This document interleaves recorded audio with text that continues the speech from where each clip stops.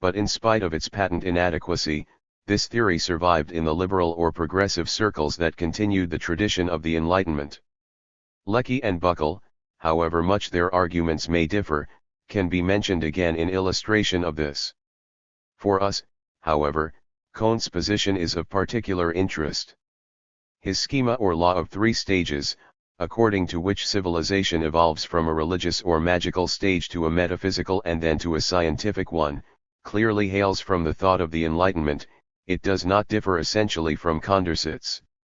Moreover, it is not only unbelievably narrow but also, in Comte's own sense, speculative and unscientific. Research on the lines of his positive program would have immediately revealed the presence of factors and mechanisms that cannot be reduced to the one factor embodied in that law. Observe, however, that, superficially, the law seems easy to verify. Rational scientific procedure, though not in politics, is in fact one of the features that are characteristic of our own time, and magic is in fact characteristic of the primitive mind. The question is only how much this means and how far the correlation admits of causal interpretation. There is one more point to be noticed. The religious, metaphysical, and scientific attitudes are evidently social and not simply individual phenomena. Therefore, Comte's stages may be said to be stages in the development of a collective or group mind. Much more definitely than Condorcet, Comte in fact adopted this concept, and he did something toward elaborating it. There is, of course, a world of difference between his collective mind and the national soul of the Romanticists. Viewed as tools of analysis, however, both come to much the same thing, and both have influenced the work of later sociologists and social psychologists. Darwinian evolutionism. This is the only kind of biological evolutionism to be noticed here. Lamarck's influence was largely, though not wholly, superseded by Darwin's, who, however, was generous in his references to Lamarck, and Mendel, though he published his three laws in 1866, did not exert any direct influence at all. 607 The historical sketch added by Darwin to the third and later editions of The Origin of Species will tell the reader the fascinating story of the gradual emergence of the decisive ideas, so that nothing needs to be said about it here. 608 It is, however, necessary to offer the following comments on the social significance of the book and on its significance for the social sciences. 609 In the first place, The Origin of Species and the Descent of Man make one of the biggest patches of color in our picture of that period's zeitgeist. Their secular importance for mankind's cosmic conceptions is comparable with that of the heliocentric system. They were very widely read by the general public, passionately discussed, and effective in refurnishing the bourgeoisie's mental house, though it seems that, in most cases, this new furniture did not oust metaphysical furniture that still existed but only occupied empty space. Our fundamental beliefs and attitudes are beyond the power of any book to make or shake. In particular, I do not think that any cultivated person will find his faith destroyed through reading Darwin, provided that person has any faith to destroy. 610 In the second place, however much or little we may think of the causal role of Darwinism, its symptomatic importance is beyond question. It came, and rode to success, exactly when it should have done so according to the Marxist theory of intellectual superstructures. And it was one current only in a broader river, as the independent but analogous developments in geology suffice to show. 611 This was the same river that also carried along the other evolutionisms that we have been discussing above. But in all other respects these were logically independent of either Darwinism or any other biological theory. It is quite important to realize this in order to avoid confusions that threaten our understanding of the intellectual history of the period. Marx may have experienced satisfaction at the emergence of Darwinist evolutionism. But his own had nothing whatever to do with it, and neither lends any support to the other. In the third place, Darwinism or Darwinist talk did intrude into sociology and economics later on. This will be touched upon in our survey of the intellectual scenery of the next period, Part 4, ch. 3. For the period under discussion, I can find no significant influence upon the social sciences apart from what we may conceive Darwinist influence to have done to people's general habits of thought. 612 Both Darwin and Spencer contributed to psychology, and the latter displayed a propensity for sociological applications from the first. But this is all. In concluding, I wish to comment on Darwin's remark to the effect that he derived inspiration from Malthus' theory of population. It seems very hazardous, to be sure, to dissent from a man's statement about his own mental processes. But quite insignificant events or suggestions may release a given current of thought. Darwin himself did not include Malthus' work in the historical sketch mentioned above, though he did refer to it in his introduction, and the mere statement that more individuals of each species are born than can possibly survive, which, moreover, is doubtful Malthusianism, is, in itself, not more than a platitude. I am afraid, therefore, that the service rendered by economics to the evolution of the Darwinian doctrine bears some analogy to the service rendered to Rome by the celebrated geese. 5. Psychology and logic. The most interesting products of that period's work in the field of psychology are those that anticipate, or at least herald, the developments of the subsequent period. I am referring to the cerebral anatomy of P.J. Cabanis, F.J. Gall, whose work also includes the first theory of reflex action, Sir Charles Bell, and P.P. Broca, to the physiological or experimental psychology of Tetons and Bonnet, later on continued with much greater success by Johannes P. Müller, E.H. Weber, R.H. Lotze, G.T. Fechner, to the related line taken by Claude Bernard, 613 and, if we insist on including Volcker psychology in psychology at all, to the work of F.T. Waits, who was mentioned above in the section concerned with environmentalism. Furthermore, if we also include philosophies about the collective mind and if we choose to call them the harbingers of modern social psychology, we have to add, on the one hand, Comte and, on the other hand, Herder and many other romantics. A. Associationist and evolutionist psychology. But more directly relevant for the possibility of a psychological foundation of technical economics, if indeed we have any use for such a foundation, are the psychologies of Herbart, 1776–1841, and Benneck, 1798–1854. 614 The former worked out a simple conceptual apparatus for the analysis of psychic phenomena as they are given by introspective observation without recourse to physiology. Economists might have learned something from him, though more from his methods than from his results. Barring a few quotations that do not mean anything, I have not, however, been able to find any instances to prove that either his psychology or his general philosophy exerted any influence upon the professional work of economists. I wonder whether the same should be averred for the element in that period's psychological work that is by far the most important one from the standpoint of a history of economics, Hartleyan associationism. This associationism should have been obsolete by then, but was revived by a new edition of Hartley's work, 1791, and re-expounded with brilliant efficiency by our own colleague James Mill. 615 The Mind, a Lockean blank, Psychic Life, a Mechanical System of Associations. Even J.S. Mill felt unable to rest content with this, and A. Bain was to combine it with Darwinian elements and elements derived from the German physiological psychologists into something that was pretty far removed from associationist orthodoxy. But for us the question arises, since this associationist orthodoxy was part of Benthamite orthodoxy, shall we not expect that it influenced the economics of the group that was another part of it? Of course, we shall, but we shall be disappointed. The case illustrates very well the nature of the relation of a comprehensive system to its parts. Psychological associationism agrees all right with the utilitarian philosophy or the utilitarian theory of ethics or of behavior in general, and in this sense does implement the rest. But if, on the strength of this, we proceed to examine James Mill's little treatise on economic theory, we find that its propositions are completely independent of associationist psychology and are just as compatible with any other, though a province of the Benthamite Empire, the economics of the utilitarians was a self-governing province that could have lived equally well if severed from the empire.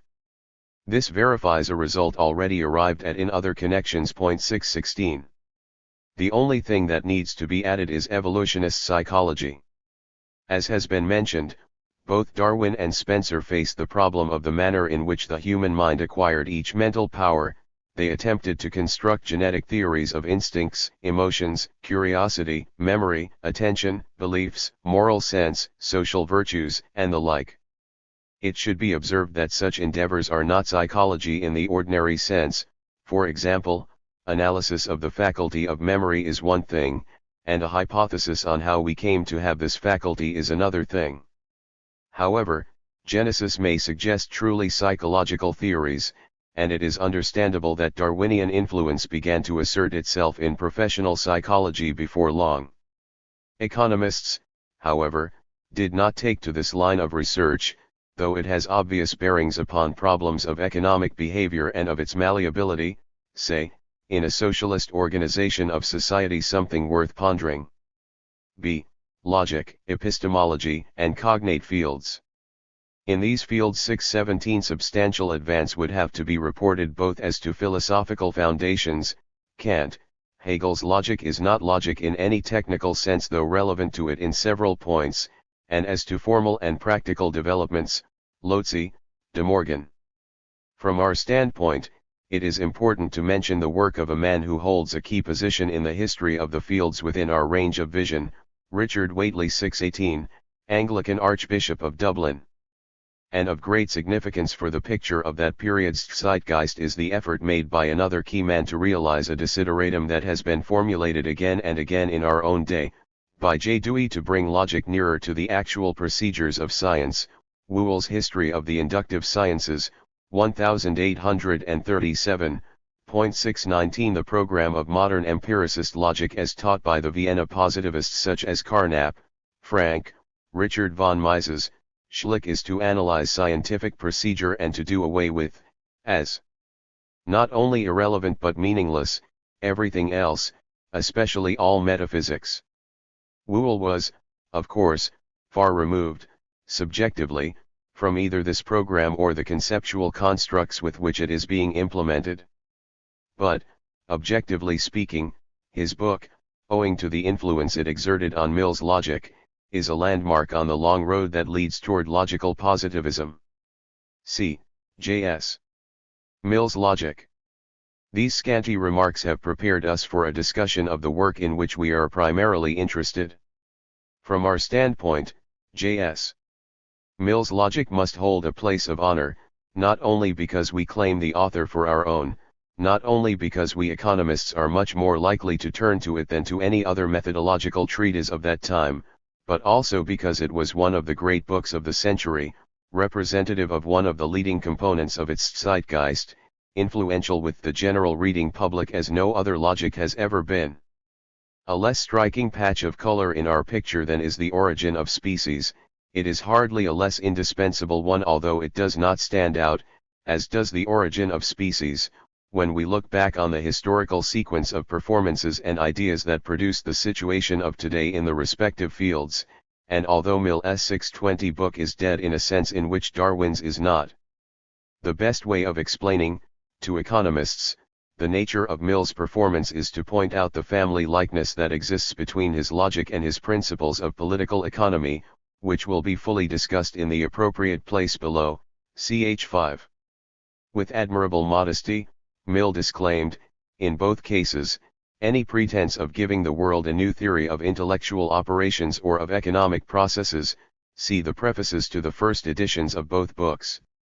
In both cases, his aim was to coordinate existing elements of knowledge, to develop them, and, as he liked to put it, to untie knots, silicate in existing strings. In neither case did he succeed completely, but in both he did eminently useful work that was perhaps all the more pregnant with suggestions because it contains stimulating discrepancies of doctrine. Both works, besides being of the same class of performance, reveal in a similar manner the mental stature and the shall I say moral propensities of their author. Within the range of his comprehension, he was eminently fair and fully resolved to open the doors of his mind to ideas of widely different origin. In the logic he went so far as to pay, via a quotation from Condorcet, a well-deserved compliment to scholastic performance. He was matter of fact, though his mind was not practical in every sense of the word. He was always practical and even pragmatist in intention, the practically useful result attracting him before everything else. In the case of the logic, his practical purpose was to analyze scientific procedures with a view, first, to establishing their validity, to appraise evidence, and, second, to developing rules that might inspire or guide research. This makes it very difficult to describe his fundamental standpoint or standpoints in terms of modern empiricist and positivist logic, for the problems and methods that are characteristic of the latter and divide its staff of workers, especially in the Grundlagenforschung of mathematics, were largely beyond his ranges of vision and interest. Wherefore it is unjust, by the way, to criticize from a modern standpoint occasional utterances of his that seem to be relevant to modern controversies. But this essentially practical purpose of the logic also renders it difficult to describe Mill's fundamental views in terms of older philosophies. The significance of the Kantian revolution he hardly grasped. In a general way, it may be said that his philosophy had its roots in the English empiricism of the Locke, Hume tradition and, in particular, that it had an associationist psychological background. But I believe, though I cannot prove here, that neither statement is entirely correct. In any case, Mill was not narrowly empiricist or narrowly associationist. Hardian associationism comes in for criticism in the logic, especially at a strategic point in Book 6. The purpose of the book almost makes it a complement of Whewell's, to which in fact it owes much. Let us put it like this: Mill's logic is primarily a theory of scientific knowledge, inference, essentially theoretical as compared with Whewell's book and still more so as compared with any treatise on any individual science, but it is primarily practical as compared with any treatise on pure logic or pure epistemology, which were, however, pretty much one and the same thing for Mill. As regards logical fundamentals, Mill leaned heavily on R. Whately even where he dissented from him. 621. Cautious and non-committal as Mill was with reference to certain points of philosophical fundaments, modest as he was with reference to his personal contribution, in one respect he was neither cautious nor modest, exactly as in his political economy, in a manner that strikes us as curiously naive. He cheerfully claimed an entirely impossible degree of finality for the results he expounded. He seems to say to us, "Why, I have collected and systematized the best ideas of this enlightened age, the principles either promulgated or conformed to by its ablest thinkers. What more can there possibly be left to do?" His confident teaching fared in logic much as it did in economics. Book I, of Names and Propositions, including classification and definition, in which there are passages almost suggestive of modern semantics, and Book II, of Reasoning, Syllogisms, Deductive Sciences, which Mill holds are really inductive in so far as their premises are derived by a process of induction from experience, cover ground on which Mill felt that the going was easy. For him who hardly ever looked below the surface, no serious problem arose to bar the way. He felt differently about the ground covered in Book 3, of Induction, or Generalization from Experience, the core of scientific procedure and the core of Mill's performance. It contains the axiom of the uniformity of the course of nature, his theory of valid induction that is derived from it, his philosophy of causation, his famous four methods, of agreement, of difference, of residues, of concomitant variations, all of which is partly marred by faults of thought or exposition that can be explained on only one hypothesis, that even there, though writing on subjects that gripped him intensely, he wrote as he always did in haste. But precisely because of this, substantial improvement can be effected in several cases without injury to his main positions. On the whole, there cannot be any doubt that Book 3 constitutes one of the great contributions to the theory of scientific knowledge. The many points of interest in the essentially subsidiary Books 4 and V must be passed by, but Book 6, on the logic of the moral social sciences, is of first-rank importance to us. It should be perused together with Mill's older, Precomtist, Essay on the Method of Economics, 1836, that has been included in the volume on Some Unsettled Questions. In order to do justice to this methodology of the social sciences, two things must be borne in mind.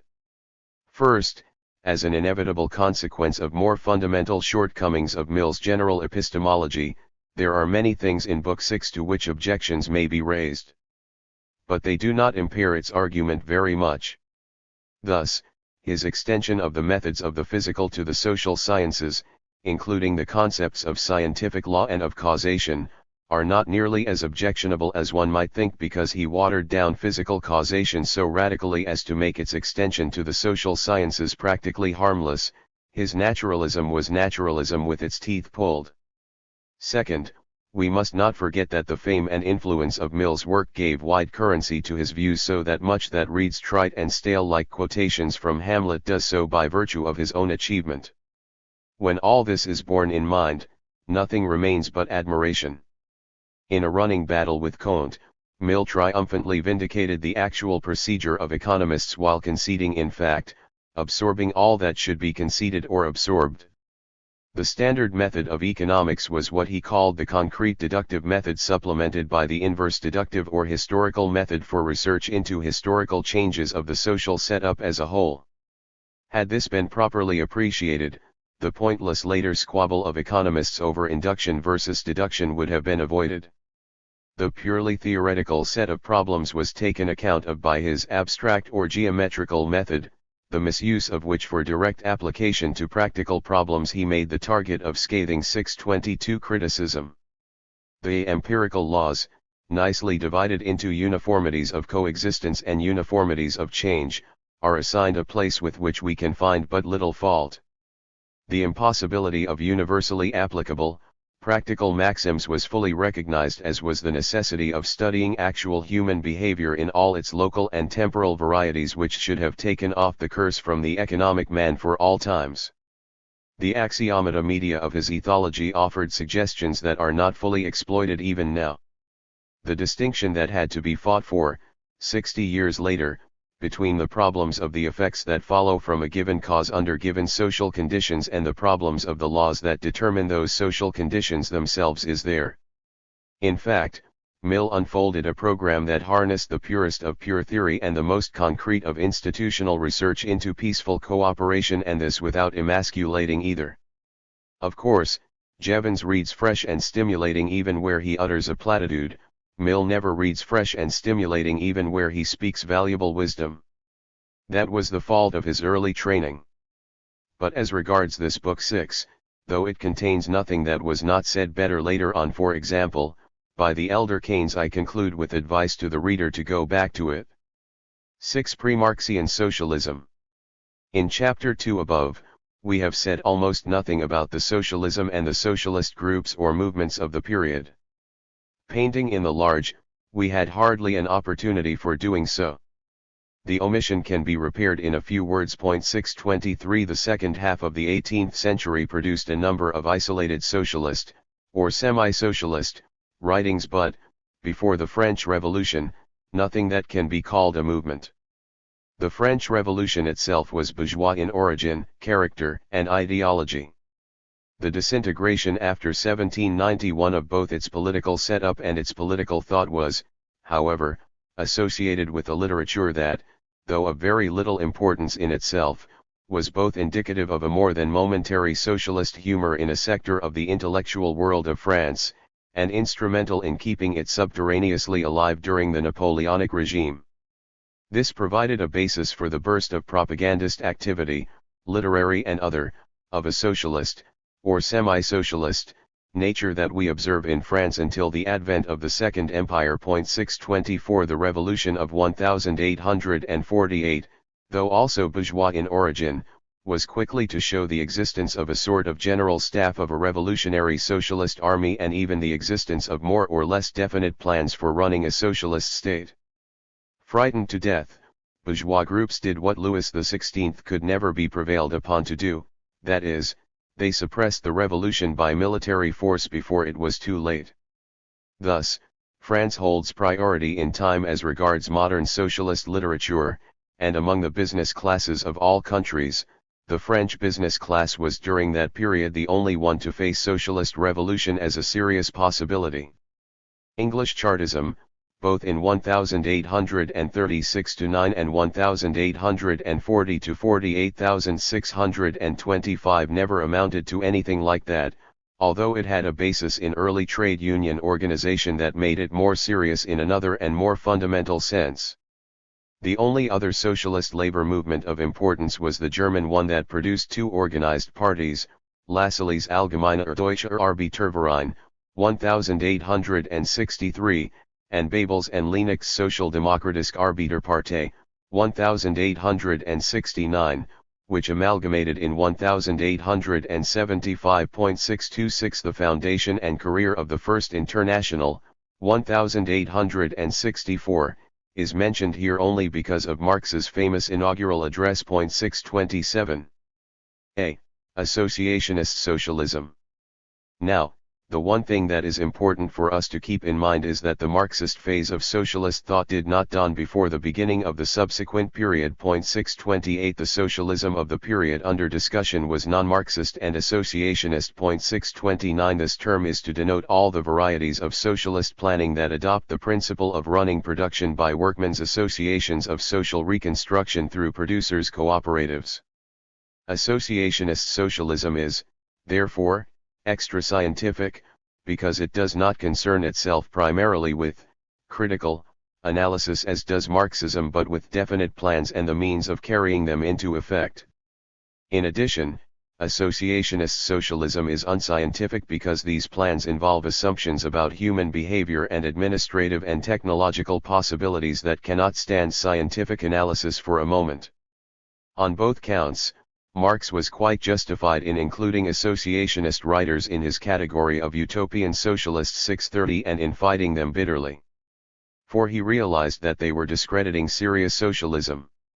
By 1840, they had in fact succeeded in imparting to the very word socialism a connotation of freakishness that helps to explain the attitude toward it that was specific to French economists 631 to them, and not without reason. Socialism came to mean two things, violence and nonsense. Some of the utopist ideas were in fact unalloyed nonsense in several cases, definitely pathological nonsense, and hardly any of them can be taken quite seriously, though an exception should perhaps be made in favor of L. Blanc, 1811-82, 632. For us this is indeed not quite enough to warrant our neglecting them. Freaks and dreams may yet enshrine sound pieces of analysis. Search undertaken in this spirit, however, yields but meager results. Not that we do not find sound reasoning and sound observation here and there, but most of what there is of it is trivial. Hence I shall mention only the outstanding examples of Robert Owen, 1771-1858, and Charles Fourier, 1772-1837, 633, who with Saint Simon shared in a huge wave of American enthusiasm. This is our opportunity for a glance at the American, and not only U.S. social science movement. 634. The word science, when used in connection with this movement, must be taken in a sense akin to the one it carries in the phrase Christian Science rather than in the usual one, for there was little genuinely scientific effort. A society that produces a comparatively prosperous stratum more quickly than it produces a cultural tradition is open to unbalancing infiltrations of ideas, even apart from the influence of physical immigration. A small number of people enjoyed leisure-lettered ease, it was with some, and had open minds, which compensated shrewdness in business by enthusiasms and radicalisms, as generous as they were uncritical, in everything else. One of the most characteristic of these enthusiasms was the layman's enthusiasm for science and especially for social alchemy, because, to the untrained mind that vibrates with unemployable energies, the real thing is not half so exciting as is the fake. This is the sociology of the movement. Its real importance for the impulse it gave to American economics and sociology is as difficult to appraise as is the real importance for serious research of the Romanticist movement in Europe, of which, in fact, the social science movement may be interpreted as the specifically American counterpart. I can see no relation between it and the performances that eventually established both economics and sociology in the United States, and am inclined to think that its petering out around the epoch of the Civil War was more favorable to social research than was its emergence. But the reader will easily see all that can be adduced for the opposite view. But how can we account for the presence of sponsors of associationism whose claims to being taken seriously are not open to doubt? Well, for one thing, there is the influence of the literary fashion that the French associationists certainly succeeded in creating. For another thing, there is the support that associationist socialism as a plan for comprehensive social reconstruction derived quite illogically, of course, from the actual cooperative movement and its literature. Both these elements will, I think, account for the associationism of Lassalle's scheme of productive associations that were to be subsidized by the state and, by virtue of this advantage, to compete private industry out of existence. 635 But there is something else. To Marx and to many of us, associationism may be nonsense, but it was not nonsense to the Benthamite mind. In fact, a glance at the utilitarian views on the human mind and on the nature of social relations suffices to show that, once these assumptions concerning the quality and substantive equality of individuals are granted, associationist hopes cease to be absurd. And this accounts for the cautious associationism of J.S. Mill. 636. b. Anarchism. If we extend the principle of associationism to the political sphere and visualize the dissolution not only of industrial concerns into workmen's cooperatives but also of national states into voluntary communes, we have anarchism, of which by far the most articulate, but not the most orthodox or most consistent, exponent was P.J. Proudhon. 637 Here we are interested neither in his political anarchism nor in his philosophy, which he himself described as Hegelian, though I find it more easy to link it up with Fichte's.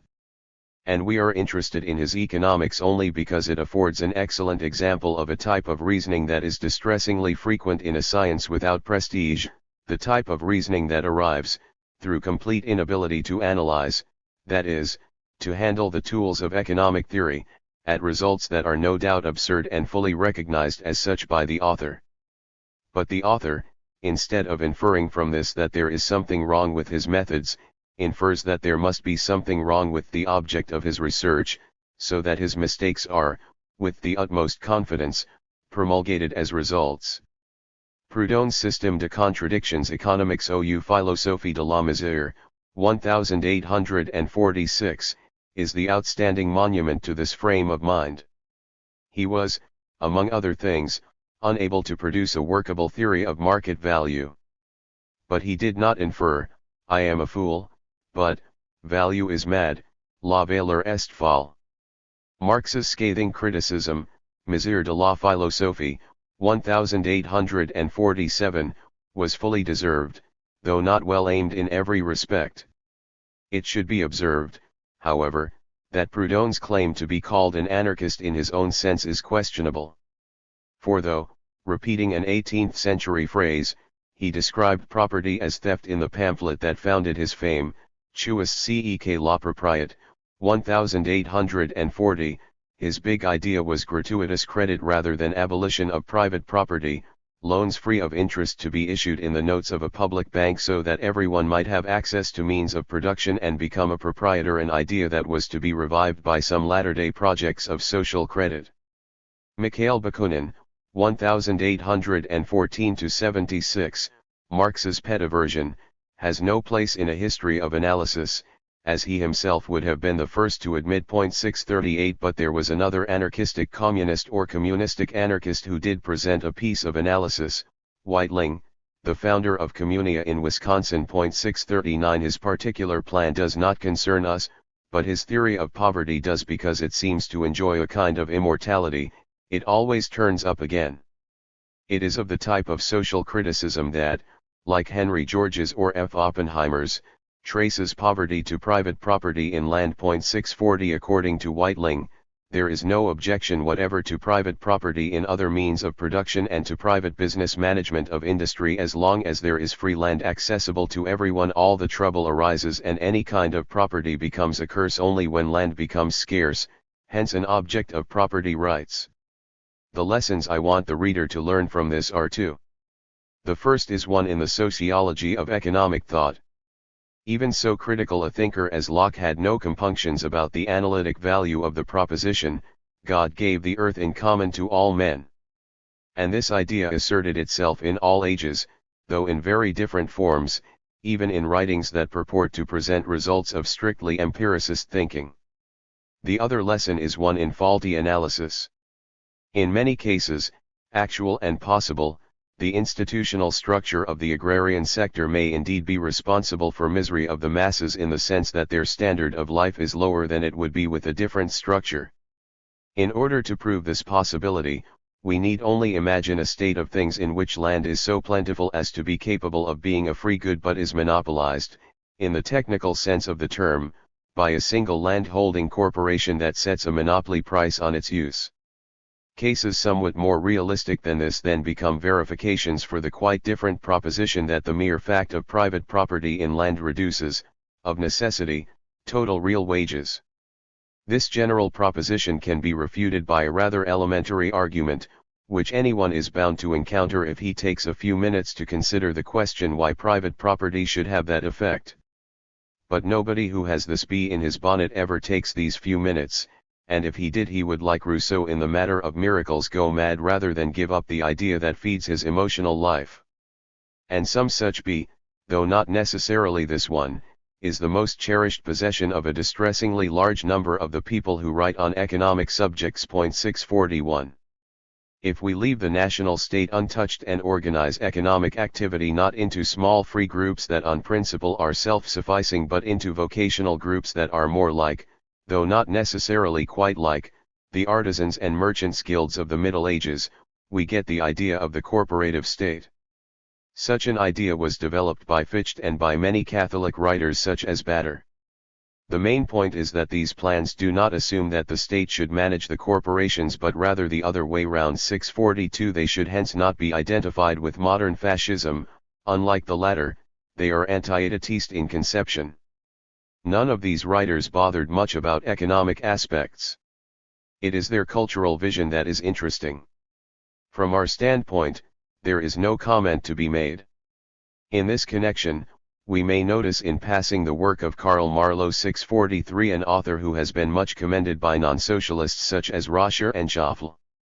Not a thoroughgoing socialist, he planned to sail between the Scylla of liberalism and the Charybdis of communism, to ensure true equality and true liberty and so on by means of a large amount of nationalization of industry and of corporative organization for the part of economic activity that is not to be nationalized.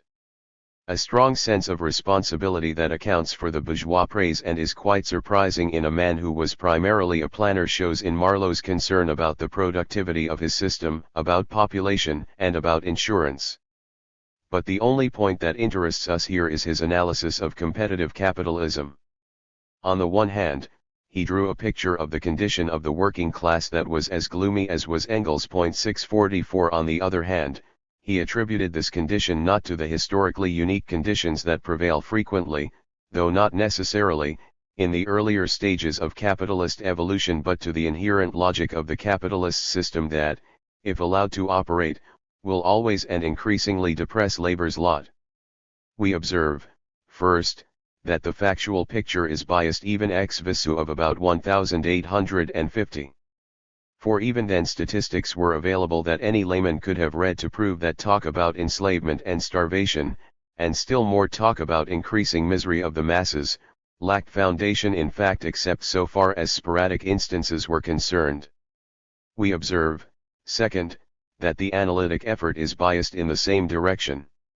For Marlow's analysis of competitive capitalism entirely failed to consider the obvious alternative to the proposition about enslavement and systematically omits to take account of those mechanisms in the capitalist process that tend to work the other way. But this systematic bias is evidently not like the bias of an index number or the bias in a particular source of information. It is typically the bias of ideological delusion, the kind of bias that springs from a writer's extra-analytic convictions and is impervious to either fact or argument. Refuting fact and argument would be met by moral indignation. This is the point that made it worth our while to mention Marlowe et al. Though individually of no great importance or influence, he was one of the many writers who helped, around the middle of the 19th century, to crystallize the ideology of the capitalist process. The main traits of this ideology had all emerged by 1776. They gained indefiniteness through the efforts of writers such as the Ricardian socialists, Engels, Marlowe, and many others in the next 3/4 of a century or so. Then the picture had become fixed. That is to say, it had, for considerable sectors of both the economic literature and the public, reached the status of as everybody knows and was no longer questioned but was taken for granted by an increasing number of people. It was, in the thought of these people, substituted for the capitalist reality that increasingly diverged from it. It was the picture that Marx analyzed. It is the picture on which sophomoric radicalism feeds to this day. 645. C. Saint-Simonist socialism. We could go on indefinitely, but, having learned from 3 examples all that is to be learned for our purpose from this literature, we should not gain sufficiently by doing so. 646. One name, however, must be added, that of Saint Simon. 647. In the main, this pathological genius Émile Fagace Foutrace intelligent affords only another example that illustrates the difference between a man's importance for a history of economic thought and his importance for a history of economic analysis. Saint Simon's name stands in the history of economic thought because of a message of a semi-religious character and because disciples turned this message not without altering it into the creed of a sect. Much has been written about Saint Simon's posthumous success, not only in France but also in England, Germany, and especially in the United States and in Latin America. Saint Simonist groups emerged and even a Saint Simonist intellectual fashion of much wider range. But the groups consisted of small nuclei that quickly repelled serious members and brought discredit upon themselves by freakish developments of the creed. Around these nuclei there were more numerous adherents whose allegiance was not very close and was chiefly phraseological. As to the question how much importance should be attached to the intellectual fashion, men will, as in all similar cases, differ till doomsday. The fashion itself is explained as soon as we visualize the 2 salient features of the message that combine to produce something that was not to be had from any other creed, on the one hand, its glowing humanitarian optimism, on the other hand, its glorification of science, technology, and of industrialism. Where other humanitarians were sour and doubtful about what sort of a future capitalist industry would provide for humanity at large, Saint Simon gave comfort. Where other enthusiasts of industrial progress were harsh and unsympathetic, he preached the golden age for all. It was this combination of features that made Saint-Simonism so popular, for a time, with financiers of the promoter type such as the brothers Pereire of Credit Mobilier fame. But can the reader be so thoroughly imbued with intellectualist misconceptions as to believe that, without Saint Simon's teaching, the Credit Mobilier would not have been founded and managed exactly as it actually was, and would not have crashed exactly as it actually did? There is something else, however. Saint Simon's vision was not implemented by analytic work, but nevertheless it is relevant for us in 2 respects. First, there is a conception of social change that may be said to adumbrate an economic interpretation of history. Saint Simon felt the breakdown of the ancien regime and the advent of a new epoch with a pungent sense of reality, to use William James's phrase, that could not have come so naturally to anyone who was not a Revroy. Simplifying this into a breakdown of the feudal world and the advent of the epoch of industrialism under pressure from economic, technological, developments, he grasped some essentials of the eternal flux of social organizations and, within it, of the struggle of economic classes, his idea being that he was to lead humanity out of this struggle by means of the wonderful achievements of science, rant, partly, but rant interspersed with flashes of profound understanding. 648 Second, there is a perception or a glimpse of the true nature of the capitalist process that acquires particular importance from the fact that neither Marx nor his bourgeois peers had it. Saint Simon saw the pivotal importance of industrial leadership. He confused, it is true, the entrepreneur with the scientist who devises new technologies. And he used his vision in the construction of a new form of social organization and not, as Marx would have done in his place, in any attempt to explain social processes as they are. Still, he did introduce a new factor that might have revolutionized classic economics and might have put an end to analytic as distinguished from normative equalitarian. However, nothing resulted from his vision except that his socialism, if indeed his system can be called socialist at all, was hierarchic 649 and not equalitarian. And economists completely failed to exploit this mine. 4. Review of the troops. According to plan, we shall survey the general layout of this period's analytic economics in Chapter 5, taking up headquarters in J.S. Mill's Principles. The review of the more important men and groups in the present chapter is for the benefit of readers who are unfamiliar with any but the greatest figures. It will not contain more names than are necessary for a general orientation. Others will be introduced as we proceed.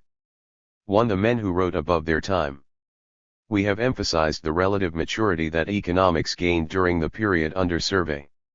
Its relative immaturity might be measured by the number of important performances, the powerful originality of which was recognized later but which the profession completely, or almost completely, failed to recognize at the time.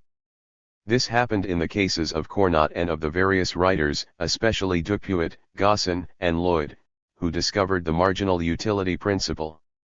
We shall transfer them to Part 4, merely observing for the moment the melancholy implications of this neglect.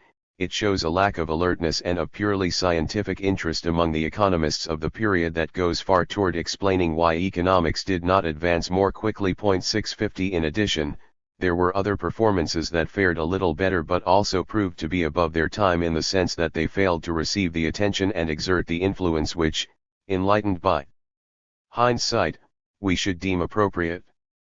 Of these, the most noteworthy are the writings that developed the marginal productivity principle.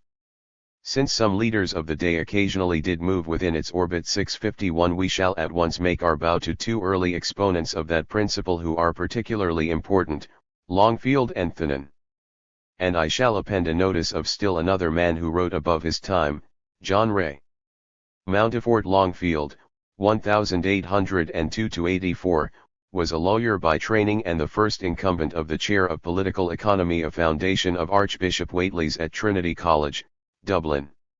He also wrote on the Poor Law and other subjects, but the only publication of his we need notice is Lectures on Political Economy, delivered 1833, Publ 1834, London School reprint 1931. Anyone who cares to glance at this book will readily understand why, in spite of its merits of exposition and matter, he failed to make a mark, so that he had to be unearthed, along with others, by Professor Seligman in the justly famous article on Some Neglected British Economists, Economic Journal, 1903–652, for which all students of the history of economics have every reason to feel lasting gratitude.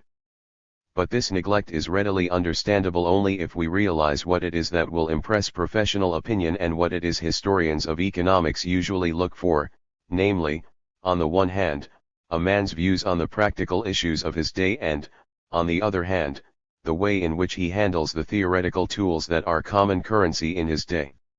New ideas, unless carefully elaborated, painstakingly defended, and pushed simply will not tell. Longfield's case illustrates so well the important question what takes effect and how and why. Because Longfield did not fail to keep contact with Ricardian teaching, he gave Ricardians every opportunity to be led to a more perfect analysis gently and without any violent break, and because he did find successors, he really founded a local school. On this, C.R.D. Black, Trinity College, Dublin, and the Theory of Value, 1832, 1863, Economica, 1945. His successor in the Whately chair, Isaac Butt, Rent, Profits, and Labor, 1838, was his professed disciple and correctly, as I believe, if we consider pure theory only, put him on the same level as A. Smith. Longfield's merits may be summed up by saying that he overhauled the whole of economic theory and produced a system that would have stood up well in 1890. Among other things, his argument against the labor theory of value is one of the best ever penned. However, we must confine ourselves to his two original contributions. He was one of those who anticipated the essentials of Bohm-Bawerk's theory, by making the roundabout process of production the pivot of his analysis of capital. And he presented a reasonably complete and reasonably correct theory of distribution based upon the marginal productivity principle, not only the marginal cost principle. That is to say, he explained both profits, return upon physical capital, and wages in terms of the contributions to total product that result from the addition to the productive setup of the last element of capital, tools, or labor. Thus at least it seems fair to interpret him, though in details his argument is open to many criticisms. Among other things he failed, as did many writers even after 1900, to distinguish clearly between the last laborer added and the least efficient laborer.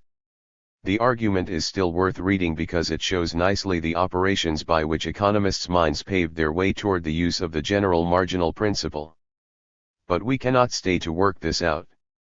Johann Heinrich von Thunen, 1783–1850, the man whom A. Marshall professed to have loved above all my other masters, Memorials of Alfred Marshall, 1925, p. 360, meant, of course, much less to his age than did Ricardo. But this is due to the latter's brilliant advocacy of policies. If we judge both men exclusively by the amount of ability of the purely theoretical kind that went into their work, then, I think, Thunen should be placed above Ricardo or indeed above any economist of the period, with the possible exception of Cournot. He was a North German Junker and followed the typical profession of the North German Junkerdom. The correct translation is gentry for most of his life. After having completed his education at an agricultural college supplemented by 2 semesters at the University of Göttingen, he farmed the indifferent soil of his medium-sized estate, just about managing to make both ends meet and, sacrificing everything else, to keep up his intellectual interests in winter time. This practical farmer was a born thinker, however, and quite unable to supervise the teams that plowed his land without working out the pure theory of the process. His thoughts roamed toward wide generalizations from an early age, but, first of all, he was an agriculturist, schooled in the ideas of Thayer, and an agricultural economist. As such he did enjoy recognition in his own country. Later on, he was also recognized more generally but in a peculiar way. Roscher, for example, considered Thunen's work to be one of the most important that had been written in Germany in the field of exact economics.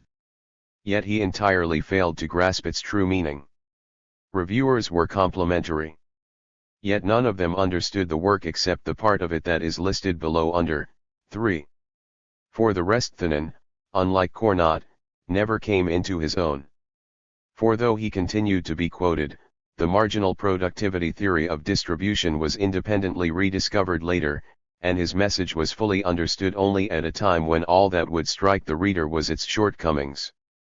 The first volume of his Der Isoliert Staat in Beziehung auf Landwirtschaft und die Nationalökonomie was published in 1826, 2nd ed., 1842, the first part of the second volume, in 1850. The rest of the second volume and a third were published, from unfinished but well-advanced manuscripts, by H. Schumacher in 1863. There is a new edition with an introduction by Heinrich Weintig in Sammlung Sozialwissenschaftlicher Meister, Volume 13, 1910. The third volume contains principles for the determination of the rent of land, the optimal period of rotation, and the value of timber of different ages for furs. This is a literal translation by Jas. The standard biography is also by Schumacher, 1868, but the reader finds the relevant data in Professor E. Schneider's article Johann Heinrich von Thunen in Econometrica, January 1934. Thunen's contributions may be summed up as follows. I. He was the first to use the calculus as a form of economic reasoning. 2. He derived his generalizations, or some of them, from numerical data, spending 10 laborious years, 1810–20, in carrying out in detail a comprehensive scheme of accounting for his farm in order to let the facts themselves suggest the answers to his questions. This unique piece of work, undertaken in the spirit of the theorist, makes him one of the patron saints of econometrics. Nobody, before or after, ever understood so profoundly the true relation between theory and facts. 3. Nevertheless, this man who was so fact-minded knew at the same time how to frame ingenious and fertile hypothetical schemata. His peak achievement in this art is his conception of an isolated domain of circular form and uniform fertility, free from all obstacles to or special facilities for transport, with the town, the only source of demand for agricultural products, in the center. Given techniques, cost of transportation, and relative prices of products and factors, he deduced from this the optimal locations, which under those assumptions would be ring-shaped zones, for the various kinds of agrarian activities, dairying, forestry, and hunting included. A theory of rent, in some points superior to that of Ricardo, results as a byproduct. Though many people objected to such bold abstraction, this was the part of his work that was understood and recognized in his time. For us, it is important to realize its brilliant originality. Ricardo or Marx, or whoever it is among the theorists of that period who holds the place of honor in the reader's scale, worked on problems that presented themselves from outside by means of analytic tools that had been forged before. Thenon alone worked from the unformed clay of facts and visions. He did not rebuild. He built, and the economic literature of his and earlier times might just as well not have existed at all so far as his work is concerned. 4. In quite the same spirit, he was the second. The first was Cournot, by date of publication at least, to visualize the general interdependence of all economic quantities and the necessity of representing this cosmos by a system of equations. V. He introduced explicitly the tool of analysis, actually used of course by Ricardo, that may be termed the steady state of the economic process, Marshall's long-run normal that was akin to statics rather than to the stationary state of classical theory. 6. As fully as Longfield, and somewhat more correctly, he developed a marginal productivity theory of distribution, at least for the relation between capital and labor, interest and wages. But the fundamental idea itself, which he correctly puts, in words, in terms of partial differential coefficients, Waintig edition, p. 584, is almost a secondary element in the wealth of problems he grouped around it. No idea of these can be conveyed. Instead we must touch on another point, not because it is worth our while in itself, but because it has attracted attention beyond its deserts, Thenon's famous formula for the natural wage. He must have thought a lot of it, because he had it engraved upon his tombstone. For simplicity, consider a 1-year productive process, the only expense of production being wages. Call the dollar value of the national net product P, the total payroll W, so that total profits, which Thenon, like others, identified with interest, are PW, and the rate of profits, interest, is. Suppose that the wage receivers spend a fixed amount, A, per year, investing the rest, WA, at the current rate of interest. On this investment, they will evidently earn. If this expression is to be a maximum, we must have 653, P and A being treated as constants. From which follows Thenon's formula, W2 equals AP, or W equals square root AP. This wage would maximize workers' income from investment. The idea is not without interesting suggestions and might be used among other things in certain schemes of profit sharing. But, of course, this wage is not natural in the sense that the free market mechanism tends to produce it. The formula does not embody Thenon's theory of wages. Nor is it an essential part of it. The wildly unrealistic assumptions should not, however, prompt us to declare the argument wrong. Under its assumptions it is quite right. John Ray, 1796–1872, not to be confused with the other John Ray mentioned in this book, the biographer of A. Smith, a Scotsman whose intellectual refinement he had emerged from the universities of Aberdeen and Edinburgh as a good classical scholar and mathematician, and as a biologist and physician who was at least half-trained, and nervous sensibility made him a failure at everything he touched.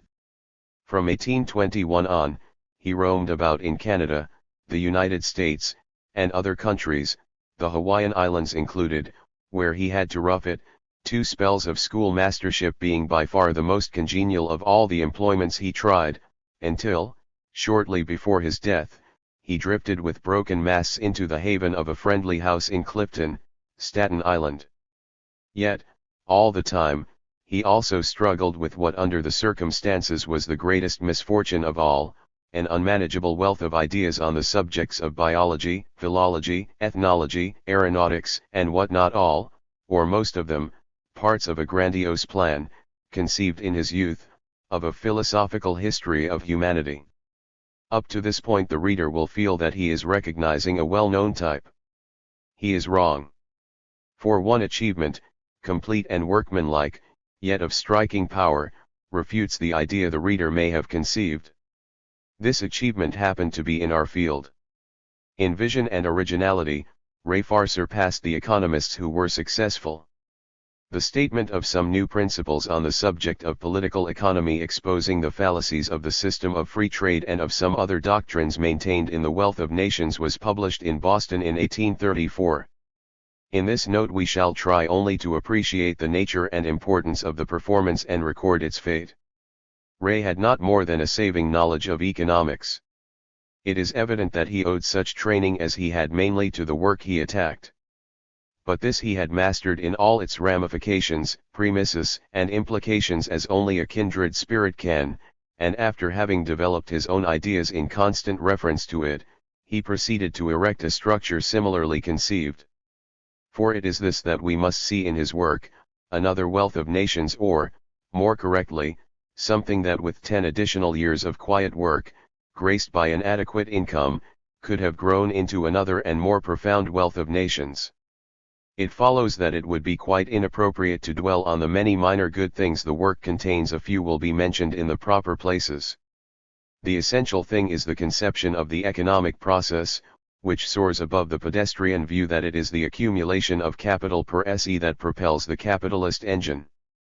The conceptual apparatus developed in the first book is glorified by the new vision, but not otherwise remarkable, and need not detain us any more than needs the third book, which deals with the operations of that imaginary entity, the legislator. Naturally, Ray's descent from Smith's anti-etatist views will primarily interest the student of economic thought. The second book, however, has attracted most of the attention that later economists devoted to the work. It may be called a theory of capital, conceived in unprecedented depth and breadth.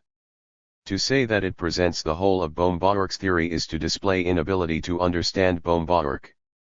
But 2 cornerstones of the latter's structure, one of them also a cornerstone of Senior's, are in fact there: the proposition that lengthening the process of production, postponement, will usually increase the physical amount of final product, CHV, and the proposition that the actual presence of the immediate object of desire will give to it, in our valuation, a decisive advantage over an exactly similar object that is expected to become available at some future date, even if this expectation be perfectly certain.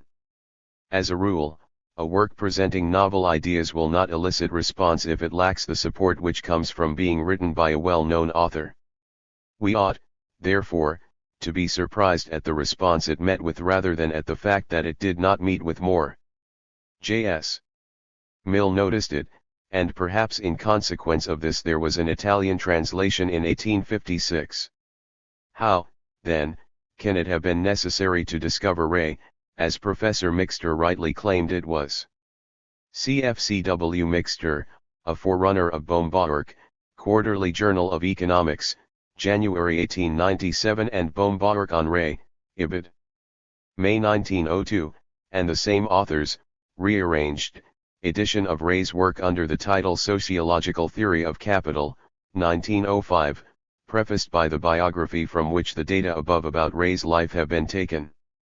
The answer might serve as a motto for a chapter of the Sociology of Science. J.S. Mill was invariably fair and even generous.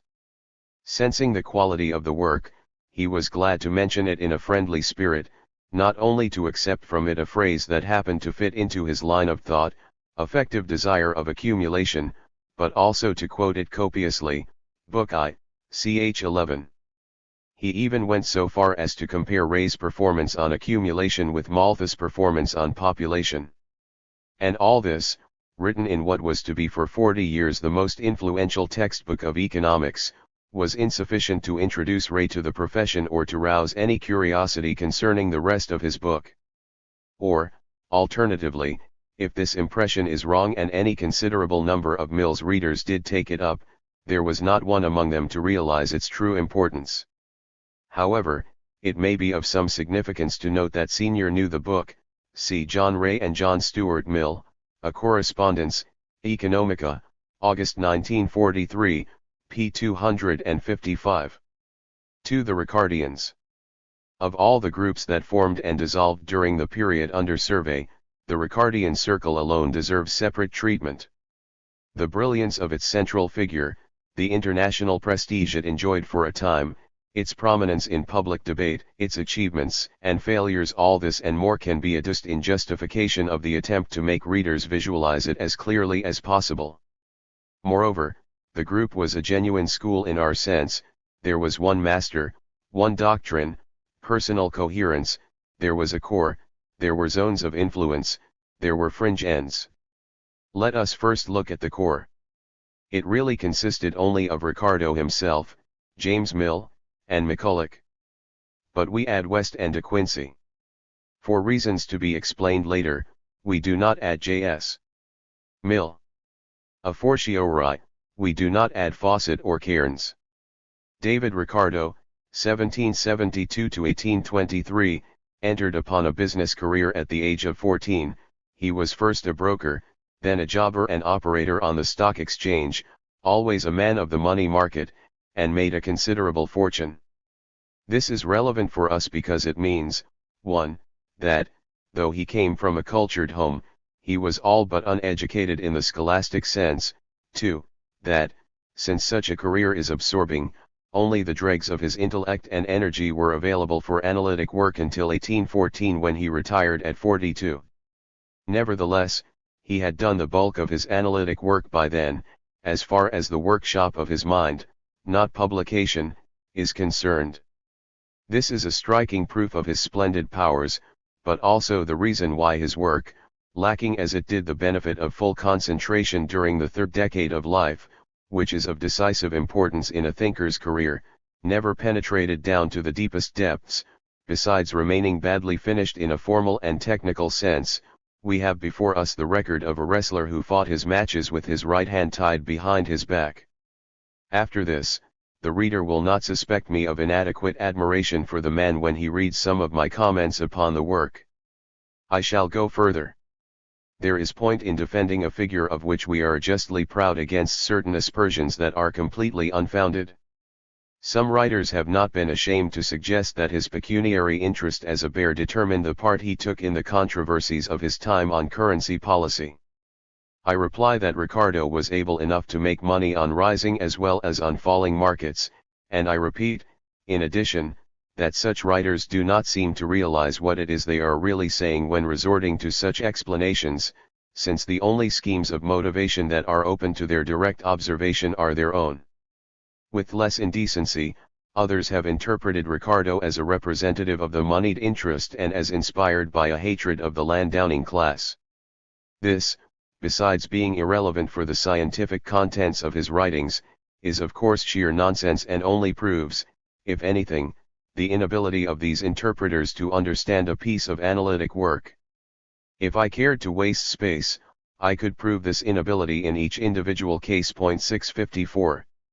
Some day, perhaps, we may see completion of Professor Sraffa's comprehensive edition of Ricardo's works, which we have been eagerly awaiting these 20 years. The first 5 volumes had appeared by April 1952. Ed. Meanwhile, there is McCulloch's edition of the collected works, first ed., 1846, prefaced by a memoir of Ricardo. At the moment, since we reserve publications on money for the last chapter of this part, we are concerned only with Ricardo's essay on the influence of a low price of corn on the profits of stock, 1815, and his Principles of Political Economy and Taxation, 1817, 3rd ed., the one to use, 1821, the reader will presumably resort to E.C.K. Gonner's edition, 1882, last printing, 1929. Any thorough study should be supplemented by perusal of his letters to Say, Malthus, Hutches Trower, and McCulloch, 4 editions. See article on Ricardo by J. H. Hollander in the Encyclopedia of the Social Sciences, which gives a brief but correct sketch and appraisal of Ricardo's work, and by his notes on Malthus Principles, ed. J. H. Hollander and T. E. Gregory, 1928, see review by E. S. Mason, Ricardo's Notes on Malthus, Quarterly Journal of Economics, August 1928. Of all general interpretations, the most important are, K. Marx in Theorie and über den Mehrwert, J. H. Hollander, David Ricardo, 1910, and K. Deal, Sozialwissenschaftlicher Lauterungen zu David Ricardo's Grundgesetzen, 2nd ed., 1905. Still more instructive for our purposes are E. Cannon's comments in his Theories of Production and Distribution, 3rd ed., 1917. The literature on Ricardo is immense, especially if we count in, as we should, all the references to him in theoretical works such as Bohm-Bawerk's or Tausig's. I wish, however, to single out 2 relatively recent studies by excellent theorists that illustrate the extent of the range within which critics of the highest competence may differ as regards the nature and value of Ricardo's performance. Professor F. H. Knight's article on the Ricardian theory of production and distribution in the Canadian Journal of Economics and Political Science, Volume I, February 1935, and Dr. V. Adelberg's article, The Ricardian Theory of Profits in Economica, Volume 13, 1933. The discussion above goes some way toward explaining the character of Ricardo's work. In utmost brevity, I shall add the following comments, if only to give the reader some points to reflect upon. Ricardo is usually described as a utilitarian, but he was not one. This is not because of his having had another philosophy but because that busy and positive mind had no philosophy at all. He was on good terms, mainly through James Mill, with the philosophical radicals. Presumably, he often expressed assent to utilitarian tenets. Historians are apt to exaggerate the importance of such things. But they do not mean much. Similarly, he had not an inadequate sociology, but none at all. There were certain economic problems that fascinated his powerful intellect, but the sociological framework he took for granted no matter of reproach this, but simply a matter of division of labor. Given its nature, his theory would not have been improved by being caparisoned sociologically. The critic who misses institutional disquisitions has simply called at the wrong address. But of course this applies only to his theory as theory, it does not apply to his recommendations. In these we do miss insight into the motive powers of the social process and, in addition, historical sense. 655. 2 other points, however, bear directly upon Ricardo's theory as theory. First, Marx's contrary view notwithstanding, Ricardo's was not the mind that, like Thenon's, works from the clay. His method of work was essentially to take hold of the problems that the day presented to him, and to attack them by means of tools that he derived by criticism. The one is obvious at first sight from all his writings except the Principles, where it is only less obvious. The other is obvious from the Principles. Even if we did not know that Ricardo's thought was inspired by The Wealth of Nations, which he took up in 1799 when boring himself at a health resort, we could not help seeing that the argument of the Principles starts with a criticism of A. Smith, which really runs through the whole book. With a high degree of confidence, we may reconstruct the development of his thought so far as it was not determined by his interest analytic and practical in current events. He studied the wealth, he was shocked at what seemed to him to be a logical muddle, He set about straightening out this muddle, and the principles was the ultimate result of this work of creative criticism. Let us make a note of this. Ricardo's theoretical structure represents a particular way of recoining the wealth, Malthus' theoretical structure represents another way of doing this. As a corollary, I venture to state that Ricardo owed very little to any other writer, though his later study of Say and Malthus and his discussions with both and with James Mill no doubt served to clarify his ideas of this more in a moment. Second, Ricardo's was not the mind that is primarily interested in either fundamentals or wide generalizations. The comprehensive vision of the universal interdependence of all the elements of the economic system that haunted Thanon probably never cost Ricardo as much as an hour's sleep. His interest was in the clear-cut result of direct, practical significance. In order to get this he cut that general system to pieces, bundled up as large parts of it as possible, and put them in cold storage so that as many things as possible should be frozen and given. He then piled one simplifying assumption upon another until, having really settled everything by these assumptions, he was left with only a few aggregative variables between which, given these assumptions, he set up simple one-way relations so that, in the end, the desired results emerged almost as tautologies. For example, a famous Ricardian theory is that profits depend upon the price of wheat. And under his implicit assumptions and in the particular sense in which the terms of the proposition are to be understood, this is not only true, but undeniably, in fact trivially, so. Profits could not possibly depend upon anything else, since everything else is given, that is, frozen. It is an excellent theory that can never be refuted and lacks nothing save sense. 656 The habit of applying results of this character to the solution of practical problems we shall call the Ricardian vice.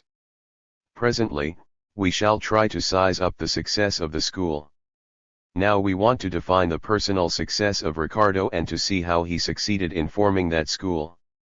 The first step is easy. No doubt it is possible that, with the public as well as with his fellow economists, his reputation was made by his writings on the great economic issues of his time in the first instance, by his writings on monetary policy, in the second instance, by his writings on free trade. In all the questions he touched, he was on the side that would have won out anyhow, but to the victory of which he contributed usable argument, earning corresponding applause. Though others did the same, his advocacy was more brilliant, more arresting, than was theirs.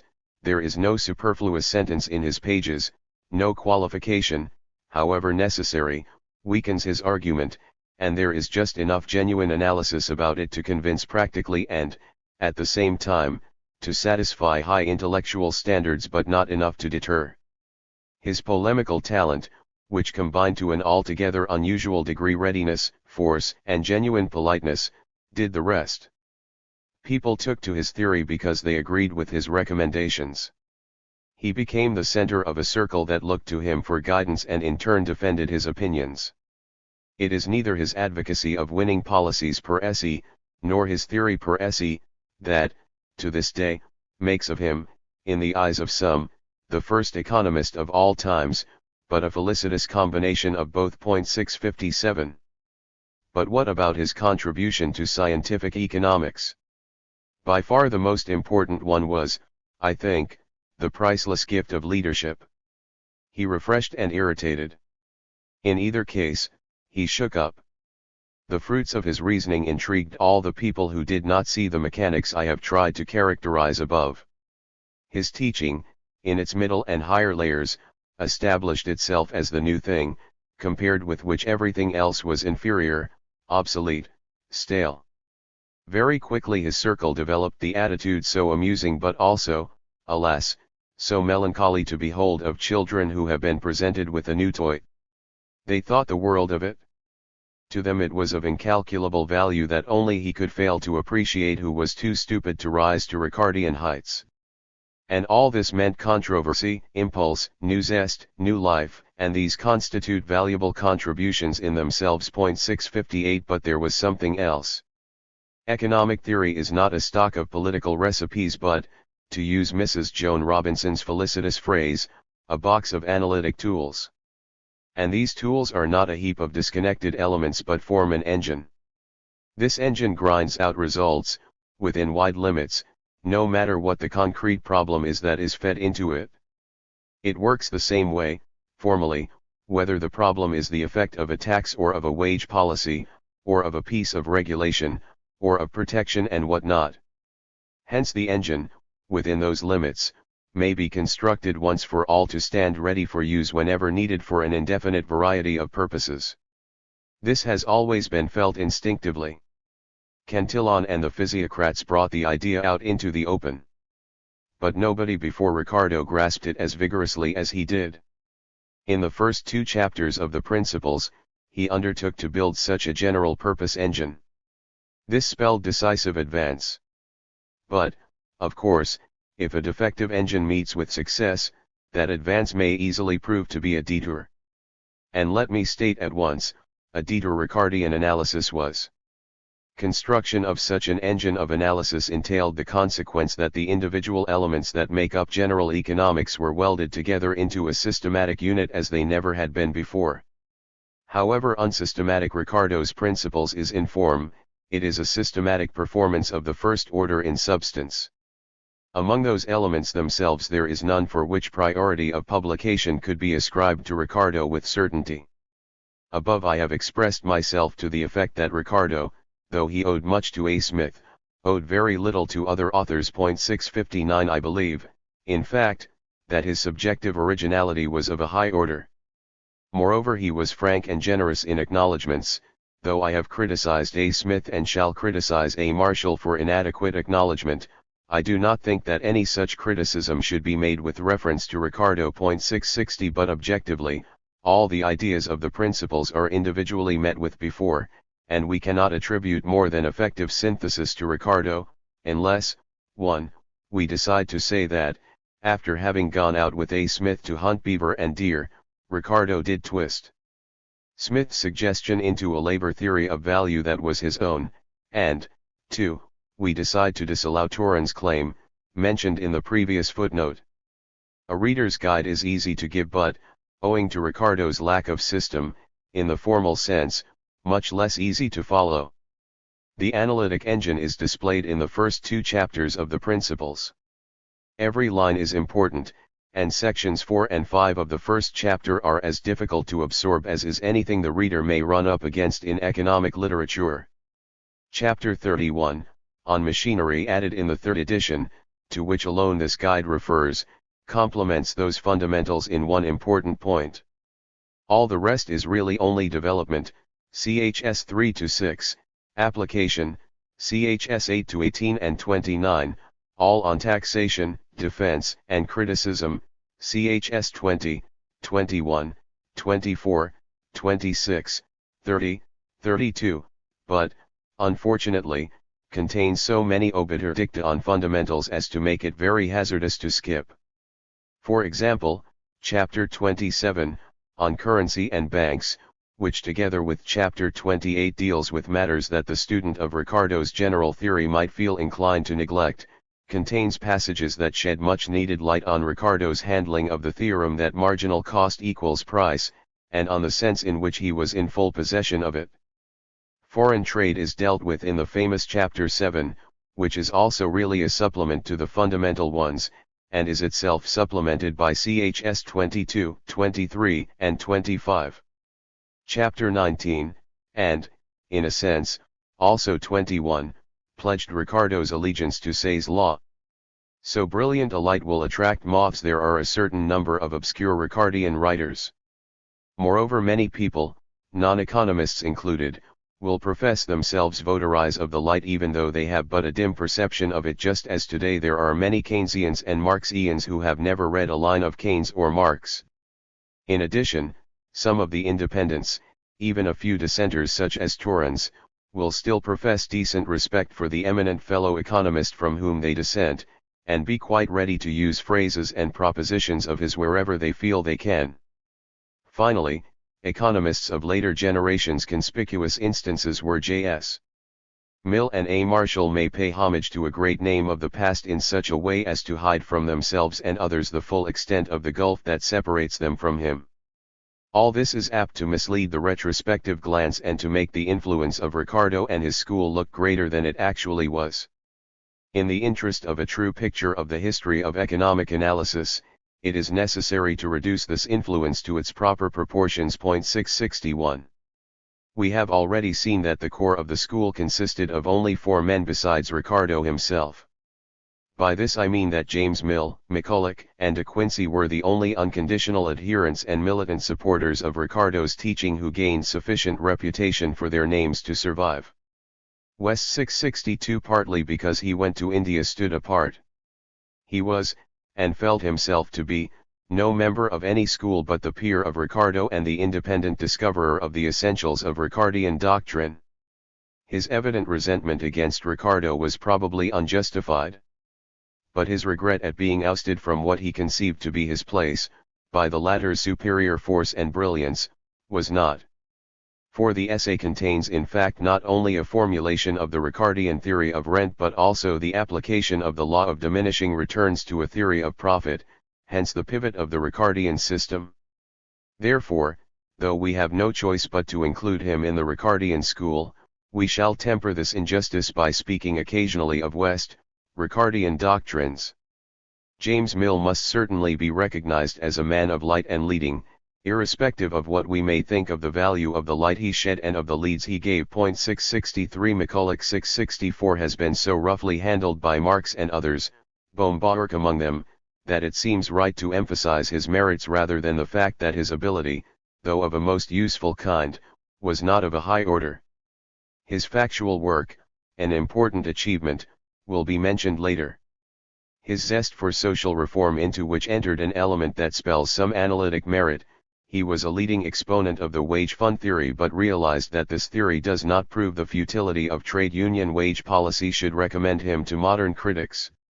Moreover, he rose to be one of the best-known figures of the profession in his day, and succeeded in keeping the flag of Ricardianism flying when practically all other economists had deserted it, and this is something. Finally, he wrote the textbook that was the most successful general treatise England produced in the first 4 decades of the 19th century, and this, all the shortcomings notwithstanding, is not negligible either. 665 The book was more directly influential with the public than was Ricardo's and really created what we might call lower-level Ricardianism. De Quincey, of Opium Eater fame, is a different case. His delight in refined logic makes him the very antipode of the rough and ready McCulloch. But he touched economics peripherically only. And his contribution, though interesting, was sterile. 666. None of the 3 added anything substantial, and the touches they did add, James Mill and McCulloch especially, were mostly of doubtful value. 667 They did not even succeed in summing up Ricardo correctly or in conveying an idea of the wealth of suggestions to be found in the latter's principles. What they did convey was a superficialized message that wilted in their hands and became stale and unproductive practically at once. It was not their fault that Ricardo's system failed from the first to gain the assent of a majority of English economists, and not only, as the Ricardians tried hard to believe, of the dunces and laggards. This was owing to its inherent weaknesses. Nor was it their fault that the system was not made for a long career. But it was their fault that defeat came so quickly. Ricardo died in 1823. In 1825, Bailey launched his attack that should have been decisive on the merits of the case. Actually it was not, for schools are not destroyed so easily. But the decay of the Ricardian school must have become patent shortly after, for in a pamphlet published in 1831 we read that there are some Ricardians still remaining. 668 In any case, it is clear that Ricardianism was then no longer a living force. The prevailing impression to the contrary can be easily accounted for. There were the henchmen who continued to stand by their guns and to teach exploded doctrine as if nothing had happened. There was the lag of public opinion, which is as slow to realize the passing of an obsolete doctrine as it is to realize the birth of a new one. And there was something else that is still more important and will explain why few if any historians will agree with me. There was Ricardo's personal prestige, the great name that survived the work.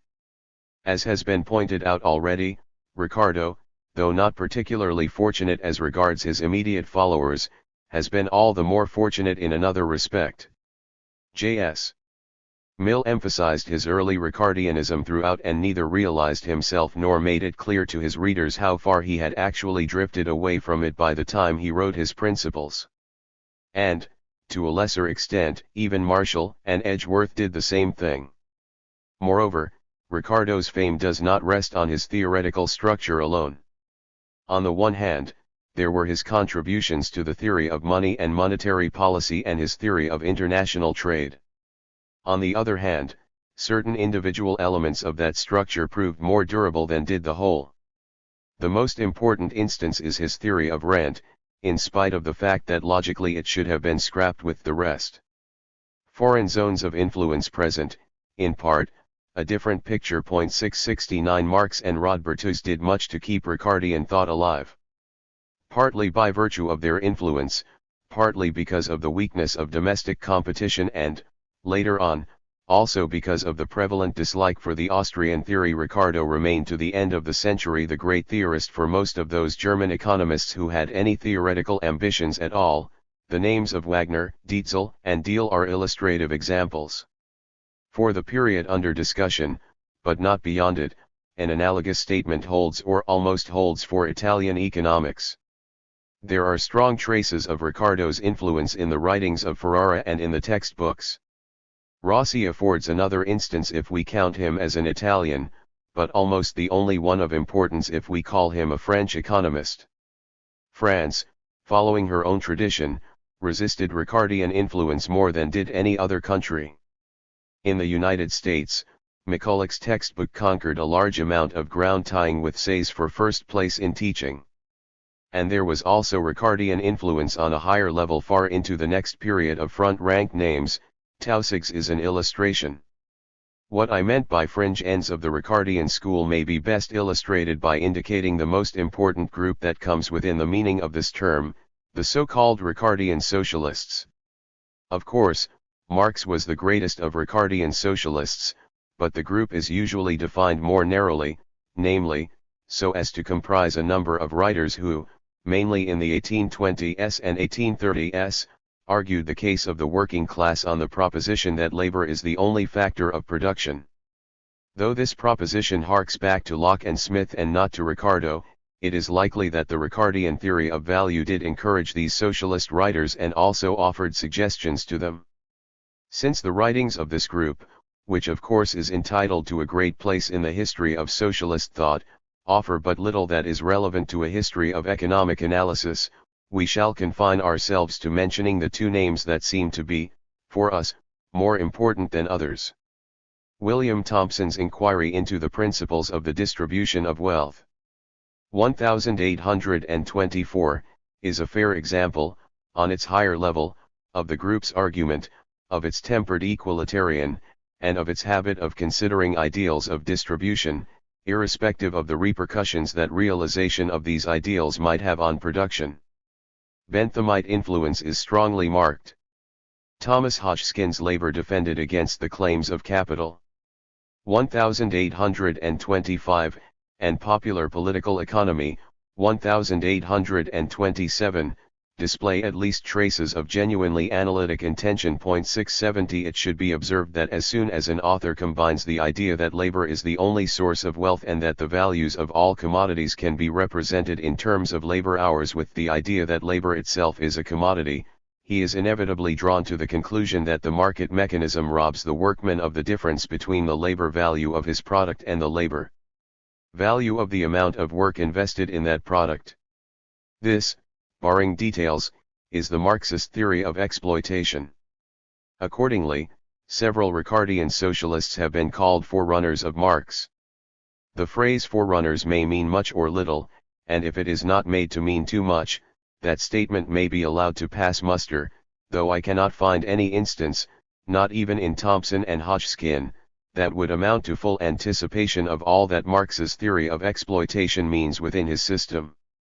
But the charge of plagiarism is unfounded, if for no other reason, because that combination of ideas is bound to occur to any student of Ricardo who develops his teaching in the direction in which Marx wished to develop it.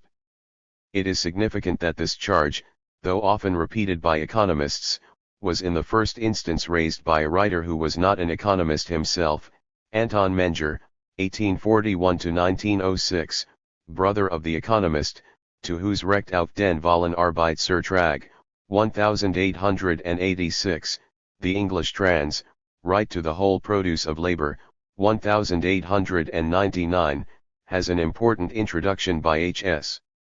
Foxwell. The reader is for the rest referred. The theory of the more important writers of the group stands out better in Esther Lowenthal, The Ricardian Socialists, 1911. 3. Malthus, Sr., and some of those who also ran.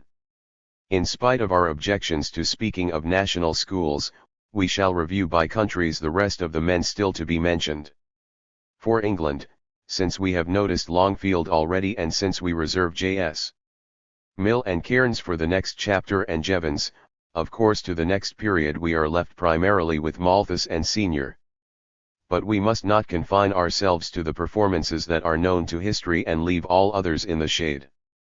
This would create a wrong picture. For historical performances are rarely like erratic blocks in a plain. They are more like peaks that rise from clusters of smaller eminences. In other words, a science develops by small accretions that create a common fund of ideas from which, by chance as well as by merit, emerge the works that enter the Hall of Fame. Therefore we must add at least a few of those writers who, though they failed to achieve historic fame, yet did important work and exerted an influence upon developments in analysis that are anonymous but not negligible. In taking some account of them, we shall also establish our proposition that the West, Ricardo school was never dominant in English economics. 671. A. Malthus. 672. Marx poured on him vitriolic wrath. Keynes glorified him. Both the vituperation and the eulogy are readily seen to be due to prejudice. Marx or the laicist bourgeois radical in him hated nothing so much as the clerical cloth. Moreover, though he never gave any credit to the men who stood for free trade in food, he had nothing but withering scorn for those who did not. These were just hirelings of the landed interest for Marx and, of course, for his obedient followers. This way of disposing of Malthus' contribution is no better than other people's method of disposing of Ricardo's on the grounds that he was a Jew and for the money interest. But Keynes's partiality for Malthus, though morally admirable, for those are few who extol a forerunner, and Keynes believed Malthus to have been a forerunner of his, went to lengths that are not much less unreasonable than was Marx's hatred. 673. And right from the publication of the Essay on Population to this day, Malthus has had the good fortune, for this is good fortune, to be the subject of equally unreasonable, contradictory appraisals. He was a benefactor of humanity. He was a fiend. He was a profound thinker. He was a dunce. The man whose work stirred people's minds so as to elicit such passionate appraisals was ipso facto no mediocrity. The man who realized that some economic problems are like the problems to maximize et minimize influxions calculus was no dunce. His case illustrates the difference between ability and brilliance. Soundness would be the word for him if it were not for a failing that he shared with most economists. He had a few pet ideas, which he was bent on applying to practical problems. And when he did so, his usual common sense was apt to turn out nonsense. 674. Moreover, he was not a good controversialist. For the public and also for a majority of the profession, Malthus was and is primarily the Malthus of the Essay on Population. His second title to fame, his contribution to monetary analysis, has almost escaped the attention of historians. His third title, the one that has brought his name to the fore in our own time, is his theory of saving and investment, or his theory of general glut. 675. For the moment, we are concerned with the fourth title to fame only, namely, as the author of a system of economic theory that recoined the theory of the wealth of nations in a manner that was the alternative to Ricardo's recoinage. Deferring consideration of his theory of rent and of other points of comparative detail, we must now make sure of this point. We have seen that Ricardo's work, so far as general theory is concerned, started from the wealth of nations and recoined the latter's theoretical contents by a method that centered in the concept of value. Exactly the same thing is evidently true of the work of Malthus as presented in his Principles. Except for his theory of saving and investment, which on the face of it seems to be Malthus' own 676, all the elements that enter into the analytic apparatus of that work, and even its terminological arrangements, point to the first book of the Wealth of Nations. Only, whereas Ricardo recoined the doctrine of the wealth by means of the labor quantity theory of value, Malthus recoined it by means of the theory of value that A. Smith actually used, namely, the theory of supply and demand. 677 also following A. Smith's example in choosing labor as a unit of value, numeraire. Therefore, Malthus adopted the line that won out ultimately and pointed much more directly to the Marshall-Lien system than did Ricardo's, notwithstanding the fact that it was with the latter and not with the former that Marshall endeavored to keep in contact. 678 This also holds with respect to another difference between the two. We have seen that Ricardo's analytic apparatus is geared to the problem of distribution, to the explanation of relative shares. Malthus, again returning to A. Smith and again anticipating A. Marshall, geared his apparatus to the analysis of the whole economic process.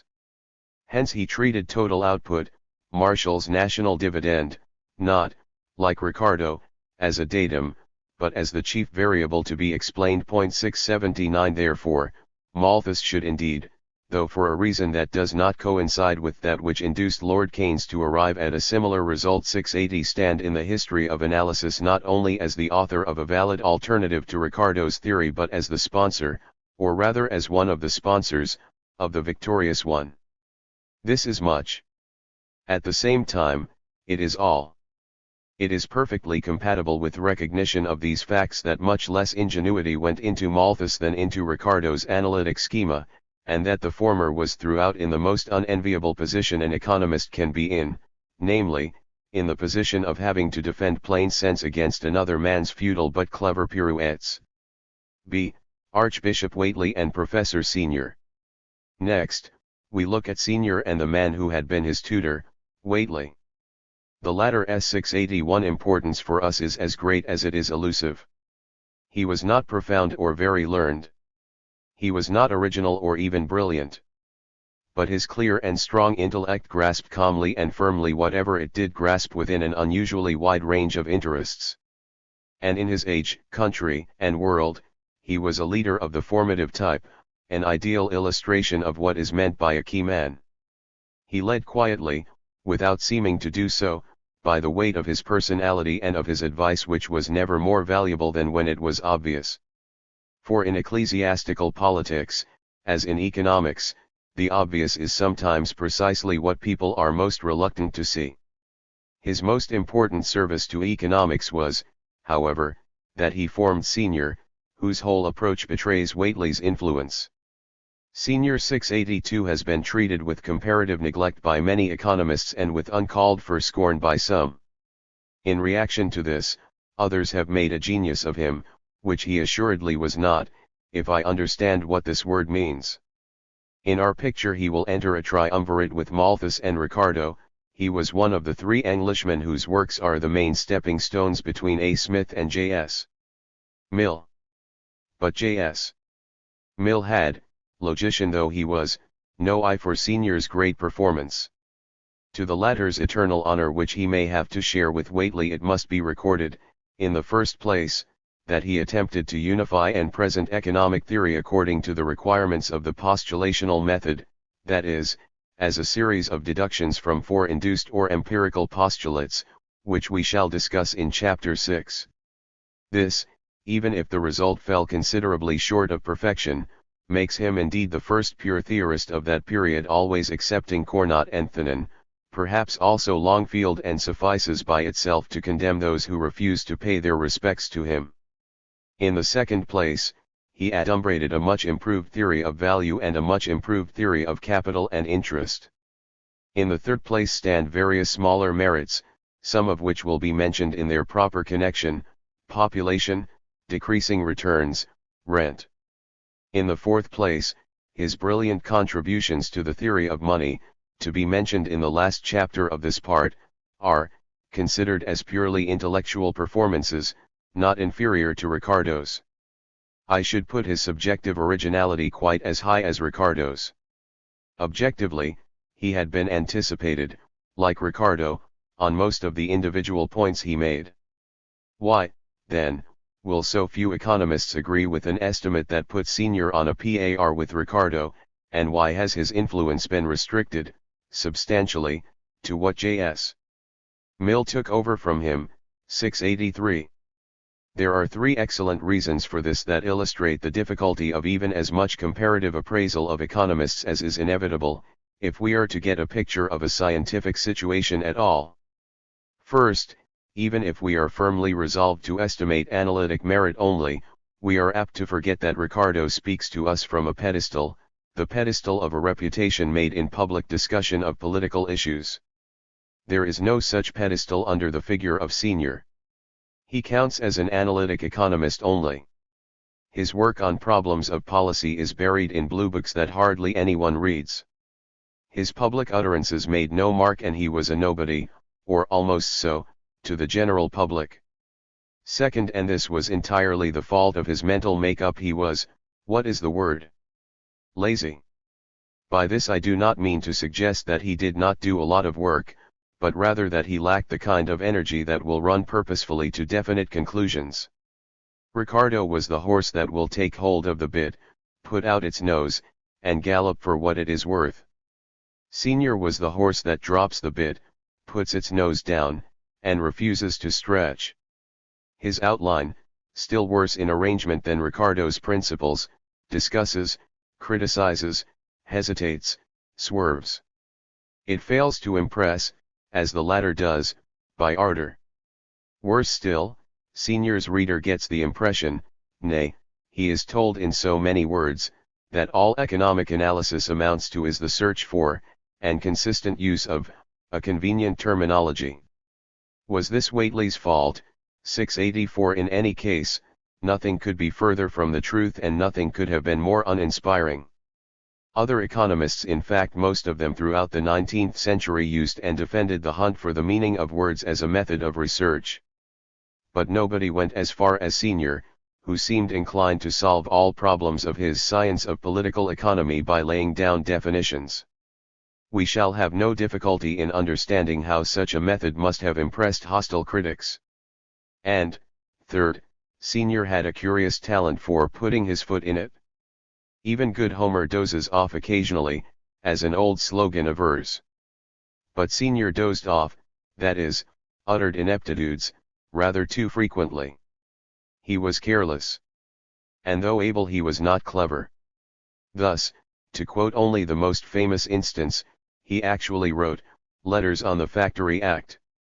1837, a statement to the effect that the profits of cotton mills, assumed to be 10% would be completely wiped out by a reduction of the working day by 1/11 because the whole of those profits was produced in the last hour.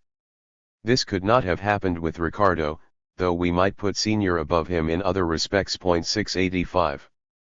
See, some of those who also ran. For the reason explained at the beginning of this section, I shall now add a few more names. Other writers would no doubt mention other names, in part at least, but my selection is this: Bailey, Chalmers, Lauderdale, Ramsay, Reed, Scrope, and Torrens. 686. Their performances differ widely in nature and are difficult to coordinate, though they do round off our picture. However much I wish to avoid cataloguing, I nevertheless present them in alphabetical order.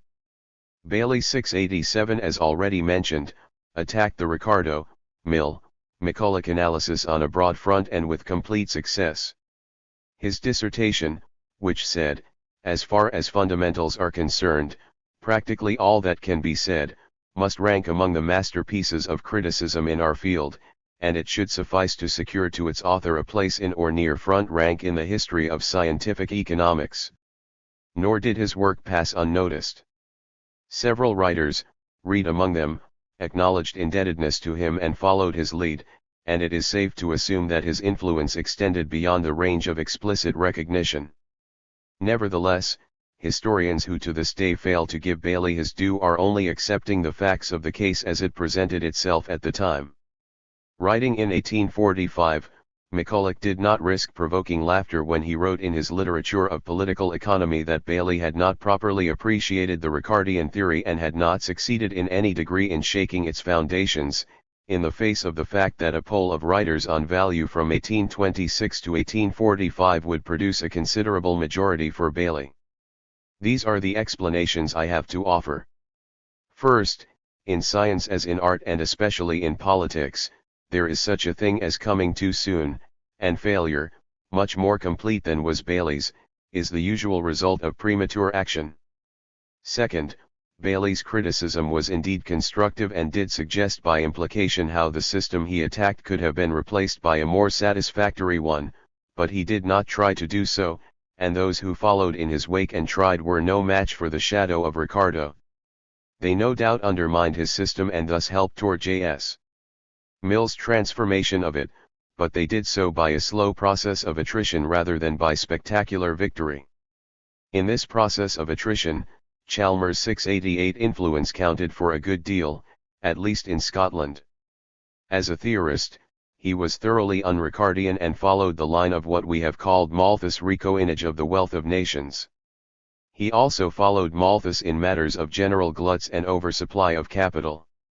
If it were possible to speak of a Malthusian school in general theory, which I doubt, Chalmers would have to figure as its McCulloch, which is, after all, not so left-handed a compliment as it may seem to the reader. Lord Lauderdale 689 stands somewhat out of line and holds only a secondary position in the history of economics, but one that is fully deserved and independent of the additional recognition that should now be extended to him on account of his argument against debt redemption. 3 Letters to the Duke of Wellington. 1829, which was based upon an argument against excess saving and for excess expenditure. 690 The topics of value, capital, and interest owe something to him, as we shall see, but more important than are these contributions in themselves is the invigorating impulse he gave. He was a man who thought for himself and was not prepared to accept fundamentals as handed to him by the Smithian tradition.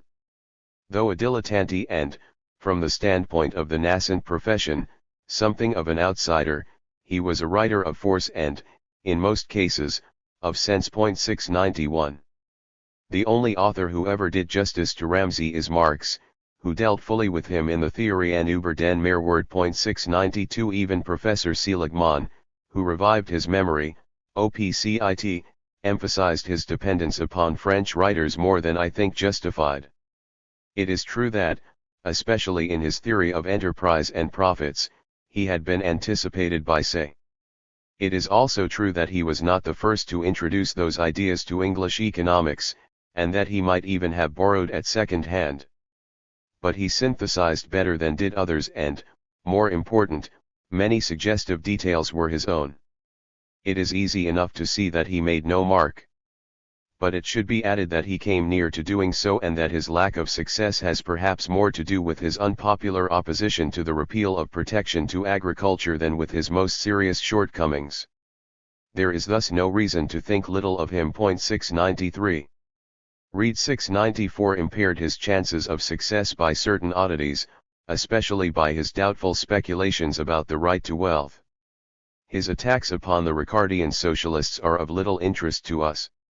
Nevertheless, his work is of some importance for us, first, because it bears witness to the influence of Bailey, whom Red followed in his Ricardo criticism, and to the anti-Ricardian current that was running strong around 1830, second, it has some merit and in turn exerted some influence of its own, particularly in the analysis of profit and interest. Among the writers it influenced directly, the most eminent one is Scrope 695, the monetary reformer of index number fame, who was not only the author of numerous pamphlets on money and banking, poor laws, agricultural labor, and other topics, but also an economic theorist of some importance.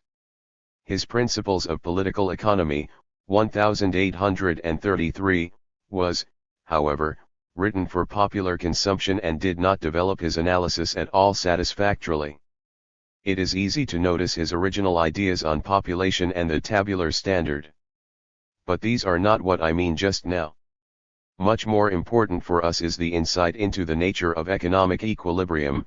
He saw how the mechanism of demand and supply, turning on everybody's tendency to maximize returns, solves both the problem of allocation of resources, production, and the problem of income formation, distribution, thus disposing, incidentally, of the whole West, Ricardian construction.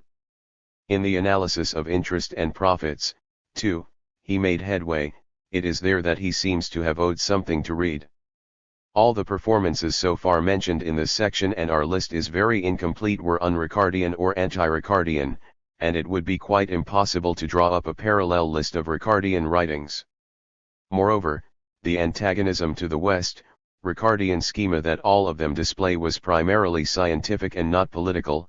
Reed's hostility to the Ricardian socialists may have set him against the Ricardian theory of value, but for the rest I cannot find motivating political antagonisms between these writers and the Ricardians. 696 The theory that resolves all differences between economists into differences of their politics and always looks to what a man stands for fails in this case as it does in the case of the victory of the marginal utility theory in the next period. Finally, the writings of which we have noticed examples put later developments in a new light. A continuity of effort reveals itself to anyone who pays attention to these writings that is completely lost in the usual story of a prevalent Ricardianism. J.S. Mill figures as a Ricardian in this story spectacularly shattered by revolution around 1870. The last author I am going to mention, Torrens 697, cannot be described as anti-Ricardian. But neither can he be described as a Ricardian. Professor Seligman has argued the case for Torrens' independent discovery of the Ricardian theory of rent, with priority over Malthus and West, and of the principle of comparative cost, with priority over Ricardo. On the one hand, this is enough to secure him a place in the history of analysis. On the other hand, this seems to include him in the Ricardian group. His exploits in general theory, however, are distinctly if not anti-Ricardian. But they are difficult to appraise because Torrens was careless in formulation and not a good technician and offers his wheat much mixed with chaff. He did not accept the central Ricardian doctrine that issues in the proposition that profits depend exclusively on wages. But his argument against it strongly suggests that he failed to grasp the sense in which Ricardo held it. What he put into its place may have been substantially valid as he meant it. But as it stands, it is not particularly enlightening. He needs an interpreter to do for him what the Ricardo admirers of around 1890 did for Ricardo. Until such an interpreter appears and succeeds, it is premature, to say the least, to rank him, as has been done in one instance presumably in reaction to the contemptuous treatment he received on other occasions with Ricardo and Malthus, as one of the founders of the classic school. For France. If French economics of that period is to be seen in its true proportions, two facts must be borne in mind. First, as we know, the Parisian scene was colored until 1848 by the activities, literary and other, of socialist groups to an extent for which there is no contemporaneous parallel anywhere else. Not so spectacular but equally important in the long run were the activities, also literary and other, of Catholic critics of economic and political liberalism, the principle of 1789, which went, however, beyond criticism toward the goals of Catholic social reform. 698 Laicist bourgeois of ultra-liberal persuasion formed a third group. All this makes fascinating material for the sociology of political and social ideas. But it makes poor material for the history of scientific economics. Second, excellent factual work was done during the period, the great performance of Le Play topping a highly creditable record. For the rest, however, there are only two first-rank men to mention, besides Cournot of course, namely, J.B. Say and Sismondi. Jean-Baptiste Say, 1767–1832, was one of those men who illustrate two important though slightly paradoxical truths.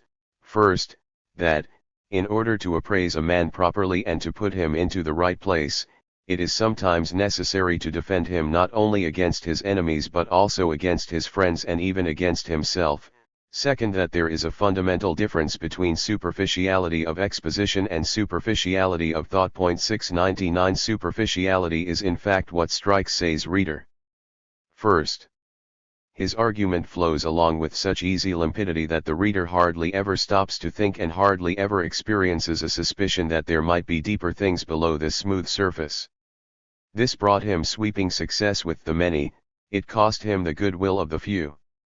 He sometimes did see important and deep-seated truths, but when he had seen them, he pointed them out in sentences that read like trivialities. He never bent as even Ricardo did to the task of hammering them out so that they might be recognized by everyone for what they were and stand criticism and wear and tear. Also, he invariably mismanaged his case in controversy by replying to criticism in a desultory manner, without bestowing the requisite amount of work on it. Hence, the historian must restate his argument for him and, in doing so, must often neglect infelicitous wording or even discard downright silly bits of reasoning that only carelessness will account for. Everyone realizes that this must also be done for Ricardo and Marx because, in their cases, the roughness of the surface invites digging. But the economists were few indeed who were able and willing to render this service to Say. Thus he never got his due. The huge textbook success of his trait nowhere greater than in the United States only confirmed contemporaneous and later critics in their diagnosis that he was just a popularizer of A. Smith. In fact, the book got so popular precisely because it seemed to save hasty or ill-prepared readers the trouble of wading through the wealth of nations. This was substantially the opinion of the Ricardians, who treated him with some respect because of the law of markets, which they accepted from him 700 but for the rest put him down as a writer. See McCulloch's comments upon him in the Literature of Political Economy, who had been just able to rise to Smithian, but had failed to rise to Ricardian, wisdom. For Marx he is simply the insipid Say, der fade Say. For later critics he was merely one of the exponents of economic liberalism to be disregarded on this count alone. Where he did live on, in the theory of cycles, his law was voted either wrong or else a valueless tautology. In our own time he experienced a curious kind of renaissance. His law of markets was declared mistakenly, as we shall see, to be the basis of the whole structure of classic economics in the Keynesian sense of this term, see above, ch1, sector 1. This gave him sinister importance, but at least it gave him importance. But even his friends were taken in by that deceptive semblance of superficiality. Even for those French historians who were ready enough to protect his memory, he was primarily the exponent, one of them said vulgarizer, of A. Smith's teaching. To this merit, it is true, they added various others, of which we may take notice by anticipation. Say cast the subject matter of economics into the schema production, distribution, and consumption. Its methodology owes something to him. He pointed toward a utility theory of value, he helped to establish the triad of factors land, labor, and capital, he emphasized the figure of the entrepreneur, using the term, which occurs in Cantillon, and, of course, he was Say of Say's law of markets. All of this, as usually put, makes only a modest case, since some of these merits are per se of minor importance or even of doubtful value. We shall comment on all of them in due course. At present, we are concerned with the fundamental error that vitiates appraisal of Say's position in the history of economics, namely, with the usual interpretation of his relation to A. Smith. Say's work grew from purely French sources, if we consider Cantillon a French economist. It is the Cantillon, Turgot tradition, which he carried on and from which he could have developed whatever it was he actually did, all the main features of his analysis, including, by the way, his systematic schema and his entrepreneur. 701 The most important of these features, and his really great contribution to analytic economics, is his conception of economic equilibrium, hazy and imperfectly formulated though it was. 702 Say's work is the most important of the links in the chain that leads from Cantillon and Turgot to Walras. Only two facts about his life are relevant to our purpose. Barring some unimportant cases during the French Revolution, he was the first French academic teacher of economics, first at the Conservatoire National des Arts et Métiers, 1819, later at the Collège de France, 1830. And, for a considerable part of his life, he was a practical businessman and thus enjoyed the advantage of having first-hand knowledge of what he was writing about. Intellectuals who know business only from newspapers are in the habit of congratulating themselves on their detachment. But obviously there is also another side to the matter.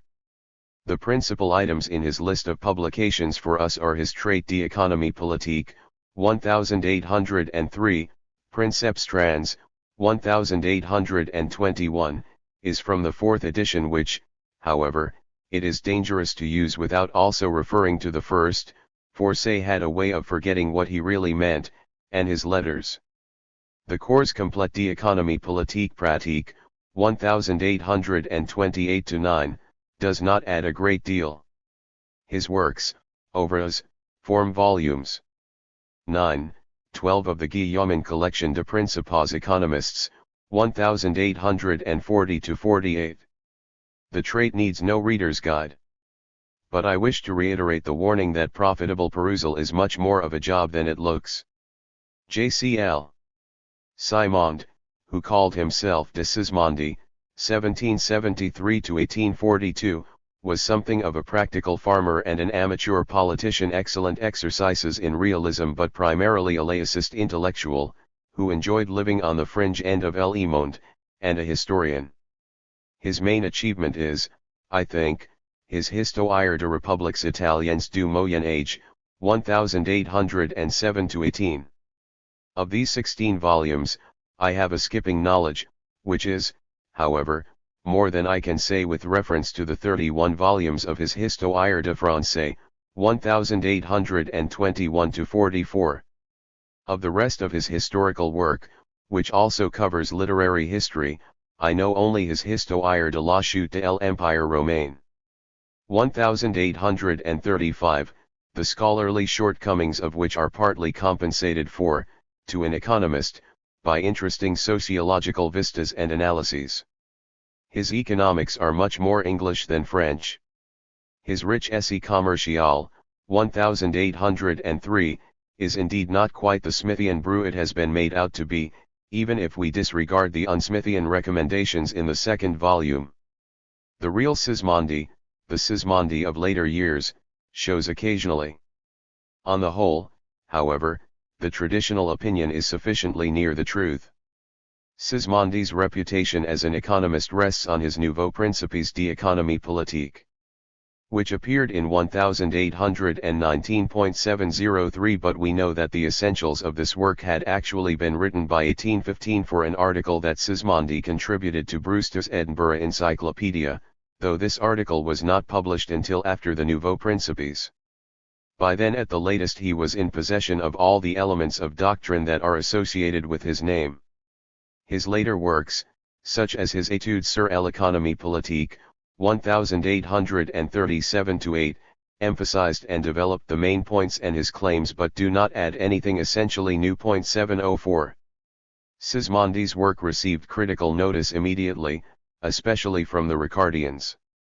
As the tide went against the latter, Sismondi's fame increased steadily until, with social reformers and opponents of laissez-faire in general, he was eventually raised to one of those positions to which it becomes etiquette to pay respect. In part, this was owing to attitudes that have little to do with analytic achievement. He preached the gospel that the true object of economics is man and not wealth. He attacked Ricardianism as mere chromatistics and as unrealistic chromatistics to boot. 705 He advocated once more the intervention of the state in economic affairs. And he was thoroughly pro-labor. Whoever did any or all of these things was as sure of applause from some quarters as he was of adverse criticism from others. But it must be added that he was in fact one of the most important forerunners of later socialpolitik, and that some of his recommendations, for example, the recommendation that employers should be made to guarantee their workmen security against unemployment, sickness, and destitution in old age, are among his most genuinely original contributions. 706 As regards analytic economics, his reputation rests primarily upon his argument against Say's law and his underconsumption theory of crises, if indeed his theory should be thus labeled. See below, ch. 7, sector 6. But even if the uncritical recognition that was extended to him on this score mainly by economists whose strength was not in economic theory were more justified than it is, these points would not express his true importance in the history of analysis. The distinctive feature of Sismondi's analysis is that it is geared to an explicit dynamic model in the modern sense of this phrase. The terms, static and dynamic, we have met already. We shall use this opportunity to take a first step toward a closer acquaintance with their meaning. For this purpose, let us start with a famous statement of Ricardo's, made in a letter to Malthus 707. You always have in mind the immediate and temporary effects. I fix my whole attention on the permanent state of things which will result from them. This is not quite true, but if it were, it would mean this. Suppose we have before us an economic process that is perfectly balanced and ideally adapted to its data, then let us impose arbitrarily some change in some element or elements of it, say, in some prices or quantities. This disturbance will produce immediate adaptations, some of which will in turn produce further disturbances, but in the end, when everything has had time to straighten itself out, a new perfectly balanced state of the economic organism will result that is again ideally adapted to its data. 708 Ricardo was evidently of the opinion that the important thing is to investigate the properties of this new normal state in comparison with the properties of that normal state from which we started. The new permanent incomes, prices, and quantities are compared with the old incomes, prices, and quantities. For this procedure, the term comparative statics came into use later on, see below, Part 4, ch. 7, Sector 3. It implies, of course, both that the sequence of intermediate or transitional states through which the system has to pass on its way to the new normal state does not affect the latter, that is to say, that the new normal state depends only on the old normal state and on the nature of the disturbance but not on that sequence of transitional states, and also that the transitional states are relatively unimportant, at least in the sense that they do not present any very interesting problems to the analyst. Sismondi admitted, just as uncritically as had A. Smith and Ricardo, that such a new equilibrium state, he used the term equilibrium, will eventually emerge. But he urged that the road toward it may be so long and lead through such severe upheavals, he said, terrible sufferings, as to make it practically impossible for the analyst to deal cavalierly with the incidental phenomena. So far, so good. Malthus did, independently, the same thing. But Sismondi took a further step, credit for which he does not have to share with Malthus or anyone else except, possibly, with Quesnay. He realized that the most important of the reasons why transitional phenomena are of the essence of the economic process and hence not only relevant to its practical problems but also to its fundamental theory is that the economic process is chained to certain sequences that will exclude certain forms of adaptation and enforce others. An example will help.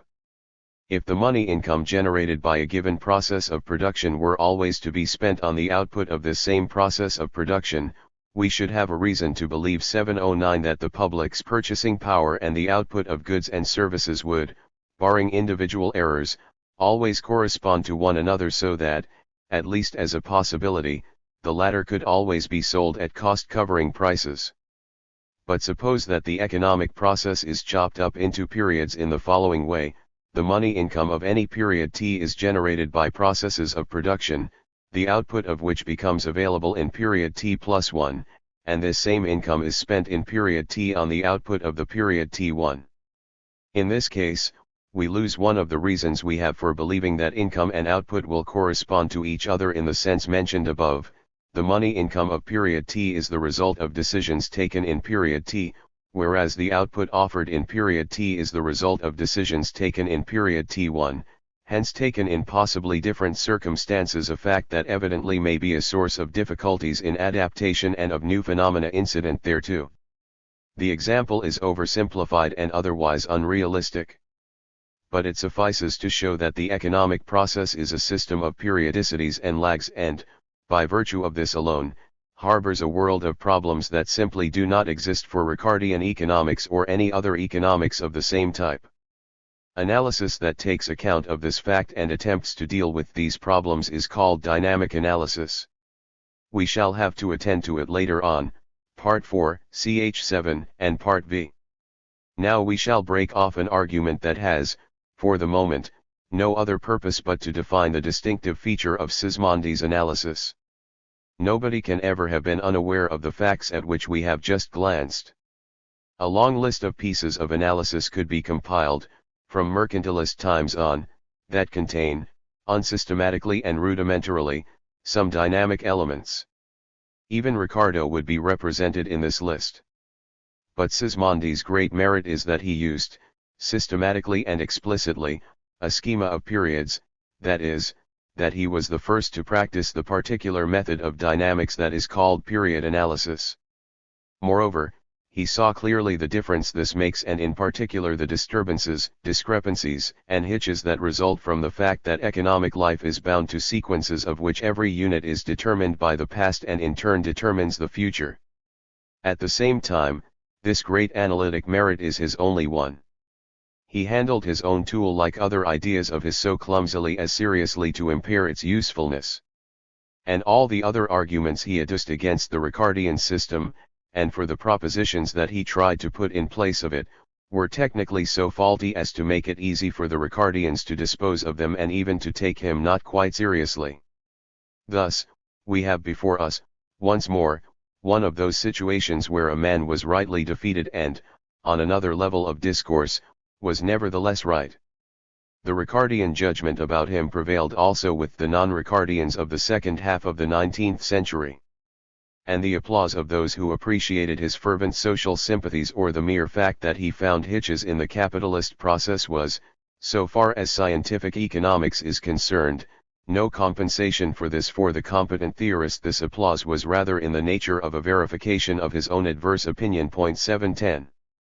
In the chair at the Collège de France 711 Say was succeeded by the Italian Rossi by Chevalier 712, whose tenure extended to 1879, and Chevalier, in turn, by his son-in-law, Paul Leroy-Beaulieu, whose career covers practically the whole of the next period. This academic succession should be noticed because it was also a succession in spirit and doctrine. In the high heavens, Say's true successor was indeed the great Walras.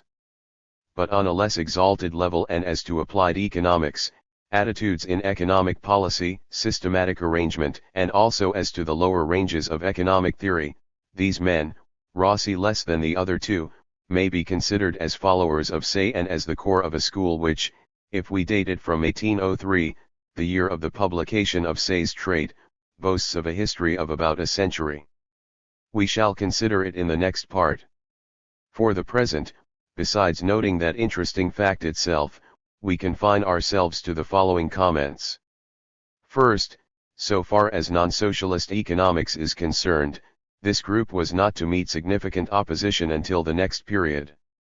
During the period under discussion and a little beyond, it ruled supreme, controlling in particular the professional journals and institutions, and also the Société d'économie politique, which was founded, like the Journal des Economistes, in 1842. Second, the school and all its members were partly, as has been mentioned before, owing to the presence until 1848 of a strong socialist menace to bourgeois society, strongly liberal in the laissez-faire sense and anti-étatist. 713. This naturally accounts for the hostility of modern critics that also reflects upon Say himself, but it should be unnecessary to point out that their derogatory judgments are unhistorical. Third, the school had many members of admirable character, strong intelligence, and great experience in practical affairs. But, fourth, owing partly to the practical turn of their minds and their too exclusive concentration upon economic policy, they lacked interest in purely scientific questions and were in consequence almost wholly sterile as regards analytic achievement. Their very existence as a group will appear to the modern radical as a bar to progress. From a quite different standpoint and in a different sense, it likewise appears so to us. But a few more names must be mentioned in further illustration. First, I shall mention two who stand out from the rest and illustrate the virtues of the school at its best, though they also illustrate its weaknesses: Dunoyer, 1786–1863, and Courcelles-Senouville. 714. Next we notice J.A. Blanqui and Joseph Garny, meritorious workers 715 who met with success in their own day as well as later, both, but especially Garney, kept on being quoted. Third, Destutt de Tracy, also, has been too often quoted, though mainly in the literature of his own time, to be passed by completely. 716 A few others will be mentioned as occasions arise. But no occasion will arise to mention Kennard and Bastiat. So their names may as well stand here. Kennard's performance, N.F. Kennard, Principes d'économie politique, 1801, a curious revival of Cantillon's Trawarens, is sometimes listed among early contributions to mathematical economics, on the strength of a few algebraic formulae that mean nothing, but would otherwise partake of the blessings of deserved oblivion, had not a misfortune befallen it. This misfortune consisted in its being crowned by the same French Academy that later on failed to extend any recognition to Cornut and Walras. And those Olympians who felt their neglect the more bitterly on account of the honor done to Kennard visited him with a scathing contempt that bestowed upon him an unenviable immortality. In the history of scientific bodies, Kennard is forever sure of a place. The book is, however, far from being the worst that was ever written. It had some influence on Sismondi. Frederick Bastiat's 1801-50 case has been given undue prominence by remorseless critics. But it is simply the case of the bather who enjoys himself in the shallows and then goes beyond his depth and drowns. A strong free trader and laissez-faire enthusiast, he rose into prominence by a brilliantly written article, De l'influence de tariffs français et anglais sur l'avenir de deux peuples, Journal des Economistes, 1844, which was grist to the mill of the small group of Paris free traders who then tried to parallel Cobden's agitation in England. A series of Sophies mes economiques followed, whose pleasant wit petition of candle makers and associated industries for protection against the unfair competition of the sun and that sort of thing that played merrily on the surface of the free trade argument has ever since been the delight of many. Bastiat ran the French Free Trade Association, displaying a prodigious activity, and presently turned his light artillery against his socialist compatriots. So far, so good, or at any rate, no concern of ours. Admired by sympathizers, reviled by opponents, his name might have gone down to posterity as the most brilliant economic journalist who ever lived. But in the last 2 years of his life, his hectic career only covers the years 1844 to 50, he embarked upon work of a different kind, a first volume of which, The Harmonies Economiques, was published in 1850. The reader will please understand that Bastiat's confidence in unconditional laissez-faire, his famous optimism, or any other aspect of his social philosophy has nothing whatever to do with the adverse appraisal that seems to me to impose itself, although it motivated most of the criticism he got. Personally, I even think that Bastiat's exclusive emphasis on the harmony of class interests is, if anything, rather less silly than his exclusive emphasis on the antagonism of class interests. Nor should it be averred that there are no good ideas at all in the book. Nevertheless, its deficiency in reasoning power or, at all events, in power to handle the analytic apparatus of economics, puts it out of court here. I do not hold that Bastiat was a bad theorist. I hold that he was no theorist. This fact was bound to tell in what was essentially a venture in theory, but does not affect any other merits of his. I have said nothing of the charge that he plagiarized Carey that was urged by Carey himself, and then by Ferrara and Düring. Since I cannot see scientific merit in the harmonies in any case, this question is of no importance for this book. But readers who do take interest in it are referred to Professor E. Teal Hack's balanced and scholarly treatment of it in Pioneers of American Economic Thought, English trans by Professor E. A. J. Johnson, 1936. His argument establishes, with considerable success, that much that seems at first sight unrelieved plagiarism is accounted for by the French sources that Bastiat and Carey had in common. Bastiat's Ouvres Completes with a biography were published in a second edition, 1862-4. For the rest, we must be content to notice what I believe to be one of the best textbooks of classic economics, Cherbulies Prey c.717. 5. Germany. In the German section of our picture we see first of all the old cameralist tradition, the tradition of the German consultant administrators in a process of partial transformation under the influence of A. Smith. Though translated for the first time immediately after publication, 1776-8, The Wealth of Nations took time to become effective. The profession of the Staatswissenschaft did not at first like it much, and, as has been mentioned before, some were inclined to put Steuart's principles above it. But they experienced a very thorough change of heart around 1800, when first a few and before long a majority turned enthusiastically Smithian. This was in fact more natural for them than had been the initial resistance because, as has also been mentioned, their own ideas had been moving on similar lines for many years before that. The works of Hufeland, von Jacob, Krauss, and von Soden suffice to exemplify this Smithian cameralism. Gottlieb Hufeland, 1760-1817, Neue Grundlegung der Staatswirtschaftskunst.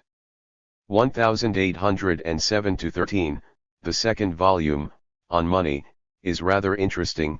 L. H. von Jacob, 1759-1827, Grundsätze der Nationalökonomie, 1805, enlarged and improved later on. C.J. Krauss, 1753-1807, Staatswirtschaft, 1808-11, Count F.J.H. von Soden, 1754-1831, Die Nationalökonomie, 1805-24. Jacob and Krauss were also philosophers, Kantians. All four were Smithians in the sense that almost all their thought and work in economics fed and turned upon the wealth of nations. Krauss, an influential teacher, who instilled his opinion into many future public servants, 718, embraced it with uncritical enthusiasm. He spoke of it as the only true, great, noble, and beneficent system and was one of those who compared it to the New Testament in importance. Hufeland and Jacob, though Smithian enough, did not go quite so far as this. Von Soden was still more independent. His criticisms of A. Smith were not well taken, but he occasionally followed lines of his own. In particular, he adumbrated the idea, later on developed by List, that the true aim of foreign trade or any other policy was not so much immediate gain in welfare but rather the development of the nation's productive resources, a mercantilist point of view, which is of importance not only for recommendation but also for analysis. All four were men of some eminence, and I am prepared to defend my choice. But the reader should understand that several other names might have served equally well. Two men should be added who are not usually listed as German economists.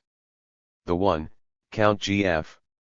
Buchwoi-Longueval, 1781-1851, was a very interesting man, a great Austrian nobleman, very wealthy, very radical. As an old man he took part in the revolution of 1848, a gifted dilettante in many fields, more than a dilettante in at least two, theoretical mechanics and economics. He wrote, among older things, a Theorie der Nationalwirtschaft.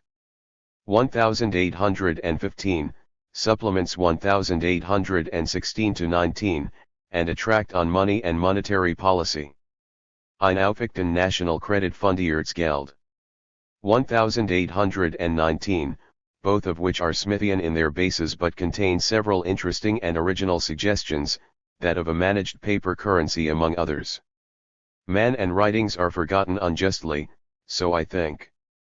The other man to be added fared better and, having been discussed in his day in England and France, has kept a place in the history of our subject. H. F. von Storch, 1766-1835, who, though a German by race and training, is usually treated as Russian because of his career in the Russian service. His historical and statistical studies on Russia should be mentioned first, especially, Historisch-statistisches Gemälde Picture de Russisches Reichs am Ende des Jahrhunderts, 1797-1803. I have skipped through the 9 volumes but am not competent to judge how far Storch succeeded in exhausting the possibilities offered by his materials. As regards his systematic work, Cours d'économie politique. 1815, and his venture in income analysis, Considerations sur la nature du revenu national, 1824, it should be pointed out that the factual bent of the former and the ethical commonplaces contained in it do not justify the habit of historians of doctrine of placing him as a member or as a forerunner with the later historico-ethical school. He was not more factual than A. Smith, and to separate him methodologically from his English contemporaries only serves to blur contour lines. Senior's factual work is in the reports of royal commissions instead of in his political economy, but this is no reason for speaking of irreconcilable methodological differences between the two. If Storch doubted the possibility of formulating universal laws about economic phenomena, he did so in a sense that Senior and J.S.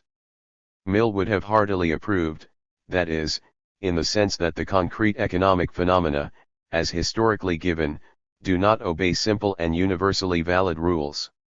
For the rest, his analysis may be best described by the term critical Smithianism. His bases and conceptual apparatus are substantially Smithian, but Storch disagreed with both Smith and Say on a number of important points, particularly as regards income analysis. Storch has some claim to being listed, along with Lauderdale, Malthus, and Sismondi, as a forerunner of Keynesianism and of similar tendencies that asserted themselves, on and off, later on. However, if I understand his argument in the Considerations, there is not much in it. Like all the authors in that line, he neglected, as much as other people overstress, the equilibrating mechanisms in the capitalist process. But we shall return to this. For the present, I want to make sure that the reader does not forget this man. Though he does not rank high as a theorist, he is a significant figure. Smithianism, increasingly leavened with a little, often misunderstood, Ricardo and relieved of some of the older stuff about 18th century administrative policy. This is the formula that characterizes the common run of German economics until and even a little beyond the end of the period under survey. This material took the textbook shape that proved satisfactory for decades in the work of Rao. 719, but from this level and far above it rose the performances of two men of remarkable talent and force, Hermann and Mangold. In deference to a curious habit of the German historians of economics, I add Bernhardi. Considering that Fanon and Marx followed paths of their own that were not within sight of that common run, we might feel inclined to discount the reputation of F.B.W. von Hermann, 1795 to 1868, on the ground that he stands out for lack of competition. There is something in this. Nevertheless, his Staatswirtschaft like Untersuchungen, 1832, enlarged ed. 1870, reprint 1924, though it has not made scientific history, largely merits the many compliments that have been paid to it, even by A. Marshall. Hermann's good sense saved him all the energies that others spent on their doubts about abstract methods and that sort of thing, and his acute and balanced mind played unimpeded about the fundamentals of economic theory. His method was as simple as it was meritorious. Considering the date of his book, he started from supply and demand and proceeded to investigate the factors behind it. His neat conceptualization did the rest, and the success was considerable. It is not generally realized that his work spelled a long stride beyond Ricardo. This suffices to characterize his merits as a theorist in a general way. But it does not do justice to his factual work, statistical and other, and it does not do justice to the man, who as politician, civil servant, and teacher has left his mark upon the formative years of Germany. Hans von Mangold, 1824–68, is much less well known. Nevertheless, this civil servant and professor, at Göttingen and Freiburg, was among the century's most significant figures in our field. Apart from his historical work on the industry of Saxony, there are two important contributions which we have to notice: his Die Lehre vom Unternehmergewinn, 1855, substantially a rent of ability theory of entrepreneurial gain, and his Grundrister Volkswirtschaftslehre, 1863, the second ed., published posthumously in 1871, leaves out the most original element in it, namely, the geometrical apparatus that Mangold devised for the theory of international values, but Edgeworth brought it to light. Again, Theodore von Bernhardi, 1802-87, owes his reputation to Roscher's History of German Economics. I have called the habit of listing his name indefinitely a curious one because there is really no reason for it that will stand examination. The title of the work in question I had better give in translation, Critical Essay on the Arguments that are being adduced for Large and Small Properties in Land, 1849. Bernhardi, an extremely intelligent layman of wide culture and experience, discussed those arguments no doubt very sensibly. But it was not this which aroused Roscher's enthusiasm. Bernhardi put his topic into a spacious and specious framework of general considerations about the social and economic backgrounds from which English classic doctrines arose, showing their historical and sociological relativity and their limited validity quite successfully of course, but also showing inability to realize the difference between views or recommendations on practical questions and theorems. Since Thenon and Marx, if the latter should indeed be called a German economist at all, are noticed elsewhere, we are, for the rest, left with List and Rodbertus. On the one hand, it is slightly disconcerting to observe that Thenon, Marx, List, and Rodbertus were all of them non-professional economists, and with Roscher, Hildebrand, and Nies, the members of what has been termed the older historical school, on the other. Friedrich List, 1789-1846, holds a great place both in the opinion and in the affections of his countrymen. This is owing to his successful championship of the customs union of the German states, Zollverein, the embryo of German national unity.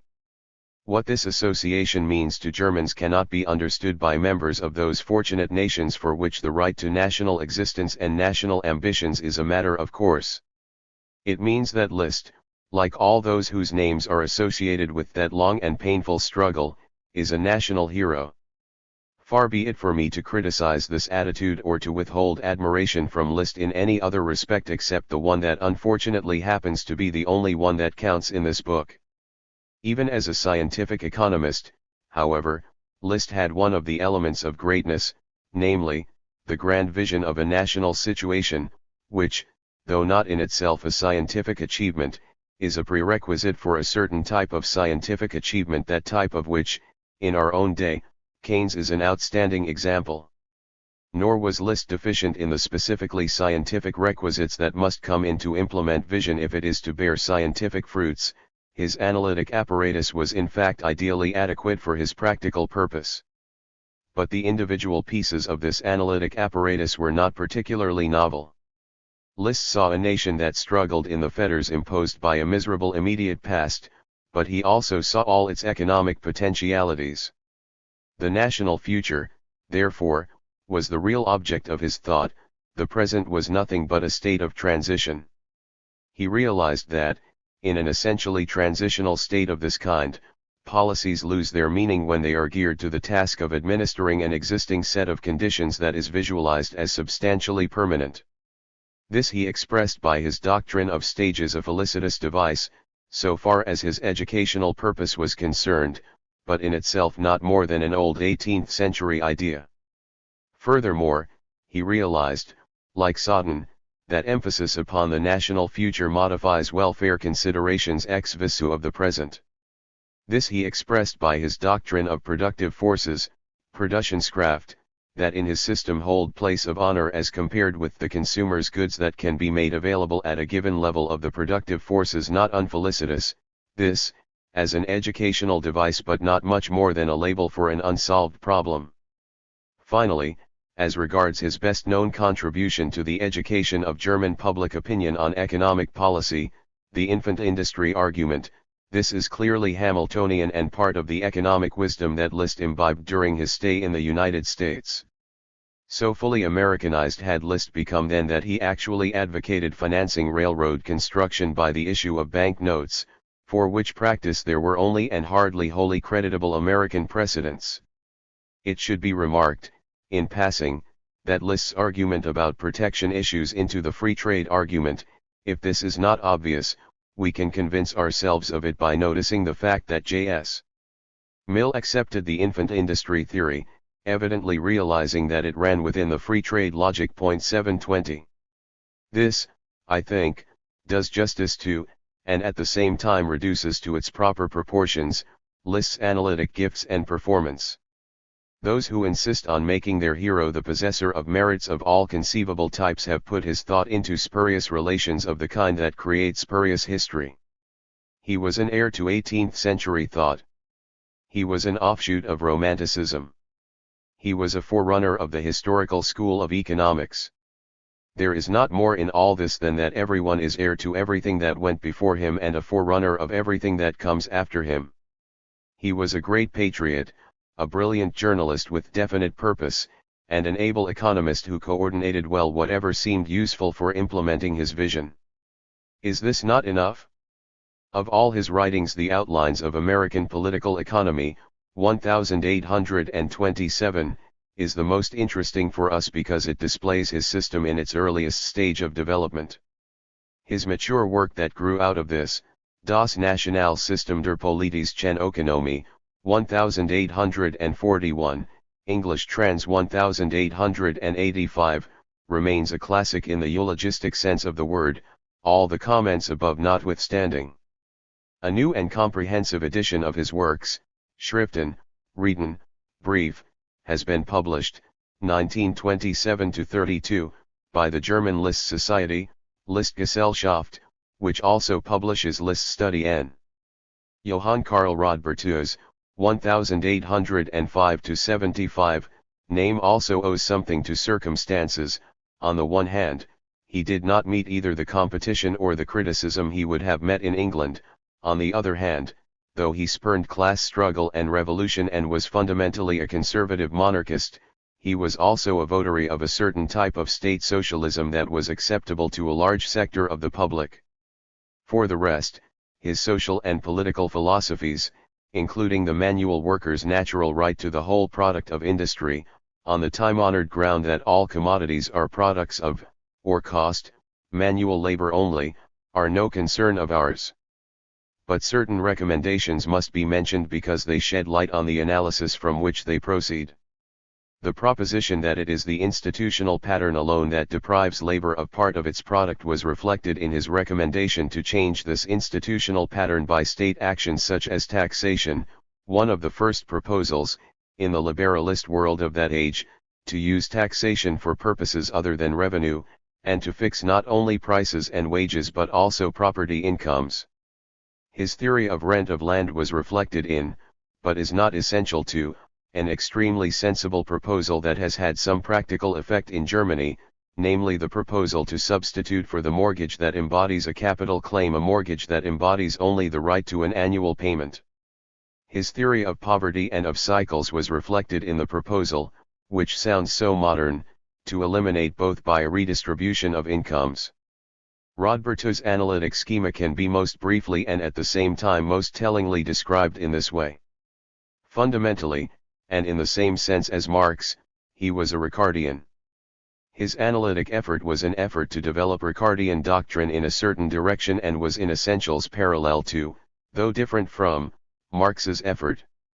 According to dates of publication, Marx could have derived inspiration from Rodbertus, particularly as regards the unitary conception of all non-wage incomes, Marx's surplus value and Rodbertus' rent, which is a feature of both schemata. In the main, however, Rodbertus' example can at best have taught Marx how not to go about his task and how to avoid the grossest errors. Therefore, and also because Marx's theoretical developments seem to me to follow naturally from Ricardo's formulations given the direction in which those developments were to aim, I do not think that there is any cogent reason for challenging Engels' repudiation of the idea that Marx had borrowed from Rodbertus. To call Rodbertus a Ricardian is, of course, to limit the range of his originality. In addition, there is W. Thompson's priority such as it is for any sort of exploitation theory, and Owen's for Rodbertus' labor notes, currency, .721, but neither amounts to much. For his own convenience, the reader should keep in mind the following 3 points that I mention here by anticipation as specifically characteristic of the caliber of Rodbertus' theorizing, all of which have found admirers. However, I his thoroughly untenable theory of rent, 722, 2, his factually and theoretically equally indefensible theory that the relative share of labor in the national dividend tends to fall in the course of capitalist development, and, 3, his underconsumption theory of crises that is based upon the proposition that overproduction must periodically result from labor's inability to buy back a sufficient amount of its product owing to, 2, a type of underconsumption theory that should be, but unfortunately is not, beneath discussion. Sismondi, who has some passages that seem to point in the same direction, actually did much better than that. Rodbertus's most important works are, Zur Erkenntnis unserer Staatswirtschaftlichen Zustände, 1842, Soziale Briefen von Kirchmann, 1850-51, English trans as Overproduction and Crises, 1898, 2nd ed., 1908, Zur Erklärung und Abhilfe der heutigen Kredit nach der Grundbesitzes, 1868-9. Other writings that are of interest to us, including letters that contain some important clarification, have been posthumously published from time to time. There is a considerable Rodbertus literature, mostly German. I mention only H. Dietzel's Karl Rodbertus, 1886-8, which makes up by analytic competence what, owing to its date, it lacks in information. It was A. Wagner's championship that brought Rodbertus to the fore in the last 2 decades of the 19th century. Reasons will be offered, as we go along, for believing that it is in the interest of a realistic picture of developments in our field to confine the concept, historical school of economics, to the age and to the group of Gustav von Schmoller, see below, Part 4, ch. 4. This implies that it is not good practice to speak of an older historical school, a term that has been introduced, chiefly for use in the polemic against Schmoller's historism, to denote a group of writers who, while appreciating the importance of historical research, displayed no hostility toward theory. I maintain that such a position does not constitute a distinctive characteristic and that the economists who are usually mentioned in this connection do not, in any useful sense, form a group, let alone a school. But we must notice these economists themselves, Hildebrand, Nies, and Roscher. The first 723, a man of restless activity and considerable influence, comes nearest to having been a historical economist in the later and genuine acceptance of the term. Nies, one of the most significant figures of German economics, will be mentioned in our survey of the next period, to which his main work belongs.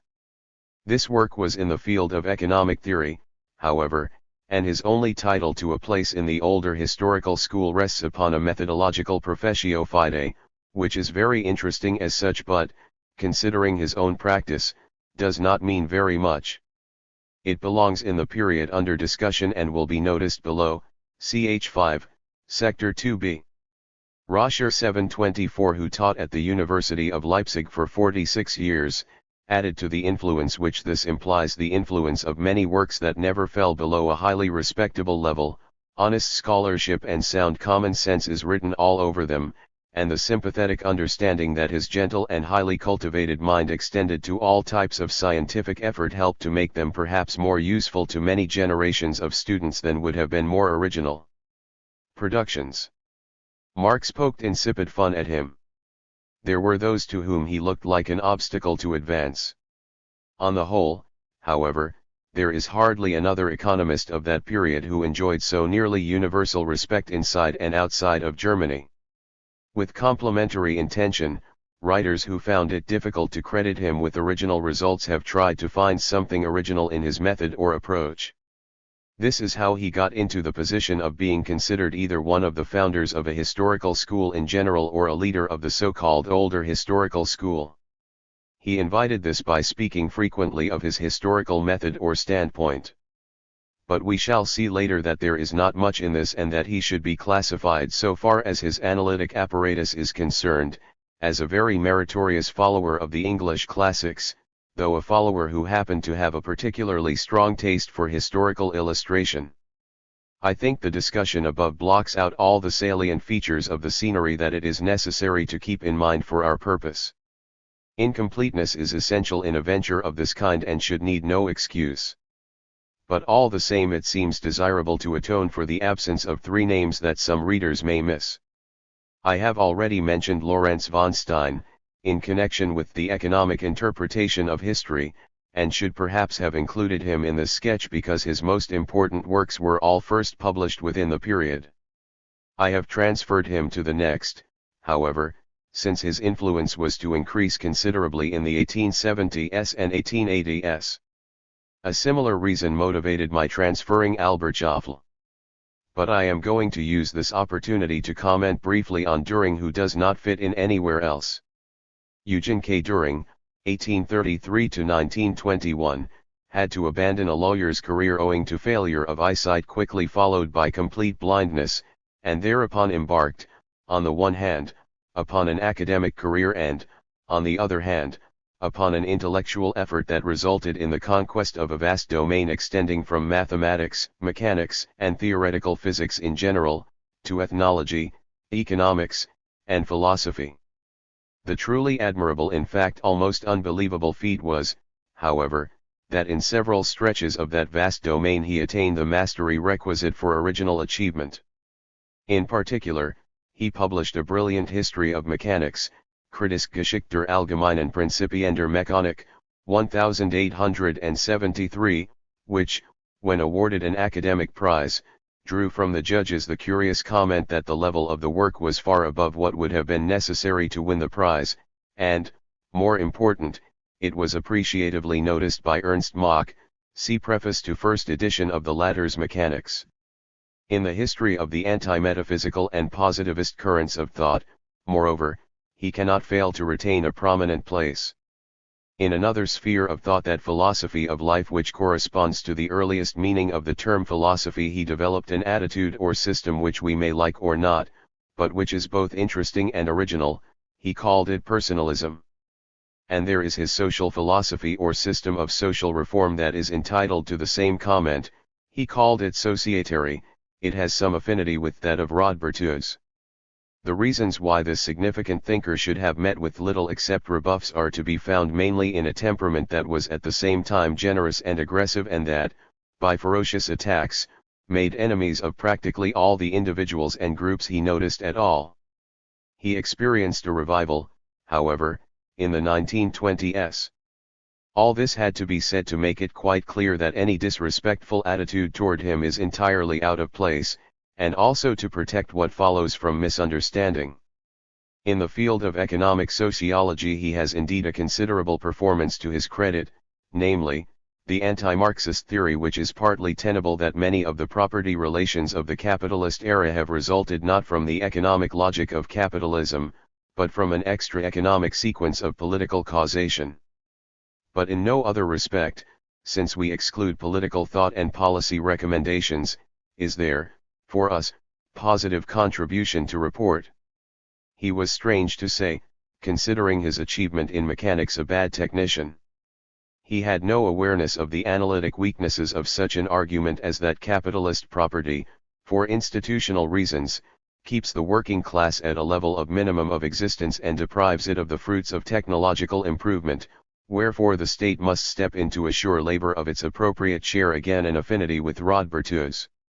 He had an unbounded enthusiasm for Carey and went into paroxysms of rage about Bastiat's plagiarism, but he displayed no grasp of either the strong or the weak points in Carey's system.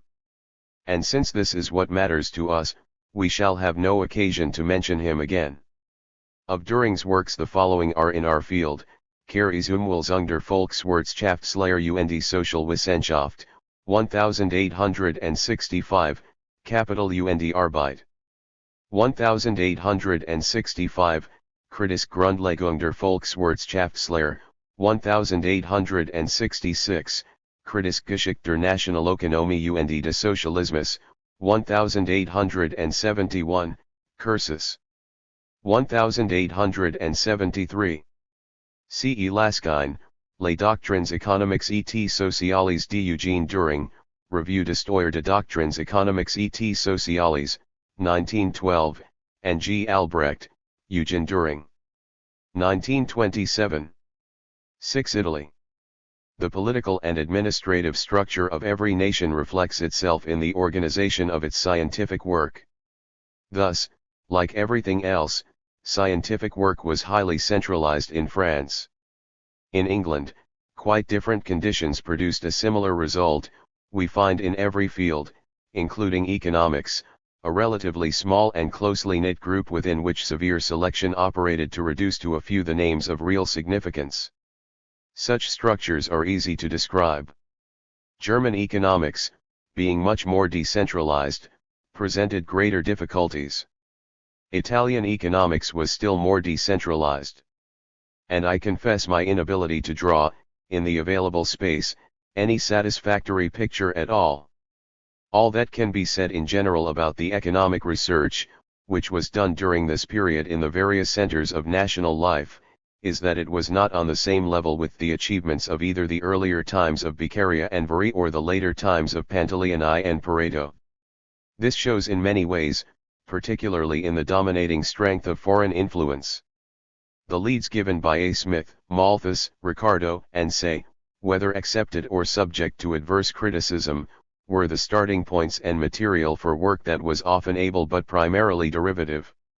Hence also the characteristic interest both in Italian works of the past, the 50 volumes of Custodi's collection of the Scritteri Classici Italiani di Economia Politica appeared 1803-16, 725, and in the translation of foreign works, the first and second series of the Biblioteca dell'Economista appeared, 1850-68. This is all the more remarkable because examination of available facts reveals plenty of ability in the personnel of Italian economics.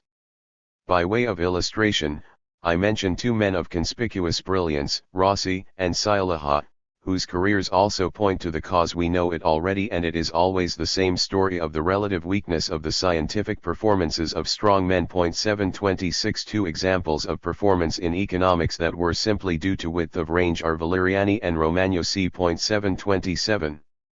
More concentrated effort produced significant performance in the cases of Johá and Fuoco in the earlier and of Mesadaglia in the later part of the period.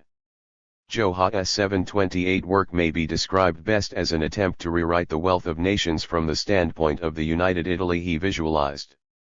Pearls are hidden in an unprofitable heap of rubbish that is partly redeemed, however, by the statistical work it contains. It is easier to do justice to Fuoco. 729 He was a theorist of note who does not merit oblivion.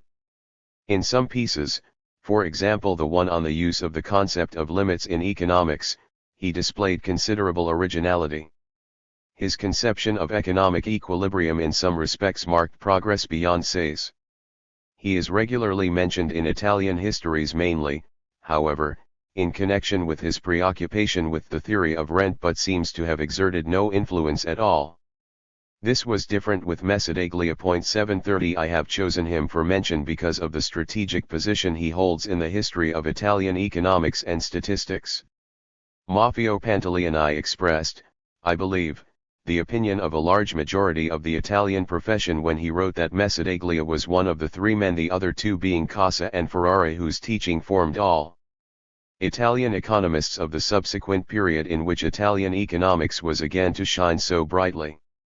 This solid achievement rests on no one of his individual performances taken by itself, though most of them are of a high order of scholarship, for example, his monographs on public loans, population. Only those two belong to the period statistical theory, and money.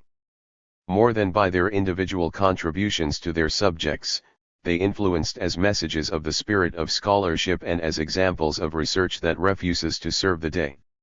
We add Nazzani for the same reason that justifies inclusion of Cairnes with the English economists of the period. He was perhaps the most eminent Italian exponent of classic theory, and his chief contributions belong here in spite of their dates. 731.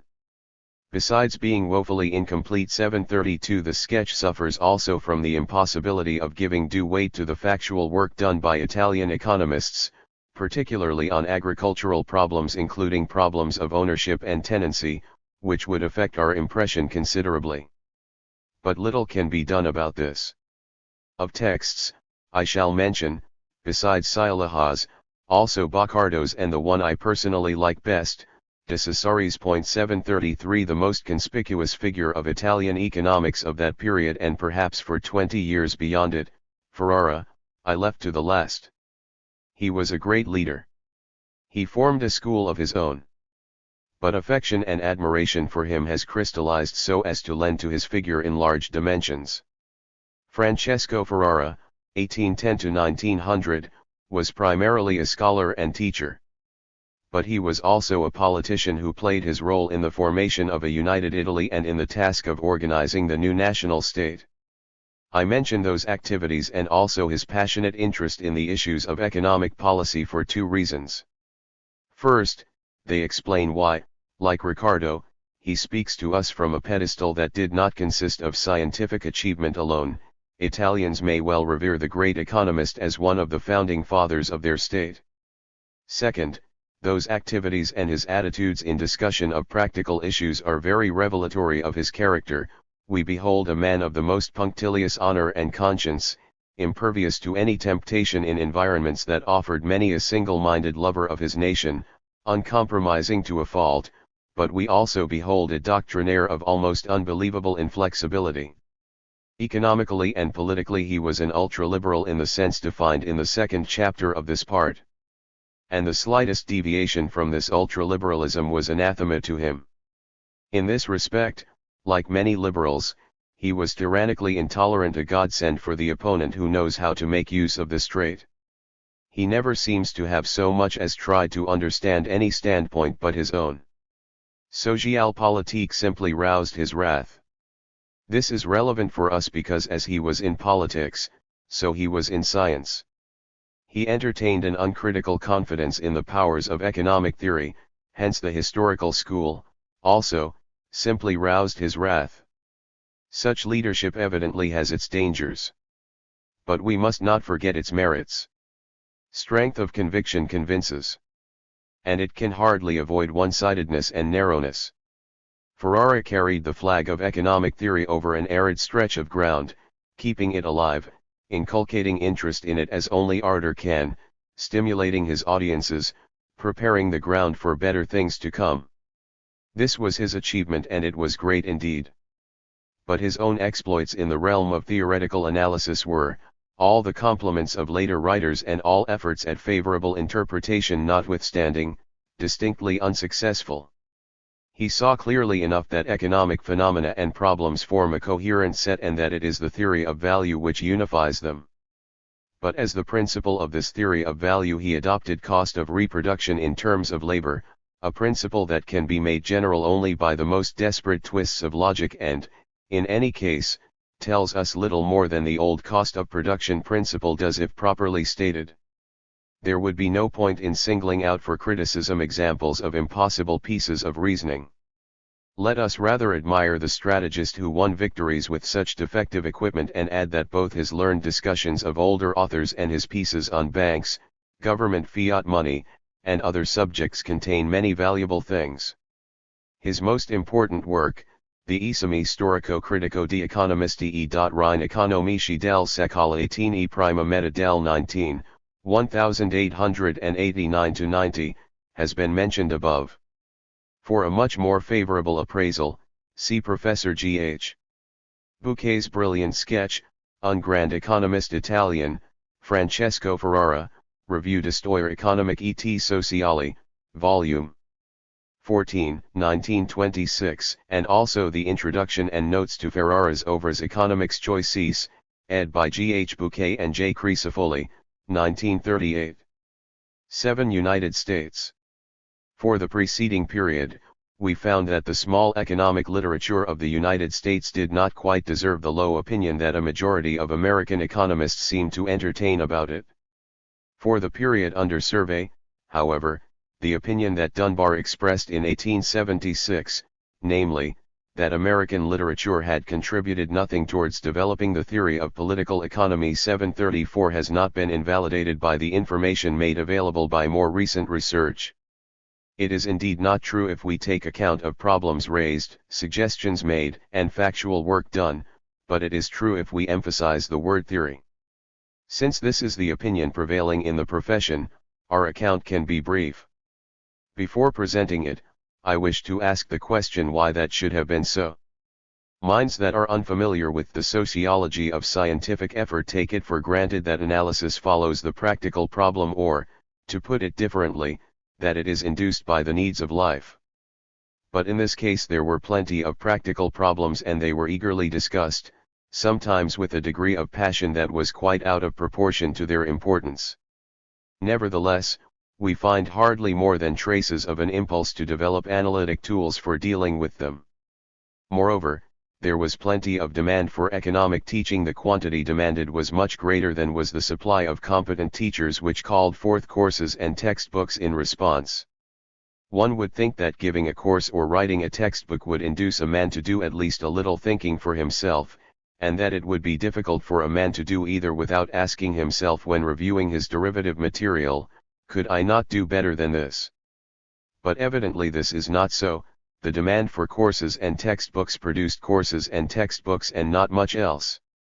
Does this not show that there is something to one of the theses of this book, namely, that need is not the necessary and sufficient condition of analytic advance, and that demand for teaching produces teaching and not necessarily scientific achievement? The solution of the riddle seems simple, however. We have it as soon as we observe that absence of creative research was not peculiar to American economics of that period. We find the same state of things elsewhere, for example, in the fields of mathematics and theoretical physics, where there is nothing to record until we reach the lonely peak that was Willard Gibbs, although there was no lack of technological problems, some of which, moreover, were solved with striking success. This suggests a common cause, and I do not see how we can avoid finding it in the conditions of the country and the aptitudes of her men, the task of exploiting the possibilities of the natural environment which, given the social structure, presented itself in the form of unparalleled opportunities for business enterprise, both absorbed the creative talent of the country and drew to it talent of this type. Circles that did cultivate intellect and scholarship were quantitatively unimportant and sterile in scientific initiative. This, I believe, agrees with what Dunbar meant to convey, although he expressed himself in a manner that invites objection. 735. But I have emphasized the word theory, and what I meant by it was analytic apparatus. No such emphasis is needed in the cases of any of the textbooks I know, for they were commonplace, and worse, in any and every respect. Teaching fed mainly on McCulloch and Say, and where homegrown texts were used, it was McCulloch and Say again, except for some contributions of the Carey School. 736. But as regards the most significant figure in that period's American economics, Carey 737, that restrictive emphasis upon theory is very much needed. For he lacked creativeness only in that respect. And his case points an interesting moral about what technical deficiency may do to a man's reputation in the long run. 738. Carey's name has no doubt suffered much more from political animosity than from that deficiency, but nobody could have treated him with contempt had he stated his case with tolerable competence. Carey's idea of the fundamental unity of all science, a sort of generalized Comtism, was not the idea of a man whose intellectual life is enclosed by tariff walls.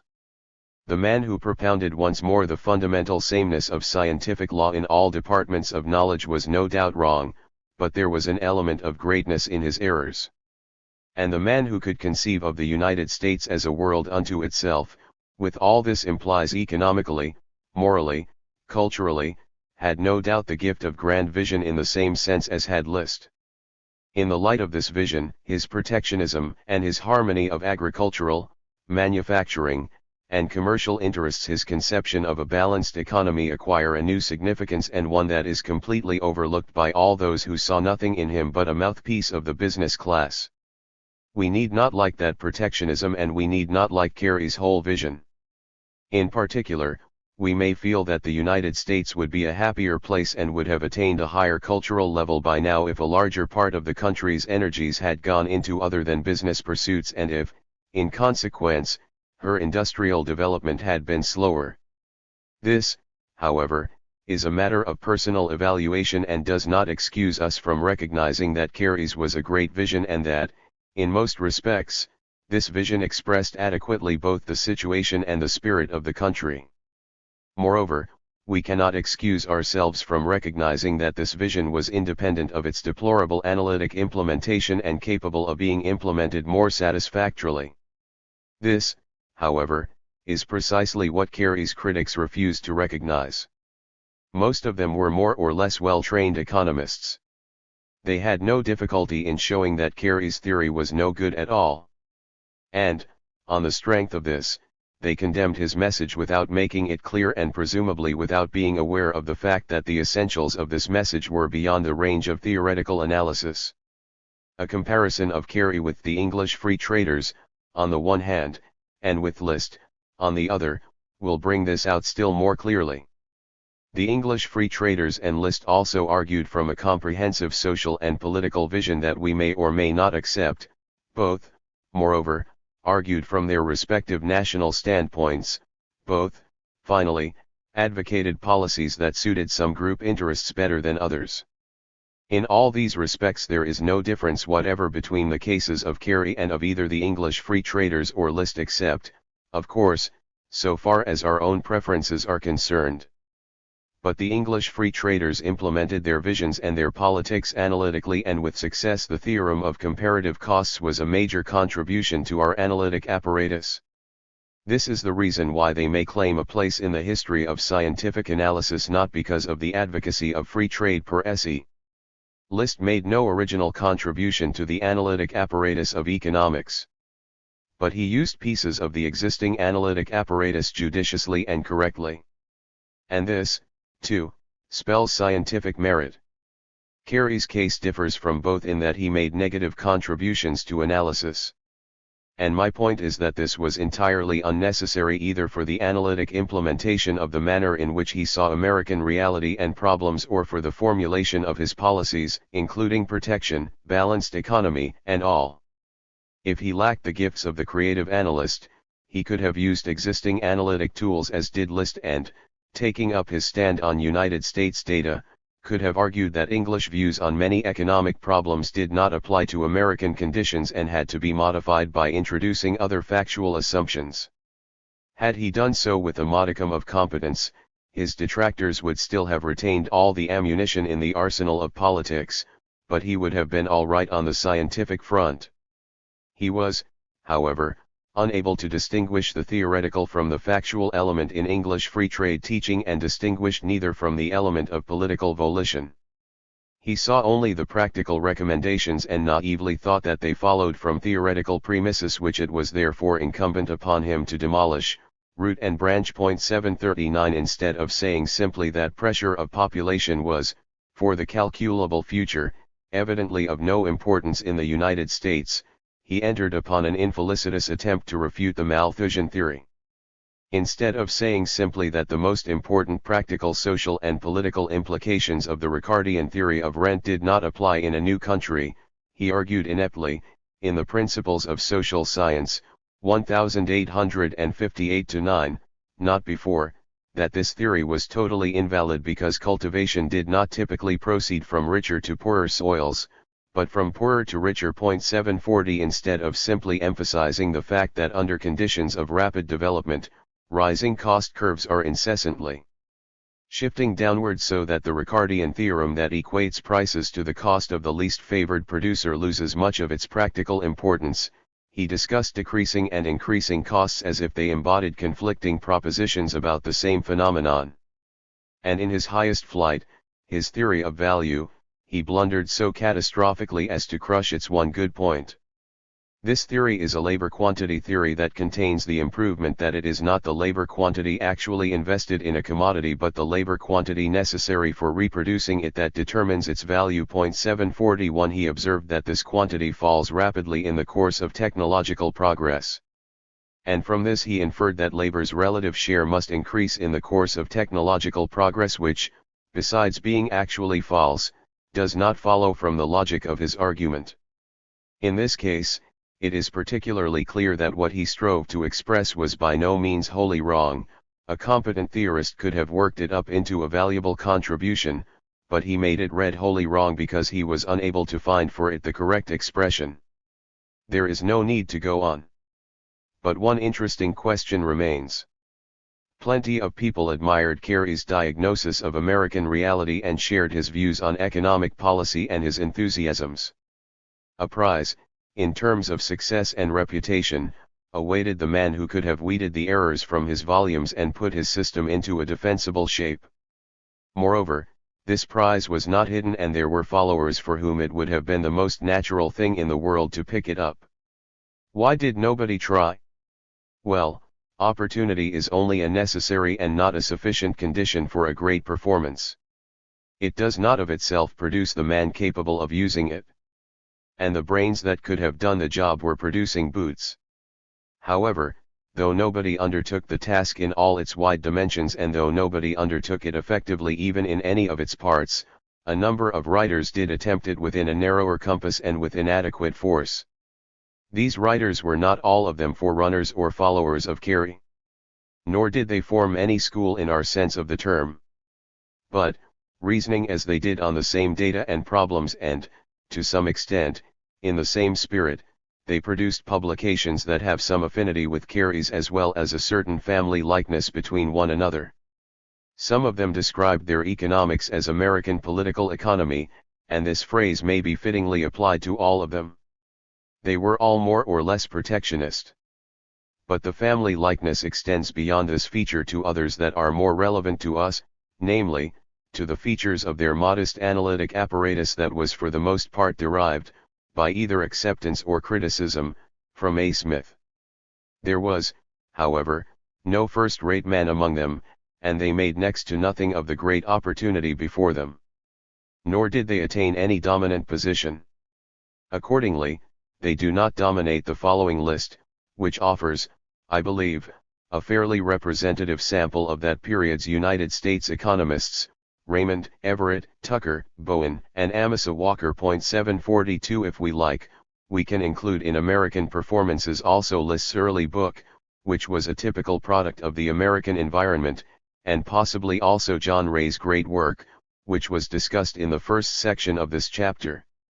Of course, this excludes writings on money and banking and the still more important factual work that was done by United States economists. 8. Factual work.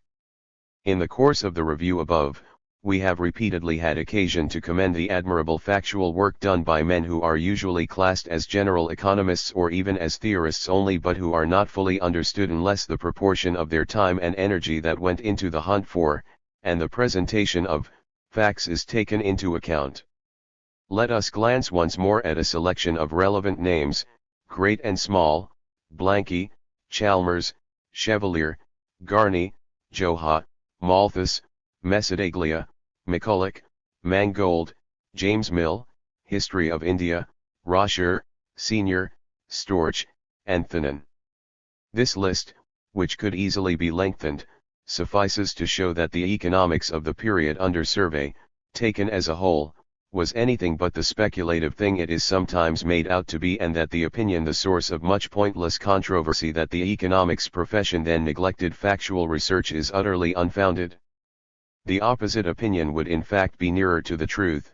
Many of the shortcomings of the classic analytic apparatus find their most natural explanation on the hypothesis that the amount of work bestowed upon it was inadequate, whereas it is not possible for us to level the analogous criticism at the period's factual work, especially if we include, as we must, the work of economic historians and of the students of legal institutions that we have sampled already in the preceding chapter. This section will present additional examples of important types of factual work and thus help to round off our picture and to establish our thesis that the classic period fully maintained the tradition of factual research that, as we know, harks back to the 16th century. A. Tooke's History of Prices. Of particular interest to us is the type of analysis that combines presentation and explanation of facts in such a way that the two cease to be distinct tasks and mutually condition one another at every step, the type of analysis that arrives at its results by means of discussing individual situations. We must be content to notice the peak achievement of this genus, the history of prices and of the state of the circulation from 1792 to 1856 by Tooke and Newmarch. 743. A better title would have been, Analysis of England's Economic Processes from 1792 to 1856, with special reference to the condition of the currency and of credit. Jevons called it unique, and so it is. Never before or after has that method been used on an equally large scale, or, so far as influence upon purely theoretical research is concerned, with similar effect. Whether the authors handled it as well as they might have done is another question. I am not alluding to the fact that, of course, they argued for one policy and, still more obviously, against another. This does not impair the value of either their facts or their reasoning, both of which may be appreciated by any opponent of their views concerning desirabilities. Nor am I alluding to the discursiveness and repetitiveness of their work. In realistic theory of this type neither is without its function. The method is essentially one of thrashing out things, and this cannot be done with Ricardian brevity. I am alluding to more fundamental defects of which no trained reader of these volumes can fail to become aware very quickly. Both authors were no doubt deficient in command of economic theory. Tooke was in addition a somewhat woolly thinker who often impaired his case by missing the opponent's point. And this told. Not only did his arguments sometimes call forth derogatory comment, that was quite justified as far as it went, but also, his authority, great as it was in his day and as it remained for the rest of the century, was never what it might have been had there been more theoretical edge to his thought. The work is nevertheless a classic and an example to follow. But it seems to cry out for rewriting by a better trained or else a more adroit hand. b. Collection and interpretation of statistical materials. Though anything but a novelty, work of the kind of which Tooke's and Newmarch's is an outstanding instance was in that period powerfully propelled by the opening up of new sources of statistical figures. Those were the times when governments began to establish statistical bureaus and commissions, when the first attempts were made at international cooperation. The first International Statistical Congress met in 1853, when statistical societies emerged almost everywhere in England. For instance, several were founded in the 1830s, of which the Statistical Society of London, 1834, was presently chartered as the Royal Statistical Society. 744 To a great extent the compilation, from the raw material provided by the official bureaus, of presentable statistical records remained the task of individual investigators, as it had been in the preceding period, especially but not exclusively of the men who by virtue of their official position were able to command the requisite assistance. But these investigators were no mere diggers. They did not confine themselves to marshalling data and to developing estimates, many of them also offered interpretations. And so we find, flowing from this source, another stream of work that differed indeed from Tooke's and Newmarch's in that it started from the statistical material instead of from the economic problem and, in consequence, emphasized the statistical information per se more than had Tooke and Newmarch. But, though sometimes only as a byproduct, they turned out analytic work as well. Attention has been called, in our survey of pre-Smithian times, to what may be described as analyses of the economic state of a country. In the period under discussion, this line of research produced a number of performances for which Calhoun's, Porter's, and Tucker's will serve as examples. 745 They and others of the same type no doubt suffer from the fact that their authors did not know how to use economic theory as a tool of factual analysis, but as far as this goes they are in the same boat with modern publications of this kind. Other types of that period's statistical economics will be represented by the names of McCulloch, Baxter, Diodorisi, Villerm, L. E. Play, and Wells. McCulloch's, see Sector 2 above, most significant statistical work, his Dictionary, Practical, Theoretical, and Historical of Commerce and Commercial Navigation, 1832. A heroic labor is in spite of its dictionary form, a treatise in which facts and analysis intertwine very effectively. This was the kind of thing at which he was really good. The man should in fact not be judged by his principles alone. Robert D. Baxter, 1827–75, was an economist of major importance. His careful and competent handling of his figures, and his much-quoted estimates, of national income and wealth, admirable though they are, constitute the least important of his services to economic analysis.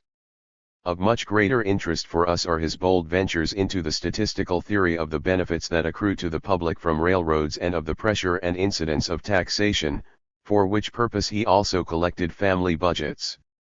These studies are not faultless, mainly because he was weak on the pure theory side, but the mere fact that he made a serious attempt to answer numerically such questions as how the burden of rates divides itself between landlord and tenant should secure for him a place in the history of econometrics. I want to refer especially to the budget and the income tax, 1860, results of railway extension, 1866, national income, the United Kingdom, 1868, the taxation of the United Kingdom, 1869. In memoriam by his widow is well worth reading. Carl F. W. Diodorisi, 1790–1859, was a professor of political economy, Staatswissenschaft, and director of the Prussian Statistical Bureau in Berlin. Statistische Übersicht wichtigsten Gegenstände des Verkehrs und Verbrauchs im Preußischen Staat und im Deutschen Zollverband. 1838–57. Also important, der Volkswohlstand im Preußischen Staat. 1846, and über Preußische Zustände, über Arbeit und Kapital, 1848. His delightful serenity in matters of method deserves to be recorded. His lecture De via et ratione economiam politicam docendi, 1835, though stressing quite reasonably the fundamental importance of the historical aspects of the economic process, arrives at the result which might be said to sum up, by anticipation, all that ever came of the methodological squabble of a century, et mere filosofando et mere expriendo irator. And he showed his good sense by extolling Ricardo's attention to facts. Though he never embarked upon a venture as comprehensive as Porter's, his neat and trustworthy publications of the results of the Statistical Bureau he directed are glorified by his grasp of the needs of scientific economics that enabled him to pick out fertile projects. Thus, his statistics of consumption continue to this day to render assistance to analysis. 746. The work that justifies the inclusion in our sketch of the name of Louis R. Villerme, 1782–1863, who was not exclusively, or even primarily an economist, is his investigation, undertaken as a research project, quite as such things are done today, under the Académie des Sciences Morales et Politiques, into the conditions of labor in several French manufacturing industries. Tableau de l'état physique et moral d'ouvriers employés dans les manufactures de coton, de laine, et de soie, 1840. His recommendations, protection to children, do not interest us here. The work is important as an outstanding instance of a large class, in which method of procedure has hardly made any progress at all since that time. P.G. Frederick L. E. Play, 1806–82, mathematician and mining engineer by training and professor of metallurgy by vocation, figures here and not in the next period, although some of the publications and activities that made his international fame belong to the latter. The Société Internationale d'études pratiques d'économie sociale, which was founded by L. E. Play in 1856, started the publication of a fortnightly review, Reforme Sociale, in 1881. The work that is relevant to our purpose was done during the period under discussion, Les Ouvriers Européens, 1st ed., 1855, 2nd ed., 1877–9. He was not a technical economist and heartily despised the misunderstood bits of economics he knew. Nevertheless, he deserves a place in the history of economic analysis because of his method of studying family budgets that may someday help to bring into existence a theory of consumption worthy of the name. It consists in an immensely painstaking investigation of a limited number of individual cases, each considered as intensively as possible, in the whole setting of its social, moral, and cultural conditions. We cannot go into the program of social betterment that is associated with the name of that great man. But he formed a school that is associated with that program and continues work along that line. As has been mentioned already, statistical economics flourished in the United States, and from the famous Hamilton Report on Manufactures, 1791, to the end of the period we observe an ever-broadening stream of such publications. However, we shall be content to add another illustrative instance, namely, the earlier work of D.A. Wells. His later and much better known work belongs to the next period. 747 He turned to economics in his early middle age, attracted by his interest in the practical questions of his day and country, and our analytic apparatus owes nothing to him. Yet he was a significant economist whose works repay study even today. He was a master of the art of making the most of imperfect material. 748 Moreover, his sound and conscientious mind enabled him to represent the elements of a situation in their right perspective without precisely knowing why. His was that sound practical judgment in which many of the best theorists are woefully deficient, and which was to show up to still greater effect in some of his later publications. Of course, all that I have been able to present in this section is a scatter of instances that in addition may not have been the best to choose. Thus, barring what is implied in mentioning Tooke and Newmarch and also Senior, I have entirely neglected all the scientific economics to be found in English official reports. It is hoped, however, that even these bits of information will help the reader to form a correct idea of the scientific situation of that period. But the question must, I suppose, arise in his mind how, under the circumstances described, it was possible for even the most unfair of critics to speak of undue preponderance of theoretical speculation. The only answer I have to offer is this. Criticism of scientific economics comes to a great extent from ignorant outsiders, and these ignorant outsiders include many individuals who call themselves economists. This fact alone makes it understandable that criticism mistook the significance of a feature of that period's economic work that we have noticed before. Economics then gained the status of an established field. This meant, among other things, greater specialization not only of individuals but also of publications and the emergence of purely theoretical treatises. It is hardly possible to overlook the factual complement in the wealth of nations, though some critics seem to have accomplished even this feat, and it is still less possible to overlook the factual work in Vauban's Dixme Royale. But if an economist, such as Senior, chooses to deal with the analytic apparatus of economics separately, then it is much easier to overlook his factual work, especially if it be hidden in commission reports, and thus, comparing the outline with the wealth, which is of course absurd, to arrive at the discovery that there is a methodological gulf between the two, and that Senior was indulging in pure speculation whereas A. Smith was keeping his eyes upon historical fact. C. Development of statistical methods. The groups of workers in any department of scientific knowledge should not perhaps be compared to the corps of an army. For the latter, at least in principle, move according to some plan, whereas the scientific groups are essentially uncoordinated. One group rushes on, the others lag behind, and each fails to give support to the others or to avail itself of the possible support it could derive from them. The progress in statistical method illustrates this. We have already noticed that there was considerable advance on the probability front. We should add to this the Gaussian law of error and the method of least squares, achievements that meant an important addition to the economist's box of tools. However, nothing to speak of came of this opportunity during this period, in which, on the contrary, the statistician's pure theory and the economist's pure theory were almost completely divorced, to remain divorced until our own day. I wonder if I can create in my reader's mind the proper feeling of surprise at this. Let us for this purpose transfer ourselves into a better world and, from this better world, look at the situation of economics. We then behold a field in a large part of which reasoning is essentially and inevitably quantitative. Surely all economists would have acquired a saving knowledge of mathematics.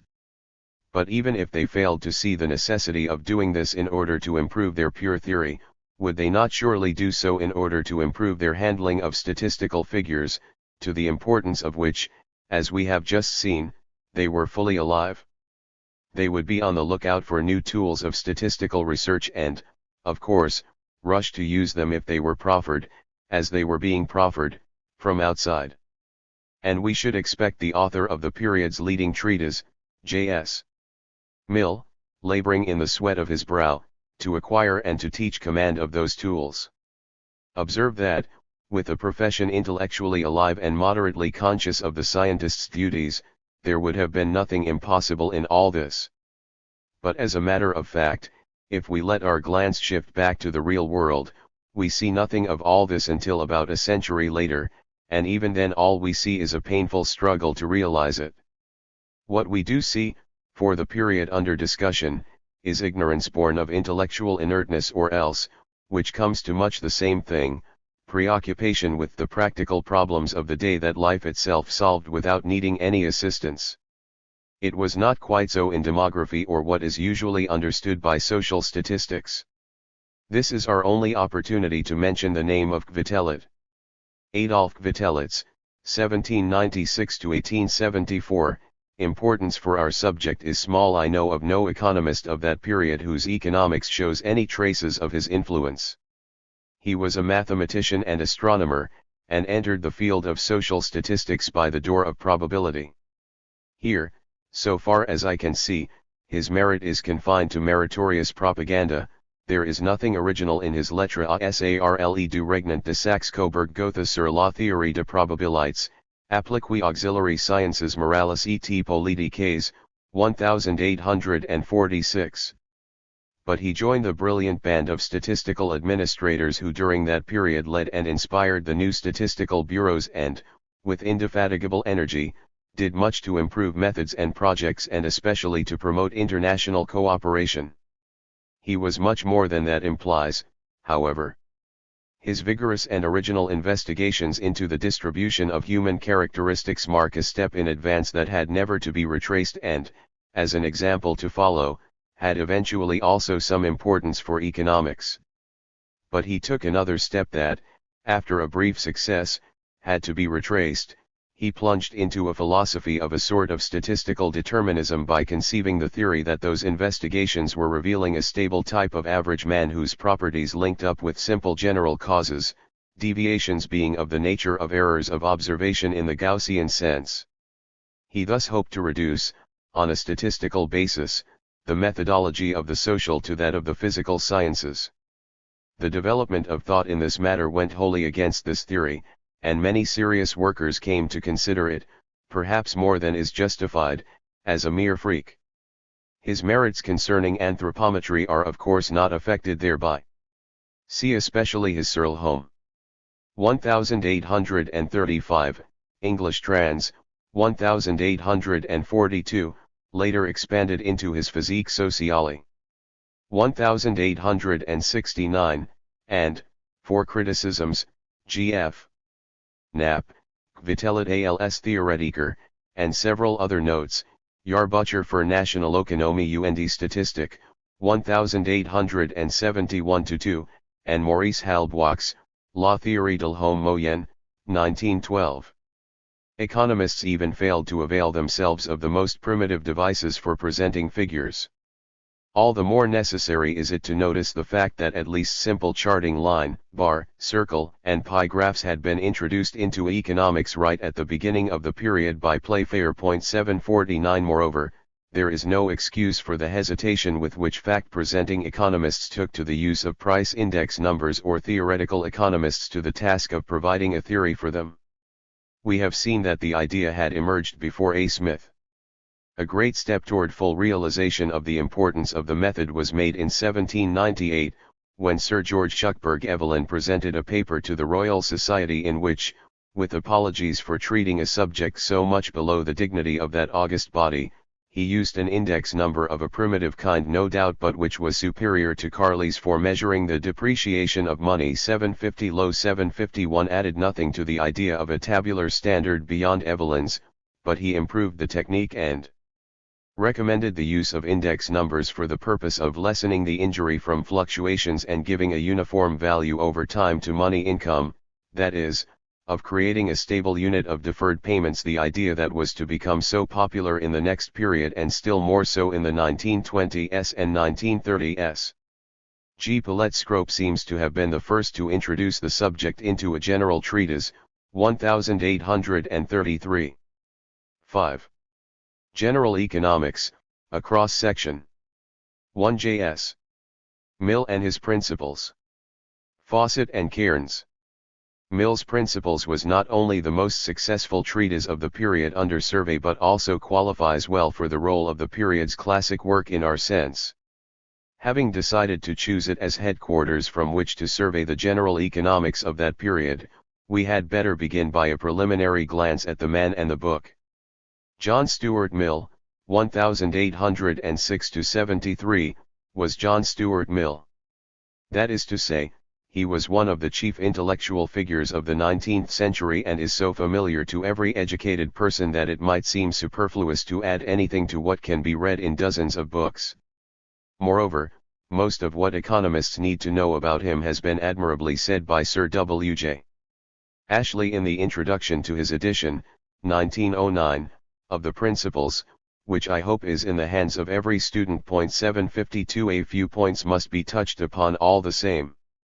Most of us have heard or read of the severe intellectual training to which James Mill, the father, subjected his son from early childhood and which, much more cruel and injurious than daily whippings would have been, accounts for that impression of stunted growth and lack of vital strength that comes to us from many passages in the imposing work of his life. Most of us, I suppose, also know that it was first a salary and then after 1858 a pension from the East India Company which financed his needs, fairly comfortably, and that his duties, though not on the average very arduous, meant further injury to his thought, as has been pointed out already.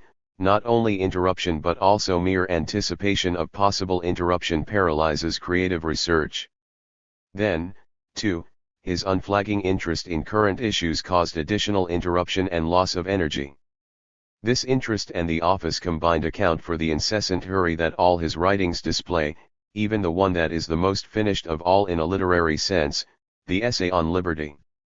Finally, being all intellect and having been taught to despise any but intellectual interests and of these all that do not come within the pale of utilitarianism, though he outgrew this part of his father's teaching as he did others, he never knew what life really is. He did create an intimate foyer for himself by his friendship and, later, marriage with Mrs. Taylor. But he intellectualized that too, and anyone who has an ear for the note of hysteria in the preface to the Essay on Liberty will need no other indications to be gleaned, for example, from his autobiography, in order to feel that he lacked many of the requisites, not indeed of the theorist but of the philosopher of social life. We behold the picture of the purebred laicist radical. But, unlike other laicist radicals, this one never allowed indoctrination to stifle criticism. With an honesty and internal freedom that cannot be too much admired, he took the critical axe to the foundations of his laicist and utilitarian religion, for this is what it was, and, still more important, he opened the doors of his mind to any message he was able to comprehend. He tried to get on terms with the ideas of Carlyle and Coleridge. 753. He studied Saint-Simonism and Comtism profoundly. By his critique he proved how seriously he took the question raised by the Hamiltonian philosophy, and, honestly wrestling with all this and much besides, he actually allowed himself to be drawn away from his early moorings. He was the opposite of a zealot. Not only the range of his interests but also, in a sense, the range of his comprehension was quite abnormally wide. But now I have to add a point that is extremely difficult to make and very liable to be misunderstood. You can travel far and wide and yet wear blinkers wherever you go. Mill's comprehension never went below certain layers. We have noticed this already when discussing his logic, and his intellect never got over certain barriers. What was below these layers and beyond those barriers he put down as nonsense by means of the well-known trick of our subconscious apparatus of self-defense. Of his three great works, the Logic, 1843, the Examination of Sir William Hamilton's Philosophy, 1865, 754, and the Principles of Political Economy with some of their applications to social philosophy, 1848, only one is in our field. The list of his other writings 755 strengthens an impression that interests other than economics were dominant with him, since the list contains only one item that deals with questions of technical economics, essays on some unsettled questions of political economy, containing his freshest and most original contributions to economics. And in fact, if we claim him for our own, nevertheless, we must always remember in justice to the man that, after his late 20s, he never was a full-time, or even full leisure time, economist except in 1845-7, when he wrote the Principles. As regards the influences that helped to shape his economics, those of his father and of Ricardo himself come first, of course. But I have said already, and have emphasized by my refusal to include J.S. Mill in Ricardo's school, that the economics of the Principles are no longer Ricardian. This is obscured by Filial Respect 756 and also, independently of this, by J.S. Mill's own belief that he was only qualifying Ricardian doctrine. But this belief was erroneous. His qualifications affect essentials of theory and, still more, of course, of social outlook. Ricardianism meant no doubt more to him than it did to Marshall. But Mill's and Marshall's cases are similar in that for reasons of their own, commendable or not, they stressed Ricardian influences unduly at the expense of others. From Marshall's Principles, Ricardianism can be removed without being missed at all. From Mill's Principles, it could be dropped without being missed very greatly. The influence that J.S. Mill failed to stress adequately was Say's.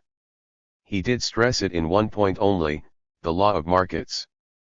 But it is present in Mill's theory of value and cost, which is essentially a compromise between Ricardo's and Say's, with all the emphasis put upon the Ricardian elements, that is to say, in the very heart of his theoretical structure. The other influence to which Mill submitted, semi-consciously and rather reluctantly, was that of Senior, who also receives explicit recognition in one point only: abstinence. There are many others, Malthus and Reyes, for example, which Mill accepted consciously and hence recognized frankly, for he was scrupulously fair to others, always ready to give credit to them, and quite indifferent to any claims of his own. This fairness and this indifference are among the strongest and most lovable traits of his character, and the remarks above on the influence of Say and Senior must not be interpreted to imply any aspersion or any doubt on this score. Mill's declared purpose in writing the Principles and the performance actually embodied in it fit like hand and glove. The original preface is worth reading. He might with little change have reprinted the preface to the Logic. Once more, the program was to untie knots and build bridges. There is no claim to novelty or originality, though several would have been justified. Mill simply explained that there had been no equally comprehensive treatise, especially none that paid so much attention to practical applications, since the publication of The Wealth of Nations. This, however, was obsolete, both as regards facts and as regards theory. So he would aim at the sufficiently useful achievement of writing a work similar in its object and general conception to that of Adam Smith, but adapted to the more extended knowledge and improved ideas of the present age, which is the kind of contribution which political economy at present requires, and exactly the kind of book he wrote. For a man of Mill's powers and standing, modesty could not have gone further. Two comments should be added. First, there is a side to this admirable modesty that may perhaps be held responsible for a less admirable consequence. Had Mill conceived a less modest idea of his task, he might have produced an even better book. As it was, he took his task altogether too lightly. Not Hercules himself could write A Wealth of Nations in 18 months, which seems to have been the actual time invested. But, as we have had occasion to remark with respect to the Logic, Mill, however modest on his own behalf, was not at all modest on behalf of his time. This enlightened age had solved all problems. And if you knew what its best thinkers thought, you were in a position to answer all questions. I do not mean to repeat what I have previously said on Mill's attitude of speaking from the vantage ground of definitively established truth. But I mean to add that this attitude, besides being ridiculous, made for sterility and superficiality. There is too little attention to groundwork. There is too little thinking things through, and much too much confidence that most of the necessary thinking had been done already. The Smith, Mill, Marshall line is clear enough. But the middle term is not on a par with the other two, owing to relative insufficiency of labor applied. What looks like so many tergiversations, or what gives the impression, energetically voiced by Marx, that Mill never says a thing without also saying its opposite, is in part due to this cause. But to a greater part it is due to Mill's judicial habit of mind that forced him to consider all aspects of each question.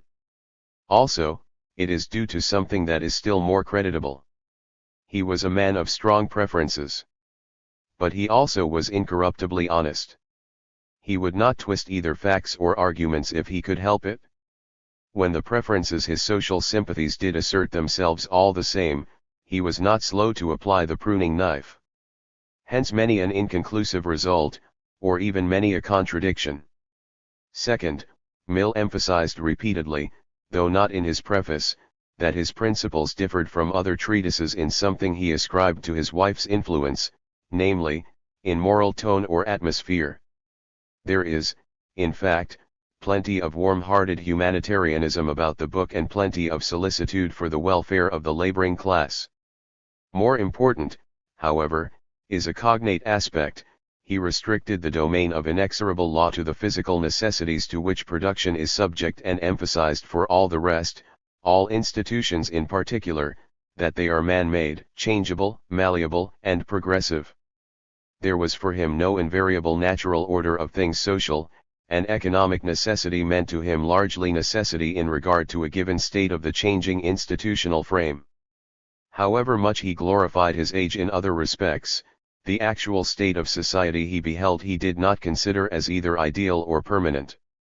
Book 4, Chapter 7 of the Principles, and many other passages, even some of those that criticize the utopian socialism of his time, are conclusive on this point, and also as regards the direction that he expected social development to take. Though repeatedly changing his position in details, he was, from about his middle 20s on, an evolutionary socialist of associationist complexion. For a history of analysis, this fact is important only in as much as it refutes the absurd indictment that classic economists believed in the capitalist order as the last and highest wisdom that was bound to persist in secula seculorum. If it be replied that Mill was a solitary exception, the answer is that this is not true, but that, even if it were true, this exception was responsible for the most successful and most influential treatise of that age. For the sociologist of capitalism, this fact is still more interesting. Nothing can be more revealing of the character of bourgeois civilization, more indicative, that is, of its genuine freedom and also of its political weakness, than that the book to which the bourgeoisie accorded such a reception carried a socialist message and was written by a man palpably out of sympathy with the scheme of values of the industrial bourgeoisie. J.S. Mill was exactly what is meant by an evolutionary socialist. His attitude towards socialism went through a steady development, the traces of which are but imperfectly discernible in the successive editions of the Principles. Moreover, the 3 articles on socialism which Miss Helen Taylor published in the Fortnightly Review, 1879, after Mill's death, are perhaps more misleading than helpful. They were written in or about 1869 as exploratory sketches for a book on socialism which Mill then intended to write, and contain little more than critical appraisals of the French and English socialist literature prior to 1869 and of current socialist slogans. The book presumably would have contained a positive compliment that might have reversed the impression the reader of these sketches is likely to get. However, neglecting all minor points, we may with some confidence describe Mill's attitude to socialism as follows. Emotionally, socialism always appealed to him. He had little taste for the society he lived in and plenty of sympathy with the laboring masses. As soon as he had gained intellectual independence, he readily opened his mind to the socialist, mainly French ideas of his time. But, being a trained economist and thoroughly practical-minded, he could hardly fail to perceive the weaknesses of what a little later was labeled utopian socialism by Marx. Reluctantly, and with a partial exception in favor of Saint-Simonism, he therefore arrived at the conclusion that those plans were but beautiful dreams. This was the first stage. On the face of it, a completely negative attitude to socialism coupled with thoroughgoing radicalism in some respects, for example, with respect to property in land might be considered compatible with what he wrote in the first edition of his Principles. But there is no reason to doubt his statement in the preface to the third edition, 1852, which was to the effect that he never intended to condemn socialism regarded as an ultimate result of human progress, and that his objections merely rested on the unprepared state of mankind. The alterations and emendations in the text went, however, further than this suggests, see in particular the new second paragraph of ch. 7 of Book 4, and really amount to explicit recognition of socialism as the ultimate goal. This marks a second stage. And there was a third. On the one hand, he came to believe that progress was accelerating wonderfully and that this ultimate end was coming rapidly within view. On the other hand, he came to believe that capitalism was near to having done its work, so that purely economic objections were losing part of their force. At the same time, he always stoutly denied the presence of any tendency in the capitalist system to deteriorate the condition of the working class or to reduce its relative or absolute share in the social product, and not less stoutly he refused to entertain the idea of transition by revolution, basing his argument against it mainly on what seemed to him the insuperable difficulties of management that would arise in this case. But such views define evolutionary socialism. They do not substantially differ from those which the leader of German revisionism, E. Bernstein, see below, Part 4, ch. 5, Sector 8b, was to defend 30 years later. Naturally, they were gall and wormwood not only to Marxists but to all socialists who base their argument on the thesis of inevitably increasing misery and for whom the revolution is an essential article of faith. And Mill's teaching on the subject, precisely because it was so perfectly honest and because it expounded unpalatable truth in evident sympathy with the ultimate end, grew much more distasteful to them than would have been straight hostility. All this is very important for understanding Mill's Weltanschauung, particularly for those of us who hold that a man's class interest or philosophy will determine his economic theory and his views on economic policy, and who have been taught to look upon the Principles as a verbalization of bourgeois ideology. The success of J.S. Mill's Principles was sweeping and much more general, also much more evenly distributed over all countries in which economics received attention, than was that of Ricardo's. This was primarily due to a happy combination of scientific level and accessibility. Mill did present analysis that satisfied competent judges, yet, barring very few points that proved stumbling blocks, every economist could understand him. The book's many editions measure only its direct influence. To this must be added, so far as teaching is concerned, the litter of other textbooks it produced. Both students and general readers seem to have experienced a need for a still simpler presentation, even in England. And this demand was provided for by Fawcett. 757 on a higher level. Even people who accepted Mill's claim of finality in substance could not fail to discover that many individual stones in his structure were loose. The most eminent of the English economists of this period who undertook to mend the structure with debatable success was Cairnes. 758 He may be called Mill's pupil, for he always reasoned with reference to the latter's teaching even where he did not mention the fact explicitly, and he entertained toward Mill, as his correspondence shows, feelings that can be rendered only by the term reverence. 759 Nevertheless, he sometimes criticized Mill sharply and, by virtue of this criticism, constructed something that, though entirely within the Millian groundwork, was in some measure his own. He was a born, but not a very original, theorist. Though most of his contributions have been sterile, his work, both analytical and methodological, marks an important stage. In calling him a born theorist, we must not forget, however, as has been forgotten by some critics, particularly of the German historical school, that the bulk of his working hours went into practical problems and that it was his factual contribution, in particular his slave power, 1862, which accounts for his reputation with the English public of his time. To scope and method, what economists thought they were doing. The preceding chapter has given us some idea of what the economists of that period actually did. We shall see presently how far their work reflected itself in J.S. Mill's Principles. but it is one of the characteristic features of the period that economists began to interpret themselves, that is to say, to theorize on, or to rationalize, their own aims and procedures.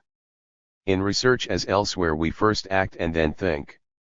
It is only when a field has grown into an established science that its votaries will develop an interest, not untinged with anxiety, in problems of scope and method and in logical fundaments generally. This is perfectly natural, although excessive activity of this type may be a pathological symptom. There is such a thing as methodological hypochondria. The emergence of that interest almost, though not quite, absent before is indicative of the relative maturity that economics then gained. The results that this interest produced are, in themselves, of no great importance for us. We are all of us bad interpreters of ourselves and untrustworthy witnesses to the meaning of our practice. But precisely because of this, we cannot afford to neglect the period's methodology entirely. For critics have taken it literally, and hence it has become a source of misunderstandings concerning the scope and meaning of classic economics. A. Definitions of the science. We know that economists had experienced a need for defining their field even before A. Smith. During the period under discussion, their sense of responsibility for a distinct field having grown much stronger, practically all the writers of treatises tried their hands at defining it. Here are a few samples. J.B. Say defined political economy, by way of subtitle, as exposition de la manière dont se ferment, se distribuent et se consomment les richesses. McCulloch defined political economy as the science of the laws which regulate the production, accumulation, distribution, and consumption of those articles or products that are necessary, useful, or agreeable to man and which at the same time possess exchangeable value, or the science of values, sic. According to Storch, political economy is the science of the natural laws which determine the prosperity of nations. Senior's political economy is the science which treats of the nature, the production, and the distribution of wealth. J.S. Mill contented himself in the principles with the nature of wealth, and the laws of its production and distribution, including, directly or remotely, the operation of all the causes by which the condition of mankind is made prosperous or the reverse. Roscher said, our aim is simply to describe man's economic nature and economic wants, to investigate the laws and the character of the institutions which refer to the satisfaction of these wants, and the greater or smaller measure of success they have had. These examples will suffice to give an idea.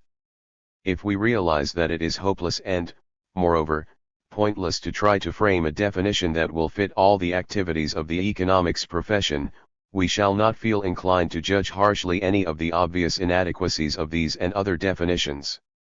Certain features are worth noting, however. All the definitions of the period emphasize the autonomy of economics as against the other social or moral sciences, which is, of course, perfectly compatible with the recognition of close relations. Most of them emphasize its analytic, scientific, character. 760 Both these facts, though they may not be to the taste of every critic, should be registered as landmarks on the road of analytic economics. A third fact must also be noted, however, because it gave rise to one of the most important, as well as irritating, of those misunderstandings to which I alluded above. The reader will observe that the definitions quoted are none too specific as regards the facts and problems that are to come within the scope of economics. J.S. Mills, for example, reads like a comprehensive catch-all, and even Senior's, taken by itself, leaves the reader in doubt as to what it is that production and distribution of wealth imply, since the whole of a society's institutional pattern is obviously relevant to production and distribution. Now, the science to be defined was, of course, called political economy. 761 Most continental writers used this term in a very wide sense. But most of the leading Englishmen, and especially James Mill and Senior, confined it to what is perhaps more properly called economic theory, and it is to this that their methodological pronouncements referred. 762 To critics, this looked like a tremendous difference in attitude and outlook. They felt that the English classics had no eye for anything but wealth, that their political economy was nothing but speculative chrematistics, Sismondi, and so on. But we have already seen that this was not so. Their practice proves that they did not mean to restrict either their activities or their interests. What they did restrict was the use of a word. Thus, Senior would indeed have excluded from his political economy any factual analysis and any treatment of welfare problems. But what did that matter if at the same time he welcomed both to what he called the great science of legislation, 763. b. Methodology. From the standpoint thus gained we have no difficulty in absolving, once more, the classics of any major errors of procedure. Their procedures were crude and often clumsy. Many of their controversies arose from nothing but an inability to see the opponent's point, and some were purely verbal, as are many of ours. Point 764. The ridiculous method of trying to analyze a phenomenon by hunting for the meaning of a word was rampant. But such as they were, the procedures actually used were not open to any serious objection of principle. They were thoroughly sensible and exactly what the nature of each type of problem would suggest to minds that were armed with little more than simple common sense. The classics theorized in order to straighten out points that involved some logical complications. They assembled facts whenever they thought it useful to do so. The same cannot, however, be said about their methodological pronouncements, even apart from the fact that these, at least the English one 765, referred to economic theory alone. But in most cases it is possible to put matters right by means of small corrections. Thus, most economists, J.B. Say and J.S. Mill in particular, thought altogether too much of the analogy with the physical sciences, which the latter declared to be the proper models for economic theory. Autobiography, p. 165, a point for critics to fasten on but actually irrelevant, since no practical use was made of it. Point 766. J.B. Say, while correctly emphasizing that economics is an observational science, nevertheless called it experimental. But this can be easily corrected into empirical.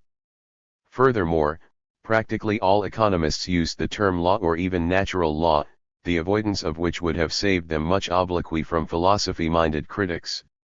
But this habit was quite harmless, since what they really meant was nothing but Montesquieu's necessary relations between economic phenomena or Marshall's statements of tendencies. In view of J.S. Mill's insistence on the very limited and temporary value of the old political economy, there is no excuse for later critics who harped on those words. In fact, all the really valid points in the latter's methodological credo could have been copied out from Mill.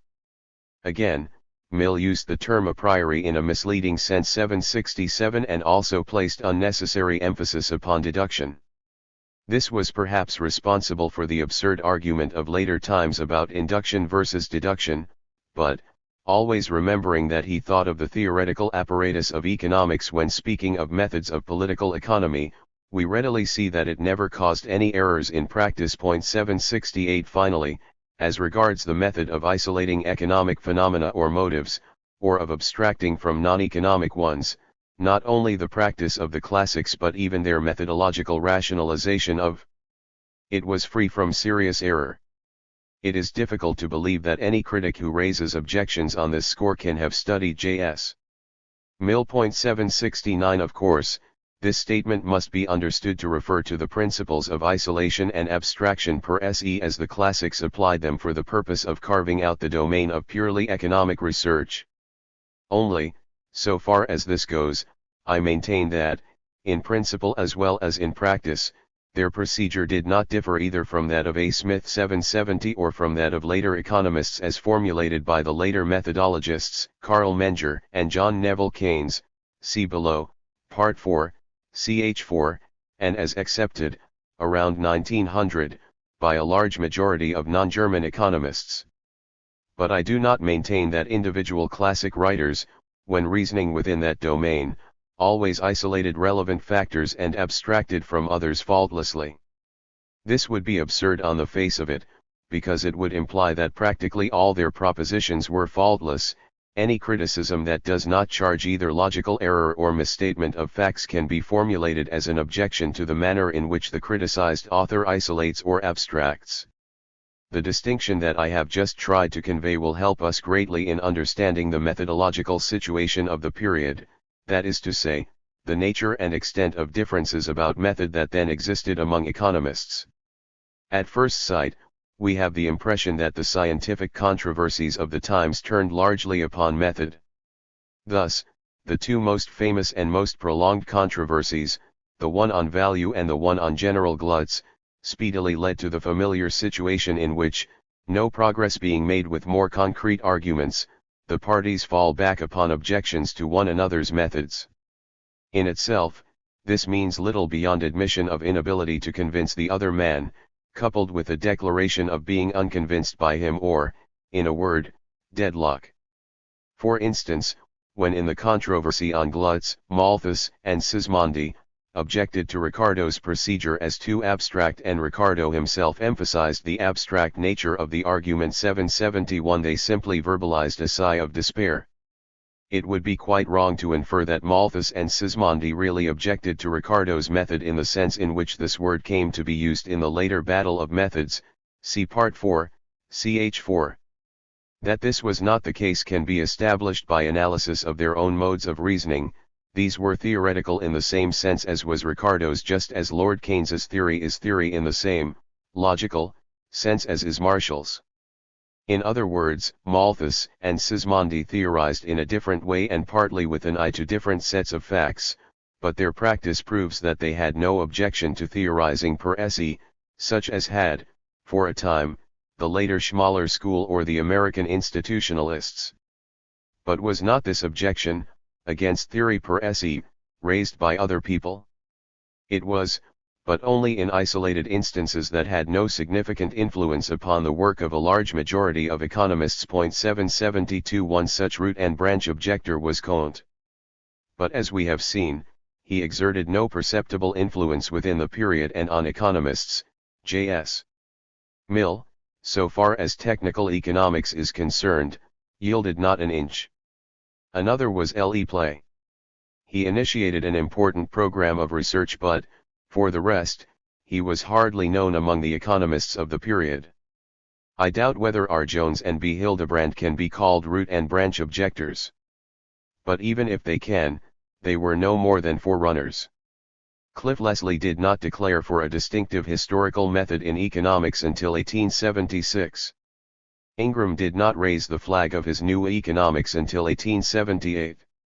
Ni 773, it cannot be too often repeated, was primarily an economic theorist and, for the rest, an able general economist without any distinctive bent as to method. As for Roscher, who described Ricardo and Malthus as political economists and discoverers of the first rank and who went out of his way to express agreement with J.S. Mill's methodology. 774 A comparison of his Grundlagen with J.S. Mill's principles fails to reveal any fundamental difference in procedure. He even speaks of natural laws. It is true, nevertheless, that he laid claim to having used a historical or physiological method. But, as is evident from Chapter 3 of the introduction to that work, all he meant by this was to dissociate himself from what he called the idealistic method that prescribes norms for an ideal state of society, whereas he wished to describe things as they are after the manner of the investigator of nature. 775, OPCIT Volume I, p. 111. We therefore emerge with the result that, barring isolated rumbles, the battle of methods had not been engaged as yet, and that taking the word method in the sense that is relevant here, methodological peace substantially prevailed. This was also Cairnes's opinion. See, The Science and the Art.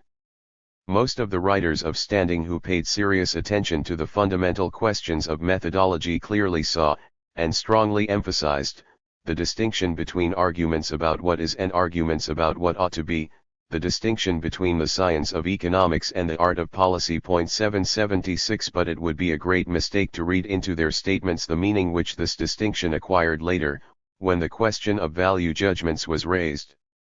Senior, who was more explicit on the point than was anyone else, said indeed that the economist's conclusions do not authorize him in adding a single syllable of advice. But by this he did not mean that the economist as a scientific worker is debarred from presenting practical advice, because such advice presupposes ultimate valuations that are extra-scientific by nature, preferences that are beyond the range of scientific proof. This is the point of view that was taken by Cairnes, who did not, however, adhere to it in practice, and later on, more explicitly, by Sedgwick and by M. Weber. Senior and Mill and their contemporaries did not mean this at all.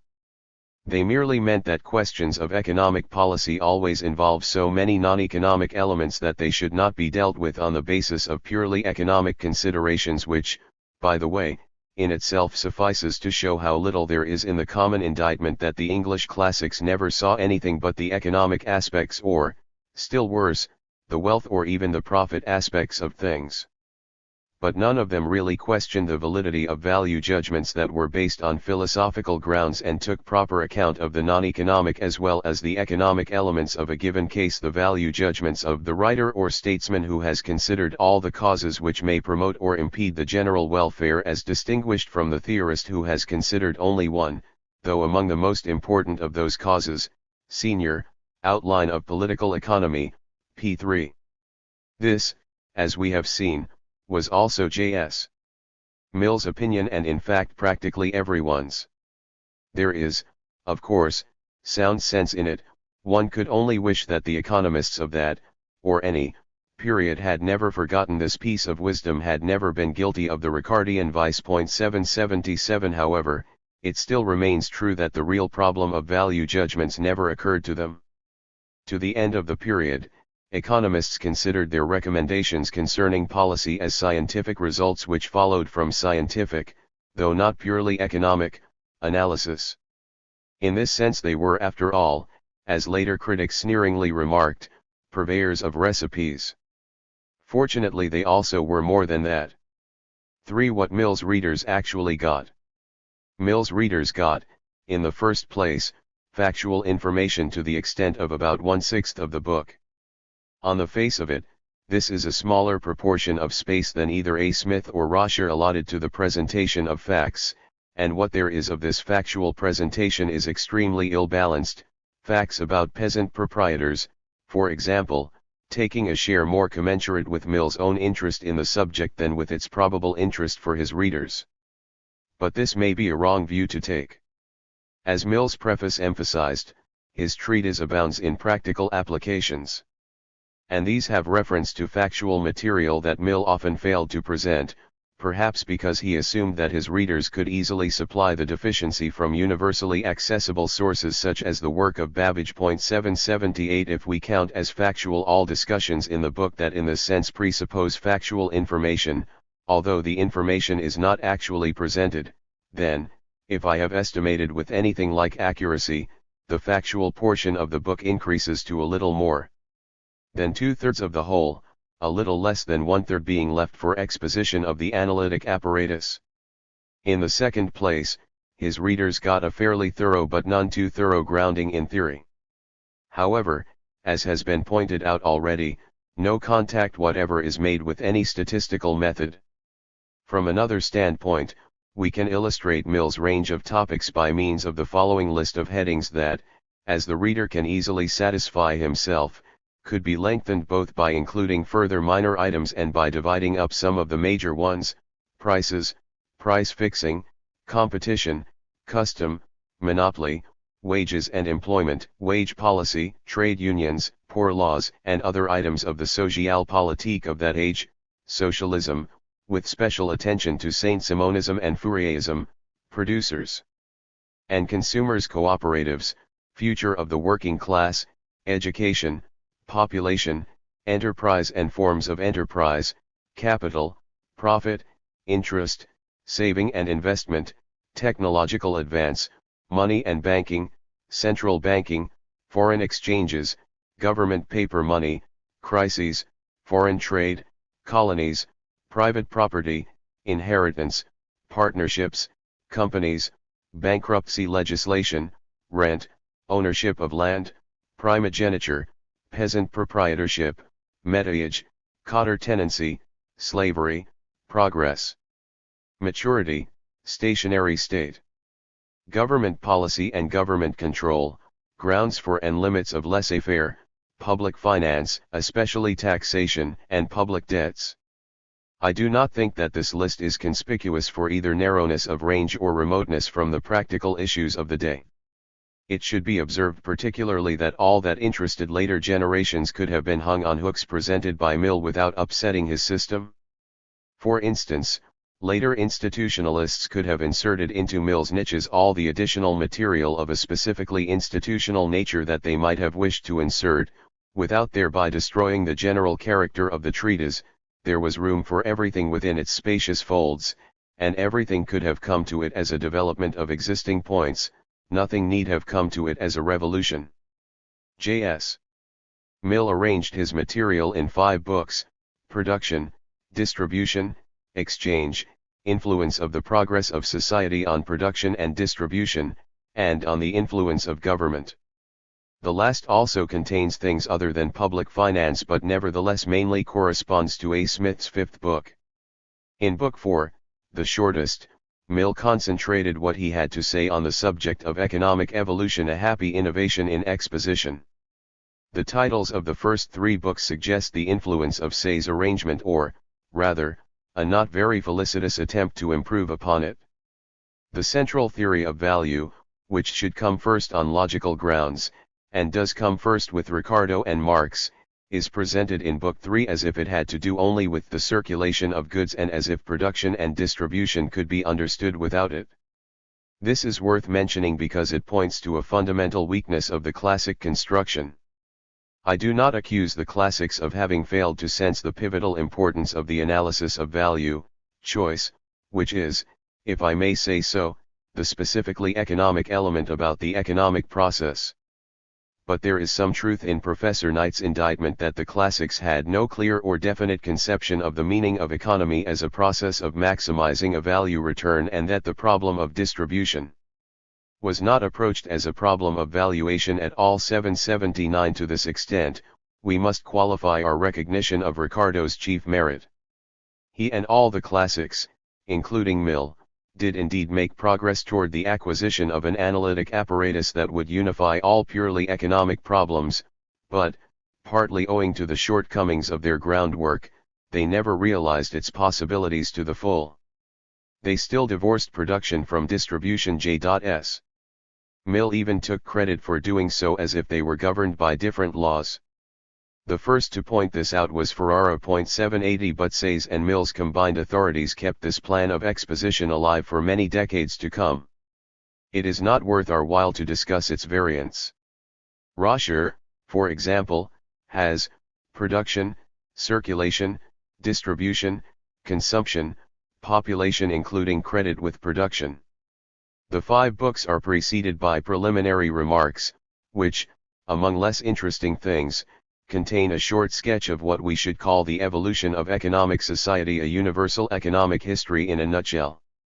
This, of course, is not in itself surprising in a work that aimed at doing again what A. Smith had done.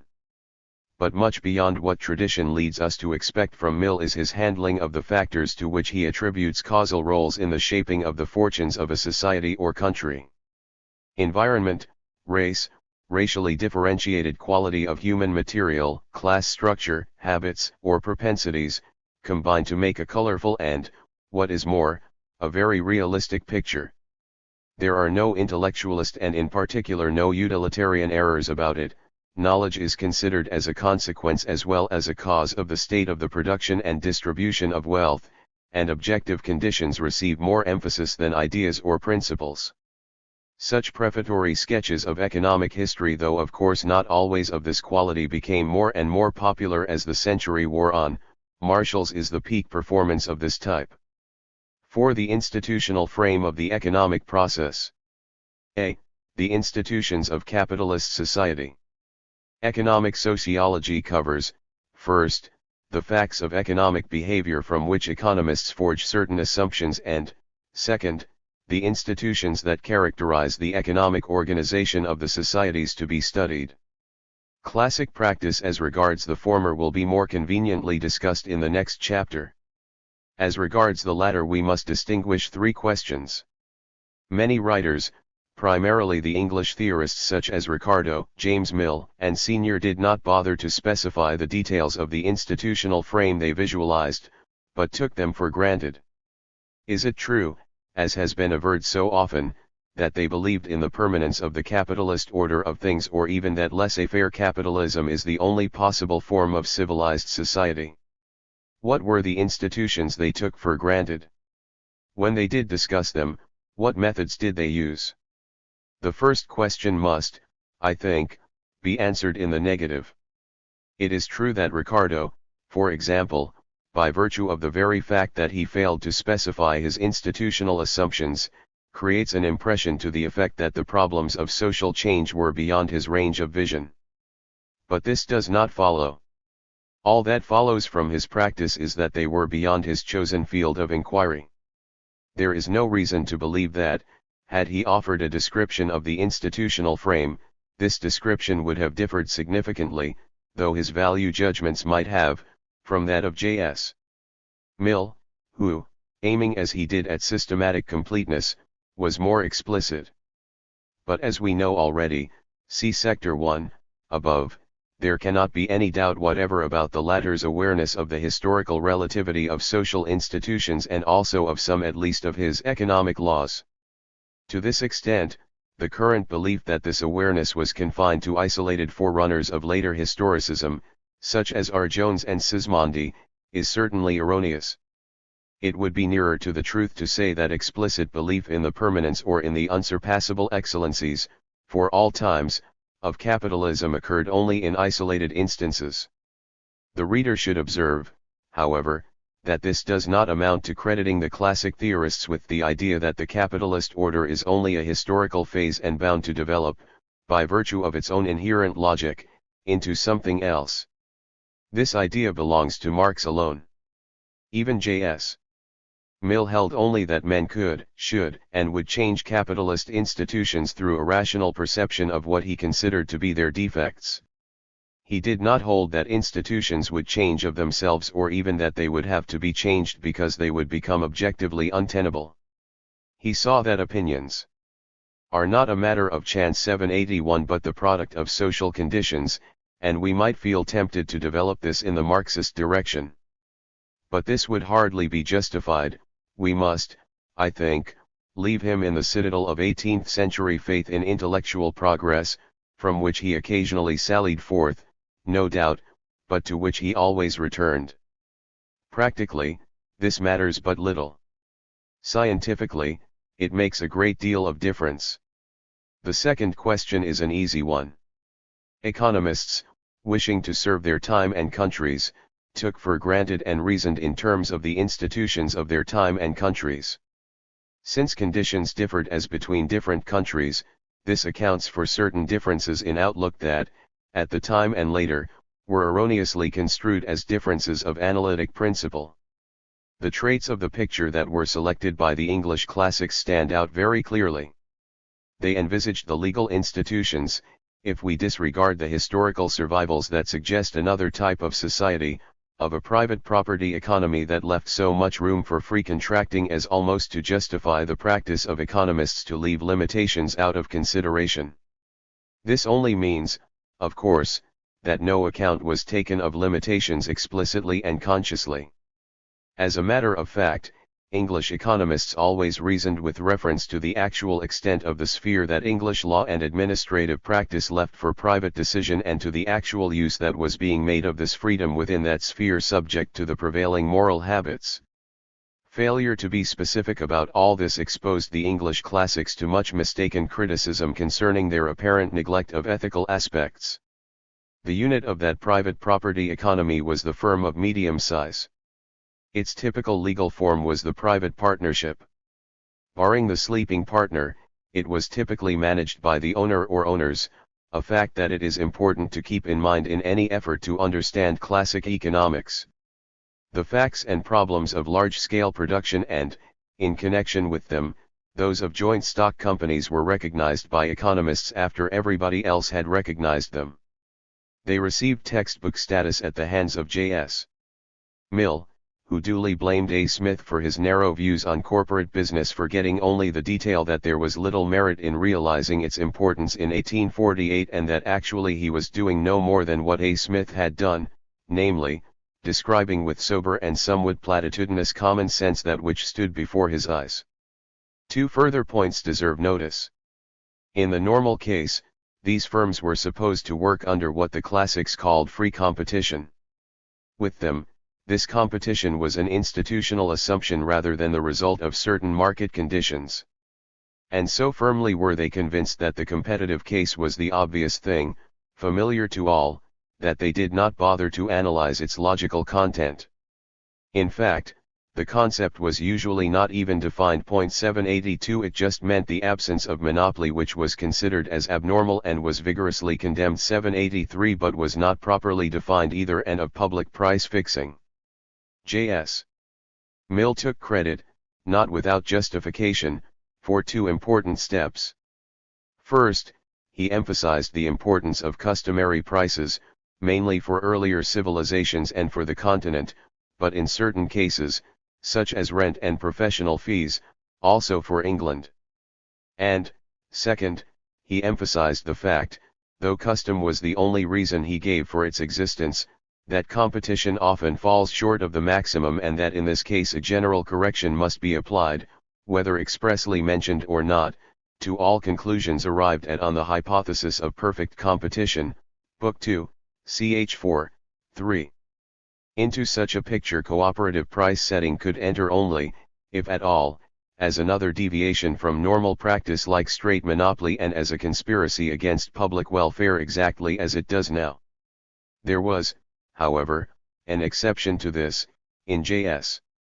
Mill's scheme of things, trade unions were a normal element of the institutional pattern, and laws against them exhibit the infernal spirit of the slave master. Book V, ch. 10, 5. The other point to remember is this. Many English economists were severely critical of the English land system. 784 But when not engaged in criticizing it or in discussing alternatives, they also took it for granted in the sense that they reasoned with reference to it and to the English type of landlords who owned but did not operate large estates. In this particular case, however, reasoning in terms of existing institutions carried an advantage that may be made to stand out by contrast with the reasoning in terms of the owner-managed firm. Landlords and farmers being different persons, it was easy for the theorist to keep their economic functions distinct. Owners of firms, capitalists being then mostly the same people who also operated these firms, it proved less easy for the theorist to recognize this distinction of functions. This teaches us an interesting lesson. It may happen, though we have no right to see in this occurrence more than a stroke of luck, that a particular historical pattern, which taken as a whole has nothing permanent about it, reveals facts and relations that are of general analytic importance.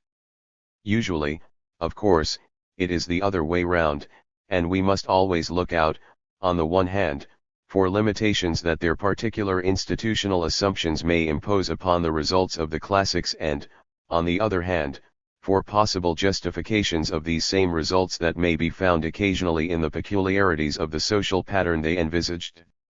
Our third question concerning the method used by the classics in discussing social institutions will be addressed, for brevity's sake, to J.S. Mill alone. 785 As an example, consider his views on inheritance. 786 The discussion culminates in the recommendations, a. that freedom of bequest be the general rule, except for a modest compulsory provision for descendants and for a provision to the effect that no person should be permitted to acquire by inheritance more than the amount of a moderate independence, and, b. that in the case of Inte Stacy, the whole property is cheat to the state, also with a proviso in favor of just and reasonable provision for descendants.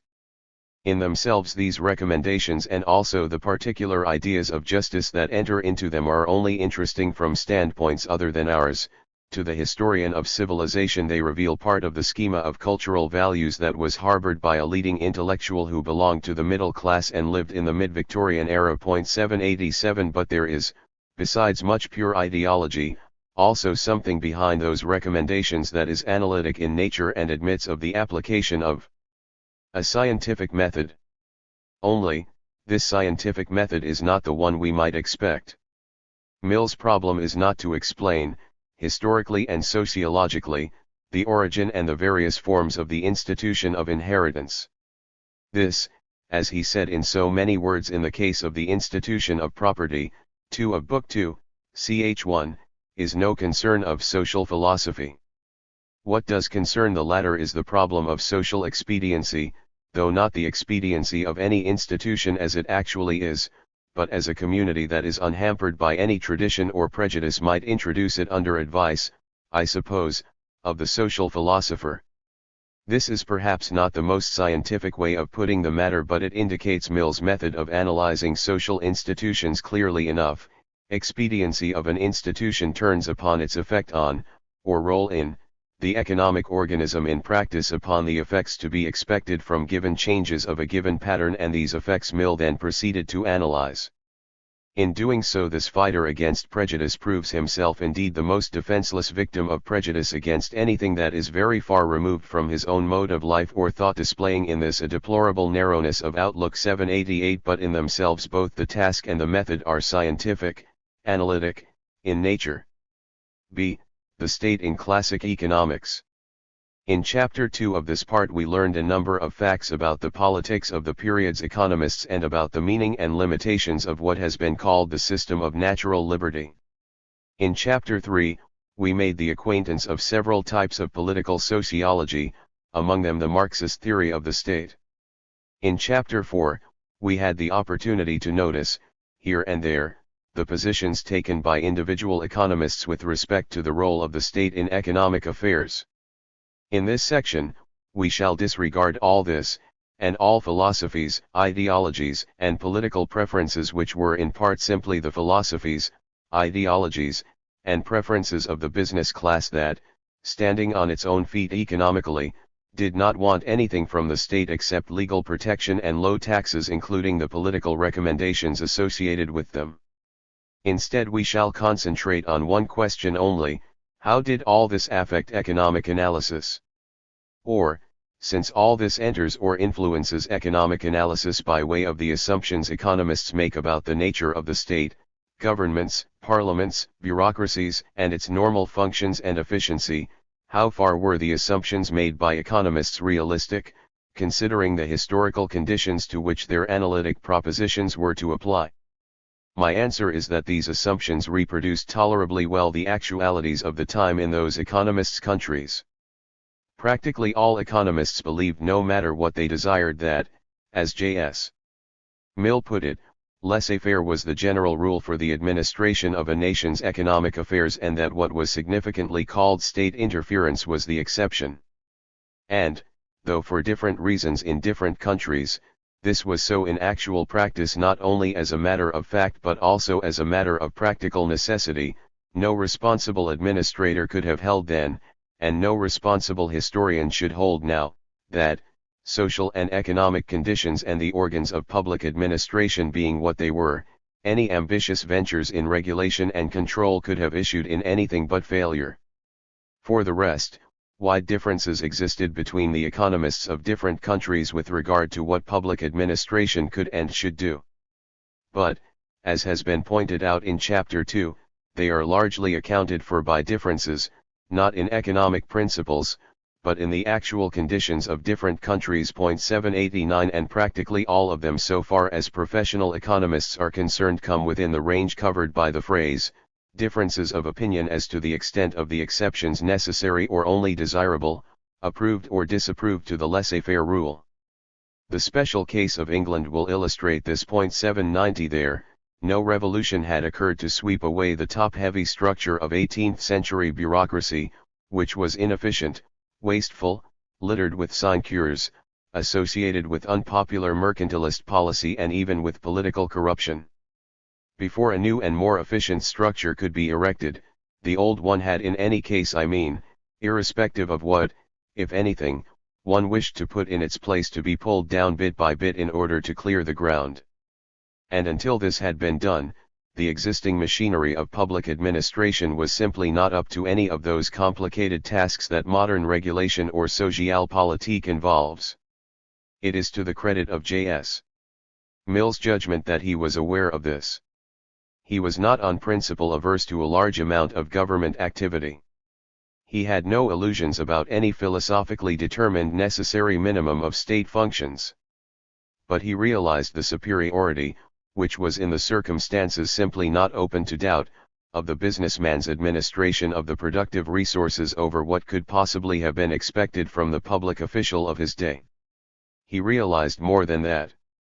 No careful reader of his treatise can fail to notice the number of times he, after arriving at the result that something or other, for example, restriction of the income tax to consumers' expenditure, is desirable, refuses to turn this value judgment into a recommendation because of insuperable administrative difficulties. They actually were insuperable then. It is true that the other English classics, not to mention the anti-etatist monomaniacs, whom that social situation produced, especially in France, not only failed to see that those conditions were essentially transitional but also advocated, as a matter of course, that the red tape that was being eliminated should never be replaced by anything, that government and bureaucracy should naturally be confined to a certain minimum of functions. But even this, representing as it did a real tendency, does not, so far as it was an assumption about part of the institutional frame of the economic process, impair the value of their economic analysis. But we can go a step further. From our argument it might seem to follow that, if classic analysis, in the respect under discussion, was valid because its assumptions about the role of the state were realistic though time-bound, it must be invalid for any other period because those assumptions were time-bound though realistic. This is in fact true for a large number of propositions in applied economics, still more so for recommendations. But it is not so for the classic analysis itself. We always need to understand whatever it is we wish to regulate or control. This means that, however comprehensive the economic tasks of government may be at any time, we always need theory of the classic type as long as it is a question of regulation and control. Only in socialism we need, of course, a different type of theory. We do not go to classic economics for information about, say, the factors that account for unemployment because of its analytic defects. But the fact that its assumptions about the role of legislation and public administration do not fit the conditions of our time does not in itself constitute a valid reason for our refusing to do so.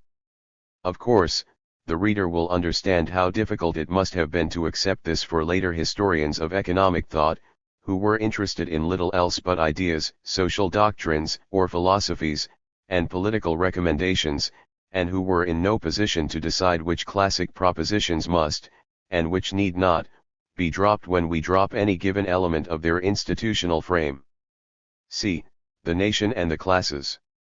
In concluding this section, I wish to advert to two of the many lacunae in our survey of the institutional aspects of classic economics. We have not dealt with the manner in which the economists of that period handled the social phenomenon that we call nation or country, and we have not dealt with their conception of the class structure of society. The former is relevant for economic analysis in three ways. First of all, it is a factor, some would say the dominant factor, in the general sociology or social philosophy of many economists. Of this all that needs to be said for the purposes of this book has been said in Chapter 3, especially under the heading Romanticism. From this we distinguish, second, the national viewpoint in economic policy, about which we have learned something in Chapter 4, carry, list, but which will be touched upon again in the section below that deals with foreign trade, ch. 6, Sector 3. Third, it is a question of considerable interest to ask how far the economists of that period took account of national differences of economic behavior and of consciousness of nationality as a motive of economic behavior. This question will be treated below, ch. 6, Sector 1. The subject of social classes offers a convenient transition from this to the next section. In economics, as in all the social sciences, the term class denotes two different things that, in strict logic, have nothing to do with one another. When we speak of social classes or of the class structure of society, we mean to denote a real phenomenon that exists independently of the activity of research workers. Actually or metaphorically, we may hold that a social class is an entity that thinks and feels and acts. But we also speak of classes when we mean nothing but categories that owe their existence to the classifying activity of research workers. Thus, when we speak of working class movements, we are indeed referring to masses of individuals, but of individuals that rally around a group standard and form, as it were, a psychological corporation, a social class. When we consider the group of all the people who derive their incomes from selling services, personal efforts, we find that we are combining social types that have very little in common and hardly ever feel and act in unison, such as street sweepers and movie stars, manual workers and executives, charwomen and generals. In short, we are considering a category that we have formed ourselves. If this were all, we should have merely to advert to the existence of another source of confusion in economic discussion, and to make sure in each individual case what it is we mean or a given writer means when using the term class. Social classes that are red-blooded realities, or categories of participants in the economic process that are pale abstractions. 791. But associated with this simple distinction is an important issue that may as well be noticed at once. Marx's two classes of participants in the economic process, 792, capitalists and proletarians, are not mere categories but social classes.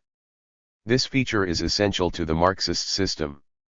It unifies his sociology and his economics by making the same class concept fundamental for both. On the one hand, the social classes of sociology are ipso facto the categories of economic theory. On the other hand, the categories of economic theory are ipso facto the social classes. The importance of this feature becomes particularly clear when we observe its bearing upon class antagonism, which in this system is at the same time an exclusively economic phenomenon and the all-important fact about all pre-socialist human history. We shall understand that from this standpoint any attempt to form economic categories other than social classes is bound to appear as an attempt to leave out or obscure the very essence of the capitalist process, or, to use a phrase current among Marxists, to rob economic theory of its social content. Such an attempt is not only tainted with apologetics, it is futile and cannot produce solutions of the real problems of economics. But non-Marxist economics was not less bound to take, with increasing emphasis, the opposite view, and to look upon the very feature Marxists took, and take, pride in, as a blemish due to the survival of prescientific patterns of thought. This was the inevitable consequence of analytic advance that made more and more for a clear distinction of the purely economic relations from others with which they are associated in reality. In analyzing economic phenomena, categories other than those suggested by the class structure of society have proved more useful, as well as more satisfactory, logically. This does not involve overlooking any relevant class struggle aspects, or simply class aspects, of the relations investigated. 793. All it does involve is greater freedom for all the various aspects of reality to assert their rights. As we shall presently see, the economists of the period under survey did take a great stride toward an economic analysis in terms of categories of economic types and away from economic analysis in terms of social classes. But they did not proceed in the logical way, that is, they did not work out a theory of social classes, insert it into their economic sociology, and then construct economic categories for use in economic analysis. This procedure would have required an awareness of the problems involved from which they were far removed. Instead, they took a shortcut. They simply turned, with little modification, the social groupings that are known to the popular mind into categories of economic analysis. With the exception of Marx, whose analysis of social classes, however defective, is still analysis, they made no analytic effort. And the need for such an effort never occurred to them because, as a matter of fact, the social groupings of the man in the street were sufficiently drenched with economic meanings to make them adequate for the rough purposes of classic economic analysis. The man in the street always had been greatly impressed by the landed aristocracy that towered over the rest of society. Hardly less distinctive and impossible to overlook was the position, on the other end of the scale, of the agricultural and industrial poor. For the rest, the man in the street saw farmers, artisans, manufacturers, moneyed men, bankers, merchants, and so on, rather than a single business class, and he would certainly have reserved other special positions for the professions.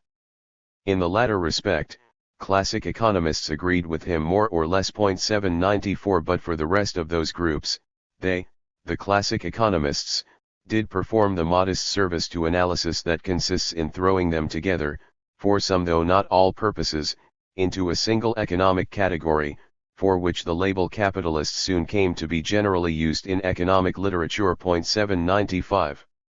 Thus Marx, alone of all leading analysts, retained the class connotation of the categories of economic types, consciously and as a matter of principle.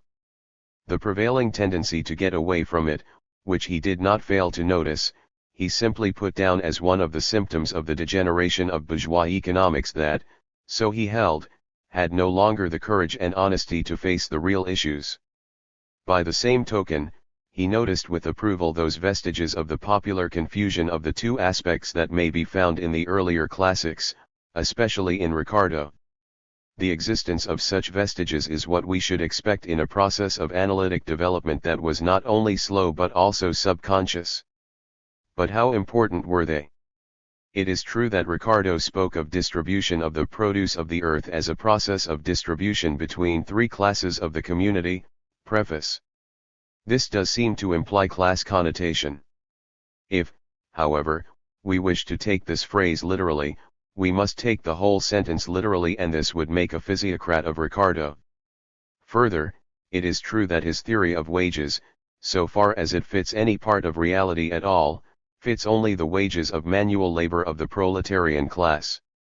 And finally Ricardo, according to traditional interpretation, emphasized antagonism of class interests, the interests of the landlords, in particular, being held to be always opposed to those of the rest of society. This, of course, is what Marx liked best, and what other economists who also took it for an essential feature of Ricardo's economics, such as Carey and Bastiat, liked least. But as regards the old wage theory that Ricardo adopted, it is very obvious that he did not impart to it any class struggle twist. And it seems much more realistic to see in its very partial validity the inevitable result of a defective analytic apparatus than of any intention to emphasize class aspects. As regards his general handling of class interests, two things must be carefully distinguished. Like most classics, Ricardo was much alive to political implications. Being one of the champions of free trade in corn, he thought of it as a political measure that was to be carried against the economic interest of a social class which in this case would understandably merge in his mind. And this happened, of course, every time there was a political issue on the anvil. But this is all right. The political viewpoint brings in party strife, and party brings the social class element. Nothing is further from my thought than any wish to argue for a treatment of political questions that neglects this class element and reasons in terms of an imaginary common good. But quite another question is the significance of the opposition of class interests in Ricardo's economic analysis per se. This reduces to propositions about the long-run tendencies of relative distributive shares, see below, ch 6, sector 6. He held, for example, that the landlord's share tends to increase at the expense, primarily, of the capitalist's share. This, however, does not constitute class antagonism either in the Marxist or in the usual sense. Marx, recognizing two classes only, saw class struggle, economic and political, only between these two, and thereby testified to his belief that opposition of interests in the Ricardian sense does not constitute class antagonism. In the usual sense, class antagonism means antagonism between social classes, a reality that manifests itself, for example, in the political arena. For this phenomenon to arise, the Ricardian antagonistic tendency in distributive shares is neither a necessary nor a sufficient condition. This seems to establish our thesis, namely, that the class connotations of Ricardo's categories are in fact no more than survivals and non-essential to his system, and that, in particular, Carey and Bastiat and all the writers who took similar lines were in error when, believing that the Ricardian tendencies in distributive shares spelled social warfare, they set about disproving them. 5. The classic schema of the economic process. Into the sociological frame just sketched, the classics fitted a schema of the economic process, the general features of which it is our next task to describe. In itself this task is simple enough. But it is rendered more difficult by the facts that the form the schema took in the classic, in our sense, work of the period, J.S. Mill's Principles, is of course not more than representative of a large number of schemata that more or less differed from it, that even so it was the outcome of long discussions that were in part pointless, sometimes merely verbal, but which loom large to the backward glance, and that the state of analytic work looked very different at different stages. The very proposition that there was anything like progress toward clarification of the issues and improvement of the results of analysis will be voted a misrepresentation by readers who either forget, or on principle disapprove of, the aim and viewpoint of a history of analysis. A. The actors.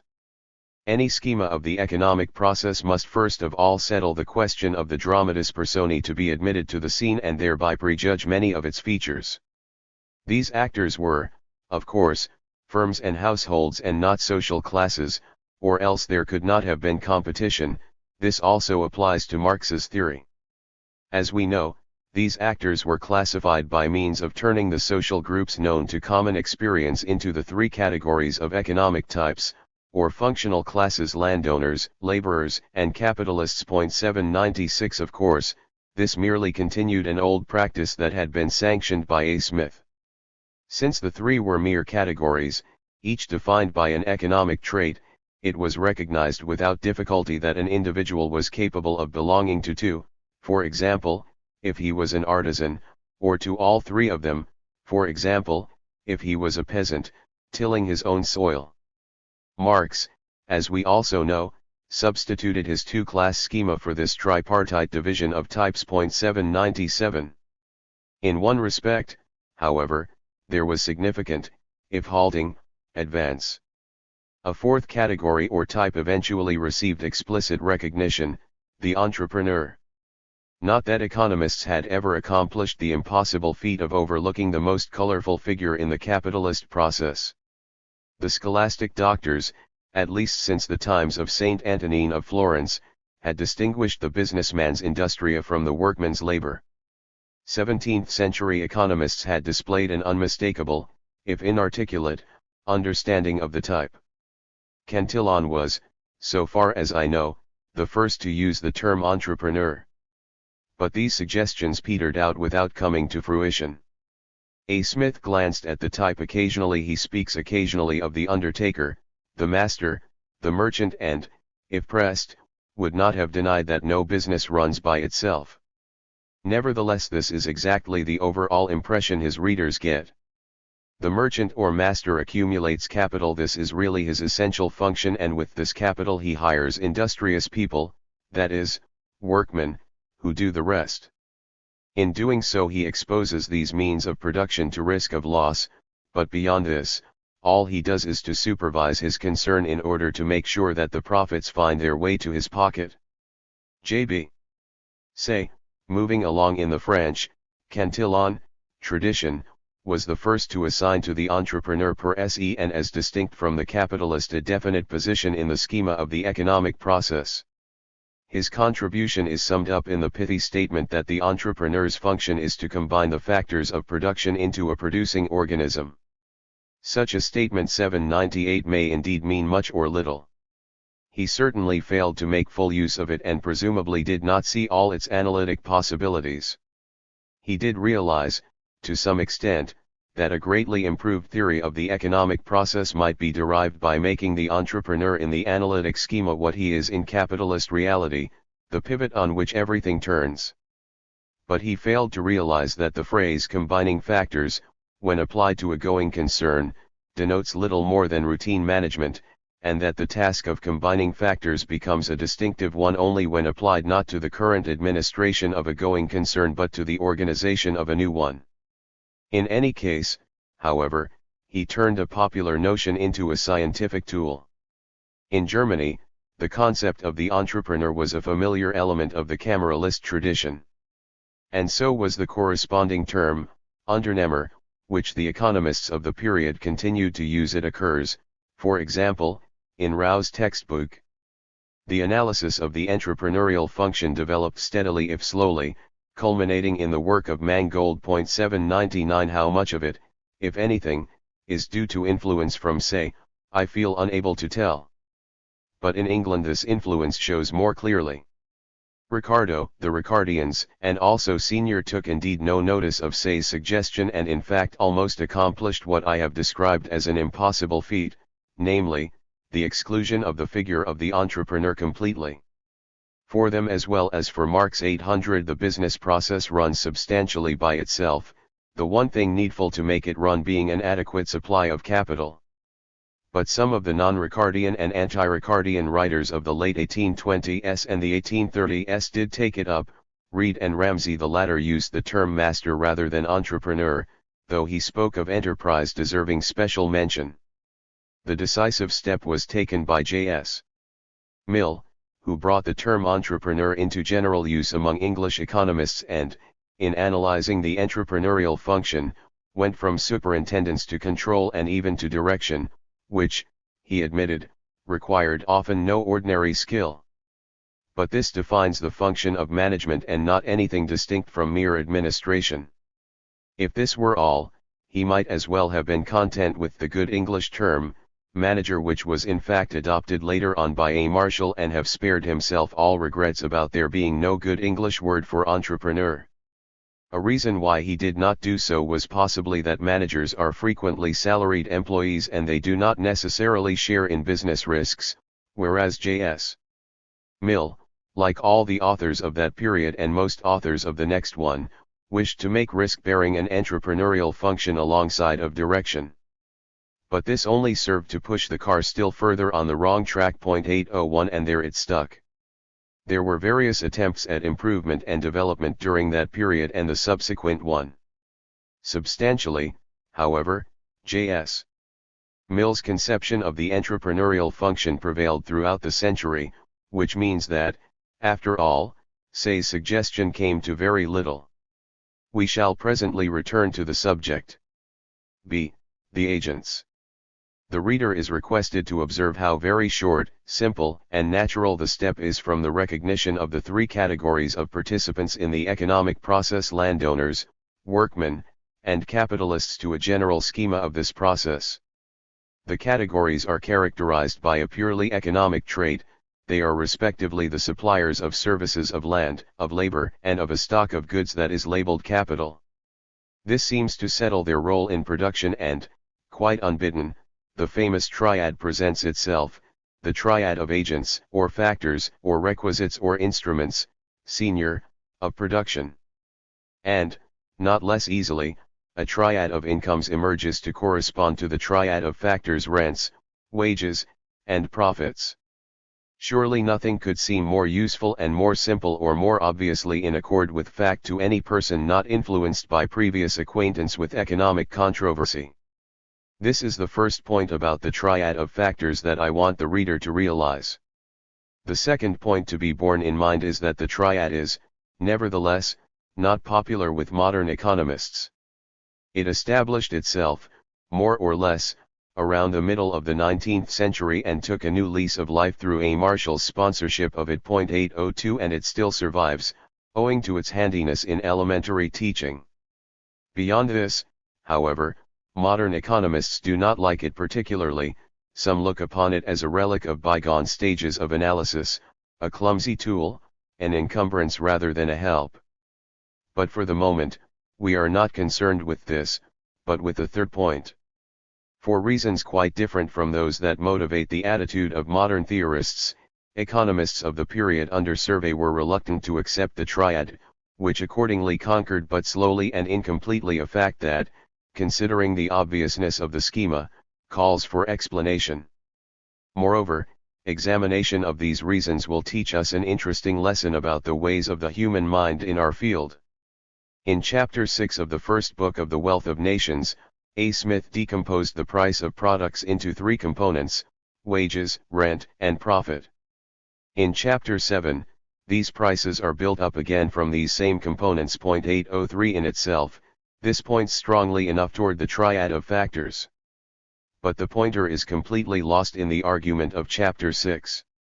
There, laborers, landlords, and capitalists are indeed introduced as participants in the process of distribution, but their shares are not construed as returns from the productive employment of their factors, if not wholly denied, and even if occasionally recognized.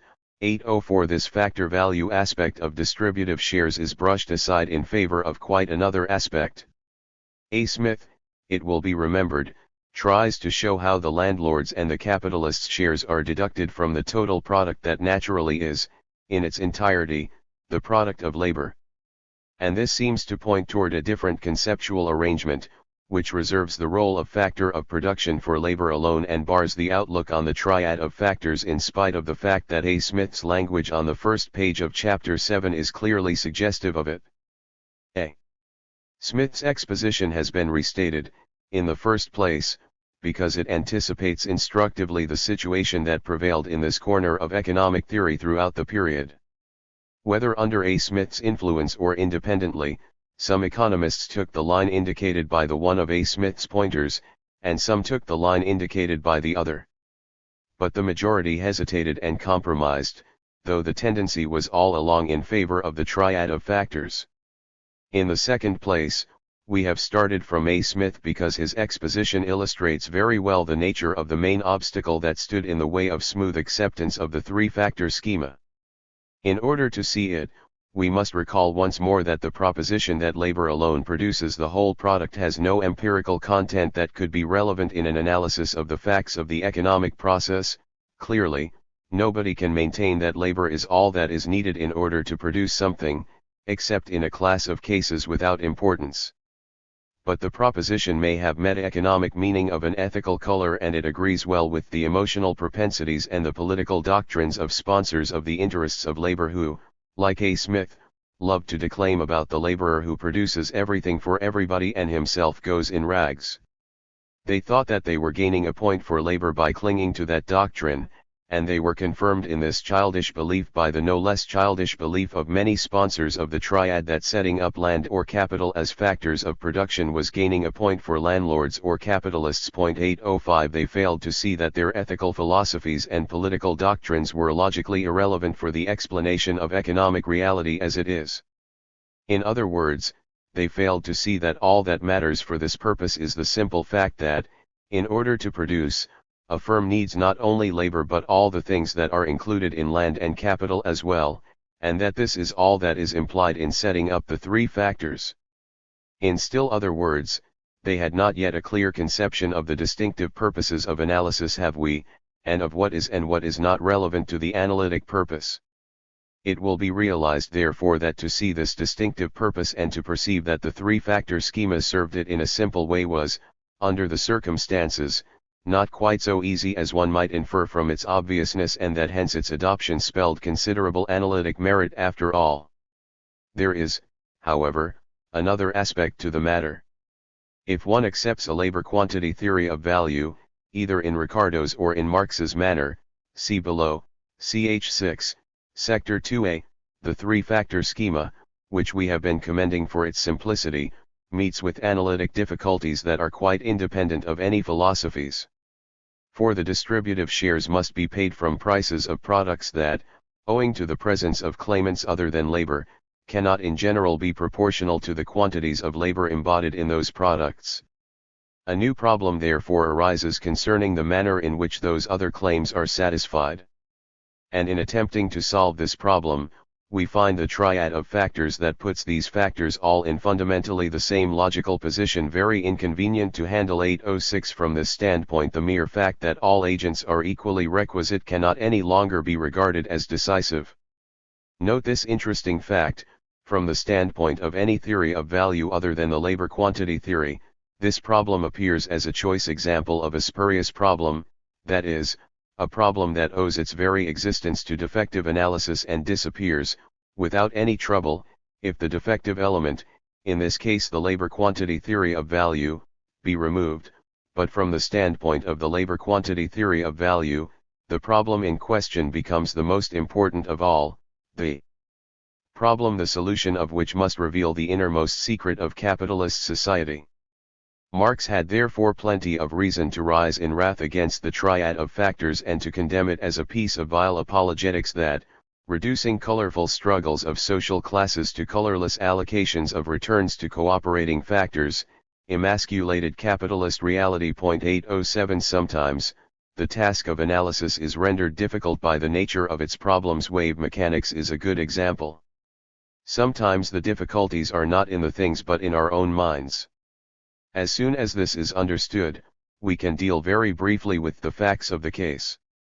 The aversion to the triad schema that was due to philosophical or political or emotional causes gave way eventually and in the end asserted itself merely in verbal concessions. The obstacle of the labor quantity theory was, of course, next to insuperable for Ricardo himself and for the Ricardian socialists, including Marx. But it was overcome by the non-Ricardian and anti-Ricardian theory of the 1830s, which shows again that the Ricardian teaching was really in the nature of a detour. On the continent, say possibly following Turgot's lead, established the triad schema 808 and the practice of dealing, both in the theory of production and in the theory of distribution, with the services of the three factors on the same footing. In England, Lauderdale was the first major writer to set up capital as a distinct factor. Malthus placed no emphasis upon the triad, but his theoretical setup implies it. Torrens, Reid, and Senior, especially the last, are the most important of the economists who helped it toward anchorage in English economics. 809 J.S.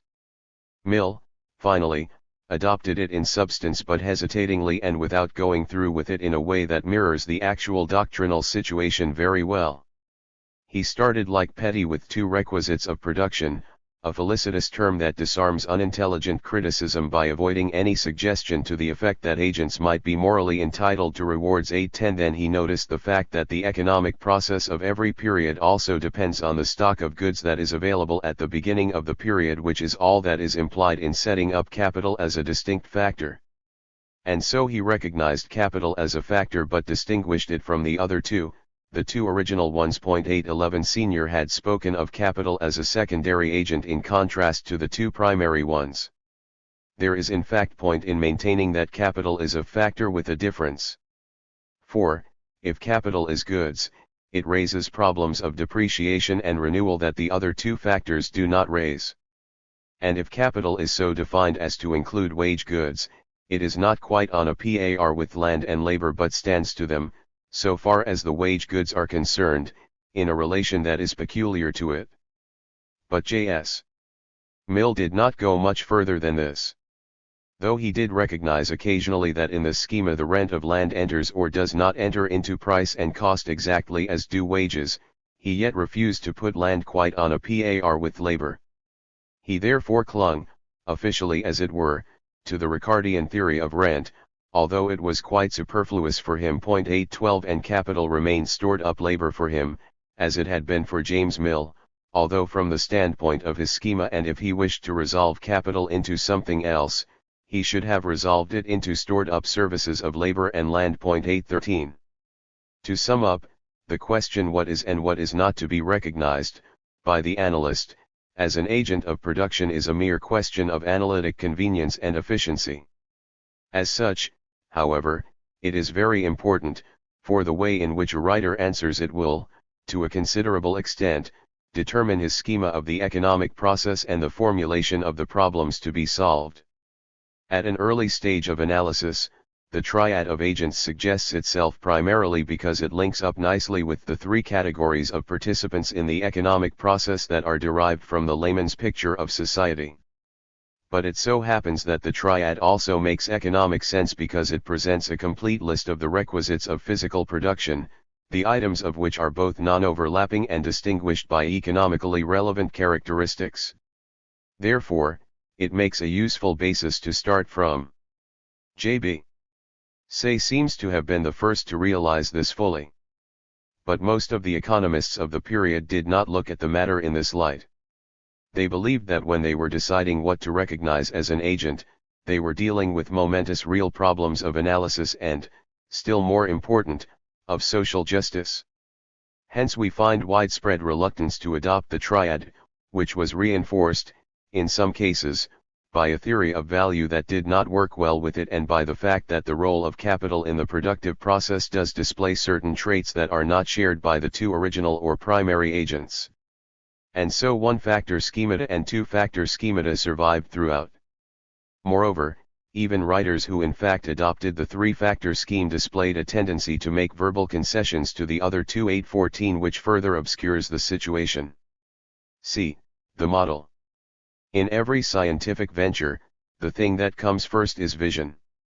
That is to say, before embarking upon analytic work of any kind, we must first single out the set of phenomena we wish to investigate, and acquire intuitively a preliminary notion of how they hang together, or, in other words, of what appear from our standpoint to be their fundamental properties. This should be obvious. If it is not, this is only owing to the fact that in practice we mostly do not start from a vision of our own, but from the work of our predecessors or from ideas that float in the public mind. We then proceed to conceptualize our vision and to develop or correct it by closer examination of facts, two tasks that of necessity go together: the concepts we possess at any time and the logical relation between them suggesting further factual investigation, and further factual investigation suggesting new concepts and relations. The total or system of our concepts and of the relations that we establish between them is what we call a theory or a model. We have had ample opportunity to observe how difficult a task conceptualization is in the early stages of analytic effort, chiefly because the scientific fraternity takes time to learn, by a process of trial and error, what is and what is not important in an explanation of the phenomena envisaged. In economics, particularly, there are many inhibitions to overcome before the nature of the analyst's task can be clearly understood. But model building, that is, conscious attempts at systematization of concepts and relations, is more difficult still and characterizes a later stage of scientific endeavor.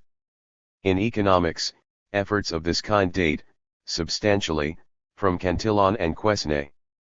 In the period under discussion, a model evolved from the Cantillon, Quesnay pattern that, since we already know the actors and the agents that figure in it, may be briefly described as follows.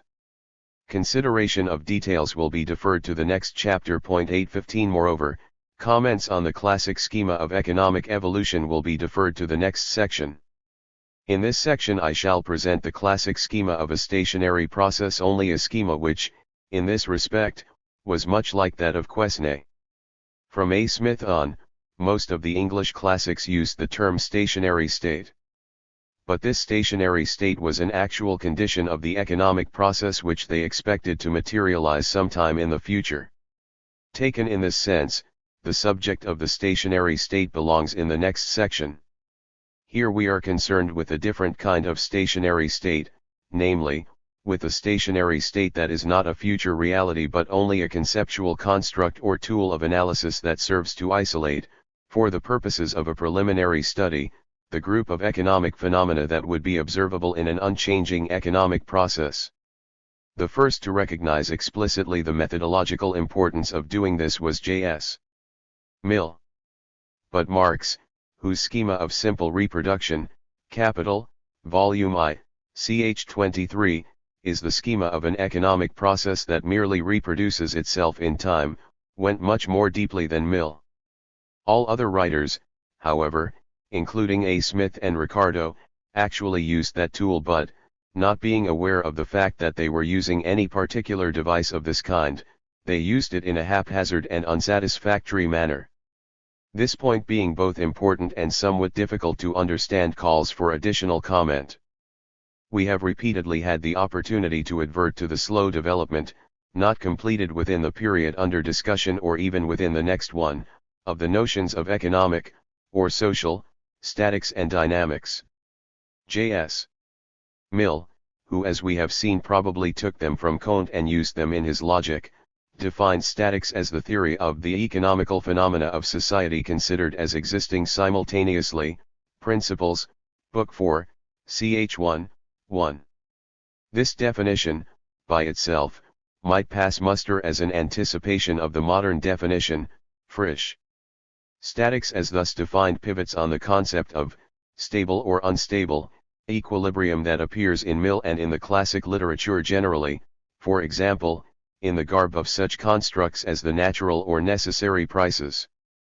But a little later, we learn that in the passage quoted he did not really think of the statics that is defined by his wording, or, rather, that he confused it with the economical laws of a stationary and unchanging society. As we shall see more clearly later on, these are different things. We can study a changing process by means of a static method, comparative statics, see below, Part 4, ch 7, Sector 3a, and an unchanging process by means of a sequence analysis of the kind which Sismondi occasionally used, and which relates economic quantities that belong to different points of time, i.e., by means of a dynamic theory in the sense of Frisch. Mill, following Comte, understood by dynamics something altogether different, namely, the analysis of those forces that produce fundamental change in the long run, the kind of thing we shall discuss in the next section. All this is confusing enough. But we must add a final element to the confusion. In addition to speaking of a static theory and of a stationary state, which is an analytic tool, Mill also, like Ricardo, expected the economic process to settle down, at some future time, into a stationary state of a special kind that will not be an analytic device for facilitating the study of a non-stationary reality but will be itself a reality. I repeat that, in all this, Mill did no more than to make explicit what everybody fumbled for. Some of the fundamental features of the classic model or models of the stationary process may be thus described in Ricardo's words, Principles, ch 31. Suppose that a capitalist employs a capital of the value of £20,000 and that profits are 10 per cent. Of this capital, £7,000 are invested in fixed capital, viz. In buildings, implements, etc., and the remaining £13,000 is employed as wage capital 816 in the support of labor. Each year the capitalist begins his operations by having food and necessaries in his possession to the value of £13,000 plus another quantity of the value of £2,000 destined for his own consumption, JAS, all of which he sells in the course of the year to his own workmen for that sum of money, and, during the same period, he pays them the like amount of money for wages. At the end of the year, they replace in his possession food and necessaries of the value of £15,000.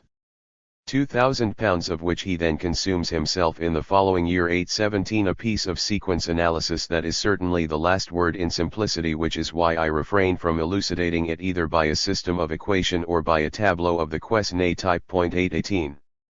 Now, first, one feature of this model was generally accepted throughout the period, by Marx not less than by Say. This was the physiocrat notion, which it embodied, that the fundamental flows of goods, and money, that constitute the economic process consist of a flux and an, augmented, reflux of advances. Yet, unlike the physiocrats, the classics made the capitalists the sole source of these advances, and the value of the goods advanced swelled in the industrial process instead of in agriculture only. Nevertheless, it was substantially the old idea of Quesnay as it had already been transformed by Turgot. I cannot emphasize too strongly that this was a particular way of interpreting the economic process and not at all directly suggested by the practice of life. In practice, the employer hires the workman, or he may be said to buy the latter's services, but he does not advance anything to him. Moreover, this interpretation means more than recognition of the trivial facts that whatever is being consumed must have been produced before, or that society at any moment always lives on the past and works for the future, or, finally, that initial stocks are always among the data we must start from. J.B. Clark's theory of the synchronized process, or, for that matter, Walras system, both discussed below, Part 4, ch 7, proves sufficiently that these facts do not force us to make them the pivots of our analysis. But if we do make them the pivots, then a number of consequences suggest themselves that are not avoided simply by refusing to recognize them. If capitalists actually advance labor's real income, and if this is to mean more than a monetary arrangement, discounts and abstinence will have to be admitted among the essentials of the economic process whether we like them or not. 819. That is, no analysis of production and consumption will be complete that does not take account of them in one way or another. This is important enough to justify a distinctive label for all analytic patterns that do work with the notion under discussion. We may call them advance economics and distinguish them from synchronization economics, that is, all analytic patterns that do not in a stationary process assign any fundamental role to the fact that what society lives on at any given moment is the result of past production, on the ground that, once a stationary process has been established, the flow of consumers' goods and the flow of productive service are synchronized so that the process works as if society did live on current production. Second, we may as well introduce another classification of analytic patterns, theories, though its practical usefulness is in the analysis of growth rather than in the analysis of stationary states. No economist has ever denied, of course, that, like every other engine, the economic engine is given to stalling, besides being sensitive to disturbance by factors external to itself. But economic models differ according to whether they are or are not built on the assumption that the economic engine has or has not an inherent tendency to develop hitches, merely by working normally and according to design, which then make it stall or stop working normally and according to design. The various forms of underconsumption theories of crises that we shall discuss later on may serve as examples. They all of them hold that, because of oversaving or other reasons, the economic system, as it goes on functioning, develops strains and stresses by virtue of its own design or logic. For example, the strain or stress that really or supposedly shows in the impossibility of selling the products it is capable of producing at prices that will cover costs. With apologies, I introduce the term hitchbound for models that do recognize the existence in the economic system of such inherent tendencies to stall, and the term hitchless for models that do not. For the moment, all we get from an application of this distinction is the statement, all the models of stationary processes that were ever constructed are hitchless. Marx, for example, makes this very clear. Hitches do not occur in his schema of simple reproduction, they enter his picture only with accumulation. A few comments may be useful. To begin with, though all economists do recognize the propensity of the economic engine to stall on any number of provocations and its sensitiveness to the impact of external disturbance, there is still room for disagreement as regards the importance of this propensity to stall and sensitiveness to disturbance, in particular as to the importance of both, relatively to the importance they would have in a planned economy. These questions may well make all the difference in an appraisal of the relative efficiency of different forms of economic organization. Next, let us notice that, precisely because of this, there is no question of apologetics or whitewashing involved in constructing a hitchless model.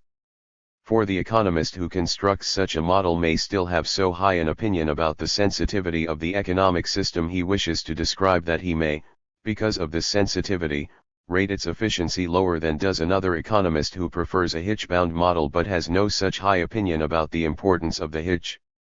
Malthus' model of economic growth was hitch-bound. But this did not make him a planner. Finally, observe that the analyst's choice between constructing a hitch-bound and constructing a hitchless model is to some extent a question of mere analytic convenience. Two economists may entertain exactly the same opinion about something that both of them recognize as a stress.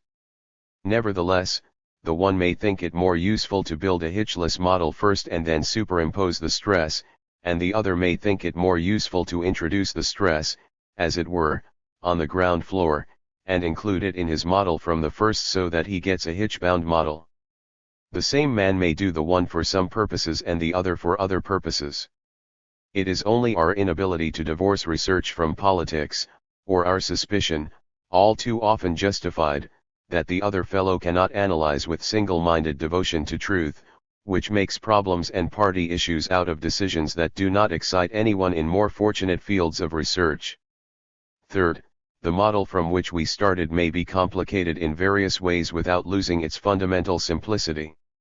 Thus, we can easily introduce current production of producers' goods and investigate the simple conditions for equilibrium that exist between the various departments of production. 820 Also, we can easily introduce servants, physicians, teachers, and so on. More important, the reader may wonder what has become, in that model, of the third class of actors, the landowners. Why they do not figure in Ricardo's text will become clear presently. Marx treated them as a sort of appendage to the capitalists. The capitalists employ labor and extort from it surplus value. But this surplus value is not all Ricardian profits. The capitalist must share his loot, the surplus value, with the landlords. Thus, in a second act of the drama of distribution, the surplus value is split into profits and rent, both of which are therefore simply parts of a unitary exploitation gain. Everybody not completely blinded by indoctrination will, however, realize immediately that, so far as description of fact and not agitatorial phraseology is concerned, this comes to the same thing as saying that the capitalist hires services of land exactly in the same sense in which he hires services of labor. In fact, all we need to do in order to arrive at this result is to ask the question why landlords are in a position to prey upon the capitalist's loot. The only answer is that the services of land, also, are requisites of production. As soon as we realize this not very recondite truth, we arrive at what, to any unbiased mind, must seem to be the most natural view to take: the landowners should enter the model of the stationary process, along with labor, as another class of owners of productive services, which, at the beginning of, or during, each period, they stand ready to exchange for the income goods that the capitalists were supposed to possess. 821 This should be extended, of course, to the capitalists, or whoever the people are, who own the non-wage capital. Fourth, as our discussion of agents must have led readers to expect, the frame provided by the model under study was filled in, not by one but by two theories, or types of theories, of production and distribution, which were but very imperfectly welded in J.S. Mill's mongrel performance. This was because the triad of agents and returns was gaining ground so slowly. We know the reasons why that types of analysis that were distinctly more primitive not only survived but also prospered. On the one hand, then, we have the analysis that is associated, primarily, with the names of Turgot and Say, partially, hesitatingly, and mixed with incompatible elements. It was also outlined by A. Smith. It accepted the triad of agents and returns in its fullest and deepest meaning. Let me restate this meaning. Production in the economic sense of the term 822 is nothing but a combination, by purchase, of requisite and scarce services. In this process, each of the requisite and scarce services secures a price, and the determination of these prices is all that distribution or income formation fundamentally consists in. Thus the process affects, in one and the same series of steps, production in the economic sense and, through the evaluation of productive services incident to production, also distribution or the formation of incomes. Thus, in this schema, capitalist production and distribution cease to be what they would be in a socialist community, namely, two distinct processes. We behold but one process of choices and evaluations of which production and distribution are merely two different aspects. And all types of incomes are by the schema explained on one and the same principle, the principle of pricing the services of cooperating factors. The analytic task of showing how this principle, so obvious in the case of consumers' goods or their services, may be made to apply also to the case of producers' goods or their services, was not clearly discerned, let alone accomplished before the rise of the theory of imputation in the next period, see Part 4, ch. 5, Sector 4a, except perhaps by a few forerunners, such as Longfield and Thanon. But the fundamental thesis, that the production-distribution process of capitalist society is in the last analysis a web of exchanges, for one another, of productive, or directly consumable, services, the employing entrepreneur acting as an intermediary, stands out with unmistakable clearness in Say's trait. Among leading English authors, Lauderdale, Malthus, and Senior came more or less near to grasping this idea. But only Say made something like a success of it.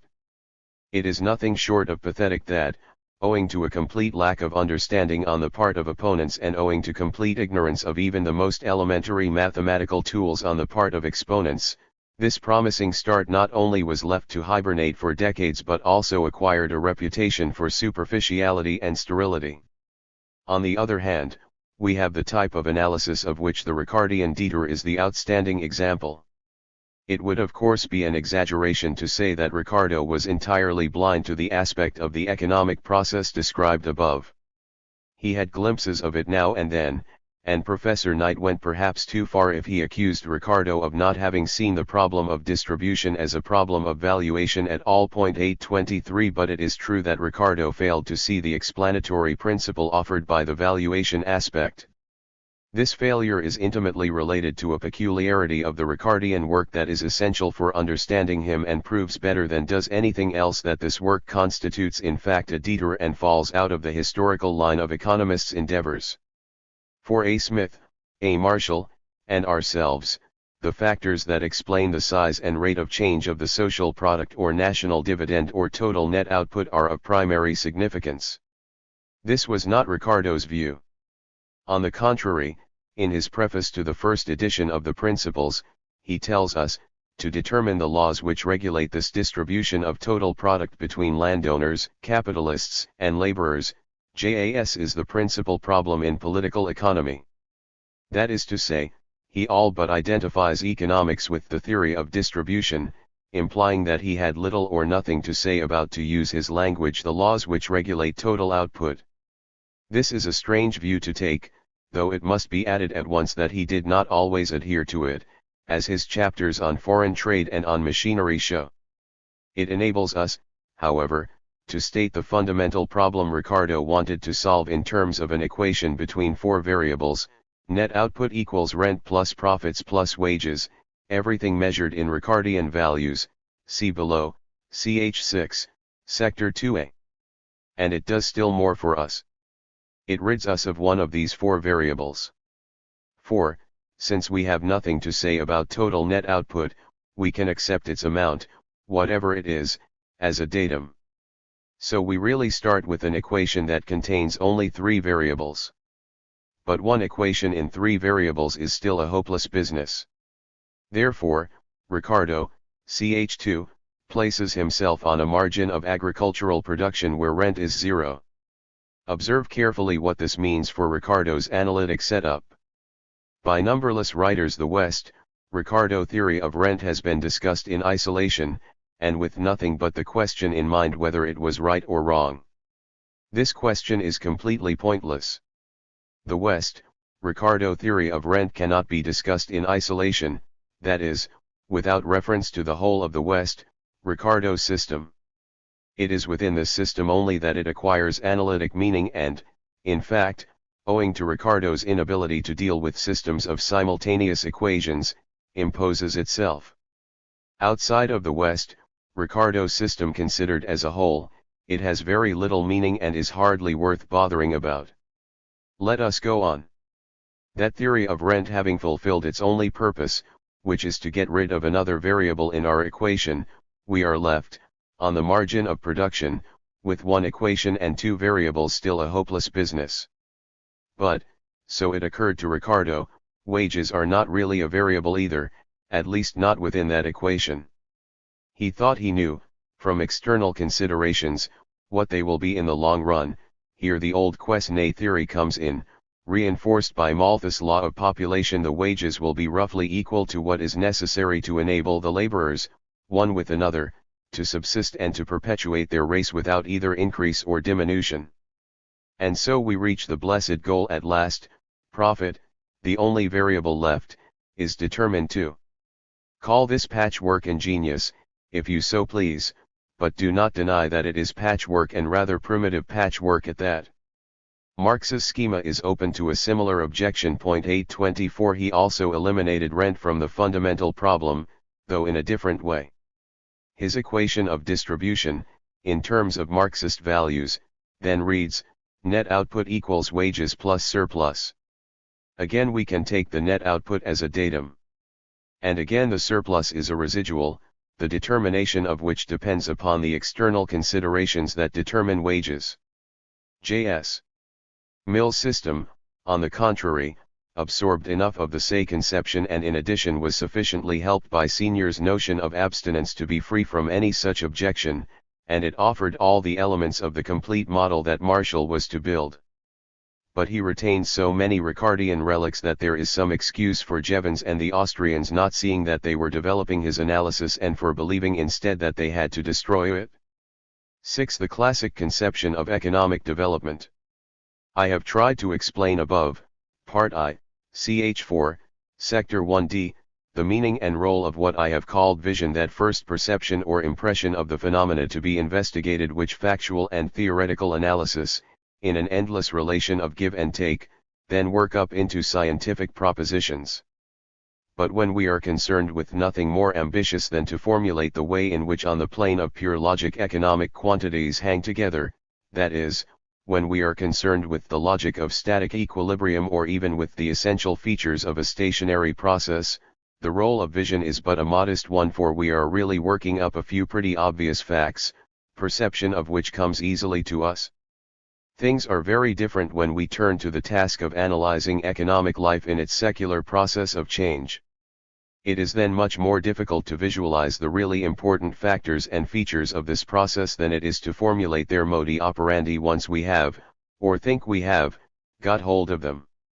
Vision, and all the errors that go with it, therefore plays a greater role in this type of venture than it does in the other. This may be illustrated by the stagnationist thesis of our own time, that is, the notion that the capitalist system has spent its powers, that the opportunities of private enterprise are giving out, that our economy is, amid convulsions, settling down to a state of secular stagnation or, as some prefer to call it, maturity. No doubt facts and arguments have been collected in order to establish this notion, which has also been embodied in theoretical models. But it should be obvious that these facts and arguments rationalized a pre-existing vision or impression which they would have been powerless to create, if for no other reason, because the relevant observations extend over a period that is much too short and was much too much under the influence of clearly abnormal events to warrant any conclusions or predictions of that kind. Economists' visions were in no better case a century or so ago. We shall consider three types of vision of the economic future of humanity that the writers of the period under survey tried to formulate and to establish. In other words, we shall consider three types of theories of economic development. The first type, associated primarily with the names of Malthus, West, Ricardo, and James Mill, fully justifies their being labeled pessimists. Its well-known features were, pressure of population, present already but still more to be expected, nature's decreasing response to human effort to increase the supply of food, hence falling net returns to industry, more or less constant real wages, and ever-increasing, absolutely and relatively, rents of land. We are now not concerned with the manner in which these classics gave analytic effect to this vision of theirs, that is, with the manner in which they formulated their laws of population, decreasing returns in agriculture, and so on, and with the analytic use they made of them. To this we shall attend in the next chapter. Here we are concerned only with what they thought they saw, that is, with the vision that was at the back of their analysis or, if you prefer, with their preconceptions. The most interesting thing to observe is the complete lack of imagination which that vision reveals. Those writers lived at the threshold of the most spectacular economic developments ever witnessed. Vast possibilities matured into realities under their very eyes. Nevertheless, they saw nothing but cramped economies, struggling with ever-decreasing success for their daily bread. They were convinced that technological improvement and increase in capital would in the end fail to counteract the fateful law of decreasing returns. James Mill, in his Elements, even offered a proof for this. In other words, they were all stagnationists. Or, to use their own term, they all expected, for the future, the advent of a stationary state, which here no longer means an analytic tool but a future reality. Apparently, J.S. Mill was in better case. He dropped all pessimism, and he was even intelligent enough to realize that there was no reason to look upon the future of the masses as otherwise than hopeful. However, this was only because he believed as other Malthusians such as Chalmers had believed before him that mankind was learning the Malthusian lesson and was about to restrict propagation voluntarily so that the race between capital and population would be won by the former. In this he proved himself a better prophet than did others. But he had no idea what the capitalist engine of production was going to achieve. On the contrary, toward the end of his life, around 1870, he really became a stagnationist in the modern sense, believing that the private enterprise economy had pretty much done what it was able to do and that a stationary state of the economic process was near at hand. But there is this difference between him and our own stagnationists. He did not, as A. Smith and Ricardo had done, view the stationary state with misgivings, Principles, Book 4, ch. 6, because he had eliminated the bogey of overpopulation. But neither did he share the modern stagnationists' misgivings, because he did not fear the bogey of underconsumption.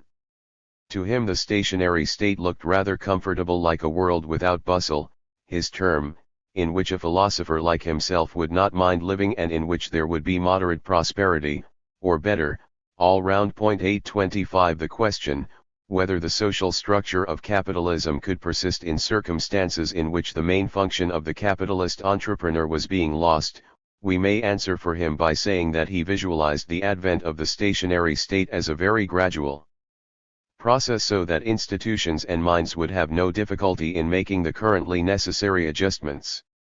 In agreement with all the English classics, perhaps we might say, with the spirit of his age, he greatly underrated the importance in economic development of the element of personal initiative and, correspondingly, he greatly overemphasized the importance of mere increase in physical producers' goods.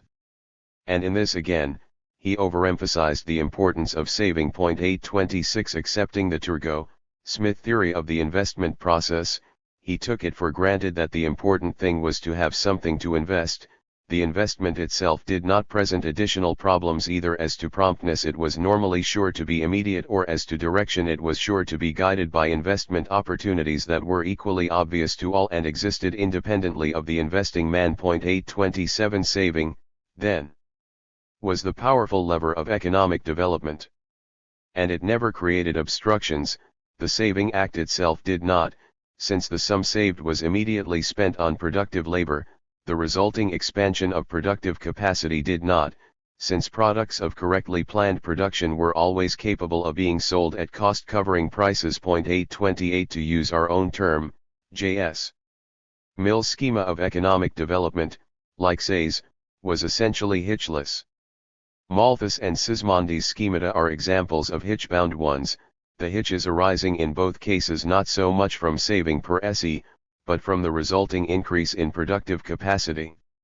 Ricardo's also was hitch-bound, but for another reason, namely, the reason enshrined in his interpretation of the law of diminishing returns. The second type of vision of the economic future, the optimistic type, can be best illustrated by such names as Carey and List. Whatever we may think of the virtues of their technical analysis, at least they did not lack imagination. They felt intuitively that the dominant fact about capitalism was its power to create productive capacity, and they saw vast potentialities looming in the near future.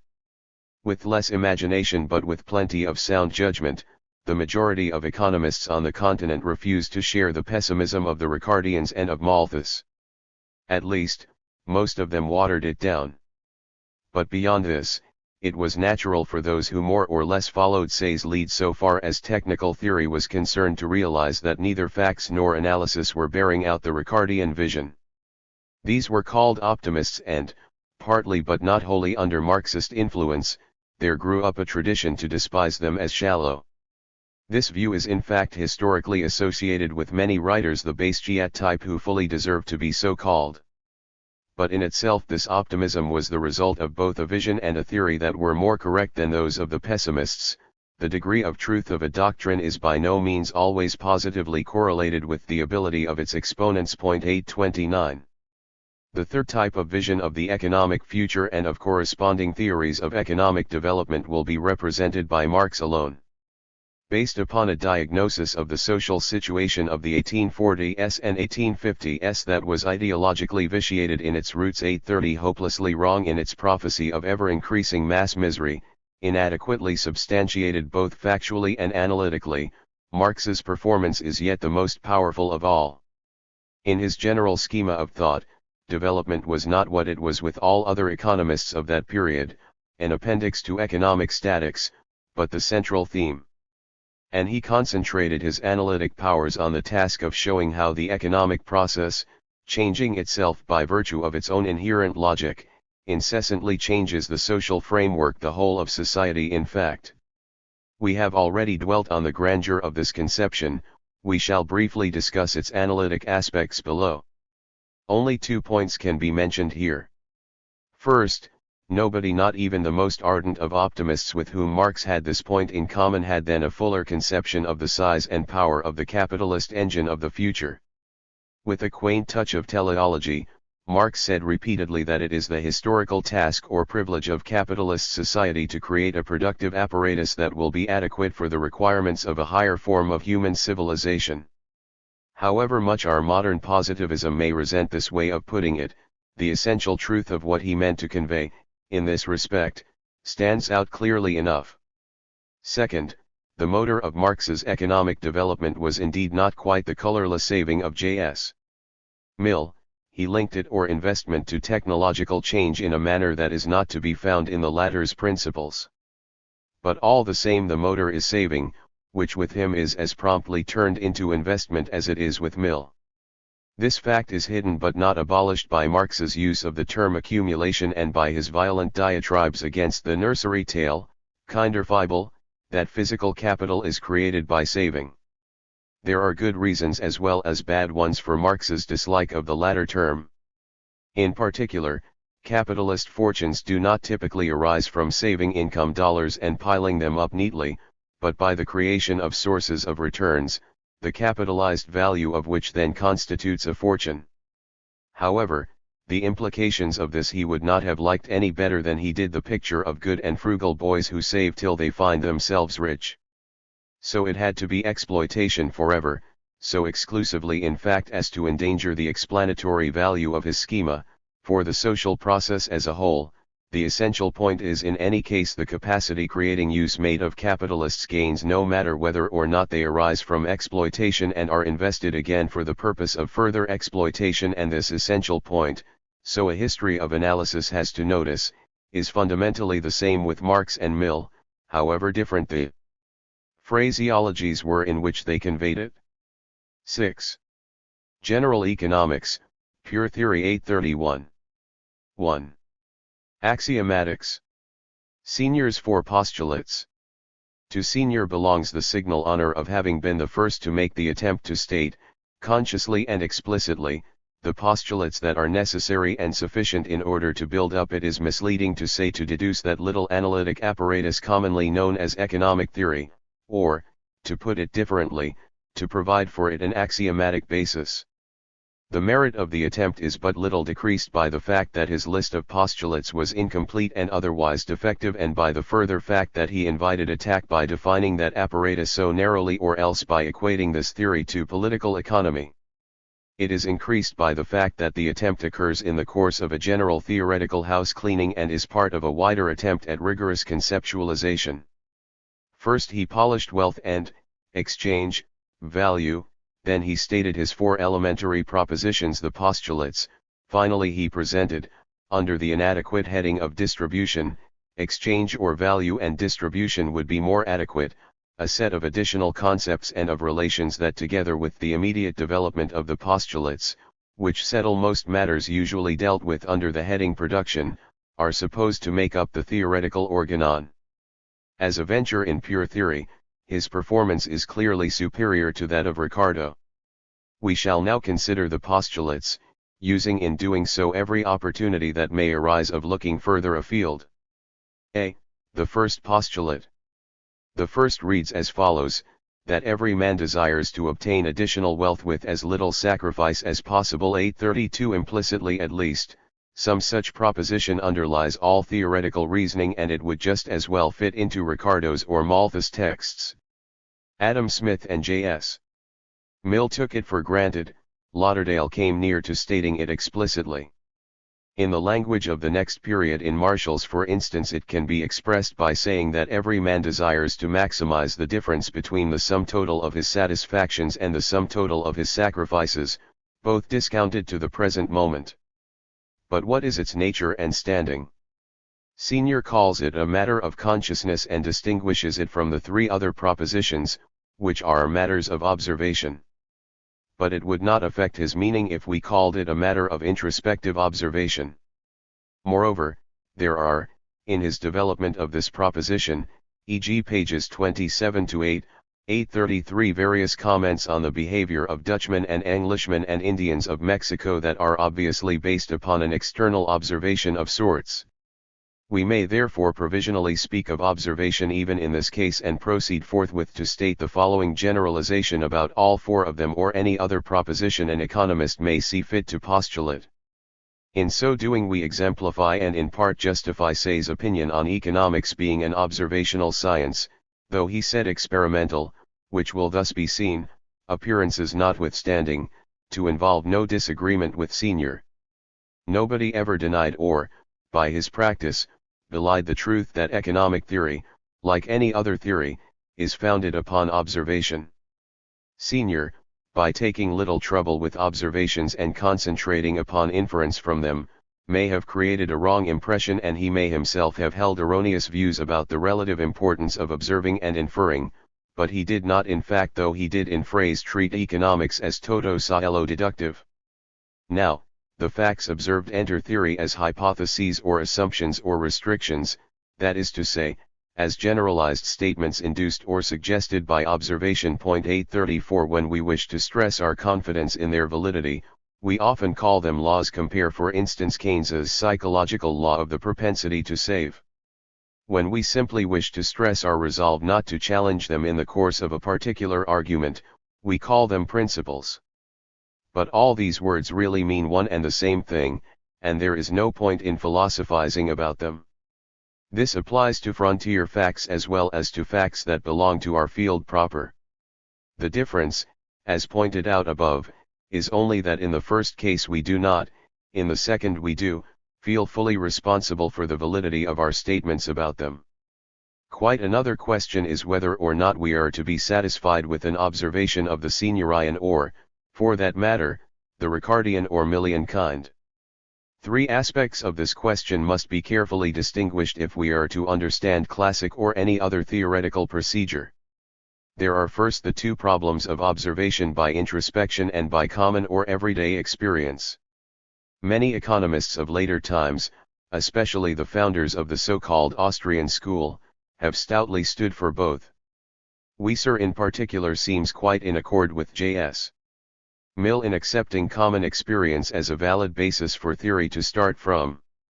Critics have sometimes gone so far as to rule both out entirely on the ground that introspection and common experience are nothing but cloaks for purely speculative assertions.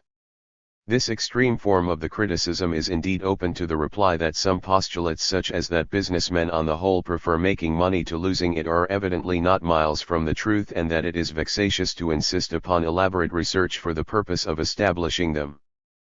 But a less extreme form of the same criticism is not invalidated by such cases. There are other savings habits for instance in which introspection and common experience cannot be convincingly invoked, and even where they can, the relative importance and the modus operandi of the facts that enter a postulate may still have to be ascertained by more substantial methods. This opens up the second aspect of our question.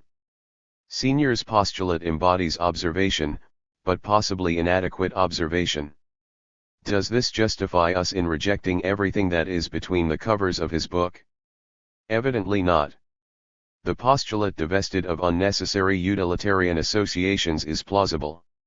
All that could be objected to it on grounds such as that he overemphasized selfishness, overestimated the rational element in our behavior, and neglected historical differences in the intensity of the desire for wealth at different times and in different places, is amply taken into account in his comments upon his proposition. If we feel misgivings nevertheless, all we have to do is to start appropriate research. Anything else is pure filibustering. So long as the strong prima facie plausibility of the postulate is not destroyed by the results of such research, and so long as particular problems are not specified for which plausibility is not enough and which were nevertheless attacked by those critic economists, we may indeed feel that Senior's analysis was primitive. We know that the whole of Senior's, Ricardo's, and Mill's work is primitive, in inference no less than in observation, but we cannot deny its scientific character or call it wrong on principle. The third aspect of our question comes into view when we ask ourselves whether Senior's first postulate could not be reformulated in a way that would get round the objections that have been or might be raised. But since the economists of that period, if guilty of psychologism, were certainly much less guilty of it than were the economists of the next period, we had better defer discussion of this point until later. b. The second postulate, the principle of population. Senior's second postulate states the principle of population, that the population of the world, or, in other words, the number of persons inhabiting it, is limited only by moral or physical evil, or by fear of a deficiency of those articles of wealth which the habits of the individuals of each class of its inhabitants lead them to require. OPCITP 26.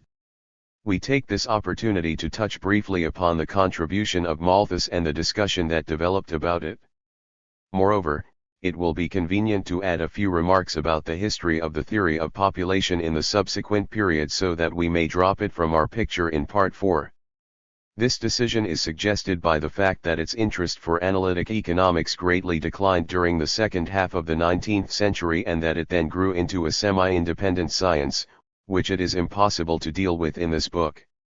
JAS note, but came back in our time. We have seen already that all the facts and arguments that Malthus presented in the first edition of his essay, 1798, down to the details of the analysis as well as of the applications, had been worked out before by so large a number of writers that we may speak of them as widely accepted at the beginning of the 90s. The case therefore differs essentially from the bulk of all those cases, still more frequent in economics than in other sciences, in which a proposition that we associate with an individual name has been anticipated by forerunners. This does not amount to a charge of plagiarism or even to a denial of subjective originality. But it does reduce Malthus' contribution to effective coordination and restatement.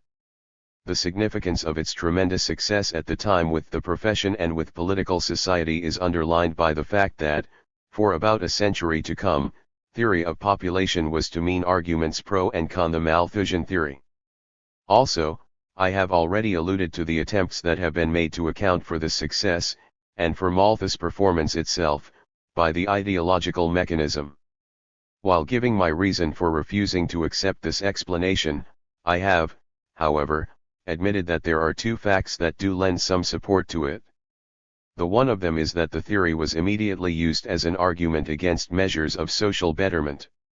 William Pitt availed himself of it. Malthus himself published a pamphlet, which is judged mildly if described by no worse term than silly, in which he argued, as Townsend had before him, that the proposal to encourage parishes to build cottages must on no account be entertained because building cottages would encourage early marriages. Letter to Samuel Whitbread. 1807. In the public mind this sort of thing then assumed the form that the masses had themselves to thank for their economic situation and that nothing much could be done about it. The second fact is this: Malthus himself related that the argument developed in his mind in the course of discussions with his social-minded father, and in the subtitle of the first edition of the essay, he pointed significantly to the speculations of Mr. Godwin 835, the author of the Radical Bible of the Day, M. Condorcet, and other writers. I still think that these facts do not prove more than that every idea can and will be made to serve some ideological purpose as soon as it emerges into the limelight. We are not, however, concerned with the application of this theory to practical questions or any applications except the one to the theory of wages, which will be noticed later, but only with the theory itself. As presented in the first edition, it clearly was intended to mean that population was actually and inevitably increasing faster than subsistence, and that this was the reason for the misery observed. The geometrical and arithmetical ratios of these increases, to which Malthus, like earlier writers, seems to have attached considerable importance, as well as his other attempts at mathematical precision, are nothing but faulty expressions of this view, which can be passed by here with the remark that there is of course no point whatever in trying to formulate independent laws for the behavior of two interdependent quantities. The performance as a whole is deplorable in technique and little short of foolish in substance. But it is at least not open to the criticism that Malthus merely asserted the horrible triviality that, if increase in population should go on in a geometric ratio, with a common ratio greater than unity, it must at some time in the future produce a state of things in which people will be crowding this earth as herrings crowd a barrel. The second edition of the Essay on the Principle of Population, 1803, is a completely new work which, besides copious statistics, contains an entirely different theory. 836 For the introduction of the prudential check, moral restraint, though it was no more a new discovery than was anything else in Malthus' theory, makes all the difference. Only it does not, 1. Raise the intellectual level of the performance, or, 2. Make its results any more tenable, or, 3. Add to its explanatory value. As regards the first point, it is sufficient to note that it did not occur to Malthus to discuss any effects of his moral restraint other than the effect on numbers, for example, effects on the quality of the population or on schemes of motivation. As regards the second point, the new formulation made it indeed possible for adherents to this day to take the ground that Malthus had foreseen, and accounted for, practically everything opponents might say, but this does not alter the fact that all the theory gains thereby is orderly retreat with the artillery lost. As regards the third point, the various ifs that were then introduced leave of all the claims to universal validity only the triviality mentioned above and, beyond this, the possibility of explaining individual historical situations by the possible failure of other elements of the environment to develop along with population which does not require any general principle. Professor Cannon, OPCITP 144, did not exaggerate when he wrote that the essay falls to the ground as an argument, and remains only a chaos of facts collected to illustrate the effect of laws which do not exist. Malthus himself was reluctant to admit all the consequences that lurked in his qualifications of 1803. On the contrary, he clung to his original conclusions as much as possible, particularly to the relevance of his theory for his own time. It was therefore by no means superfluous, as some admirers kept on assuring their readers, that Senior and Everett 837, also others, either facing honestly those consequences or else arriving at their conclusions independently of a study of Malthus' qualifications, pointed out from different standpoints and by different arguments how little there was really left. This is pathetically obvious in Senior's formulation of the principle in his outline that the population of the world is limited only by moral or physical evil, or by fear of the deficiency of those articles of wealth which the habits of individuals of each class of its inhabitants lead them to require. Nevertheless, Senior, unlike Everett, continued to consider it as a fundamental postulate of economics, and still more was it so considered by Ricardo, James Mill, McCulloch, and others. J.S. Mill dealt very briefly with population in his chapter of the Law of Increase of Labor, Principles, Book I, ch. 10. It is true that he explained this by declaring that the subject had been fully dealt with by Malthus, to whom he refers his readers. But one might be tempted to infer that he was disposed to discount the importance of the principle. He might have been because, following a trend that had become established by the time he wrote his principles, J.S. Mill put the law of population into a relation to the law of diminishing returns from land which, it is worthwhile noting, was entirely absent from Malthus' essay, and because he was prepared, as we shall see, to admit plenty of exceptions and qualifications of that law. Nevertheless, it is certain that he entertained a strong belief in the validity and immediate importance of the Malthusian theory.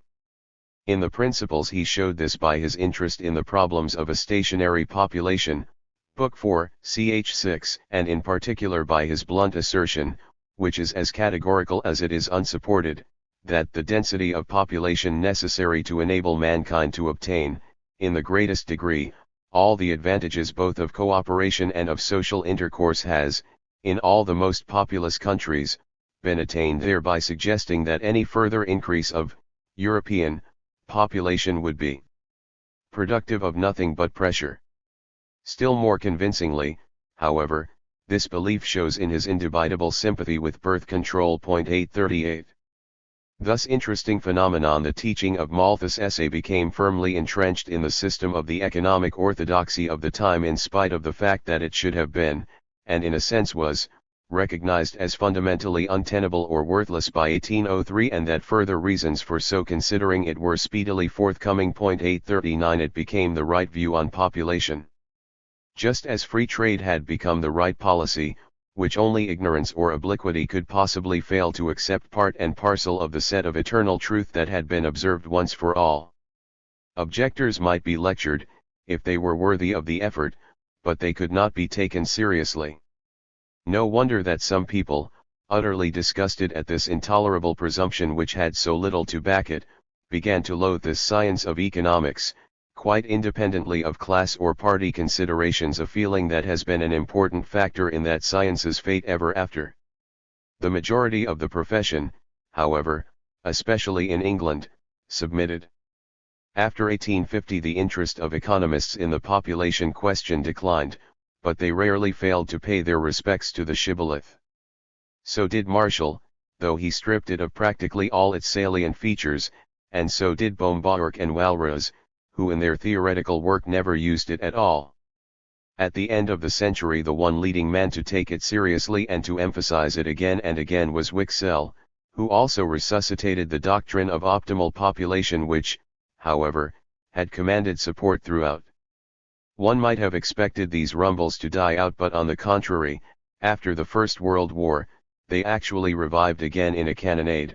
Mr. Keynes stepped forth to hold that the Malthusian issue was as vital as it had ever been, and that in fact it had entered on a new lease of life since he put the date somewhere in the first decade of the century. Nature had begun to yield a decreasing response to human effort. The profession was startled, as presumably it was intended to be. Sir William Beveridge espoused the opposite view. But the controversy subsided for the unscientific reason that people had more pressing concerns in a world in which a spectacular fall in the birth rate and a no less spectacular torrent of unsaleable foodstuffs and raw materials were about to set in. Mr. Keynes said somewhere that economics is a dangerous science. It is indeed. 840.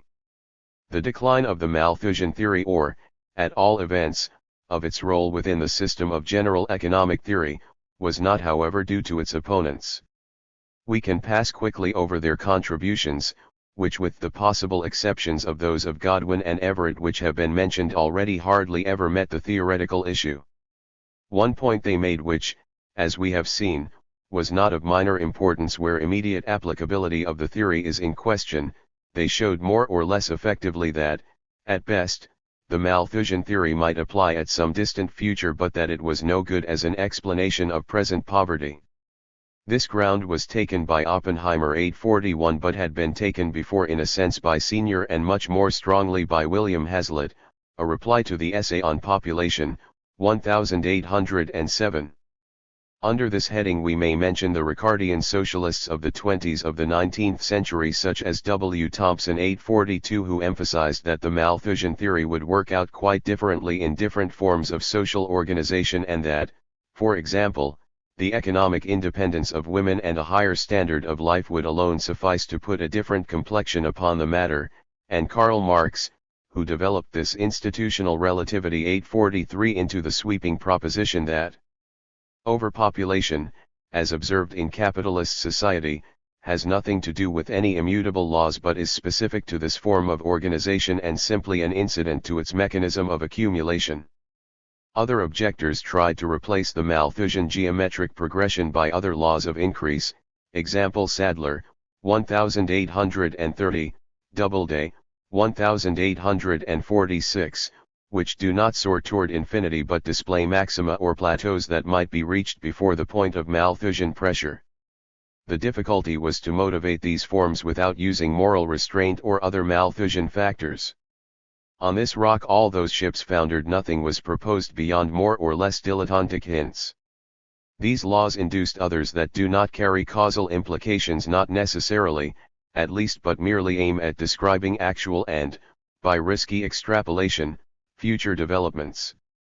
Verhulst's, 1845, was one of the earliest of these attempts, and many statisticians have tried their hand at this task ever since. For example, nibs, pearl, hoteling. Laws of this type are of course neutral to the Malthusian issue. Still other objectors pleaded what might be termed attenuating and compensating circumstances. Carey was one of the most eminent of these, and Chalmers was another, or the undesired, anti-eugenic, effects of birth control. For our purposes it does not seem necessary to go into this 844 or into the opinions proffered by biologists. But it is necessary to mention a theory which, whether or not it can be stated so as to become compatible with Malthus' text, yields the exact opposite of Malthus' conclusion, Mombert's prosperity theory, Wollstand's theory of population, according to which we are to expect a fall in the birth rate from the rationalizing influence on behavior of a higher standard of life. 845 In a sense, Malthusians might claim this as an elaboration of restraint, moral or otherwise.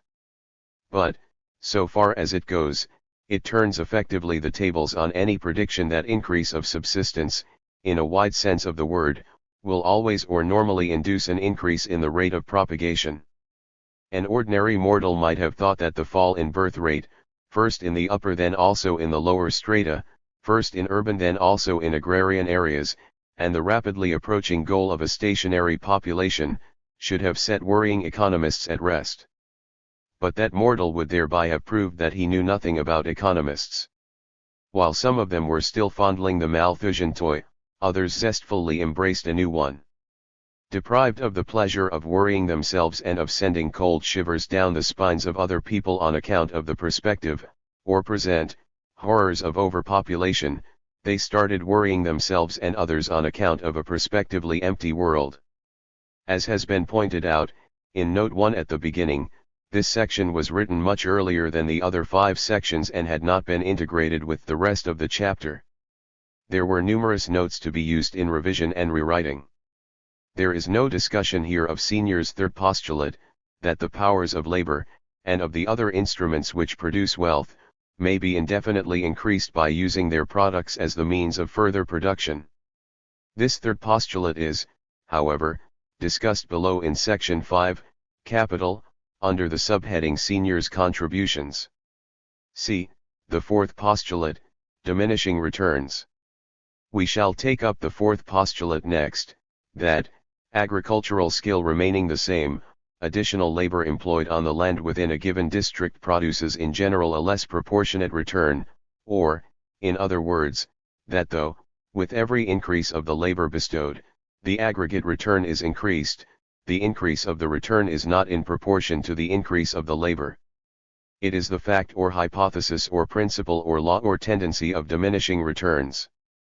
There is nothing remarkable about Senior's formulation of it except that he stressed more than did other authors, especially more than did Ricardo, the importance of the necessary condition of its validity, a given and constant technological horizon, or the proviso, agricultural skill remaining the same, and also the importance of true exceptions, which makes a lot of difference to the tones of the picture. 846 There is, however, a point about his management of diminishing returns that does merit particular attention.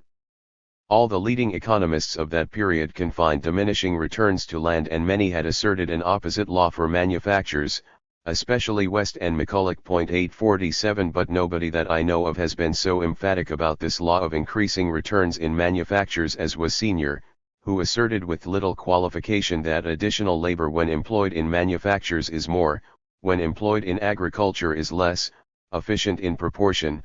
Outline, pages 81 ETSEQ, without explaining fully to his readers, perhaps without fully perceiving himself, that this law of increasing returns, if it exists, is of an entirely different nature and should never be put as an alternative, with equal rights, alongside the law of decreasing returns. Thus Senior or West and Senior must be held responsible for the tradition, which took such time in dying, that agriculture was the domain of the latter and industry the domain of the former. This quite misleading arrangement was not set right until the next period. Edgeworth took the first steps toward breaking it up. Marshall grew out of it, of course, but he did not expressly renounce it. To the last he linked decreasing returns primarily with the production of raw materials in a way suggestive of Senior's teaching.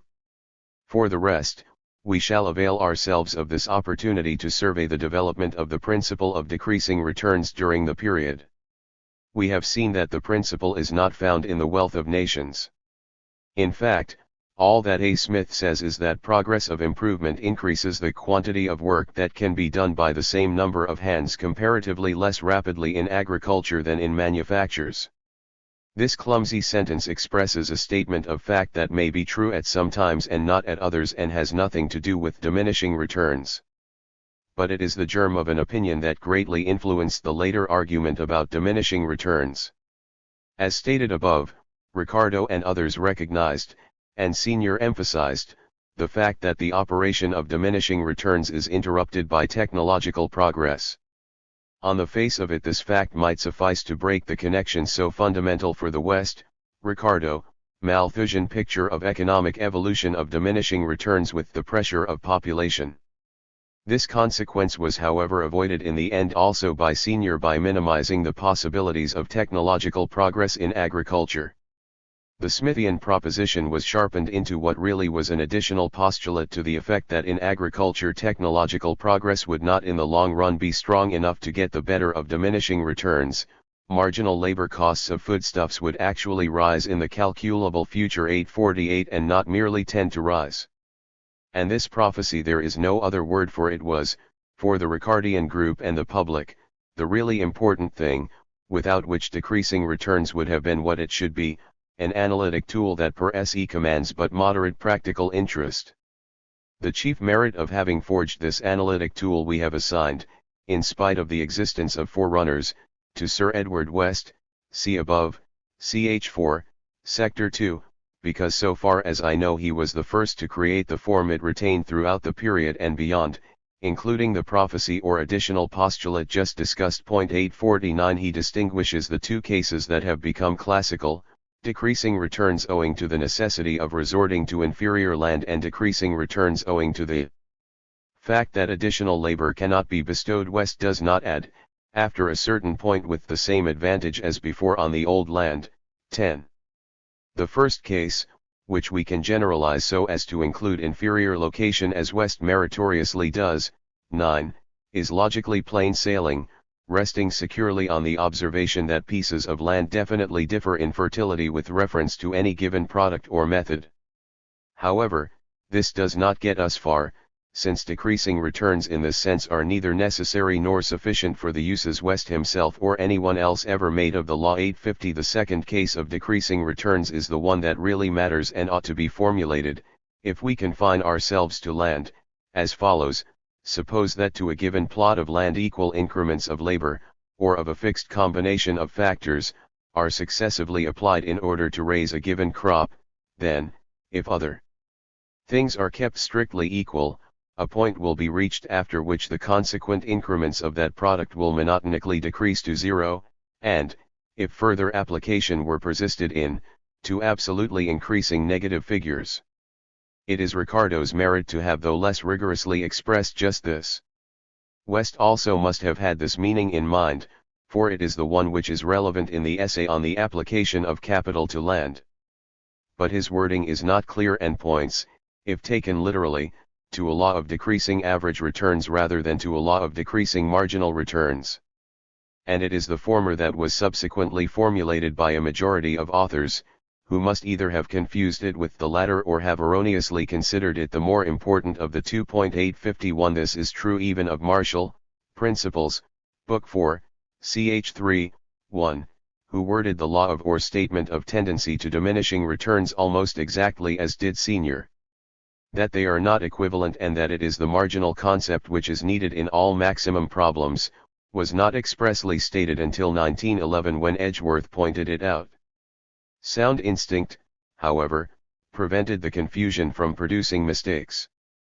But it was the main reason I can see why the definitive conquest of the idea of diminishing physical returns did not ipso facto and immediately lead to a marginal productivity theory, and why the latter had a separate history at all.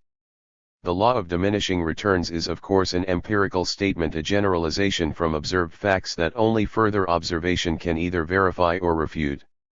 It is interesting to report that theorists have almost unanimously displayed an aversion to admitting this. One after another has tried to prove it from logically anterior and, as they thought, more obvious assumptions.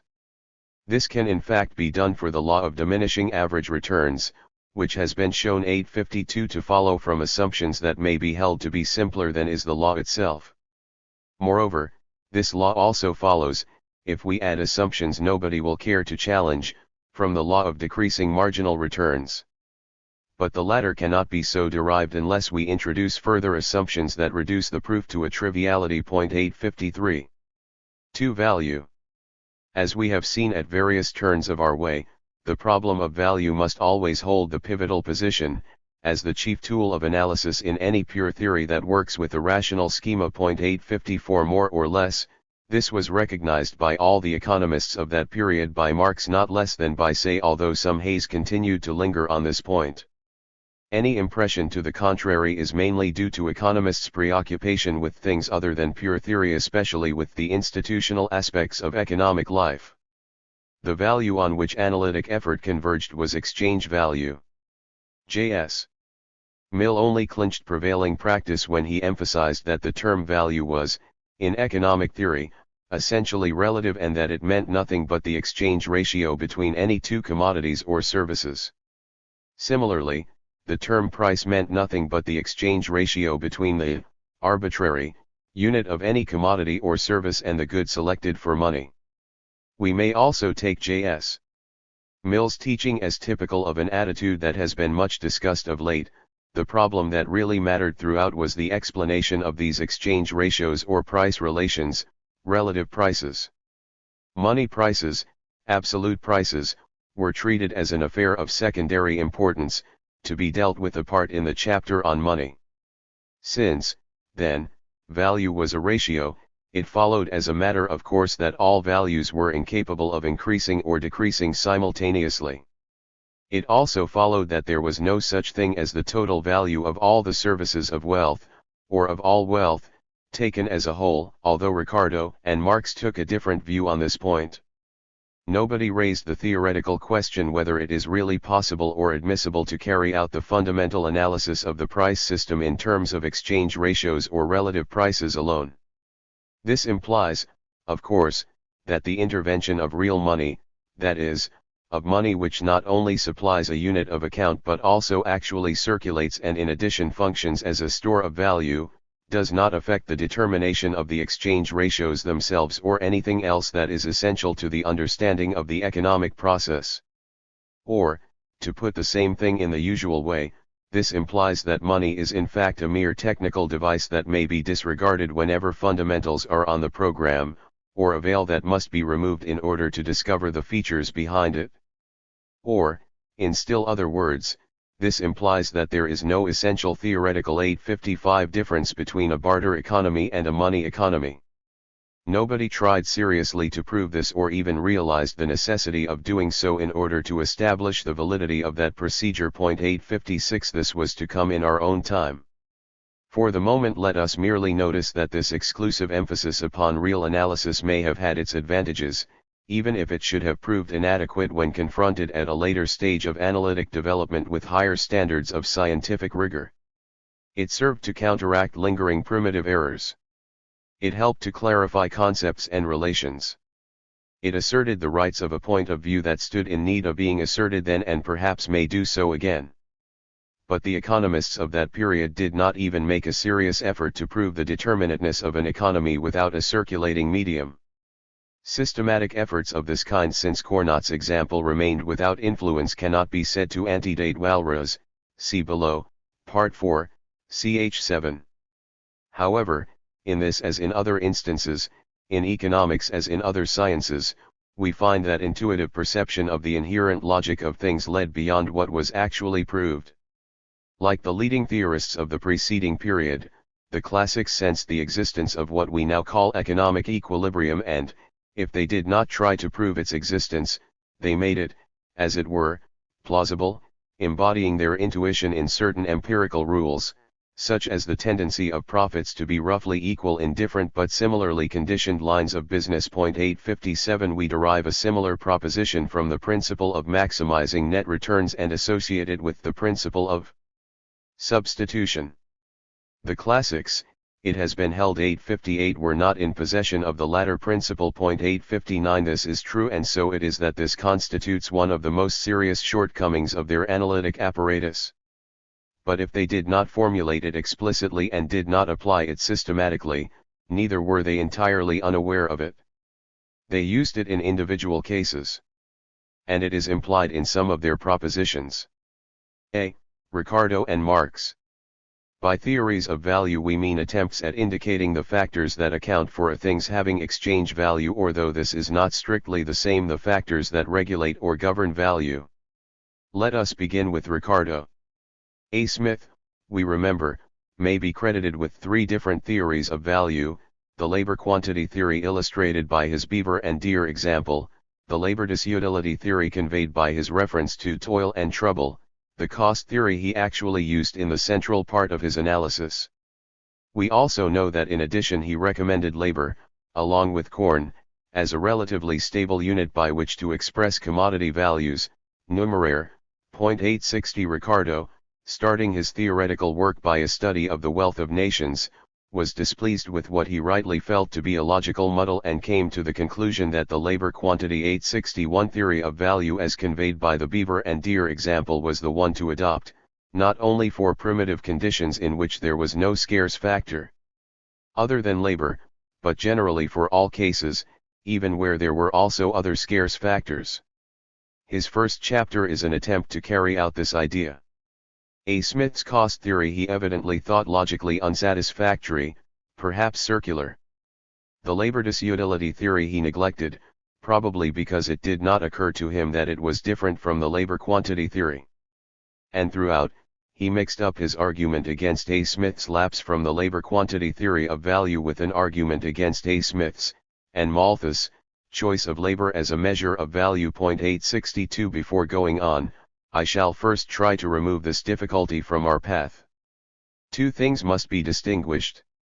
On the one hand, Ricardo, like everybody else, was of course aware of the fact that there can be no commodity, labor no more than any other, the exchange value of whose unit could serve as an invariant standard by which to measure the variations in the exchange values of other commodities, principles, ch. 1, 6. On the other hand, his labor quantity theory of value seemed, subject to qualifications that will be discussed presently and are neglected for the moment, to provide a method by which to measure these variations all the same, where the exchange value of a unit of labor was bound to be unsatisfactory, the unit of labor itself, since according to this theory the amount of labor embodied in a commodity governs its value, really was what was needed in order to have a measure of exchange values. After all, subject to the qualifications we are now neglecting, all that was necessary in order to have a commodity of at least theoretically invariant value was to imagine one that always embodied the same quantity of labor. Such a commodity would then provide a stable yardstick with which to measure the variations in the relative prices of all the others. The pounds and shillings of his numerical examples must be understood to stand for such a commodity. 863. It is very important to grasp the implications of this logical tour de force. By virtue of it, commodities acquired absolute values, which were capable of being compared, added up, and of increasing and decreasing simultaneously, the very thing that was impossible so long as exchange value was defined simply as exchange ratio. This is what pleased Marx so much about Ricardo's theory of value. But the latter failed to work out the idea completely. Moreover, he created much unnecessary confusion by adopting for his concept the term real value. Our own meaning of this term, which refers to the value of a monetary quantity in terms of the goods it will buy, was gaining currency at that time, and people were puzzled by Ricardo's use of it, according to which, for example, real wages might be falling, if the quantity of labor embodied in the goods that constitute real wages in our sense was decreasing, owing, for instance, to technological improvement, when everybody else would say that they were rising, if the quantities of those goods themselves were increasing. Another point must be mentioned which is of considerable importance for understanding Ricardo's theory of distribution, which was primarily concerned with relative shares, and in particular his famous theorem that there can be no rise in the value of labor real wages in his sense without a fall of profits, c. e.g. 4, principles, ch. 1. The true significance of this theorem will be discussed later. But, in the place referred to, Ricardo reduced it to a triviality by explaining that, if the product be divided between capital and labor, the larger the proportion that is given to the latter, the less will remain for the former, which is in fact how James Mill and many later interpreters, example A. Wagner, understood the theorem. How was this possible? Evidently Ricardo, when he penned this passage, thought that relative shares are always rendered by the relation between the labor hours embodied in the absolute shares. This, however, is not true generally, but only if the total quantity of labor applied is kept constant. On this tangle, see Canon, OPCIT pages 341 ETSEQ. Ricardo, then, tells us on the first page of his work that utility is a necessary condition for the emergence of exchangeable value, and that possessing utility, commodities derive their exchangeable value from two sources, from their scarcity, and from the quantity of labor required to obtain them. Illogically identifying scarce commodities with commodities, the quantity of which cannot be increased by labor, and setting them down as rare exceptions, he turns to the category of those that may be increased by human industry. I cannot stay but the reader should to point out all the shortcomings of the start, and shall proceed at once to state the central theorem of the Ricardian theory of value. In conditions of perfect competition, which Ricardo failed to specify, the exchange values of commodities will be proportional to the quantities of labor contained or embodied in them. The first thing to be observed about this proposition, which hails from the Wealth of Nations, Ricardo referred specifically to Book I, ch. 5, is that it is not in itself a theory of value in the sense defined above. Such a theory is contained in Ricardo's next sentence, that this, i.e. labor applied or embodied, JAS, is really the foundation of the exchangeable value of all things. The proposition in question is a theorem on values intended to be valid in perfect equilibrium only. Of this Ricardo was perfectly aware.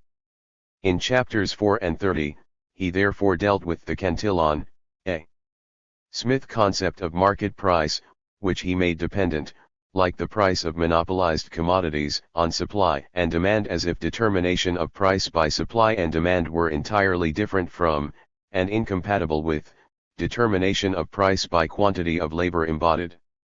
But, not being in full possession of an explicit perfect equilibrium concept, he expresses this by saying that his labor quantity law applies to natural prices, that is, to the relative prices that will ultimately prevail when fluctuations due to temporary disturbances shall in each case have subsided. This is the reason why interpreters, and indeed Ricardo himself, spoke of his law and of his reasoning in general as abstract and as envisaging fundamental or long-run tendencies only. He did not use the Marshall-Lien term long-run normal, but he had got the idea. The second thing to be observed is that our theorem would be true, for perfect equilibrium in perfect competition, if labor and labor of one kind and quality were the only requisite of production. In fact, it would then follow as a special case from the more general marginal utility theory of a later time. 864. The third thing, then, to be observed about Ricardo's labor quantity law is the manner in which he tried to overcome the difficulties that stand in the way of generalizing a result that holds, though he never proved it in a special case. The rest of his first chapter, 2-7, is devoted to an attempt to show that his labor quantity law of equilibrium values, though not generally true, yet constitutes an acceptable approximation throughout the range of perfect competition. But this chapter does not deal with the fundamental difficulty that arises from the existence of scarce natural factors. Their elimination from the problem is left for the second chapter. Following suit, we also neglect them for the moment. Ricardo saw, of course, what Marx was to elaborate, that the labor whose quantity is to govern or regulate values must be of the quality a laborer normally does in any given time and place, not more or less efficient than that, and that it must be applied according to the prevailing standards of technological rationality. To use Marx's term, it must be socially necessary labor. The time employed in acquiring skills, including the labor of the teacher, must be counted in 865, and so must be the labor also which is bestowed on the implements, tools, and buildings with which such labor, the directly applied labor, JAS, is assisted, Sector 3. But what about natural skills, or those elements in skills that are not themselves acquired by labor? Following the 18th century tradition noticed above, Ricardo did not think much of their importance. For the rest, he relied, as had A. Smith, on the market mechanism to determine a scale for the evaluation of different, natural, qualities of labor, by means of which an hour of superior labor may be expressed as a multiple of the normal labor hour. If a working jeweler is being paid twice as much per hour as is a common laborer, 1 hour worked by the former will simply be counted as 2 hours worked by the latter. Since such relations do not vary greatly from year to year, they have little effect, for short periods, on the relative value of commodities. 866. This may or may not be so. But it should be noticed that this appeal to market values that are evidently not determined by any quantity of labor in the course of an argument that is to expound the labor quantity law spells in strict logic the surrender of the latter, no matter whether this be acknowledged or not. But acknowledgement of failure of the labor quantity principle came in sections 4 and 5.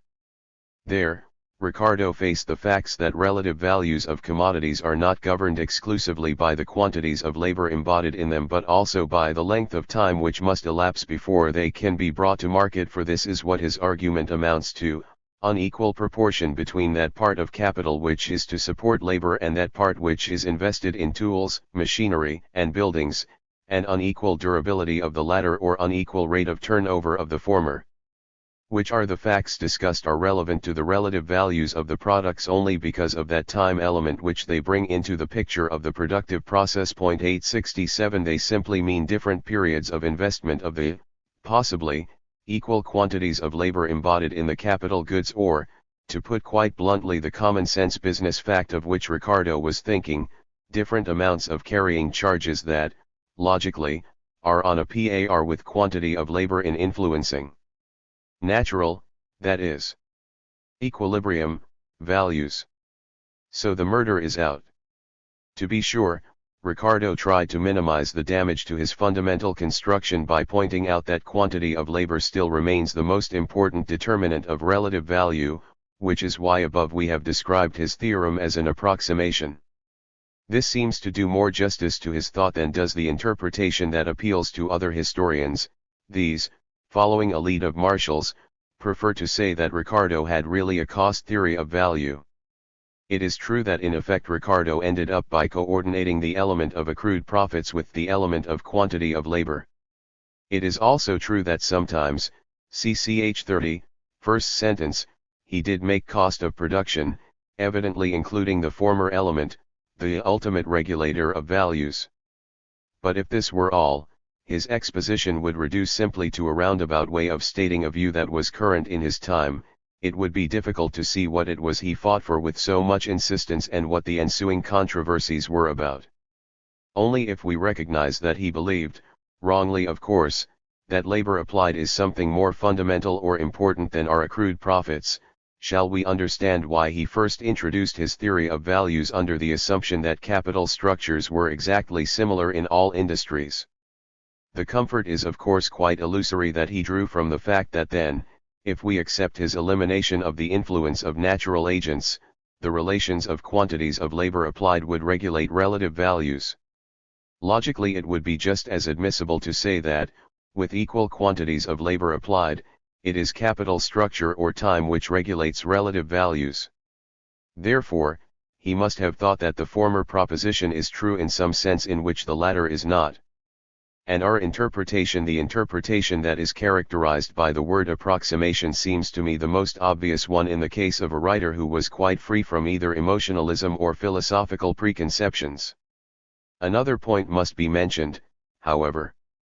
What Ricardo did in Chapter 1, Sections 4 and 5 was to recognize the fact that carrying charges do influence relative values. He also formulated some of the consequences of this fact. But he did so, as it were, with a shrug of his shoulders, and did not make the slightest attempt to explain it unless we accept the phrase just compensation for the time that the profits were withheld as a token of such an explanation. Here as elsewhere he was content to remain on the surface of things. But he did worry about what his admission would do to his pet proposition that no alteration in the wages of labor could produce any alteration in the relative value of commodities, which is, throughout the book, the practical spearhead of his theory of value. On principle, it must also be given up, of course, c5, last paragraph. But actually it is retained, again, as I like to say in order to be as fair as possible to him, as an approximate truth. The effect of the admission is confined to a particular theorem: if wages, say, rise, the relative prices of goods into the production of which fixed capital or fixed capital of high durability enter largely will fall, and the relative prices of goods which are produced chiefly by labor with less fixed capital or with fixed capital of a less durable character than the medium in which price is estimated 868 will rise, a proposition that has been dubbed in our time the Ricardo effect, and a curiously devious way of admitting something of which one does not wish to admit the implications. It is not worth our while to stay to describe the way in which the inner circle Ricardians, James Mill, De Quincey, and McCulloch, handled Ricardo's theory of value and the spurious problems it created. 869 But it will be convenient, before we take up the contributions of Ricardo's opponents and then the halfway house position of J.S. Mill, to consider with the utmost brevity some essentials of the doctrine of Ricardo's only great follower, Karl Marx. Marx's theory of exchange value is also a labor quantity theory, perhaps, if we neglect such stepping stones between Ricardo and Marx as W. Thompson, the only quite thoroughgoing one ever written. At first we are, indeed, struck by the similarity of Marx's argument to Ricardo's. Marx asked himself what it is that makes commodities, so heterogeneous as to value in use, comparable at all, and emerges with the conclusion that is the fact that they are all the products of labor. Having established to his own satisfaction this highly debatable proposition, for the fact that all commodities have value in use is not only as true but more general, Marx proceeded to deal with the difficulties that beset this approach at the threshold almost exactly as Ricardo had dealt with them. He added precision and elaboration here and there. I have already mentioned the socially necessary labor, but failed, like Ricardo, to notice the danger that lurks behind the assumption that the market prices of labor of different non-acquired qualities may be used in order to reduce labor hours of superior quality to multiples of standard ones. I take this opportunity to mention a point of technique that Marx considered one of his most important contributions to economic theory: his distinction between labor, the quantity of which is measured in hours, and labor power, Arbeitskraft, the value of which is given by the quantity of labor that enters into the goods the workman consumes, including the goods and services used up in bringing him up and training him, and in a sense produces his labor power. These goods and their real value are, of course, essential elements also of Ricardo's analysis. But he did not identify explicitly this real value with the real value of the commodity labor power. Senior, as we know, took a step toward doing so. Marx, however, not only completed this step but also, in his exploitation theory, see below, sector 6b, put the labor power concept to a use of which neither Ricardo nor Senior had thought or would have approved.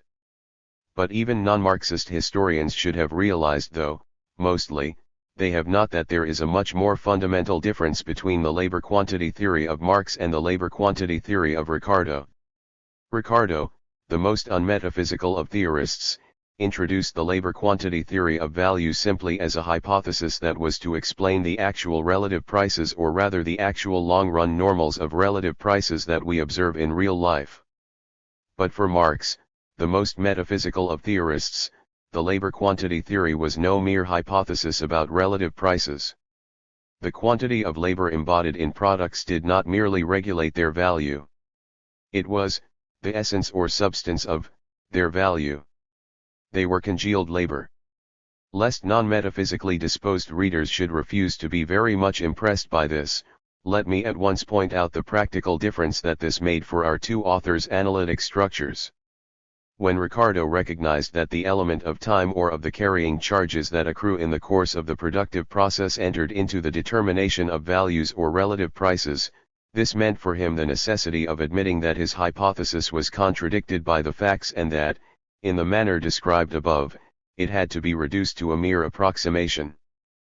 But Marx had recognized from an early stage of his thought, certainly before he published the first volume of Das Kapital, 1867, 870, that exchange ratios do not even as a tendency, conform to Ricardo's equilibrium theorem on values, which accordingly forms no part of Marx's teaching. This, however, was no reason for him to modify his value theory. Value was always, for every commodity as well as for output as a whole, identical with labor embodied, however relative prices might behave, and his problem was precisely to show how, in consequence of the mechanism of perfect competition, these absolute values without being altered came to be shifted about in such ways that in the end commodities, while still retaining their values, were not sold at relative prices proportional to these values. For Ricardo, deviations other than temporary of relative prices from his proportionality theorem spelled alterations of values. For Marx, such deviations did not alter values but only redistributed them as between the commodities. This is why we may say that Marx actually went through with the idea of an absolute value of things 871, whereas Ricardo, although his argument implies this idea in spots, never made it the pivot of his analytical structure. Or, to put it differently, whereas for Ricardo relative prices and values were essentially the same thing, and whereas hence the economic calculus in terms of values was the same thing as the calculus in terms of relative prices, values and prices were not the same thing for Marx, so that he created for himself an additional problem that apparently does not exist for Ricardo, namely, the problem of the relation between the two calculi, or the problem of Wertrechnung und Preisrechnung. 872. Some of the implications and applications of this value theory will be discussed later on. But 3 points about it should be made before we temporarily leave the subject. First, for us it is nothing but a construction devised for purposes of analysis and to be judged in the light of considerations of analytic usefulness and convenience. For orthodox Marxists it may indeed be sacred truth in some extra-empirical realm of Platonic ideas, where the essences of things are exhibited. And it may have been something of the kind for Marx himself. Actually, however, there is nothing mystic or metaphysical about the Marxist theory of value. Its central concept in particular, absolute value, has nothing to do with the meanings we attach to this word in some parts of philosophy. It is nothing but Ricardo's real value fully worked out and fully made use of. Second, if readers have followed the argument, they will realize that the objections that may be made against Ricardo's use of the concept of real value do not apply to Marx's theory. Even if we do not admit that labor embodied is the cause of exchange value in the ordinary sense, there is no logical rule to prevent us from defining labor embodied as exchange value, though this gives another and perhaps misleading sense to the latter term. For, on principle, we may call things what we please. 873 third, whereas Ricardo simply recognized the actual existence of carrying charges and then stopped, Marx made at least an attempt, successful or not, to absorb them into his schema. For him, the carrying charges were also part of the labor embodied in total output. Ricardo had to add them to labor cost and ought to have explained them. For Marx there was no problem of explaining why these elements of product value exist. His only problem was to explain how they come to be clipped off from a total of value that exists independently of them. At this we must let the matter rest for the moment. At a later stage of our argument we shall see that it was after all the same difficulty, namely, the influence of time, which, owing to their different approaches, presented itself to them in the guise of different problems. To use a Marshall Lien phrase, for Ricardo time was the great disturber of his analytic pattern. But it was also, though less overtly, the great disturber of Marx's. B. The opponents of the labor quantity theory of value.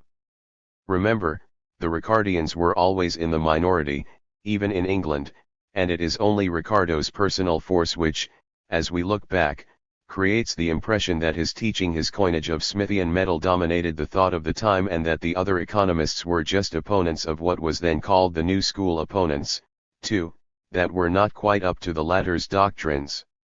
The opposite is nearer the truth, in the matter of value as in others, although our impression is no doubt reinforced by the fact that nearly all those opponents, whatever else they may have been, were with but few exceptions inferior to Ricardo as controversialists.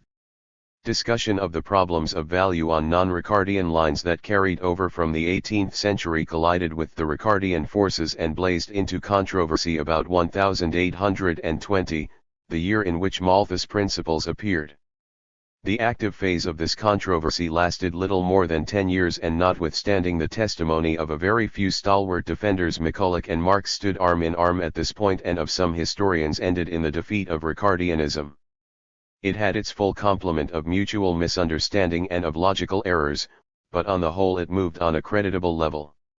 The peak performance was Bailey's 874, see above, ch4, sector 3c, the influence of whose criticism was much greater than appears on the surface. He showed up the weaknesses of Ricardo's analytic structure forcefully, in particular, the futility of Ricardo's method of eliminating natural agents from the value problem, the arbitrariness involved in calling quantity of labor the sole determining principle of value, the defects of the concept of real value and of the Ricardian theory of profit, and so on.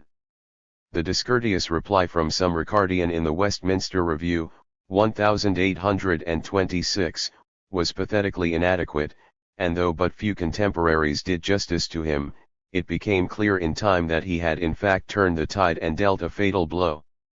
Considerations of space forbid the describing of the controversy in detail. 875 Instead, we shall confine ourselves to what was, for the time being, the main point at issue between, say, Malthus and Ricardo, noticing other names and aspects only so far as this purpose requires. 876. To get at that main point, we must first recall that the pioneer performances of the marginal utility theory, which the period produced, failed indeed to exert any perceptible influence, but that many writers perceived that utility was more than a mere condition of exchange value, in the sense in which Ricardo meant this phrase, and that in fact it was the source or cause of exchange value. Only they were no more able to do anything with this idea than were the Ricardians, who, precisely for this reason, refused to accept it. And so this approach came to nothing. J.B.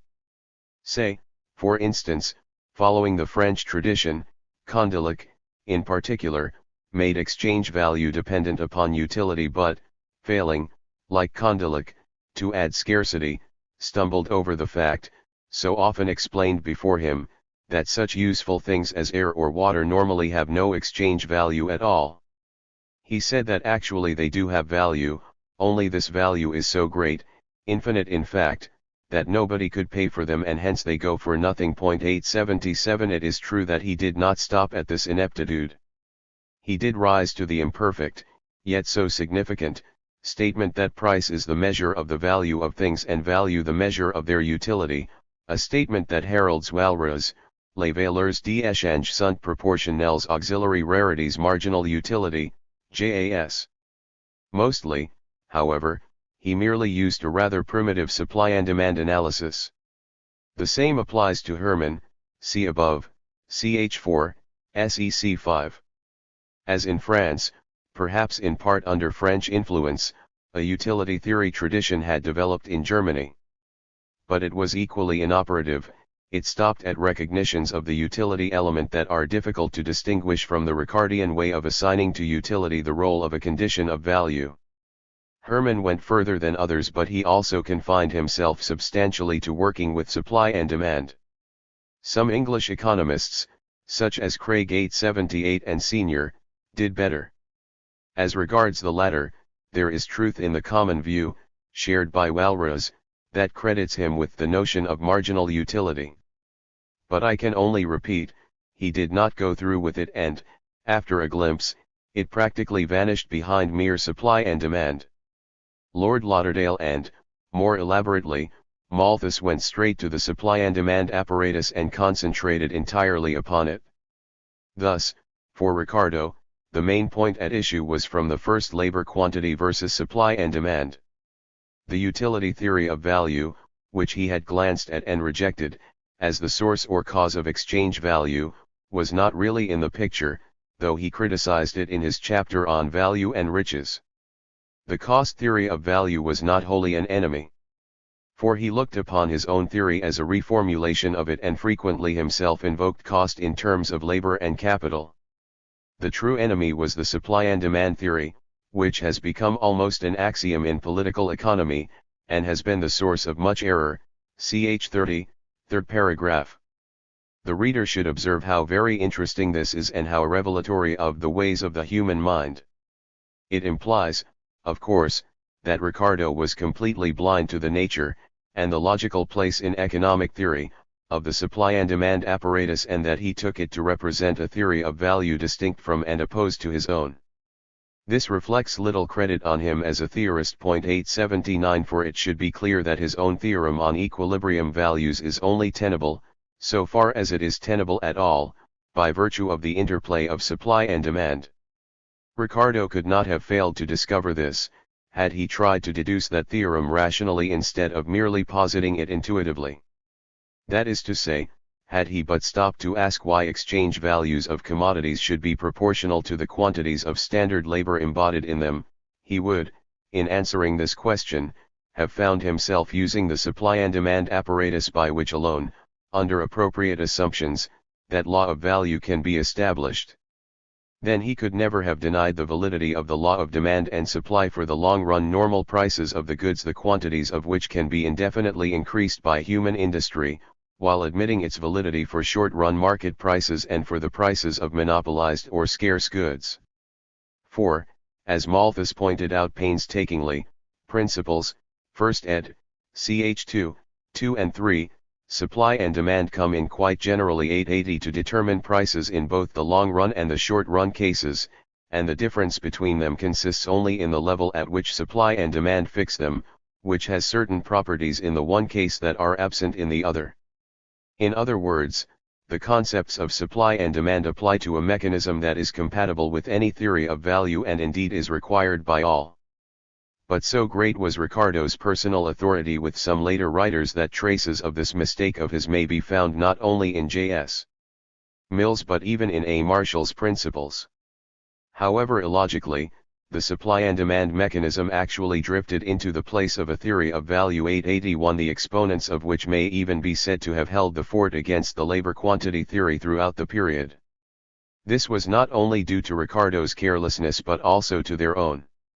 We have seen that they failed in their analysis of the element of utility, though they brushed against it time and again.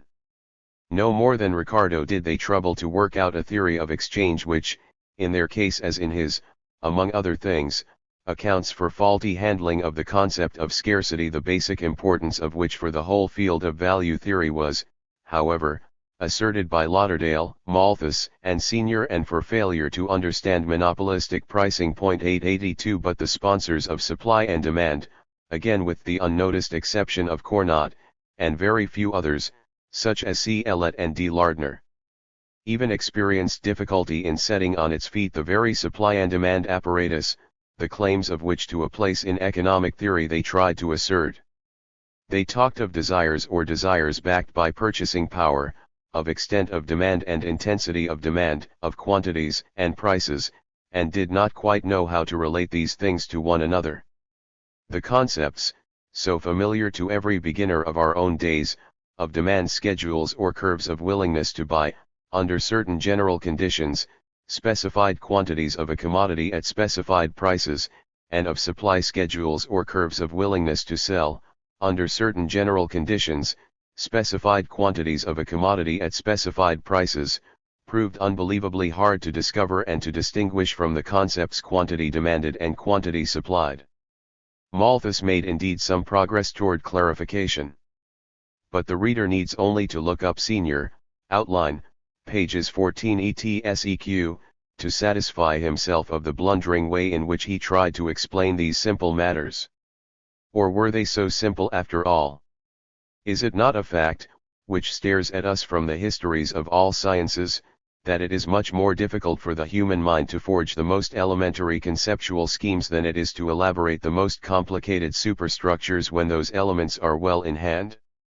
Lauderdale, Say, Malthus, and others all ask themselves the question how cost of production fits with supply and demand. Say's contribution is enshrined in the proposition that cost of production is nothing else than the value of the productive services that are consumed in production, and that the value of the productive services is nothing else than the value of the commodity, which is the result another of those sayings of his that indicate possible insights without making them explicit enough for contemporaries and later critics to understand. Malthus, however, though he probed less deeply, explained things much better so far as he saw them. In particular, he nicely indicates the locus of cost of production, which only determines the prices of commodities, as the payment of it is the necessary condition of their supply. Principles, ch. 2, 3, a turn of phrase that points far ahead toward Jevonian teaching. Another lesson to conclude with. Many circumstances combine to keep the theory of those writers in a state that cannot be described as anything but primitive, but one of them was obviously the lack of the appropriate technique. Essentially, quantitative relations cannot be stated satisfactorily without mathematics. It is the same defect that also marred J.S. Mill's attempt at summing up. See J.S. Mill's Halfway House. Happily, there is nothing in the laws of value which remains for the present or any future writer to clear up. The theory of the subject is complete. So J.S. Mill wrote in 1848, Principles, Book 3, ch. 1, evidently well pleased with the analytic structure he was about to erect from existing material. Actually, the structure is not an attractive residence. Its main merit consists in the fact that it showed up its defects so clearly as to make even casual visitors desirous of remodeling it. On the one hand, there is no doubt that Mill himself sincerely wished to restate Ricardian doctrine in an improved form. And so his work in this field has been and is being interpreted to this day. Leaning heavily on De Quincey's exposition of that doctrine, Mill accepted utility and difficulty of attainment as conditions of exchange value. But the energy with which he insisted on the relative character of the latter completely annihilated Ricardo's real value and reduced other Ricardianisms to insipid innocuousness. Also, abstinence takes its place along with quantity of labor as an element in cost. In other points, shifts of emphasis do the rest to destroy what it was Mill's intention to rebuild. But on the other hand, Mill's own main contribution was to develop the supply and demand analysis so fully that, as Marshall himself was to indicate, there remained not so very much to do beyond removing loose ends and adding rigor in order to arrive at something not far distant from Marshall-Lien analysis. He did not achieve perfect clarity 883 or in fact a complete and correct statement of the theory of supply and demand. But he went much further than the majority of economists before him, always excepting Cournot, and may be said to have been the first to teach its essentials. In particular, he wrote out, in words, the equation of demand and supply, and he made full use of it in his chapter on international values, which is discussed below. It is quite true that he paid token tribute to Ricardo's shadow by introducing supply and demand in the modest role of determinants of value in the case of commodities that are absolutely limited in quantity, Book 3, ch. 2, with which he classed, erroneously of course, monopolized commodities, whereas he let the commodities which are susceptible of indefinite multiplication without increase of cost be determined by this cost, ibid ch. 3, and commodities which are susceptible of indefinite multiplication, but not without increase of cost by cost of production in the most unfavorable existing circumstances, ibid ch. 5. But he was concerned not so much with supply and demand per se as with the level at which supply and demand 884 will fix equilibrium price in each of those cases. And he was truer to his thought when he formulated the law of supply and demand quite generally as he did in his notes on Senior, defining supply and demand as quantity supplied and quantity demanded. The value of a commodity in any market will always 885 be such that the demand shall be exactly equal to the supply. And I maintain that this, in fact if not in intention, replaces Ricardo's law of equilibrium values and, incidentally, completes the scrapping of Ricardo's central concept of real value. This interpretation is reinforced by a passage in the chapter on international values. Whenever the law of cost of production is not applicable, we must fall back upon an antecedent law, that of supply and demand, Book 3, ch. 18, 1. Should this not mean that Mill embraced without being fully aware of it the very same analysis that was anathema to Ricardo, then the sense of this passage escapes me. Nor is there anything to oppose this interpretation in the heap of blundering propositions that Mill called Summary of the Theory of Value, Book 3, ch. 6. Quite unimportant concessions are made to the labor quantity theory 886, see especially propositions 13 and 15. On the other hand, definitely anti-Ricardian doctrine is repeatedly asserted, see especially propositions I, v, 8. And the Ricardian theorem that rent is not an element in the cost of production is upheld with qualifications which, if correctly stated and developed, which Mill did not do, amount to renouncing it, see proposition 9, and point toward the opportunity cost theory. 887a muddle, all this, no doubt. But it was not a hopeless muddle. Let us rather call it a fertile one, for this muddle contained all the elements that were necessary to straighten it out. 888 Cairns was the first to try to do this, though without any great success. Marshall did succeed in doing this, though not without invoking ideas from outside Mill's range of vision, see Part 4, chs 5 and 6. 3. The theory of international values. Some of the aspects of that period's policy of international trade have already been dealt with, chs 2 and 5. Its monetary aspects will be surveyed in the next chapter. Here we shall consider, with the utmost brevity, 889 the purely theoretical core of the classic teaching in international trade, for which J.S. Mill introduced the phrase theory of international values. We are primarily interested in two things: in the contributions this theory made during that period to the analysis of international trade, and in the relations of these contributions to the theory of domestic value sketched out above. The classic writers, being most of them ardent free traders, were no doubt much concerned with pointing out the advantages or gains that accrue to a country from international trade. Therefore, much of what they had to say on the subject pertains to the field of welfare economics and constitutes in fact their most important exploit in this field. But this is of secondary importance from the standpoint of this section. As regards contributions to the analysis of international economic relations, remember, we now neglect the monetary angle. 890 We have three novelties to record: 1. A distinct theory of international values, 2. The theorem of comparative cost, and 3. The theory of reciprocal demand. The first was that a distinct theory of international values emerged at all. This was, in a sense, in conformity with old tradition, since already the mercantilist writers had looked upon foreign trade as something that differed essentially, in nature and effects, from domestic trade. But for the classics, who did not accept the rationale of the mercantilist distinction, it was by no means evident that there was any theoretically or even practically relevant difference, or, if there was, what it consisted in.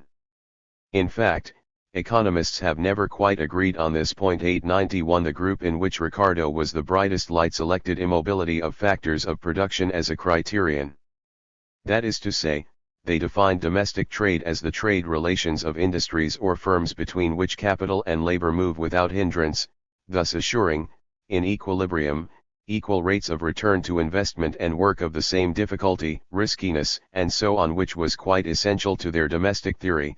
And they defined foreign trade as the trade relations of industries or firms between which, for reasons such as distance, 892 difference in language, difference in legal institutions, unfamiliarity with conditions of life and habits of business capital and labor, do not move freely. This has often been misunderstood. The classics were, of course, not unaware of the facts of international migration of both labor and capital, just as they were not unaware of the fact that neither is completely mobile within a country. All they did was to set up, for purposes of analytic convenience, the two limiting cases as ideal types that, though neither actually occurs in real life, represent important constituents of what does occur in real life. It is another question how the lack of realism involved affects the practical applicability of the schema. It could be shown, however, that, so long as there is any difference at all between domestic and international mobility, a theory based upon this schema will retain relevance. It can also be shown, moreover, that what the classic theory of international value thereby loses in applicability in the field of international relations it gains in the field of domestic relations, where imperfect mobility prevails. Cairns, Leading Principles, Part I, ch. 3, conceptualized this by introducing the terms industrial and commercial competition. The former term denotes trade relations with mobility and the latter, trade relations without mobility. He also introduced the concept of non-competing groups to denote groups of workmen, local and occupational, or of firms, the members of each of which will not or cannot normally move into any of the others. Using this terminology, we may say that the classics really developed, in addition to what purported to be a general theory of value, a theory of value for the case of non-competing groups or of commercial competition. They did this, no doubt, because they thought primarily of the application to the analysis of international trade, but the theoretical characteristic of their new doctrine is, all the same, not confined to this practical purpose. The second contribution, as everybody knows, was the theorem of comparative costs. As Professor Weiner, OPCITP 440, has pointed out, A. Smith never went beyond stating that under free trade everything would be produced in the place where costs, taking account of transportation costs, were lowest. He also has pointed out that some earlier writers had formulated the more general proposition that, under free trade, commodities would be imported whenever they can be obtained most cheaply in this way. This includes the case of exports that cost less than it would cost to produce the corresponding imports at home, and thus implies the theorem of comparative costs. 893. I also follow Weiner, however, in believing that there was distinctive merit in stating explicitly that imports can be profitable, even though the commodities imported can be produced at less cost at home than abroad. This merit belongs to Torrens, the economists refuted, 1808, and to Ricardo. The former baptized the theorem, the latter elaborated it and fought for it victoriously. 894. The simplest way of conveying it is to let Ricardo's famous example do duty once more. Take two countries, England and Portugal, and two commodities, wine and cloth. Portugal, being more efficient than England in both lines of production, can produce a certain quantity of wine by the labor of 80 men and a certain quantity of cloth by the labor of 90 men, whereas in England the production of the same quantities of wine and cloth takes, respectively, the labor of 120 and of 100 men. Under these circumstances, Portugal will advantageously specialize in wine and import cloth, while England will specialize in cloth and import wine, provided, of course, that wine and cloth exchange on any terms between the limits of 1 unit of English cloth for 9/8 of a unit of Portuguese wine and 1 unit of English cloth for 5/6 units of Portuguese wine. In the former case, all the advantage goes to England, and Portugal is no better off than she would be without trade. In the latter case all advantage goes to Portugal, and England is no better off than she would be without trade.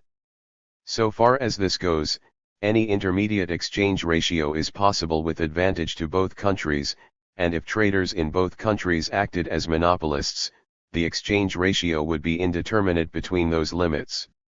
Ricardo and his immediate followers did not worry about this but glibly assumed that the advantage would be halved, which may have spelled error but also may have been merely carelessness. Other writers, among them Torrens, realized however that the indeterminateness of the terms of trade or exchange ratios would be in general removed, at least under conditions of perfect competition, or of one-sided monopoly, by the mechanism of what Torrens was, I think, the first to call reciprocal demand, in print. J.S. Mill, surpassing himself in generosity, not only defended Ricardo against any charge of having committed a mistake but also disclaimed credit for the original conception of this idea, although he had developed it in all essentials in an essay written as early as 1829-30 but not published before 1844, in his Some Unsettled Questions. From it, he took the substance of sections 1 to 5 of the famous chapter 18 of his Principles, Book 3, 895, that to all intents and purposes set the theory of reciprocal demand on its feet, the third novelty that was contributed during that period to the general analysis of international economic relations. The problem being complex and quite beyond his command of technique, J.S. Mill dealt with it by means of a number of simplifying assumptions, some of which he tried to remove in sections 6 to 9 of the chapter. In particular, he confined his argument at first to the case of only two commodities and of two countries, the latter, it should be added, of similar size and productive capacity, and it is in fact in this case that the principle involved can be best displayed.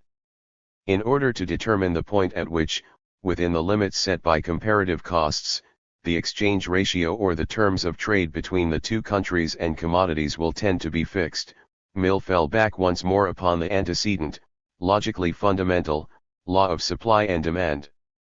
He perceived that, under fairly comprehensive assumptions, the equilibrium exchange ratio would be determined by the condition that the quantity of each of the two products that the importing country is willing to take at this ratio be equal to the quantity that the exporting country is willing to give at this ratio. Equation of international demand, point 896. It is assumed that, if the one country is willing to take more or less at this ratio than the other is willing to give, competition of buyers or sellers will adjust the exchange ratio until it fulfills this condition. Point 897. It should be recorded to Mill's credit that he saw that this will not exclude multiple equilibria. 898. And there are more delicate questions that cannot be touched upon here.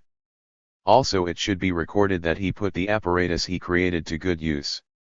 His treatment in section 5 of the effects of technological improvement in an export industry that are not necessarily favorable to the exporting country deserves to be mentioned in particular. For further light on the matter, the reader is primarily referred to Professor von Haberle's well-known treatise. Point 899. Let us note at once that in this field Marshall did not do more than to polish and develop Mill's meaning. He cast it into an elegant geometrical model, the Pure Theory of Foreign Trade, 1879, that greatly clarified the theory. Point 900. But he was well aware, see Memorials of Alfred Marshall, ed. by A. C. Pigou, 1925, p. 451, that his curves were set to a definite tune, that called by Mill. This applies even to the geometrical apparatus. Mill's reads almost like a somewhat clumsy instruction for choosing these curves rather than any others. Edgeworth's famous restatement, The Pure Theory of International Values, Economic Journal, 1894, reprinted in Papers Relating to Political Economy, Volume 2, added many interesting details but also did not go beyond Mill in fundamentals.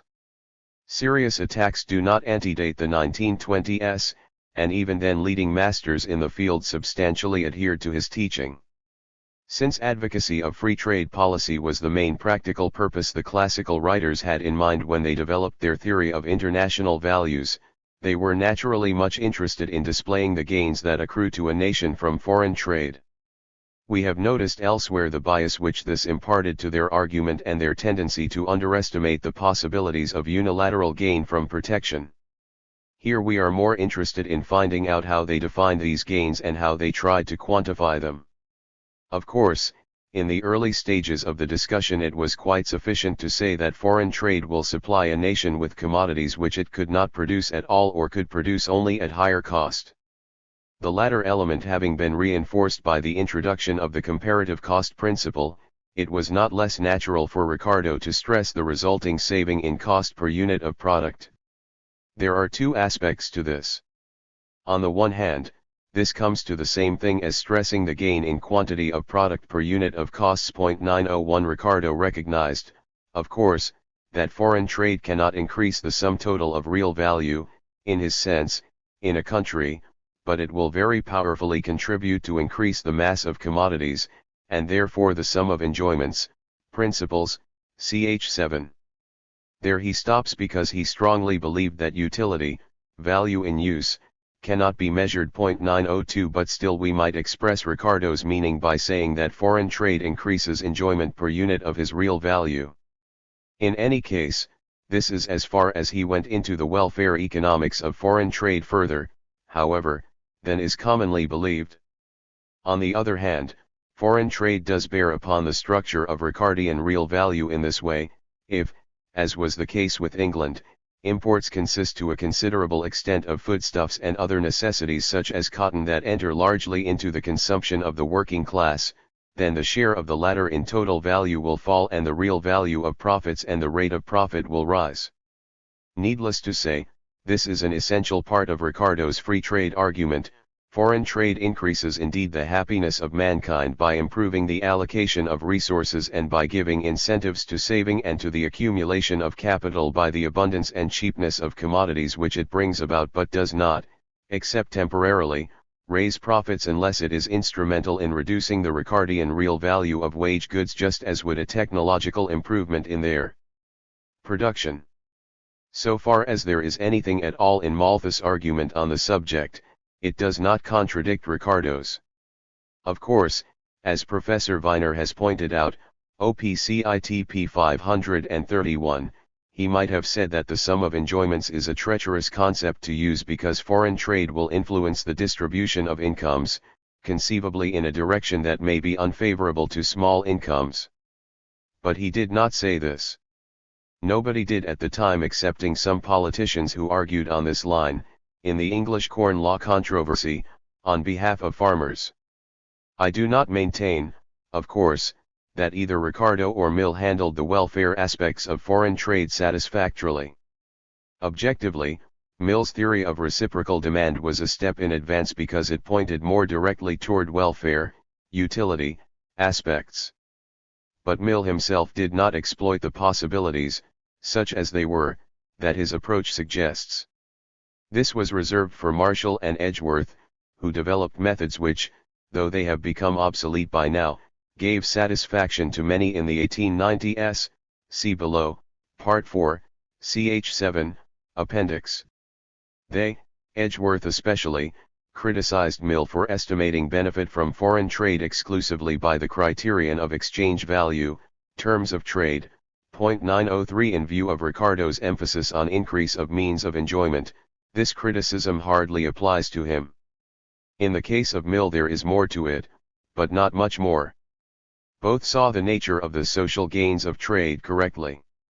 It is truer to say that they did not attempt to measure them at all, and there is something to be said for stopping at what Cairns regretfully called an indefinite and vague result.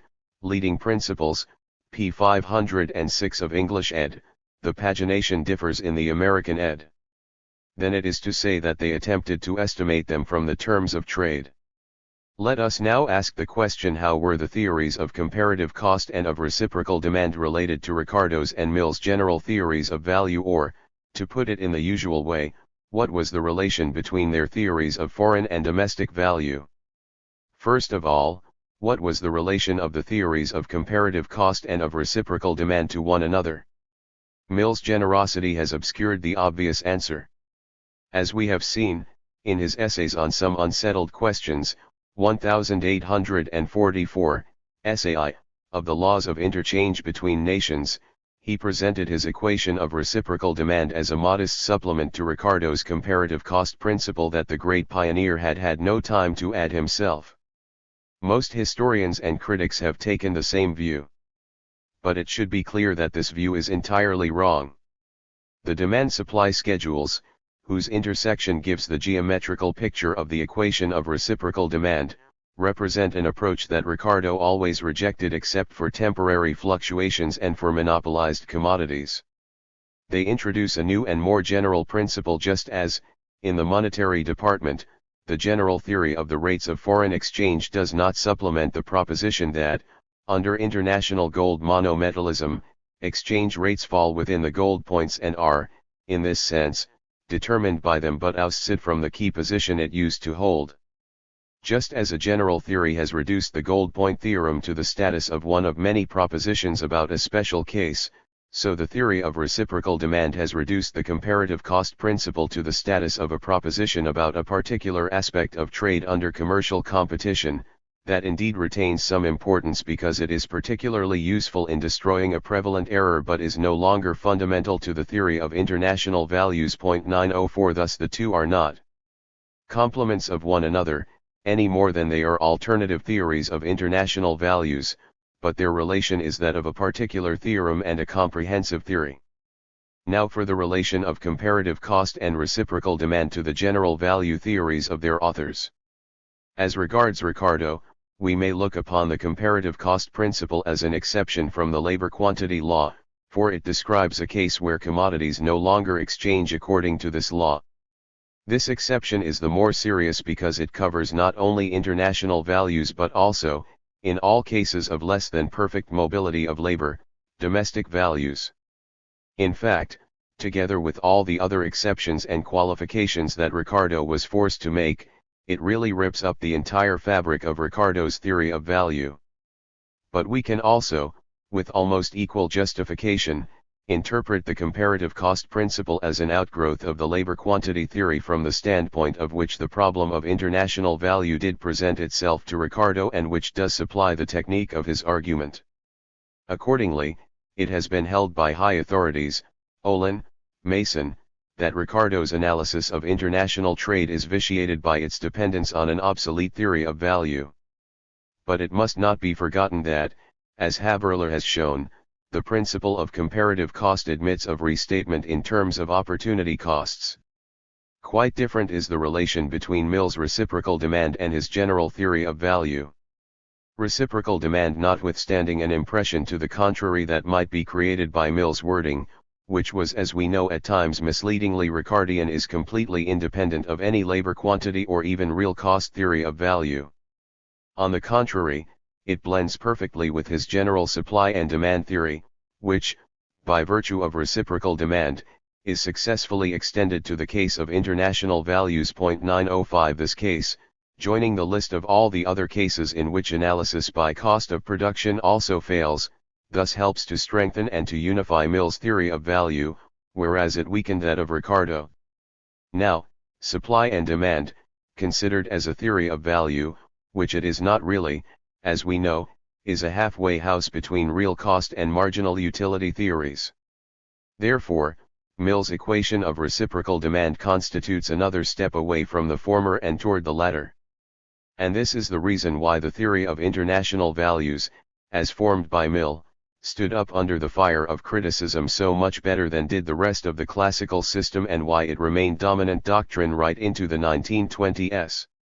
A discussion of the criticisms, both justified and unjustified, that were leveled, then and later, at both the comparative cost principle and the equation of reciprocal demand would be interesting in itself and highly revelatory of the amount of ability and analytic power that went into economic controversies at various times. More important still, such a discussion would greatly improve the reader's understanding of the theory of international values and of what it can and cannot do. But it is quite out of the question to embark upon such a discussion here. Fortunately, however, reference to the works of Wiener and Haberler will amply fill this lacuna. 906 Recommending careful study of both, I can therefore conclude with the following two remarks. First, the student of the classical literature on international values must bear in mind that he is dealing with very rough groundwork rather than with a complete structure. For instance, neither Ricardo nor Mill can have looked upon a theory that deals only with two commodities and two countries as more than an illustration of principles. Mill did in fact treat briefly the cases of three commodities and three countries, Book 3, ch. 18, 4, though they certainly believed the task of generalizing it to n commodities and n countries to be easier than it was. 907 The same goes for the classical practice of confining analysis to the case of constant costs, variable costs, increasing and decreasing, must no doubt be introduced into the classic theory, but the critic who cannot do this should blame himself rather than the pioneers. Also, the classics did not ask themselves what the dropping of their assumptions of free competition and of full employment of resources might do to their theories. It can be shown, however, that monopolistic competition and permanent unemployment do not destroy the validity of either the comparative cost principle or the equation of reciprocal demand, although both do make considerable difference to the practical inferences to be drawn. 908. Second, when we indict the many slips and inadequacies that no doubt disfigure the classical analysis, we should never fail to notice that many of them may be removed without much injury to essentials and that they are fairly matched by slips and inadequacies on the part of their critics. An example is the manner in which the classics treated the question of the ratios, in which the advantage of the trade may be divided between the two nations. Mill had explained already in the essay of 1829, published 1844, that these ratios may vary all the way between the limits set by comparative costs, and even considered the extreme case in which the whole of the advantage would be reaped by one party. He may have underrated the likelihood of such cases. For example, he hardly thought of the case of a large and a much smaller country, and there are other criticisms to make of his treatment of this question. In substance, however, he was all right, and the corrections that might be applied leave his argument substantially intact. But even if that were not so, the case would be of serious importance only with two commodities, two countries, and constant costs, conditions that would be automatically eliminated in any more realistic presentation of the theory. Another, though related, example is the manner in which the classics treated the question of the extent to which countries would specialize in the line of production in which they have a comparative advantage. Ricardo's carelessness, assisted by the carelessness of his critics, has created the impression that he considered nothing but complete specialization, and that he considered such complete specialization to be the theoretically and practically ideal case. But even if these allegations were wholly true, which is debatable, they would not amount to much. As regards the first, complete specialization of the trading countries, if physically possible, that is to say, if both countries are big enough, would indeed be the rule under the Ricardian assumption of constant costs.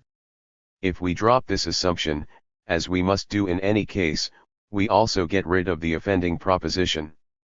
As regards the advantages of complete specialization in comparison with partial specialization or with no trade at all, Ricardo and Mill certainly did not think the matter through properly. And critics found it easy to show that complete specialization is necessary in order to reap the full advantages of international trade only in a limiting case, whereas, in general, partial specialization may be more advantageous, and, in other limiting cases, complete specialization may not be better than no trade at all. Since, however, trade that is not advantageous in the Ricardo-Mill sense will also not be profitable, the requisite corrections again do not greatly matter. Their effect may indeed be to obscure fundamental truth rather than to reassert it. Not all weaknesses of the classical analysis of international values are venial. Even Mill had a very imperfect conception of all the repercussions of international trade upon the structure of domestic values, which he also, though not so much as Ricardo, took as given, or, which is not much better, as adjusting themselves appropriately. Primitive technique and bias for free trade, moreover, account for the nearly complete neglect of all those cases in which well-devised tariffs might greatly benefit at least one and conceivably all of the trading countries. 909 But on the whole it is more misleading than it is true to say that the classic theory of international values has ever been refuted. 910 Though, as has been said already in another connection, some of the practical inferences that the classic writers drew from it have been refuted, and the classic theory was altogether unequal to the burden they put upon it in making it a guide to policy. Above all, it does not prove free trade. Say's Law of Markets. In a famous chapter of his treatise, Traité d'économie politique, J.B. Say expounded a doctrine that has come to the fore again during the last decade, his Loi de débauches or Law of Markets. 911 The fact that it has become the target of adverse criticism from Keynes and the Keynesians has invested it with an importance not naturally its own. Because of this, we shall have to return to it in our discussion of the Walras, Marshall system, of which, according to some Keynesian critics, it is a basic proposition. For the same reason, we must now discuss its original meaning and its earlier fortunes with greater care than would otherwise be called for. Our first task is to find out what Say's original meaning really was. With so inexact a writer this is not always easy. But in this instance his meaning is clear enough, illustrated as it is by his examples and conclusions. Let us start with one of these examples, which he added by way of comment upon the plight of the English export industries around 1810, that was a standard example of Sismondi's for the deadlocks that unrestrained production might cause. Say's argument was that the trouble did not lie with the superabundance of the English products but with the poverty of the nations that were expected to buy them. Take the case of Brazil. If English producers were unable to dispose of the wares they tried to export to that country, there could be only two reasons for it: either English exporters were making mistakes as regards the commodities the Brazilians wanted as, in the then state of information about distant countries, they actually did, or else the Brazilians had nothing to offer in return or to export to third countries in order to procure the money with which to pay the English producers. In other words, the trouble was not that England produced too much but that Brazil produced too little. Also, as Say did not fail to emphasize, it would not have remedied the situation if the Brazilians had produced acceptable equivalents but had been prevented from exporting them by import restrictions in England or in third countries. So far as this goes, Say's reasoning amounts simply to part of the ordinary free trade argument, which was gaining currency at the time and was to be formulated later by Sir Robert Peel in the adage, "In order to be able to export, we must open our ports to foreign commodities," an oversimplification no doubt, but one that contained a good deal of fundamental truth and of practical wisdom. This stands out particularly when we remember that, in the picture of the classics, international economic relations reduced wholly, or almost wholly, to commodity trade, if we exclude movements of short and long-term capital and disregard the vagaries of gold production, then exports and imports must ultimately pay for one another. More clearly than did others, Say perceived however that this argument derives from a more general principle that applies also to domestic trade. Under division of labor, the only means normally available to everyone for acquiring the commodities and services he wishes to have is to produce or to take part in the production of some equivalent for them. It follows that production increases not only the supply of goods in the markets but normally also the demand for them. In this sense, it is production itself, supply, which creates the fund from which flows the demand for its products. Products are ultimately paid for by products in domestic as well as in foreign trade. In consequence, a balanced expansion in all lines of production is a very different thing from a one-sided increase in the output of an individual industry or group of industries.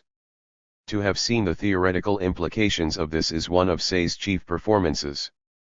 We have now to make them clear to ourselves. Consider an individual industry that is too small to exert perceptible influence upon the rest of the economy and upon the social aggregates such as national income.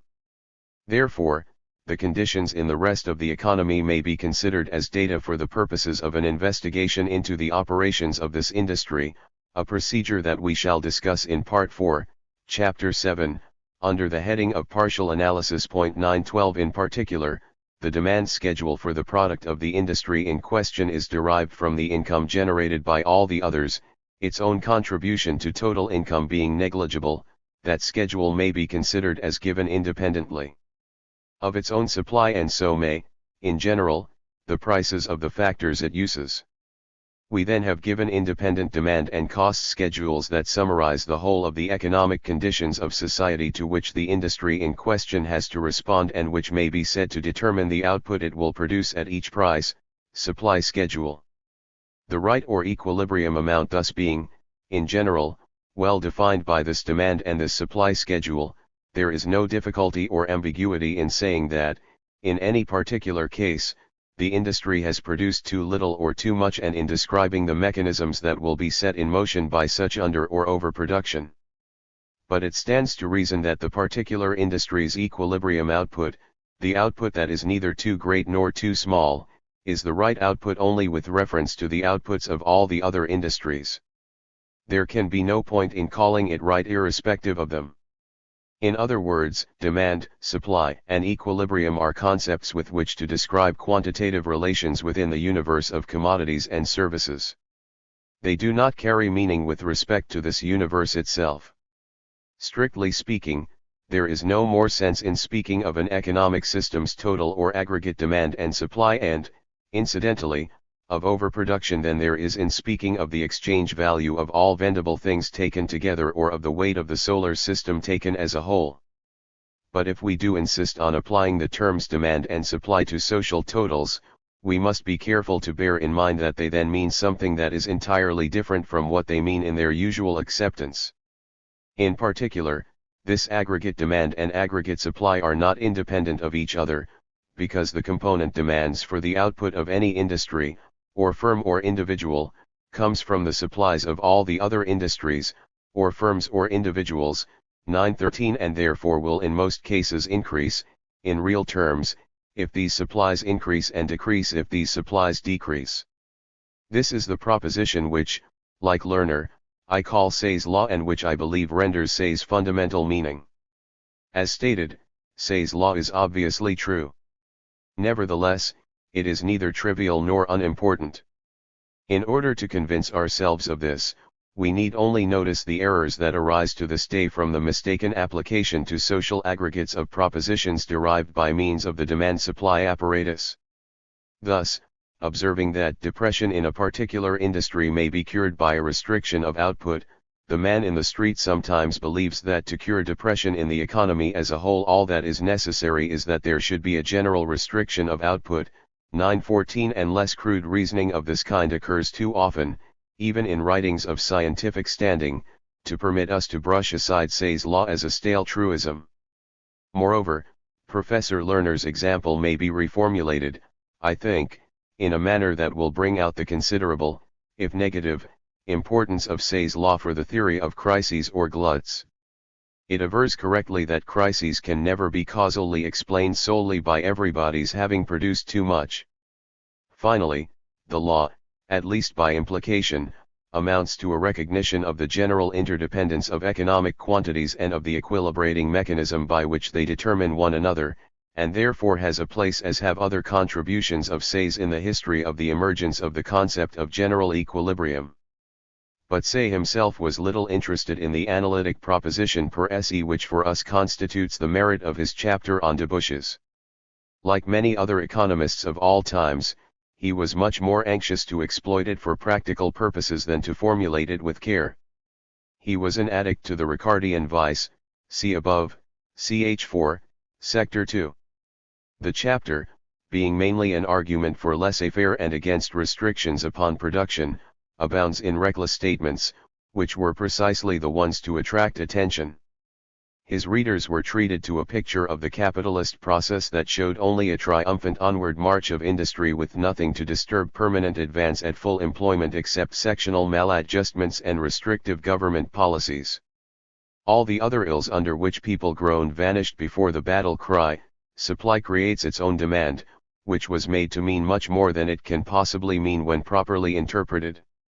It is not worth our while to stay in order to collect the grains of truth that even this picture contains and to point out, for example, that the difficulties experienced by French industry in 1811, 1812, and 1813 were in fact largely caused by the policy of the Napoleonic regime, Milan Decree and the rest, and that it was the lack of complements to what it produced, rather than the quantities of what it did produce, that accounts for the economic vicissitudes of those years. But it is worth our while to note that Say's careless statements, whatever else of merit or demerit impartial criticism may find in them, gave ample scope to the propensity of hostile critics to speak of capitalistic apologetics whitewashing, reckless denials of real difficulties, shallow optimism, dwelling in a dreamland of equilibrium, and the like. Still more is it worth our while to scrutinize some of the analytic consequences of his carelessness. The first point to be made is that, though Say's law is not an identity, his blundering exposition has led a long series of writers to believe that it is one, and this in no less than 4 different senses. Some writers have defended Say's law on the ground that it asserts not more than that whatever is sold is bought, or that the sum the seller receives is the same sum that the buyer pays. This interpretation is obviously wrong. but a sentence in Say's chapter actually reads as if he had intended to mean precisely that. It may be remarked that, as has been shown by Richard Goodwin in an unpublished paper, the truism just stated is by no means useless. Only it is not Say's law. Two other writers, who are disposed to allow Say's law to stand for the case of a barter economy and who base their objection to it entirely on the neglect of the role of money which it seems to them to imply, point to the fact that in a barter economy every seller is inevitably also a buyer. In this sense, there is indeed identity of selling and buying, and again it is true that Say himself may be quoted in support. But this identity is quite irrelevant for Say's purposes. To make it relevant, it would be necessary to prove that, in barter, everyone's offer is at all exchange ratios equal to what other people wish to take at the same ratios. This is obvious nonsense, of course, for disequilibrium is as possible in a barter economy as it is in a money economy, though the latter may display additional sources of disturbance. This mistake had already been made by Malthus and has been often repeated. 3. Still another interpretation of Say's law as an identity has been adopted by Lord Keynes and will be presented in the more exact form that Lang has given to it. Say's law in Studies in Mathematical Economics and Econometrics, Lang, McIntyre, Intima eds, 1942.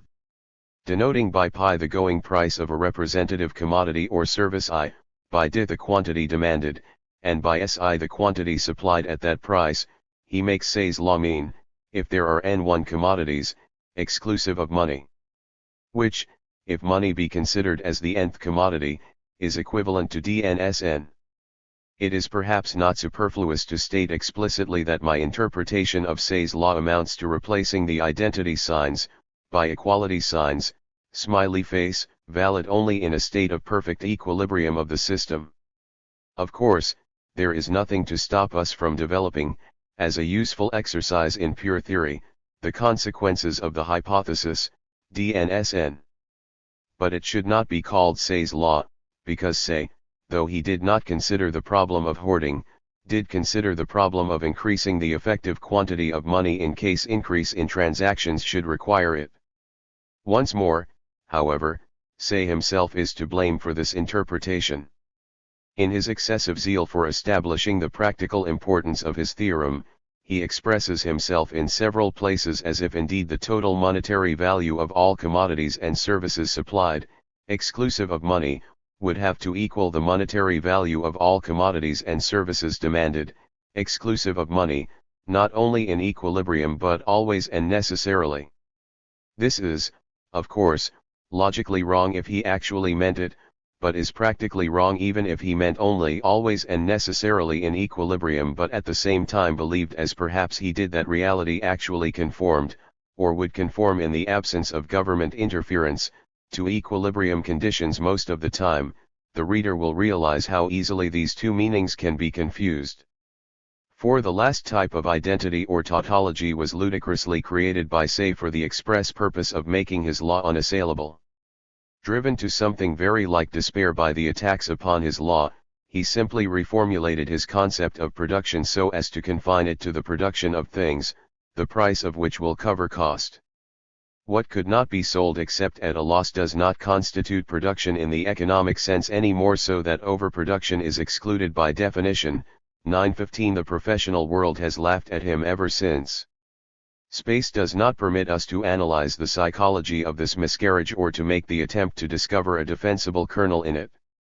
The second and only other point that needs to be made here about Say's carelessnesses concerns his treatment of the element of money, which must prove a vicious hurdle for anyone who relies on the model of a barter economy.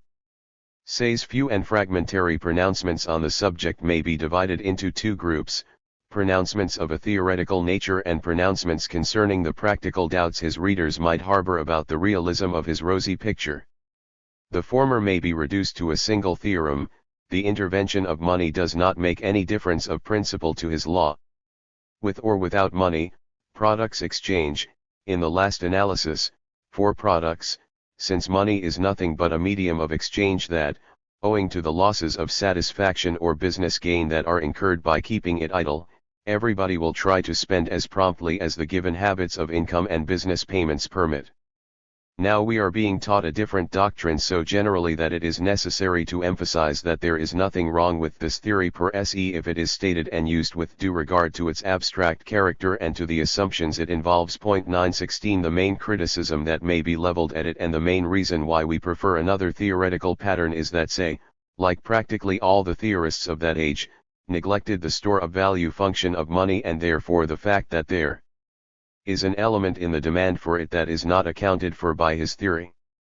Whatever the theoretical consequences for the whole organon of economic theory that may follow from this, they do not justify wholesale rejection of this theory or refusal to recognize that as an early step in analysis it had its value. Much pointless controversy might have been spared us, and much confusion among beginners might have been avoided, if we had been content to insert the demand for cash to hold into the theoretical pattern that Say adopted and to speak of supplementing rather than of refuting it or of adding a second to his first approximation. The practical group of Say's pronouncements on the monetary questions raised by his law may be rendered as follows. Unlike his interpreter J.S.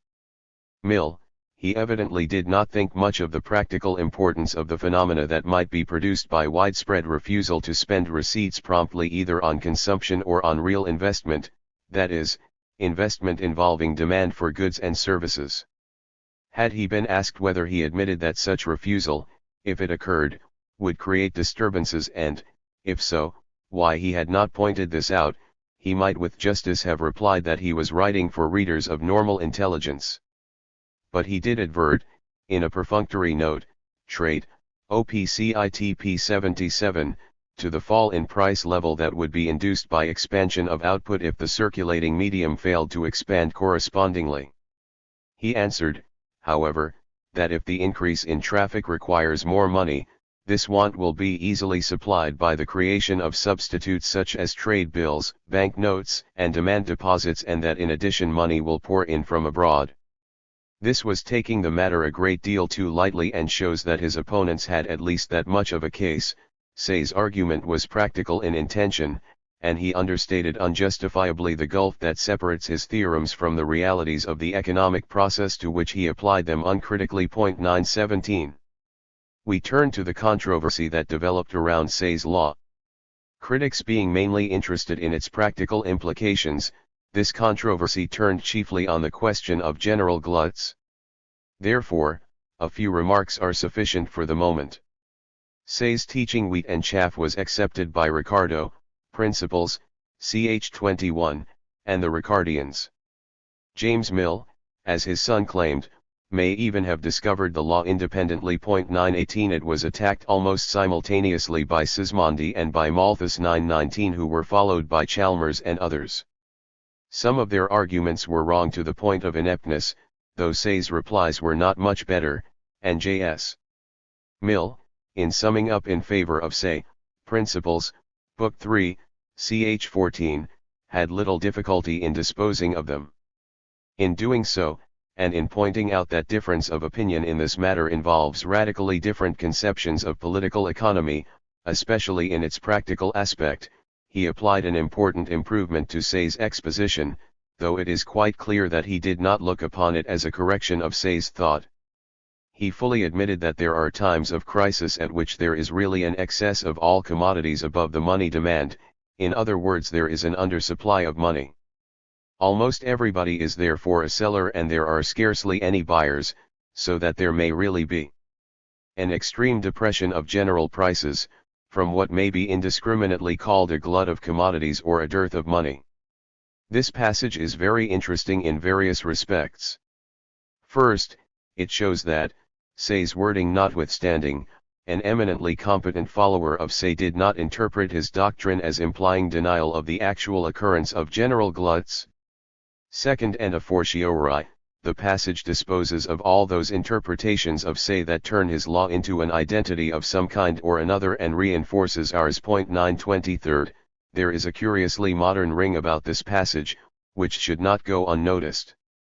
Notice, in particular, the phrase undersupply of money, which evidently does not mean that mines or printing presses have not produced a sufficient quantity of money but is the exact equivalent of the modern phrase excess demand of firms and households for cash to hold.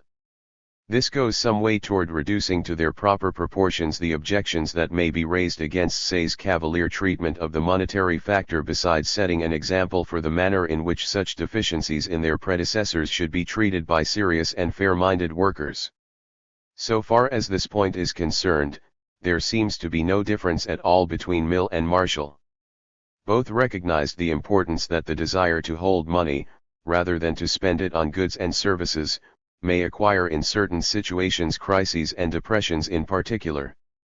And the only difference there is on this point between Mill and Keynes is this: the former confined this excess demand for money to situations of this kind, of which it is one of the consequences and which therefore cannot be explained by it, whereas the latter considered the excess demand for money in depressions only as the most spectacular form of a phenomenon that, in less spectacular forms, is well nigh ubiquitous, or is well nigh ubiquitous at least in certain phases of capitalist evolution, so that it may become the cause of either cyclical downturns or secular stagnation. Malthus seems to have taken the latter viewpoint. 921.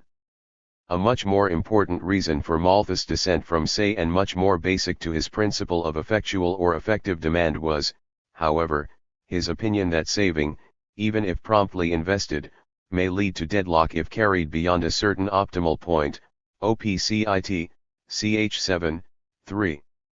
He did not go as far as Lauderdale 922, who was the real anti-saver of the age. He granted to the pro-savers even more than he should have done, namely, that increase in capital cannot be effected in any other way than by saving. But he maintained that, carried beyond an optimum point, saving would create an untenable situation. The effectual demand for consumers' goods from capitalists and landlords would not increase enough to take care of the increased supply of products that results from an ever-increasing conversion of revenue into capital, and the effectual demand for consumers' goods from laborers, though it would increase indeed, cannot constitute a motive for further accumulating and employment of capital. It is this which constitutes Malthus' fundamental objection to Say's law. The mistake involved will be analyzed below. But it cannot be charged to Keynes. Though many passages in Malthus and also in Lauderdale undoubtedly are suggestive of part of today's, or yesterday's, anti-saving argument, I cannot help thinking that Lord Keynes should not have approved of Malthus' every word so sweepingly. 923. However, the idea of a schedule of aggregate demand for consumers' goods taken as a whole, though without any awareness of the problems this concept raises, 924, is in fact present in Malthus' analytic setup, and it may be therefore claimed with justice that he anticipated Wicksell, who was the next first-flight economist to adopt it. Since the question of general gluts will come up again in the next chapter, I leave the matter at this point. And since neither Say, nor Malthus, nor Mill was aware of the problems of determinateness of equilibrium that the monetary factor may raise, we shall leave this aspect for the next part. But some readers may welcome a summary with further reference to Keynes's analysis, which accordingly I shall present now. Keynes, of course, never meant to contradict the proposition that has been called Say's law above. This shows in his warning that his aggregate supply function and aggregate demand function 925 must not be confused with supply and demand functions in the ordinary sense. But he believed that Say's law asserts that the aggregate demand price of output as a whole is equal to its aggregate supply price for all volumes of output, OPCIT p. 26, that is, he interpreted Say's law as Lang did later on. Our own interpretation may be restated as follows: if, in order to facilitate comparison, we waive our objection to the concepts of aggregate demand price and aggregate supply price, the law asserts that aggregate demand price of output as a whole is capable of being equal to its aggregate supply price for all volumes of total output, or, alternatively, that equilibrium within total output is possible for all volumes of output, whereas equilibrium is not possible for all outputs of shoes, or, still differently, that there is no such thing as equilibrium or disequilibrium of total output irrespective of the relations of its components to one another. 926. If correct, this interpretation seems to remove Keynes's objection. Actually this is not so, however.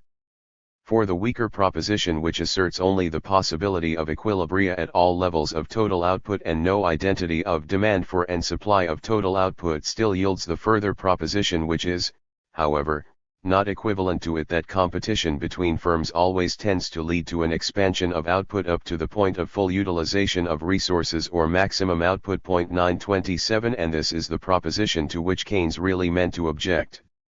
Since, however, the only reason he had for objecting was that people do not spend their whole income on consumption and do not necessarily invest the rest. 928. Thus barring, according to Keynes, the way toward full employment, it would have been more natural not to object to this proposition either, just as we do not object to the law of gravitation on the ground that the earth does not fall into the sun, but to say simply that the operation of Say's law, though it states a tendency correctly, is impeded by certain facts which Keynes believed important enough to be inserted into a theoretical model of his own. 929. So it gets down to this. A man of the name of J.B. Say had discovered a theorem of considerable interest from a theoretical point of view that, though rooted in the tradition of Cantillon and Turgot, was novel in the sense that it had never been stated in so many words. He hardly understood his discovery himself, and not only expressed it faultily but also misused it for the things that really mattered to him. Another man of the name of Ricardo understood it because it tallied with considerations that had occurred to him in his analysis of international trade, but he also put it to illegitimate use. Most people misunderstood it, some of them liking, others disliking what it was they made of it. And a discussion that reflects little credit on all parties concerned dragged on to this day, when people, armed with superior technique, still keep chewing the same old cud, each of them opposing his own misunderstanding of the law to the misunderstanding of the other fellow, all of them contributing to make a bogey of it. 5. Capital. Under this heading we shall carry on our discussion about the classic analysis of the structure of the productive process beyond the point reached in Chapter 5. But first we must attend to some matters of terminology. A. Terminological squabbles about wealth and income. No better illustrations than these squabbles can be found for what has been said above on the futility of the method of hunting for the meaning of words, which nevertheless we cannot afford to neglect entirely. 1. Because the manner in which writers conceptualize may serve as a measure of their analytic maturity or experience. 2. Because it is interesting to see how they fitted recalcitrant facts into the conceptual arrangements they adopted, and 3. Because in many cases terminological discussion is only the garb of more significant things, and in particular reveals parts of a writer's analytic setup or model. 930. The chief divisions of classic economics being production and distribution, the first question seems to be what it is that is being produced and consumed. The answer was wealth. 931. But this only served to raise discussions on what this wealth is, or, since it is obviously identical with the goods produced and distributed, or, possibly, their value, what ought to be included in these. These discussions display a surprising degree of analytic immaturity. Authors wavered between wealth considered as a fund or stock and wealth considered as a flow of goods. 932. They sometimes even failed to make it clear whether they meant a social total or wealth per head. They gravely discussed the problem of the relation between wealth, riches, and value, or the problem of the relation between social, national, wealth and private wealth. In defining goods some were insensitive to redundance or irrelevance of criteria, and even some of those who did not hold either a social philosophy according to which labor alone produces the whole product or a labor theory of value insisted on the element of human exertion as a definians of wealth or economic goods. To adduce instances of blemishes of this kind would serve no useful purpose. It is sufficient to state that discussion substantially centered on A. Smith's definition: material objects that are useful and transferable and cost labor to acquire or produce, and that Senior partly improved and partly condensed this into all things that have exchange value. The improvement consisted in the replacement of the labor cost requirement by the requirement of limitation of supply. Senior at least realized clearly the logical relation between the two, that is, the fact that limitation of supply is the logically decisive criterion, and that difficulty of attainment comes in only as one of the factors that limit supply. But J.S. Mill did not see this clearly, although he also defined wealth by choosing all useful and agreeable things for genus proximum and exchange value for differentia specifica. The way in which economists dealt with recalcitrant cases may be illustrated by the case of human services not embodied in any physical commodity. No difficulty arose for those who, like Lauderdale and J.B.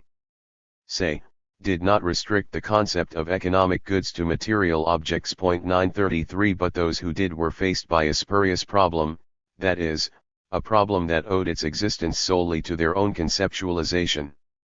We have already noticed, first, an egregious instance of a verbal solution of a verbal difficulty, Ferrara's handling of a material goods concept.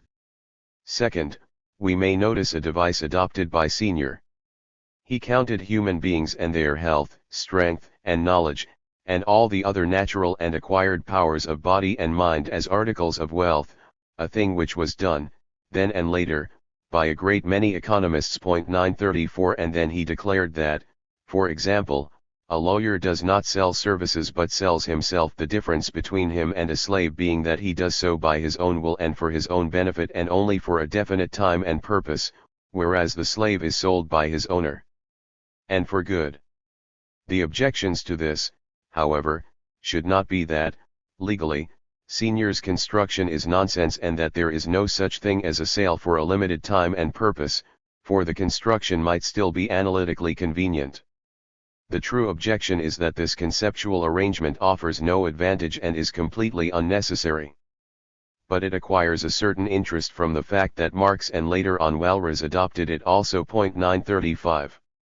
It was only toward the end of the period under survey, and then not so much in England as on the continent of Europe, that economists started the discussion on what should be called income, individual or national, that produced another not exactly fascinating literature later on. 936 But we must not infer from this that the economists of that period overlooked income aspects. Elements of what we now call income analysis were, on the contrary, much in evidence in their writings. The reason why the word income does not occur in them more often. 937 is simply that they used other words.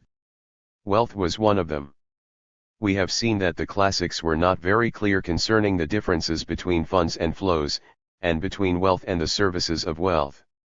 Mostly, however, they actually meant flows of income goods, or even services, when they spoke of wealth, so that at least in part we have already been commenting on their concept of income when dealing with wealth. This applies in particular to A. Smith, whose wealth is simply the whole annual produce of a country's land and labor, which, alternatively, he also called gross revenue. Book 2, ch. 2, Modern Library ed., p. 271. Barring technicalities, this is substantially what we mean by gross national product. This quantity minus the expense of maintaining capital is his neat revenue, or, again, substantially, our Department of Commerce national income. Most economists of the period discuss these definitions, some, like say, accepting them with minor amendments, 938; others, like Ricardo 939, finding fault with them. A.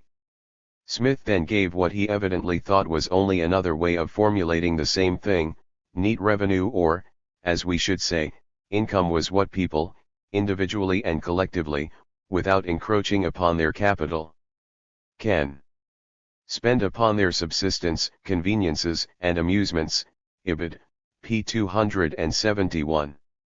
This is the basis of what became known in Germany as the Hermann Schmaler income definition. 940 The modern discussion on what it means to keep capital intact or to maintain capital, another spurious problem, grew from that root. On productive and unproductive labor. We digress for a while in order to touch briefly upon the famous controversy on productive and unproductive labor. The only reason why this dusty museum piece interests us at all is that it affords an excellent example of the manner in which the discussion of meaningful ideas may lose sight of their meanings and slip off into futility. In the case before us, two meaningful distinctions may be discerned. The one springs from the fact that a private enterprise system generates incomes that provide for consumption in two ways: directly for the consumption of those who earn them, and indirectly for the consumption of those who are supported by them, for example, children and the retired aged. It stands to reason that the relation between the two, in our example determined, in part, by the age distribution of the population, is no matter of indifference but on the contrary one of the most important characteristics of a society's economic life. Controversies about the question whether or not there are also types of employment that, for some purposes or for all, should be treated as supported out of the incomes earned in the business process, for example, whether public officers should be so treated on the ground that their incomes derive from the taxation of other incomes, may be entirely meaningful. 941 The other meaningful distinction springs from the fact that services of labor, or of natural agents, that are directly bought and consumed by households, such as the services of servants, teachers, and physicians, occupy a position in the economic process that is different from the position of services of labor that are bought and consumed by firms and have, economically speaking, still to go through a business process.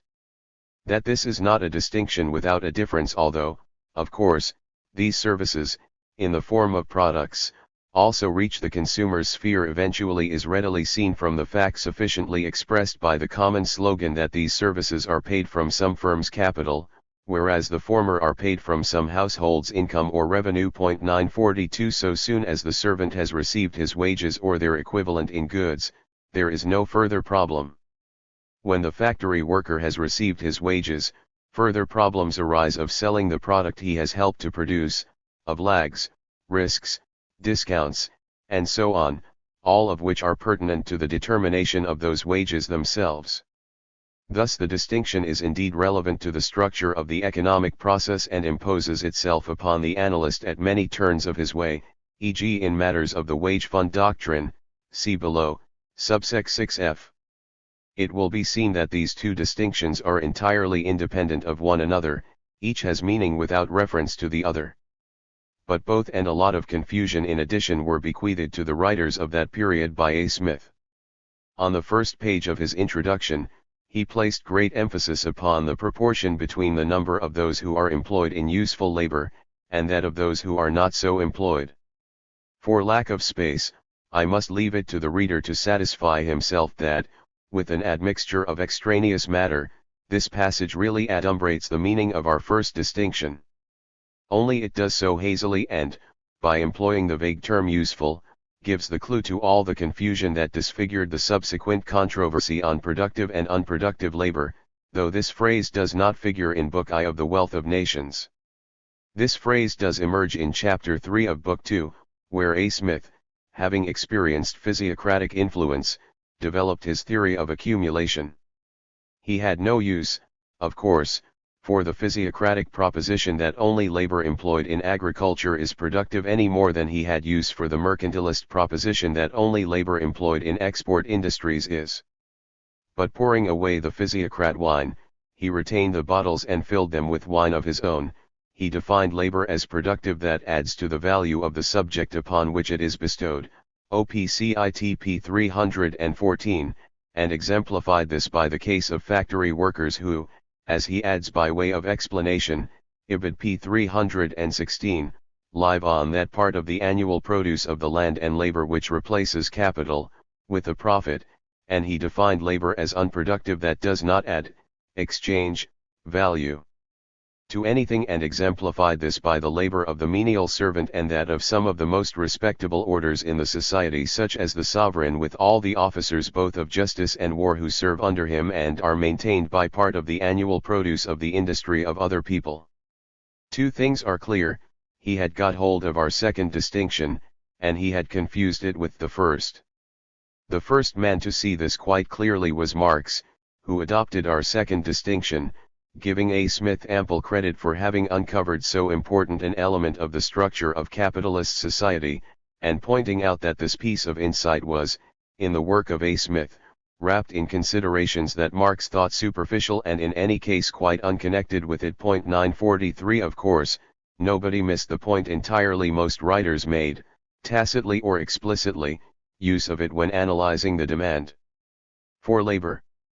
But when they discussed the distinction as such, they lost sight of it and always thought of the first distinction. Nor is this all. We have seen that this distinction also may be made meaningful. But giving themselves up to the associations evoked by the terms useful and productive, economists concentrated on such issues as which activities were worthy of these honorific epithets. Teachers and civil servants did not like to be called unproductive, feeling sometimes rightly and sometimes wrongly that this phrase was intended to carry a derogatory meaning. 944 And so a meaningless discussion became a standard item of 19th century textbooks in spite of the increasing awareness of its futility, which eventually killed it. An account of all the ramifications and of all the misspent ingenuity that sometimes went into it would fill a volume. But it could serve one purpose only, namely, to display the word-mindedness of economists and their inability to tell a real problem from a spurious one. 945 JAS intended to have this digression on productive and unproductive labor printed in small type so that the average reader could skip it easily. B. The structure of physical capital. 946. On its most abstract level, the analysis of economic choice, which is really all that is involved in what we are accustomed to learn in the particular form of a theory of value, can be carried out in terms of unspecified things called goods that have no other properties than those of being desired and of being scarce. It stands to reason, however, that in order to make headway beyond the most arid generalizations we must pick, from our vision of reality, further restrictions upon economic choice such as are implied in our know-how or, less colloquially, in the limitations of a given technological horizon, which will permit some, and exclude other, transformations of our initial stock of goods. In any case, we must postulate given wants, a given technological horizon, given environmental factors such as land and personnel of given kinds and qualities, and a given stock of produced goods with which to start. But this is not enough. This initial stock of goods is neither homogeneous nor an amorphous heap. Its various parts complement each other in a way that we readily understand as soon as we hear of buildings, equipment, raw materials, and consumers' goods. Some of these parts must be available before we can operate others, and various sequences or lags between economic actions impose themselves and further restrict our choices, and they do this in ways that differ greatly according to the composition of the stock we have to work on. 947 We express this by saying that the stock of goods existing at any instant of time is a structured quantity or a quantity that displays structural relations within itself that shape, in part, the subsequent course of the economic process. Naturally we wish, for the purposes of pure theory, to reduce these structural characteristics to as few and as general ones as possible, steering as best we can between the Scylla of unmanageable lifelikeness and the Charybdis of sterile simplicity. Ever since the time of Cantillon and Quesnay, when scientific model building began, economists have, of course, been aware of all this. In the preceding chapter we have already had a glimpse of the manner in which the writers of the classic period took haltingly the first two steps in the analysis of the structural properties of the economic process. The one was to recognize capital as a requisite of production and the other was to adopt the physiocrat, Cantillon, Quesnay, idea of advances. We have now to fill in the more important of the remaining elements of this analysis, which constitutes what is commonly known as theory of capital. The reader need not be afraid that we shall have to wade through another morass of verbal controversy. The theory of capital does indeed enjoy a reputation for this kind of thing that is rivaled by few other fields. People kept on asking the meaningless question, what is capital? And some have tried to answer it by speculations about the original meanings of the words caput, capitali, chi epsilon phi lambda alpha iota omicron nu, and the like. Senior even held that the term capital has been so variously defined that it may be doubtful whether it have any generally received meaning. Outline, p. 59. In a sense, this is true. 948 But it is true only, first, owing to relatively minor faults of conceptualization committed by the individual authors, and these we can disregard if their analytic intention is clear enough. Second, owing to the wish, the father of so many futile controversies, to have a unitary or all-purpose concept of capital, and this wish I do not share. Third, owing to the not less unwarranted wish of many authors to approximate the capital that is useful in their analysis. to either the asset or the liability side of a business concern's balance sheet. Fourth, owing to occasional waverings between physical capital concepts, on the one hand, and monetary concepts, on the other, which will be noticed in the next footnote. For the rest, the matter is much simpler than it looks, because there really is only one dominant analytic purpose to describe that practically all the leading economists tried to serve. Since it was a requisite of production, capital consisted of goods. 949. Moreover, like our initial stock, it was a stock of goods. But, unlike our initial stock, it did not include all goods existing at an instant of time. From these the classics separated out their capital by excluding from it, first, natural agents, though not improvements such as drains, fences, and the like, and, second, all consumers' goods other than the means of subsistence of productive labor. Let us stop for a moment in order to make this clear. First of all, it should be understood that the division of the stock of wealth existing at an instant of time into a mass of things that are capital and another mass of things that are not is a device for describing what we have called above the structure of, or the structural relations within, the universe of goods. The second thing to observe is that the effect of excluding natural agents was to set up, in addition to labor, another original factor of production, though many, especially the Ricardians, failed to realize the implications of it. This, then, would have left us with the stock of produced goods. But, third, the structure of the mass of these produced goods was further analyzed by means of a distinction that warred between two of an indefinite number of possibilities.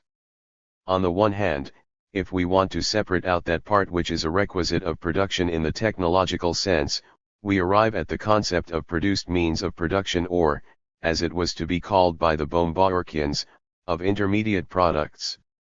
It is, however, one of the salient characteristics of the theoretical schema of the English classics and their continental followers that they understood the term requisite of production in a wider sense, which included the consumer's goods that support labor during the process of production.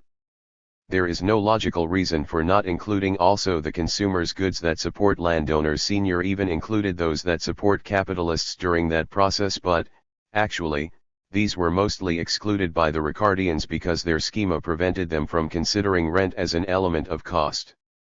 On the other hand, if we want to separate out that part of the mass of wealth existing at an instant of time which is in the business process or serves business purposes, or, as A. Smith put it, from which profit is expected, we are led to include, besides plant, equipment, raw materials, and the means of subsistence of productive labor, also other items, in particular the following two. One is another mass of consumers' goods which in part overlaps with the one included among requisites of production, namely, the mass of consumers' goods that is still in the hands of manufacturers, wholesalers, and retailers, irrespective of who, laborer or capitalist, is going to buy them. The other is cash in hand. The implications of this, though not uninteresting, cannot be considered here. All that can be said is that this distinction is not more right or wrong than is the other. Both serve relevant analytic purposes, that is, both are useful in describing relevant aspects of reality. But we shall keep to the first one, requisite of production in the wider sense, because it is more germane to what I have called above the dominant analytic purpose of the epoch, especially of the work that was summed up by J.S. Mill. Marx would have approved of our choice. He was all for the first distinction. The second he considered to be incapable of serving any purpose other than that of copying the surface of reality as it appears to the capitalist. What has been said above, barring details, reproduces the actual way in which A. Smith structured what he called the general stock of any country or society by separating out capital, wealth, Book 2, ch. 1, and by enumerating its chief components. It matters little that he, and Malthus, did not specifically include wage goods or the means of subsistence of labor. For he always argued as if he had included them. 950 Also, the capital concept described represents fairly well the wording of most of the leaders.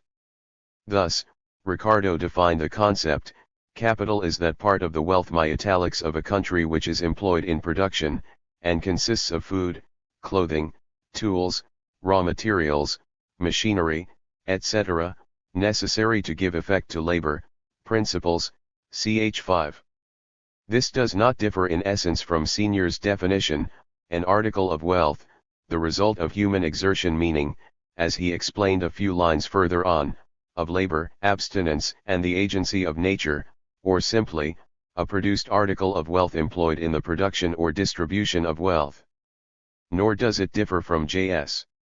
Mill's influential passage, "What capital does for production, is to afford the shelter, protection, tools, and materials which the work requires, and to feed and otherwise maintain the laborers during the process. Whatever things are destined for this use are capital."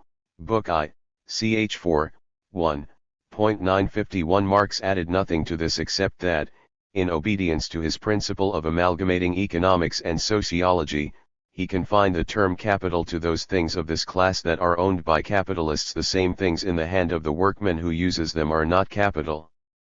What capital does for production, however, means two very different things, and the distinction between wage capital and the rest, we shall call it technological capital, readily suggests itself, and so does a coefficient, descriptive of the quantitative relation between the two, which must obviously constitute one of the most important characteristics of the structure of capital. Nevertheless, it was left to Marx to point this out in so many words and introduce such a coefficient explicitly. Denoting by the term constant capital, c. what has just been called technological capital, and by the term variable capital, v. 952, what has just been called wage capital, he chose for structural coefficient the ratio, which he called the organic composition of capital. 953. The merit there is in introducing such a concept explicitly must not be underrated. But, of course, the writers from A. Smith to J.S. Mill had not failed to recognize the peculiar role of wage capital within total capital. This is abundantly indicated by the fact that wage capital is identical not only with Marx's variable capital, but also with the classic wage fund. Moreover, both Ricardo and Mill sometimes used the Marxist concept inadvertently. They sometimes meant variable capital when they actually wrote circulating capital. 954. Not less obvious is the necessity of analyzing the internal structure of technological capital. It was quite clear to the physiocrats, whose various advances A. Smith replaced by the distinction between fixed and circulating capital. The former he defined as capital from which the owner derives profit by keeping, using, it, such as factory buildings and machines. The latter he defined as capital from which the owner derives profit by parting with it, turning it over, such as raw materials. Ricardo saw that there was something of deeper significance behind A. Smith's common sense and commonplace distinction, which accordingly he brushed aside. 955. Let us make an attempt to reconstruct his thought. Evidently, Ricardo's attention was drawn to the problems of fixed capital by the fact that its presence causes exchange values of products to diverge from the labor quantity law unless, of course, all the branches of industry employ the same proportion of fixed and circulating capital. He also perceived, apparently without difficulty, the further fact that, in order not to disturb this labor quantity law, this fixed capital would in addition have to be of the same durability everywhere. Finally, however, he perceived something else, namely, the analogy that exists between different durabilities of the fixed capital used in different lines of production and the different rates of turnover of different kinds of circulating capital, such as the farmer's seed and the baker's flour. This, then, makes three apparently different facts that have, at first sight, nothing in common except that they all interfere with the operation of the labor quantity law of value. Now, by what almost amounted to a flash of genius, he saw that all three of them did so for the same reason, or, to put it differently, he saw the same fundamental element in all of them, namely, the time distance between investment and the emergence of the corresponding consumer's good. 956. This was very easy to see in the case of differences in periods of turnover. Wheat that is being used as seed and wheat that is being worked up into flour directly differ, from Ricardo's standpoint, by the time distances between each of them and the emergence of flour, and by nothing else. but it was not so easy to see that the difference which the presence of fixed capital goods and of fixed capital goods of different durability makes to the process of production, and hence to values, is of the same kind in that it also may be looked upon as a matter of differences in these time distances or rates of turnover. Consider, for example, a machine that, in the Ricardian manner, has been produced by labor alone, say, in a single day. Suppose it is to last 10 years. During these 10 years, the machine, or the labor embodied in it, matures into consumers' goods exactly as will raw materials or semi-finished products. Each of the days of service contained in it becoming available in a definite sequence behaves like the seed in the ground until its turn comes. This definite sequence is a restriction upon economic decision or action, analogous to the restriction placed upon the farmer's decision by the circumstance that he must wait until his seed matures into a crop. There is thus in fact, at least on the most abstract level, no essential difference and no clear line of demarcation between fixed and circulating capital, as Ricardo pointed out in the footnote referred to above. Both are nothing but immature elements of consumers' goods, intermediate products, or inchoate wealth, as Taussig was to call them about 80 years later. Or both may be resolved into hoarded labor, James Mill's term, which expresses Ricardo's meaning very well and was to be used again by Wicksell, also about 80 years later, 957, though we must not forget that the various agglomerations of hoarded labor embodied in the various goods carry different indices of time distance or indices of places in the time sequences to which they belong. Thus, Ricardo's rudimentary capital analysis issues in a time concept of technological capital, 958, time being the element that unifies all its specific forms. Those who entertain sympathies for the labor quantity theory of value might claim with some justice that he thereby saved the latter by making it valid, to some extent at least, for labor quantities that carry different time indices. Those who accept Baumbacher's theory of capital might claim, also with some justice, that Ricardo worked up a bad theory of value into a good theory of capital. In any case, Ricardo was clearly Baumbacher's forerunner so far as the set of problems is concerned. This is not to say that Ricardo's theory of capital was complete or that he saw all the implications of his flash of genius. In particular, he neglected all its short-run implications. 959 also, though he did study cases of conversion of circulating into fixed capital. The most important case is to be found in his chapter on machinery, and occasionally brushed against the manifold relations of substitution that exist within the universe of technological capital. The Ricardo effect, if thought through, would afford an instance. He was, as were most of the classics, too much given to accepting time sequences as technological data and to neglecting the fact that durabilities, and, in general, the relations between the quantities of capital goods of different types, also the relation between wage capital and non-wage capital, are economic variables that depend, and in turn react, upon wage rates, efficiency of labor, rate of interest, and other factors. But this is only another way of restating the fact that his theory was no more than a preliminary sketch, a fact that must always be borne in mind, just as much when we are criticizing as when we are defending his performance. C. Senior's contributions. Two most curious facts now call for our attention. On the one hand, Senior realized that Ricardo used the terms fixed and circulating capital in a sense that differed from A. Smith's use, outline, pages 62-3. But the true meaning of Ricardo's capital analysis escaped him so completely that he saw nothing in that difference except a reprehensibly unusual use of terms. On the other hand, in spite of this failure to understand the Ricardian analysis, he actually carried it further in two directions, an excellent example of the way in which we blunder along. First, there is Senior's third postulate or elementary proposition, which reads, that the powers of labor, and of the other instruments which produce wealth, may be indefinitely increased by using their products as the means of further production. This proposition, which might have been derived from Ray, improves Ricardo's theory by adding the powers of the other instruments which produce wealth to those of labor. But it adds also something else that lies entirely beyond Ricardo's analysis. With Ricardo, the time element comes in to cause deviations of values from the labor quantity law by putting a brake on the supply of the products of the capitals that turn over more slowly than others. The man whose products take relatively long spans of time to reach their markets simply must be compensated for this disadvantage. According to Senior, however, there is more to this higher value of such products than the mere fact, if it is a fact, that a profit of £100 accruing every second year is not economically equivalent to a profit of £50 accruing every year.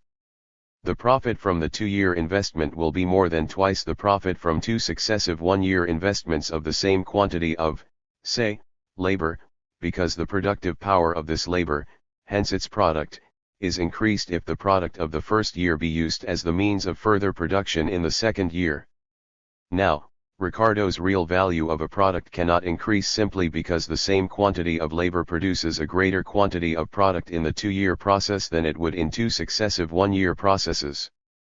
But Senior's value may point 960. This puts an entirely new face upon the matter and points straight ahead toward Baumgartner, who, by the way, did not understand Senior any better than Senior did Ricardo, but who nevertheless carried on Senior's capital analysis exactly as Senior carried on Ricardo's. The relation that exists on this point between Senior and Baumgartner will stand out particularly if we observe that using a product as the means of further production might well be called using it in a roundabout way. The only difference is that Senior confined himself to stating that the productive power of labor is increased indefinitely by using it in that way, whereas Baumgartner added the hypothesis that the rate of this increase decreases as the length of the productive process increases. Second, there is Senior's abstinence theory of capital. Though his name is chiefly remembered because of this contribution, abstinence, is actually much less important, as an analytic performance, than is the contribution just discussed, using a product as the means of further production. It will be as well to distinguish 2 different aspects of Senior's abstinence. On the one hand, if for reasons good or bad, we choose to analyze the structure of technological capital in terms of what we have called the time indices of its component elements, the fact we wish to emphasize is that these component elements, that is, the various capital goods, have different rates of turnover or that their products become available or mature after lapses of time of different lengths, which somehow or other intrude into the list of costs of production. Whenever we mean this, we had better use the term weighting that was to be suggested later on by McVeigh and to be adopted by Marshall. On the other hand, if we adopt the theory that technological capital is the result of a conversion of revenue into something that is expected to yield revenue in the future, but, in order to do so, has to be withdrawn from the sphere of revenue for good, then we had better use the term abstinence. In this case we reserve the term for the psychic cost of saving or, if we keep saving sufficiently close to investment, of the capital goods in which past saving has been invested. This element of psychic cost then becomes analogous to the psychic cost of labor, later on called disutility. Going a step further, we can constitute abstinence itself instead of the saving or the capital goods that result from it as a factor of production. 961. This is the sense in which Senior's abstinence has been commonly understood and in which the phrase will be used in this book, although his own definition shows that he meant to comprise in his concept also what above has been called weighting. 962. Recognition of what the term abstinence in the strict sense is intended to denote is, of course, as old as is the recognition of the role of saving. A Smith's parsimony or frugality means nothing else. Practically all the economists who wrote after 1776 deal with it in one way or another, though not all were prepared to accord to it everything that A. Smith claimed for it. It also entered the theoretical schemata of anti-savers like Lauderdale and Malthus. Ricardo's schema considers weighting rather than abstinence, but in any case the schema requires, as our exposition amply shows, a conceptual complement of this kind. Actually, however, the concept was formally established by Reid and especially by Scrope. The latter stands to Senior in this respect in the same position as did Ray in respect to the postulate about increasing the productive powers of factors by using their product for further production. No reflection on Senior's subjective originality is intended, but it is important to note that objectively Senior did no more than is implied in bringing an existing doctrinal tendency to a head. Propelled by the sponsorship of J.S. Mill, Cairnes, and, to some extent, Marshall, abstinence analysis became firmly established in English economics, though it was never so popular elsewhere. It is not difficult to guess the reason why the spearheads of the attack upon it are to be found in the writings of Marx and Lassalle, who saw nothing but the apologetic possibilities that the word abstinence suggests. But this will be more conveniently dealt with below under the heading of profits. D. J.S. Mill's fundamental propositions respecting capital. Some additional points about the classic theory of capital may be conveniently made, and others may be restated by way of comment on the four connected propositions respecting capital that J.S. Mill presented in Chapter 5 of Book I of his Principles. 963. The first of these propositions is, that industry is limited by capital, though of course industry does not always work up to this limit. Total employment of labor is not so limited, however, since it also proceeds from revenue. J.S. Mill believed erroneously that industries being limited by capital. 964 implies that every increase of capital is capable of giving additional employment to industry, and this without any assignable limit. 3. Carefully stated, and the capable properly emphasized, this can be shown to be true, and the use of this proposition against the opinions of Malthus, Chalmers, and Sismondi. 965 who asserted that wealth is at any time limited not only by productive power but also by the system's capacity to consume is perfectly legitimate. Only it should have been stated as an additional proposition. We might call it the theorem of hitchlessness, for it does not follow from industries being limited by capital, and, though Mill's argument against those three authors was successful as far as it went, it falls far short of proving this theorem. Moreover, the theorem is interesting only if it be made to hold for the total of technological plus wage capital. But Mill restricted it to the latter so that the proposition he meant to defend amounts only to this: the portion which is destined to the laborer's maintenance, may, supposing no alteration in anything else, be indefinitely increased, without creating an impossibility of finding them employment. 966 which is either trivial or false. It is a very interesting question to ask why he should have thus maimed a theorem that was certainly not beyond his range of vision. 967 The answer cannot be that in the short run technological capital is an assemblage of specific goods, the kinds and quantities of which constitute data. For Mill evidently did not intend to write a treatise on short run analysis. Rather, the answer seems to be that, while of course he was not unaware of the fact that the relation between technological and wage capital is variable, he was inclined on principle, that is, when arguing matters of fundamental principle, to take it for granted, perhaps as technologically fixed, and to neglect the substitutability between the two, the nature and importance of which, though emphasized by Barton and Longfield, were hardly clear to him.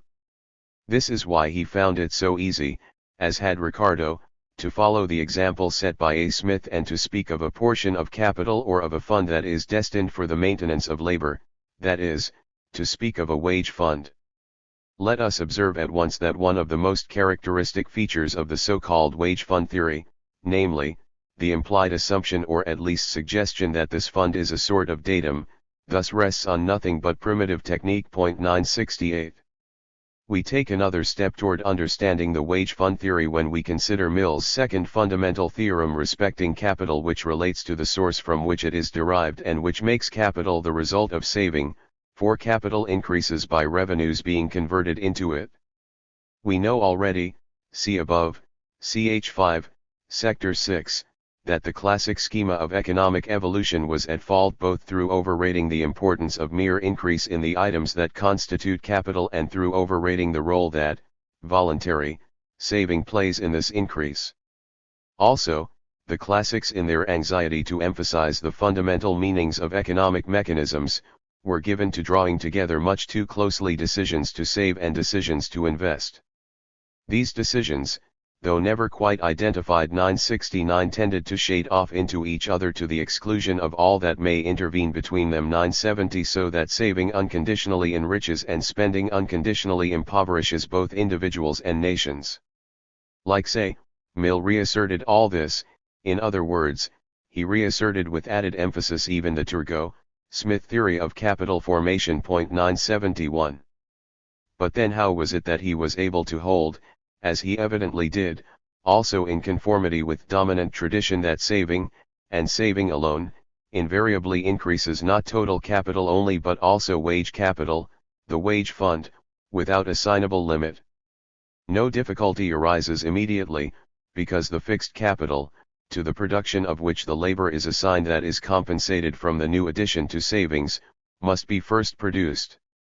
Provided that acts of investment follow sufficiently closely upon the decision to save, it is indeed true, at that first turn of the wheel, that demand for productive services, and let us grant their reduction to labor services only, is immediately increased to the full amount of the new addition to savings.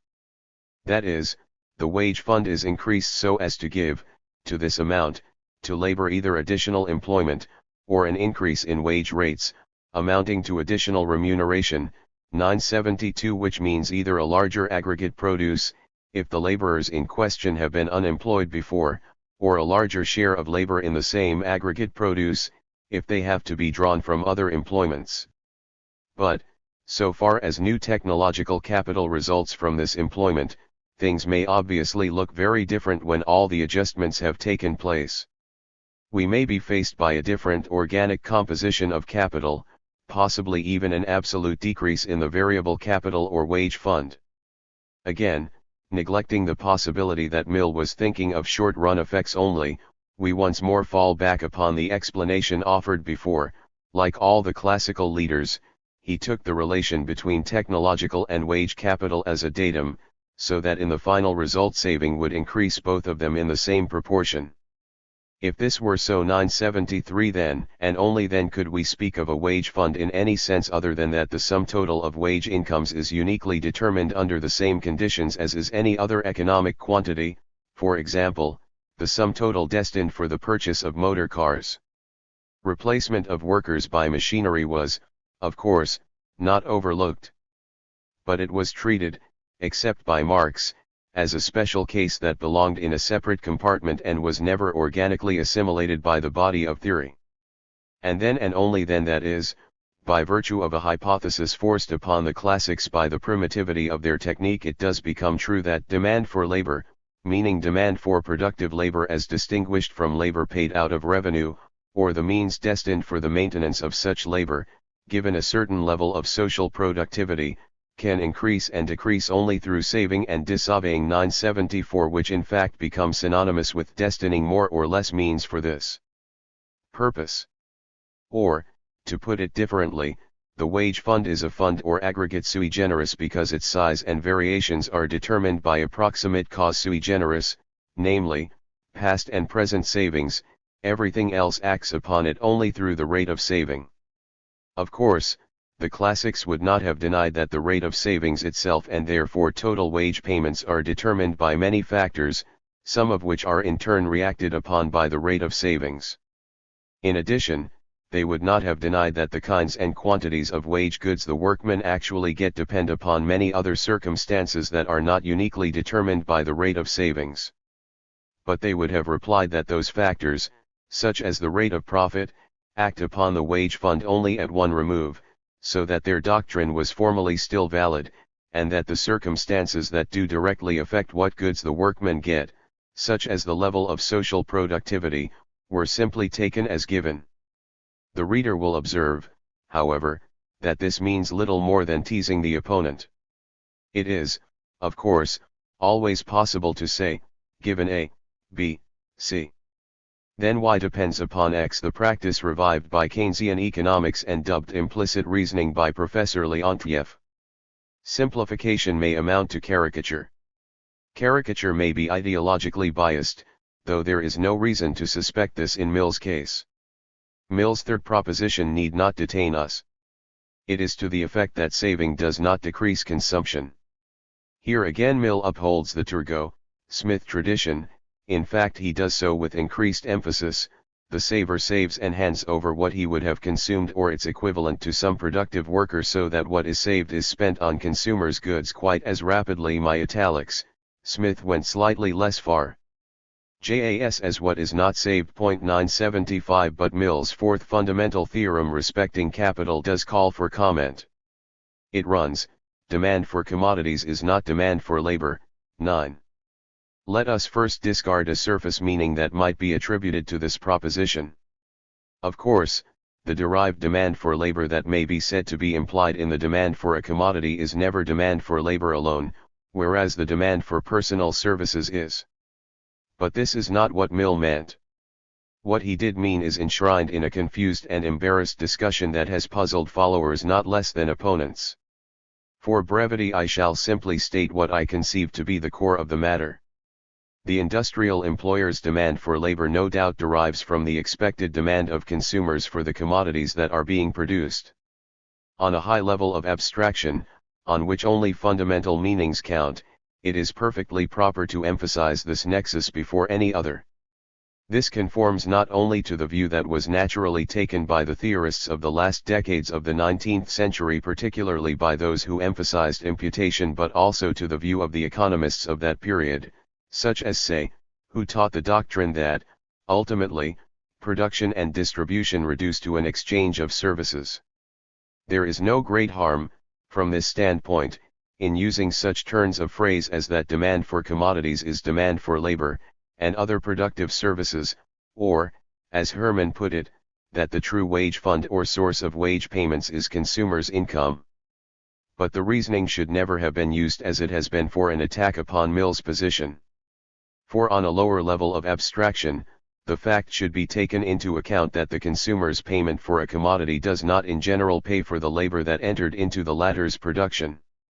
At most, the consumer's payment enables the manufacturer to replenish his capital, normally with an addition.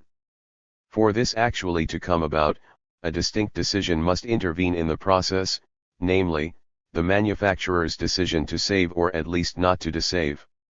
It is this decision, and it should not be taken for granted, which may be said to benefit labor at the next turn of the wheel, and not simply the consumer's decision to buy. So far, then, we have before us a piece of sequence analysis, that is, an analysis of successive steps in a process that is kept continuously running, at an increasing, decreasing, or constant rate, only by a sequence of appropriate decisions. There is something else, however. If we do assume that consumers' savings are being turned into labor-employing capital promptly, it follows, as we know, that the labor interest would be further benefited, and demand for labor increased, if income receivers also saved, instead of buying consumers' goods. For, barring the disturbances that result from the necessity of industries changing over from the production of goods consumed by capitalists and landlords to the production of wage goods, this would, on the one hand, increase the amount destined for the maintenance of productive labor and, on the other hand, cause no deficiency of demand for products. We may, then, imagine the saving to take place by the income receivers handing over to productive workers goods instead of money. The goods will then be produced and find purchasers as before, and the working class would, in addition, receive part of the saver's income goods. If instead of saving, the income receiver had merely shifted his consumer's demand from commodities to personal services, this addition would last so long as he continues this practice. But if the income receiver saves, this addition will last until he decides to desave to a corresponding amount.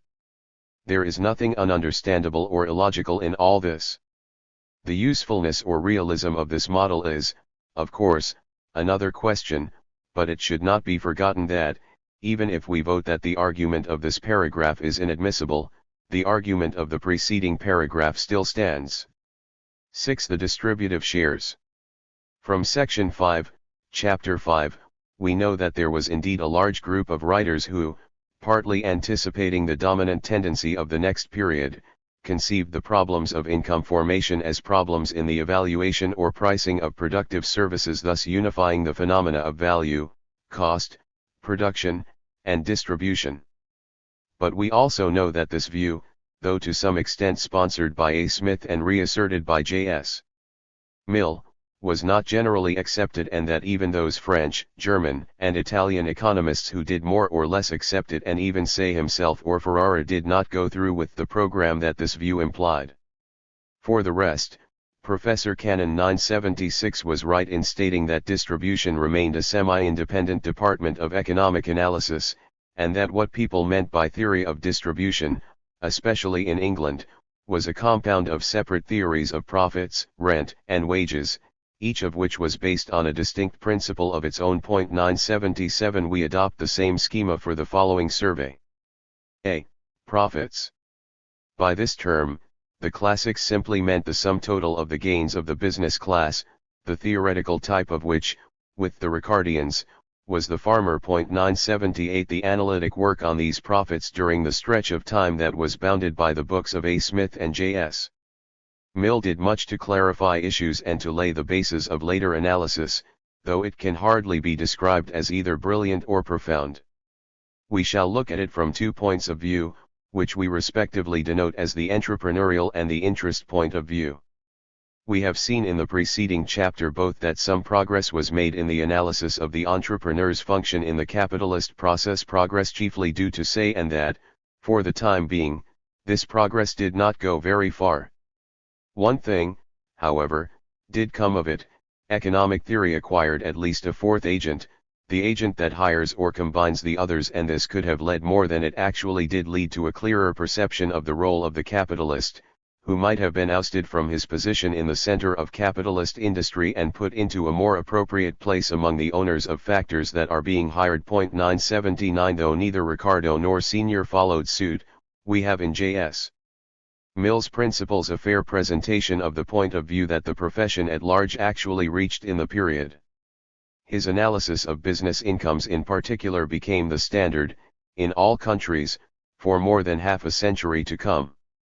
The businessman received, first, what Marshall was to call wages of management, the importance of which was underlined by von Mangold's notion of rent of ability, the germ of which is already to be found in Mill. He further received a premium for risk-bearing. Nobody that I know of took the trouble to investigate why this item should be necessarily positive. Cantillons buying productive services at certain prices in order to produce a product whose price is not certain did not, however, come quite into its own until the publication of Professor Knight's work 980, that is, not within the period. Third, the businessman received interest on the owned part of the capital he employed. But it should be observed that, occasionally, both Ricardo and Marx recognized a fourth type of return, of an essentially temporary nature, that accrues to the businessman, namely, the return he derives for a time from the first introduction into the economic process of a novel improvement such as a new machine. 981 They thus discovered a special case of what is really the most typical of all entrepreneurial gains. Mill made nothing of the latter item. His analysis strongly suggests that, like everybody else and in spite of his emphasis upon the wages of management, he looked upon interest as the most important element in the total net receipts of the business class. Now, this interest was not a monetary phenomenon. So far as the classics, within the precincts of fundamental analysis, spoke of monetary interest at all, they did not mean a return on money loans per se, as did the scholastic writers and as do some of us, but only a monetary expression for a return on physical capital that, moreover, was expressed in terms of money solely for the sake of convenience. 982 Actually, as we know, their capital was goods. The businessman's profits were, in substance, profits of stock, net returns on a stock of capital goods, all of them or some of them. And interest, being simply that part of a business's net receipts which its owner-manager hands over to a lender whom he saves the trouble and risk of doing business, also remained a pure profit of stock. This is so with all the economists of that period, Marx not less than Say, and with nearly all of the next period. The point of view is important. A great part of our picture of the capitalist process hinges upon it. Let us therefore make sure of its implications. In the first place, since pure interest, if we neglect the interest on consumers' loans, was nothing but the bulk of business profits. The fundamental problem was the explanation of those business profits. There was no separate problem of interest at all. With the possible exception of Senior's abstinence theory to be discussed presently, all the theories of interest throughout the 19th century are based upon acceptance of this view, including Ricardo's, Marx's, and later on, Baumgart's. This was one of the results of the habit of identifying the roles of the industrialist and the capitalist, which subtly influenced the thought even of those who occasionally recognized the essential difference between them, and is the cornerstone of that period's theory of distribution. In the second place, since business profit itself was conceived as being, essentially, a return on capital goods, it followed that interest was identical with, not determined by, the net yield of capital goods. The first to state this theory explicitly, so far as I know, was Nicholas Barbon. Sanctioned by A. Smith, it prevailed throughout the 19th century. Of course, it was particularly agreeable to the adherents of the triad schema, though, in a particular form, we also find it in Marx. Barbon had already attempted to explain interest by analogy with the rent of land. 983 Adherents of the triad schema would have had no difficulty in going a step farther and in extending the analogy to wages, thus rounding off their triad of factors by a triad of incomes. The first to show definitively that the yield of capital goods, whatever else it may be, is not interest was Irving Fisher. 984. b. Marx's exploitation theory of interest. Having removed any danger of confusion, we shall henceforth use the term interest for the bulk of what Smith, Ricardo, Senior, and Marx called profit. And having put the problem of interest in its proper setting within the analytic thought of that period, we can now make short work of the solutions offered and of the related proofs of the secular tendency of the rate of interest to fall. The reader will realize, of course, that the doctrinal tendency we have traced to Barbon, that is, the tendency to identify interest with the net yield of capital goods, does not in itself furnish a solution of the problem of the nature of interest or a definite answer to the question what it is that interest is paid for. For that net yield itself needs explanation. But the economists of the period under survey were slow to realize this. Having lost contact with the thought of the scholastic doctors, they were at first inclined to take the solution of this problem for granted and to be content with the vaguest ideas about it. Thus, A. Smith may be credited with two different theories of interest, and Ricardo, as we shall see, with 3 or even 4. But it is more realistic to say that they had no definite theory at all. They simply did not worry about the matter. After all, one of the methods of dealing with a problem, and not always the worst one, is to ignore it. The first to recognize its existence, if we accept Turgot, was Lauderdale, and the second was James Mill. The elements of a genuine theory of interest, true or false, were then contributed by Longfield, Ray, Scrope, and Thanon, none of whom made much of a hit at the time. The man who did was Senior. But before following up developments on the Barbon line, we shall deal with the exploitation theory.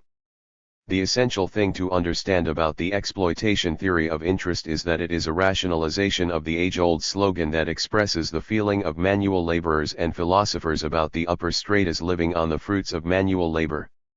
The social psychology of this and the question when and why this became synonymous with exploiting manual labor cannot be analyzed here.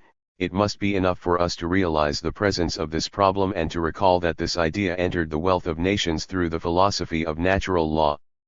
There it took the form of the proposition that rent and interest are deductions from a total produce that, in its entirety, should be considered as the produce of manual labor. In this sense, A. Smith gave a lead for the numerous writers who were to work out exploitation theories of one kind or another. More important for us, however, is the fact that turns of phrase, suggestive of the idea that the relation between industrial employers and their workmen necessarily involved 985 exploitation, occur quite frequently in the literature of that time, even outside of its specifically laborist or socialist branch. These turns of phrase derived quite naturally from the view of the function of the industrial employer as described by A. Smith. The industrial employer, being simply a capitalist who furnished the workers with tools, materials, and means of subsistence and for the rest did very little, received these advances back with a profit that was evidently part of the result of the workers' industry. This highly unrealistic picture of the role of labor we find, for example, in Mrs. Jane Marcet's Conversations on Political Economy, 1816, and it is conveyed by Ricardo's naive sentence. The capitalist begins his operations by having food and necessaries in his possession of the value of £13,000. At the end of the year the workman replace in his possession food and necessaries of the value of £15,000, ch. 31. Not more than this was necessary for the Ricardian socialists to take the hint, and not more than this is necessary for us to trace Marx's exploitation theory, the particular form, that is, which Marx gave to the exploitation idea to his study of Ricardo. 986. This is not to deny the possibility that he may also have derived inspiration from the Ricardian socialists, especially from W. Thompson. Besides, there were plenty of other forerunners, for example, Sismondi. But Ricardo's suggestion, together with his theory of value, would have sufficed. Marx's exploitation theory may be put like this. Labor, the labor power of the workman, not his services, is in capitalist society a commodity. Therefore, its value 987 is equal to the number of labor hours which are embodied in it. How many labor hours are embodied in the laborer? Well, the socially necessary amount of labor hours it takes to rear, train, feed, house him, and so on. Suppose that this labor quantity, referred to the labor days of his active span of life, figures out at 4 hours per day. But the capitalist who bought his labor power, Marx did not go quite so far as to say that the capitalist buys laborers as he could buy shares, though this is the implication, makes him work 6 hours a day.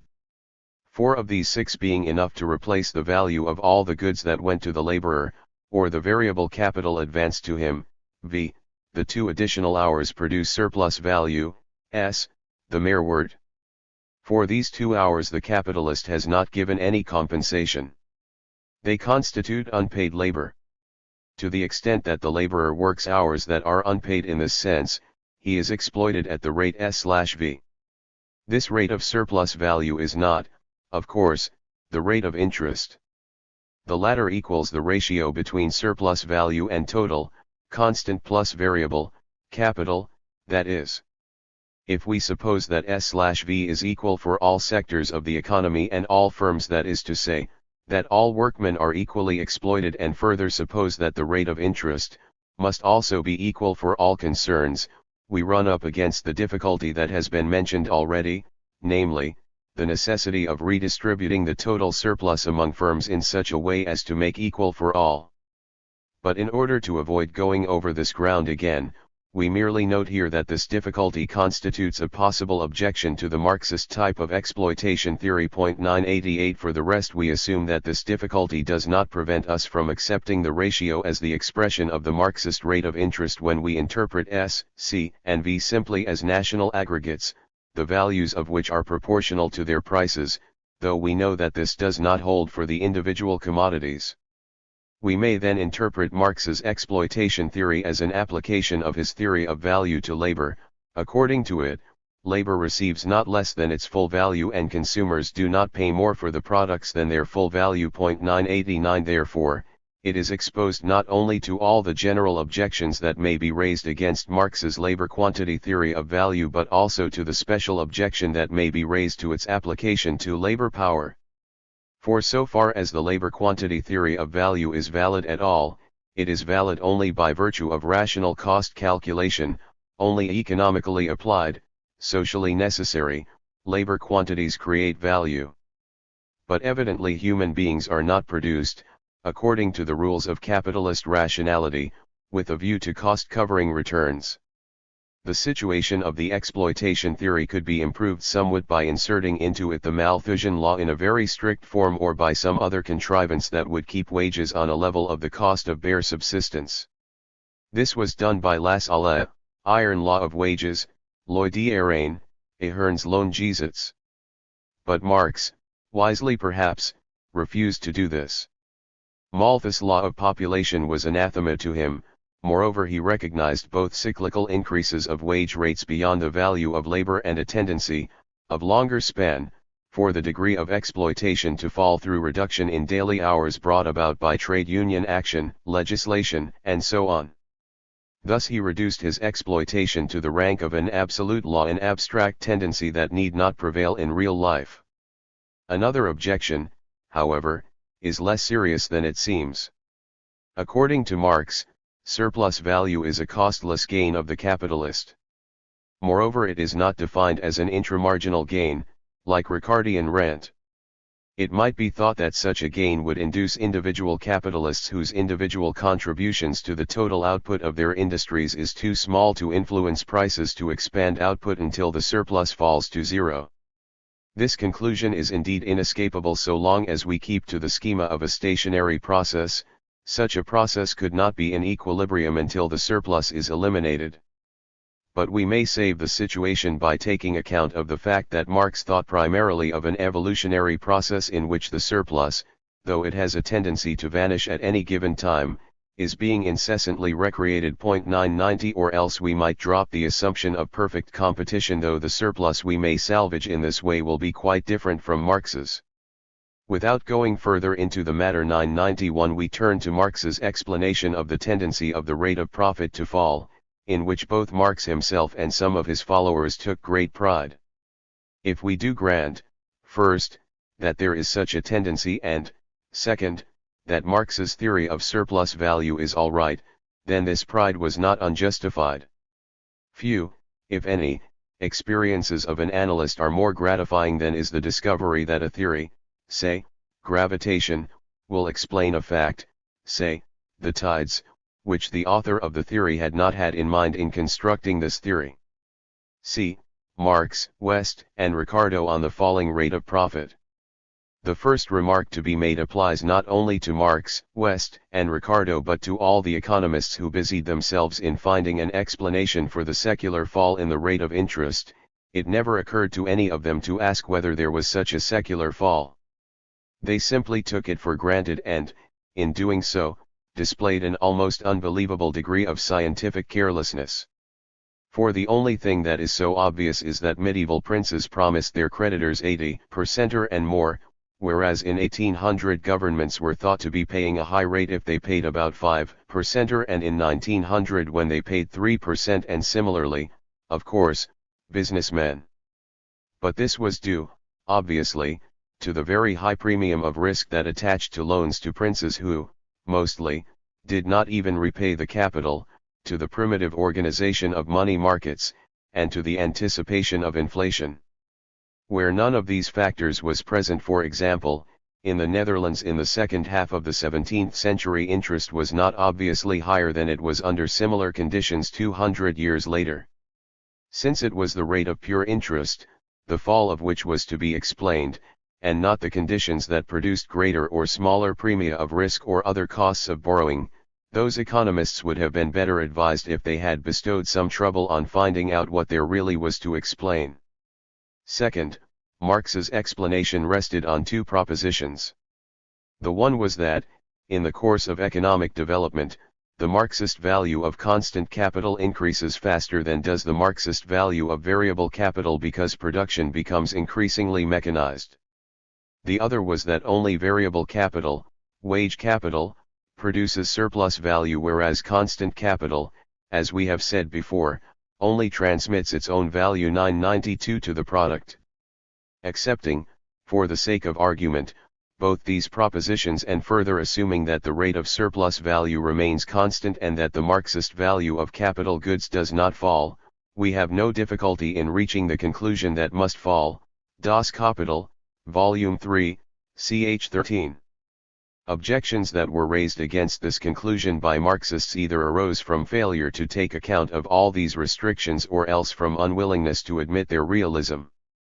In fact, we have here another absolute law, and, if we look at all that these restrictions exclude, 993, we may well sympathize with those disciples of Marx who feel that, even from the standpoint of the Marxist theories of value and exploitation, no great confidence can be placed in this abstract tendency. But, within the general framework of Marx's theoretical system and the additional assumptions indicated above, it is not logically wrong. Third, though emphasizing the abstractness of his law, Marx trusted it sufficiently to make it the barrier, inherent in capitalist production, that will eventually prevent the capitalist process from going on beyond a certain limit, which is not indeed the whole of the breakdown theory but an important element of it. By way of contrast, I shall now present the West, Ricardian explanation of the historical fall in the rate of interest that, like everyone else, they took to be an indisputable fact. It links up with what may be described as Ricardo's second theory of interest. We have seen above that Ricardo's theoretical setup really makes profit a residual and simply equates it to what remains to the farmer on rentless land when he has paid his laborers. The origin of this way of viewing profit is obviously in the practical businessman's mode of thinking as reflected in his profit and loss account, income statement. His profit is what is left, the item that balances his account. Since, on the rentless margin of production, the whole of the net product, measured in labor embodied, is divided between labor and capital, both shares also measured in labor embodied, 994, and since labor's share is explained separately, we easily get the two propositions which are, when this point has been reached, really not more than trivial. 995. The one is that profits depend upon wages. What else could they depend upon in this schema? The other is that, under the influence of increase in population and of the law of decreasing returns on land, more and more labor has to be embodied in each additional unit of food, and that the value of labor's share must rise, though the per capita amount of wage goods need not rise or may even decrease somewhat, leaving less and less value for capital. This and nothing else, as West and after him Ricardo laboriously explained, accounts for the phenomenon that we are supposed to observe in the guise of the falling rate of interest. But there was no need for elaboration. For according to this wonderful theory, it is logically impossible that the rate of interest, excepting short-run market fluctuations, should ever fall for any other reason. In fact, Ricardo, ch. 21, asserted that unless wages rise, in his sense, no amount of accumulation can possibly reduce the rate of profit, and he not only took to task A. Smith for explaining the falling rate of profit by accumulation but also boldly charged J.B. Say with having forgotten his own law of markets when he stated that the more disposable capitals are abundant in relation to the extent of investment opportunity, the more will the rate of interest fall. 996. Two things are clear: first, that, in the sense meant and within Say's conceptual arrangement, Say's proposition is correct, also that it does not conflict in the least with his law of markets, but second, that, in the sense meant and within Ricardo's conceptual arrangement, Ricardo's proposition is not wrong either. J.S. Mill's position is nothing short of pathetic to behold. He had a wide understanding of all the phenomena relevant to interest. In particular, he understood the theoretical problems of monetary interest and of the capitalization of returns more deeply than any other theorist of his time. In chapter 23 of Book 3, Principles, he anticipated some of the developments in this field that were 40 or 50 years ahead. In addition, he had learned from Say, Ray, and Sr. He was fairly in possession of a value theory that was greatly superior to Ricardo's. Thus he was, as he proved himself to be in chapter 4 of Book 4, in a position to build up an analysis that would have fitted all known facts. But, God knows why, he had to uphold Ricardian doctrine. And so, from chapter 15 of Book 2 on, he dealt with these matters in an unnatural and cramped manner so as to force them in a surface conformity with Ricardian doctrine. It would be extremely interesting to analyze this and, by so doing, to arrive at a fuller understanding of how economic analysis moves along, over self-built barriers. But I am afraid that, even as it is, readers will not share my regret at my inability to do so in the available space. 997. D. The productivity theories of interest. For the votaries of the triad schema and of the theory that incomes are essentially prices, times quantities, of productive services, the natural thing to do was to interpret the yield of capital goods, which they, like all the writers of that period, identified with the rate of interest as a price for the productive services of those capital goods. 998 This again may be done in several ways, though, unfortunately, all of them meet with this fatal objection: nothing is easier than to show that capital goods or their services, being both requisite and scarce, will have value and fetch prices, nor is it difficult to show that their ownership will often yield temporary net returns, but all the more difficult is it to show that, and, if so, why these values and prices are normally higher than is necessary in order to enable their owners to replace them, in other words, why there should be a permanent net return attached to their ownership. This point was not fully brought home to the profession at large until the publication of Baumgart's History of Interest Theories in the first volume of his Kapital und Kapitalzins, 1884. Until that time, perhaps in some cases even now, people thought, or think, that the easy proof of the proposition that capital goods must yield a return establishes ipso facto that they must yield an income to their owners. This confusion of two different things vitiates all the pure productivity theories of interest, as Baumgart called them, both the primitive ones, Baumgart's naive productivity theories, and the more elaborate ones, Baumgart's motivated productivity theories.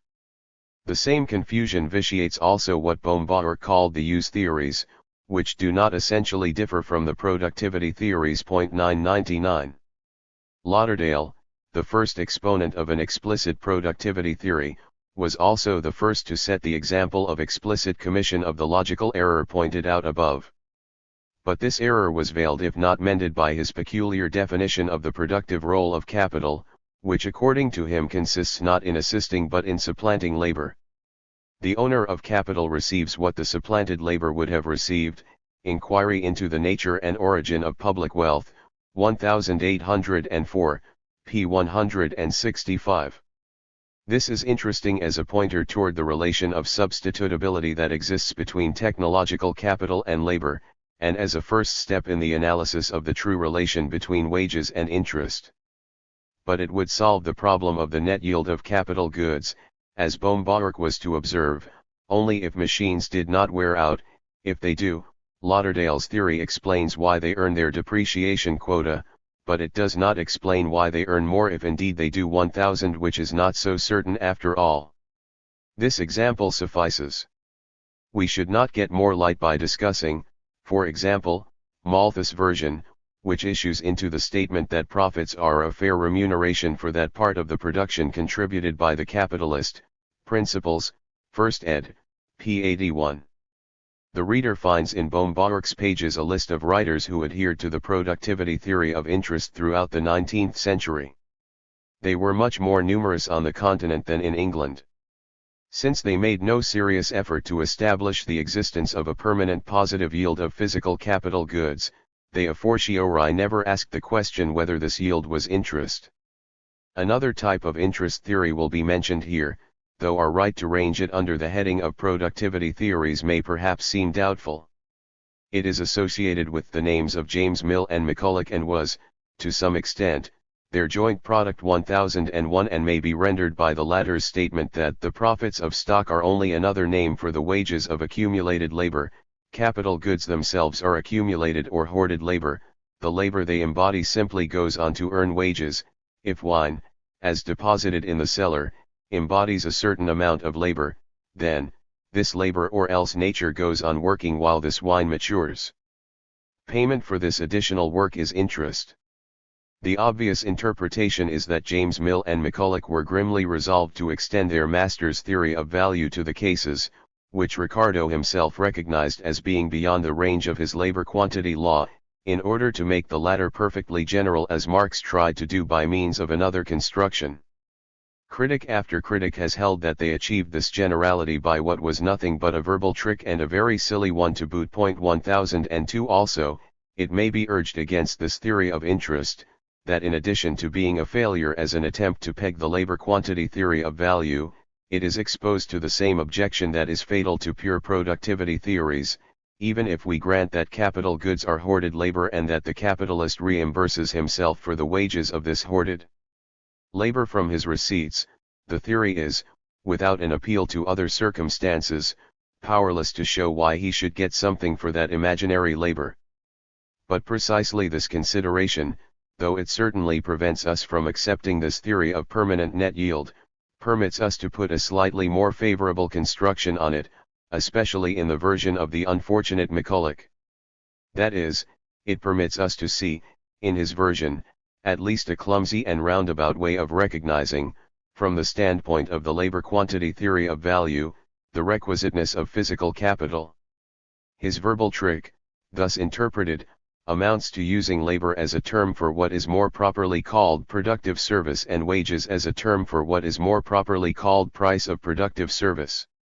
Or, to put it differently, his trick amounts to recognizing that hoarded labor is a peculiar kind of labor that may render services that are also of a peculiar kind as compared with the services of live or liquid labor. This is why, certainly not in the intention to defend it, I have subsumed this theory with the pure productivity theories. It is the pure productivity theory of the labor quantity men. The pure productivity theories have an easy explanation to offer for the secular fall of the rate of interest.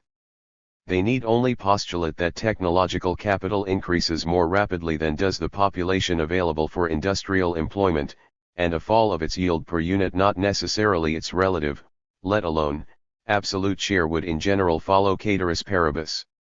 Since these cetera include a given technological horizon, production function, the reader may think that this explanation is not much good. Certainly it is not. Yet there is an advantage in this. Whenever correctly formulated 1003, this explanation should have brought out automatically the most important qualifications that are inherent in any proposition about the secular behavior of the rate of pure interest, and, in doing so, should have raised doubt about the validity of the law of secular fall. A. Smith had no productivity theory of profit. But all the same he offered an explanation of what he, like everybody else, took to be the indubitable tendency of interest to fall that most naturally follows from a productivity theory, namely, that the rate of profits tends to fall as increasing capitals enter into competition with one another. From the standpoint of West and Ricardo, this was bound to appear as a logical error, for the relative values from which they derived the rate of interest could not possibly be affected by an increase per se of the quantities of goods that form capital. 1004. E. The abstinence theory of interest. So long as physical capital is recognized as a requisite of production or even of exploitation only, it must be a service, within the meaning this term carries in economic analysis, to provide it, though, if we do accept the exploitation theory, this service is rendered only to the exploiter and not to society at large. Instead of emphasizing the productive or exploitative service of capital itself, we may therefore just as well emphasize the service of providing it. And so long as we keep to the Smithian theory that capital goods are the result of saving, as J.S. Mill put it, we may further say that any net yield of these capital goods is in the nature of a payment for the service rendered by saving either to the producing organism or to the exploiter alone. If we do say this, we are adopting the Scrope, senior abstinence theory of interest. I have introduced the subject in this way to bring into relief the following historically important facts. First, it will be seen that there is no essential difference, let alone incompatibility, between the productivity and the abstinence theories. Senior, witness his third postulate, see above, subsec 5c, was evidently aware of this. But he did not clearly explain this was to be done later by A. Marshall and T.N. Carver precisely what it is that the abstinence theory adds to the productivity theory and what its relation is to the latter. This something is the break that will prevent the process of creating additional capital goods right up to the limit at which their net yield would fall to 0.1005. But because he failed to make this sufficiently clear, both adherents, such as J.S. Mill, who was content with the formula that interest is the price of saving, and opponents, Bohm-Bawerk in particular, consider it in the light of an explanation of the interest phenomenon that is alternative to the productivity explanation and has to stand on the element of sacrifice alone, which is or may be associated with saving. Second, it will be seen that attacks upon the abstinence theory should not be directed against its logic. For instance, Bohm-Bawerk's attack was based upon a charge of double counting. The saver who lends chooses between the fund he is to give away 1006 and the stream of returns he is to receive. There is no room for counting in addition any sacrifice he may be making. Even granting that there would be something in this argument if the phrase compensation for sacrifice exhausted the contents of the abstinence theory 1007, this would not imply that this theory is inconsistent when properly developed and put into its proper setting. There is no paradox at all in holding that a theory is logically unimpeachable and at the same time that it is wrong or at least inadequate. For a cause that may be invoked without logical error for the purpose of explaining a phenomenon need not be the one that actually produces this phenomenon.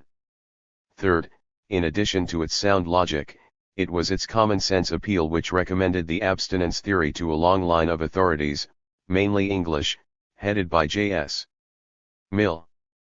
He handed to Marshall ready-made the doctrine of the two factors of real cost, the disutility, irksomeness, experienced by the laborer, and abstinence experienced by the saver. 1008 But we have little choice but to attribute a less explicit form of the same doctrine to both A. Smith and Ricardo. However ready the former was to offer pointers toward an exploitation theory, parsimony is what remains if we look in the wealth of nations for an attempt at a real explanation of pure interest.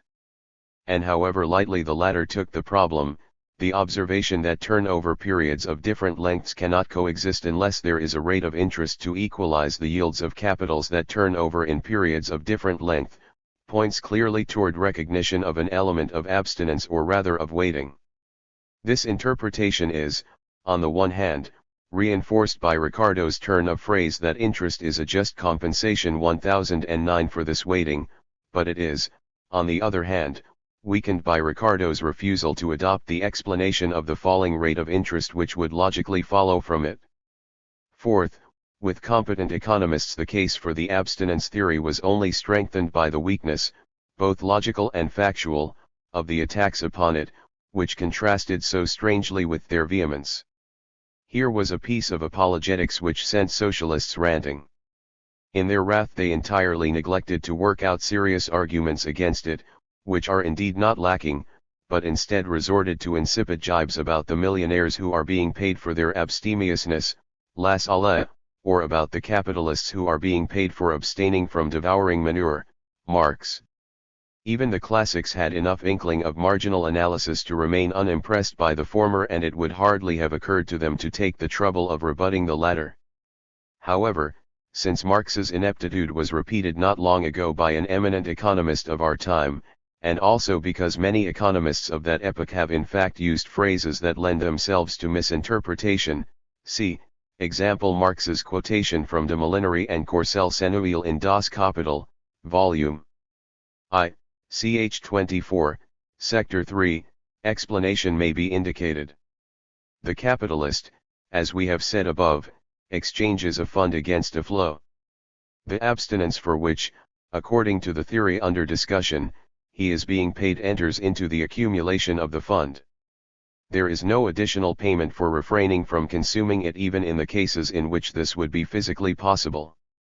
But since he receives his compensation in the form of a flow of payments, it may seem as if he were being paid over and over again for abstaining from devouring the capital goods that are emerging and being used up in the course of the employment of his capital. This impression is strengthened by the fact that the promised, or, in the case of the employment of capital by its owner, the expected compensation must be actually delivered, in the normal case, if people are to enter into such bargains at all. If the lender or employing owner of the capital be disappointed in this expectation, he will indeed try to recover his loan or to go out of business, which then looks as if he had to be paid again and again in order to leave his capital where it is. But the sophomore who is unable to interpret these facts correctly, or, let us add, to understand what these authors meant when they spoke of capitalists who lend their instruments of production to laborers, must indeed be a very unpromising sophomore. This sort of thing in part accounts for, and to some extent excuses, the inability of many good economists to see the deeper things in Marx. They see at first sight so many pieces of nonsense that they cannot get themselves to believe that the man responsible for them could occasionally rise far above the level of his judges. But the student who is prepared to salute Marx at his best will inevitably ask himself, How is it possible for a man to fall to a level so low as that of Section 3, a man who was capable of rising to heights that are trodden by few and who, occasionally, proved himself an extremely competent analyst also in many minor matters? The needs of the agitator will not suffice by themselves to account for this, especially as most of the rhetoric could have been wound around a sounder support. Hence the suspicion suggests itself that this rhetoric covers something. And it is in fact not difficult to see what it is the presence in the logic of his structure both of the element of abstinence in the strict sense and of the element of waiting. We have already seen that Marx's theory belongs to the family we have called advance economics, and this implies the recognition of a distinct element, no matter whether you call it a distinct service or a distinct crime, in the economic process, which may be the vehicle of exploitation but in itself is not exploitation. We have also seen that the dangerous iceberg of abstinence may be seen in uncomfortable proximity to his argument on accumulation, which may just as well be called an argument on saving. 1010 We now add that waiting is no more absent from Marx's structure than is abstinence in the strict sense. This may be shown in the following way. Marx's constant capital merely transmits its value to the products without adding anything beyond its own value. But, being itself the product of exploited labor, it embodies not only the value of the wage goods consumed by the labor that produced it, but in addition surplus value at the prevailing rate. Now, there should be no difficulty in adding the surplus value that is embodied in constant capital to the surplus value that results from the employment of the labor in producing the final product with the help of constant capital. If this could be done, there would be no reason why actual prices should not be proportional to the total labor embodied in them, that is, the labor embodied in the constant capital plus the labor added until the final product emerges, and there would be no problem of turning values into prices. Nevertheless, Marx did not do this but preferred to struggle through hundreds of pages with this very problem. Why? Obviously because he thought that time distance was not a matter of indifference. But this amounts to recognizing, though not to admitting, that waiting is after all an element of Marx's structure, value theory, which is what we wish to show. The abstinence theory of interest is in a particularly favorable position for dealing with any secular decline of the rate of interest. If we look upon abstinence as one of several requisites of production, we have no difficulty at all in stating the conditions under which its relative increase will produce that phenomenon. Tools that were unknown to the period under survey are necessary to do this satisfactorily. But the main propositions could have been derived, semi-intuitively as it were, even on the level of that period's technique.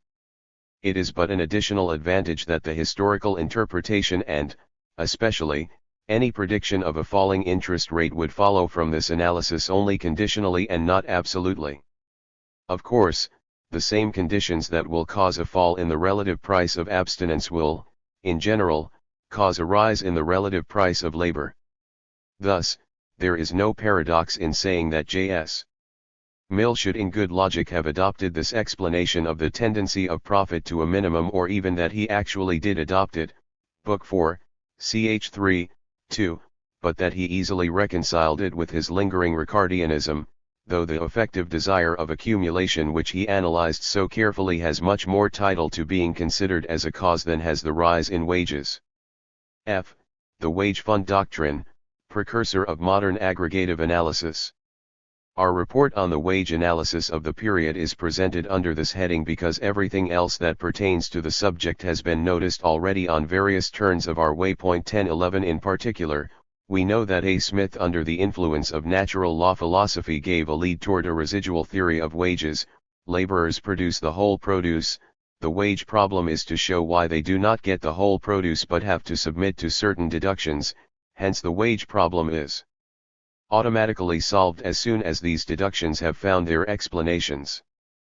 But even for A. Smith himself, and also for James Mill, Sismondi, and Marx, who went further in the direction of Smith's lead than did any other leading economist, analysis of the upper and lower limits of what can or must go to labor is so much more important for their treatment of wage problems than is their general philosophy that it is more instructive to deal with them without further reference to the latter.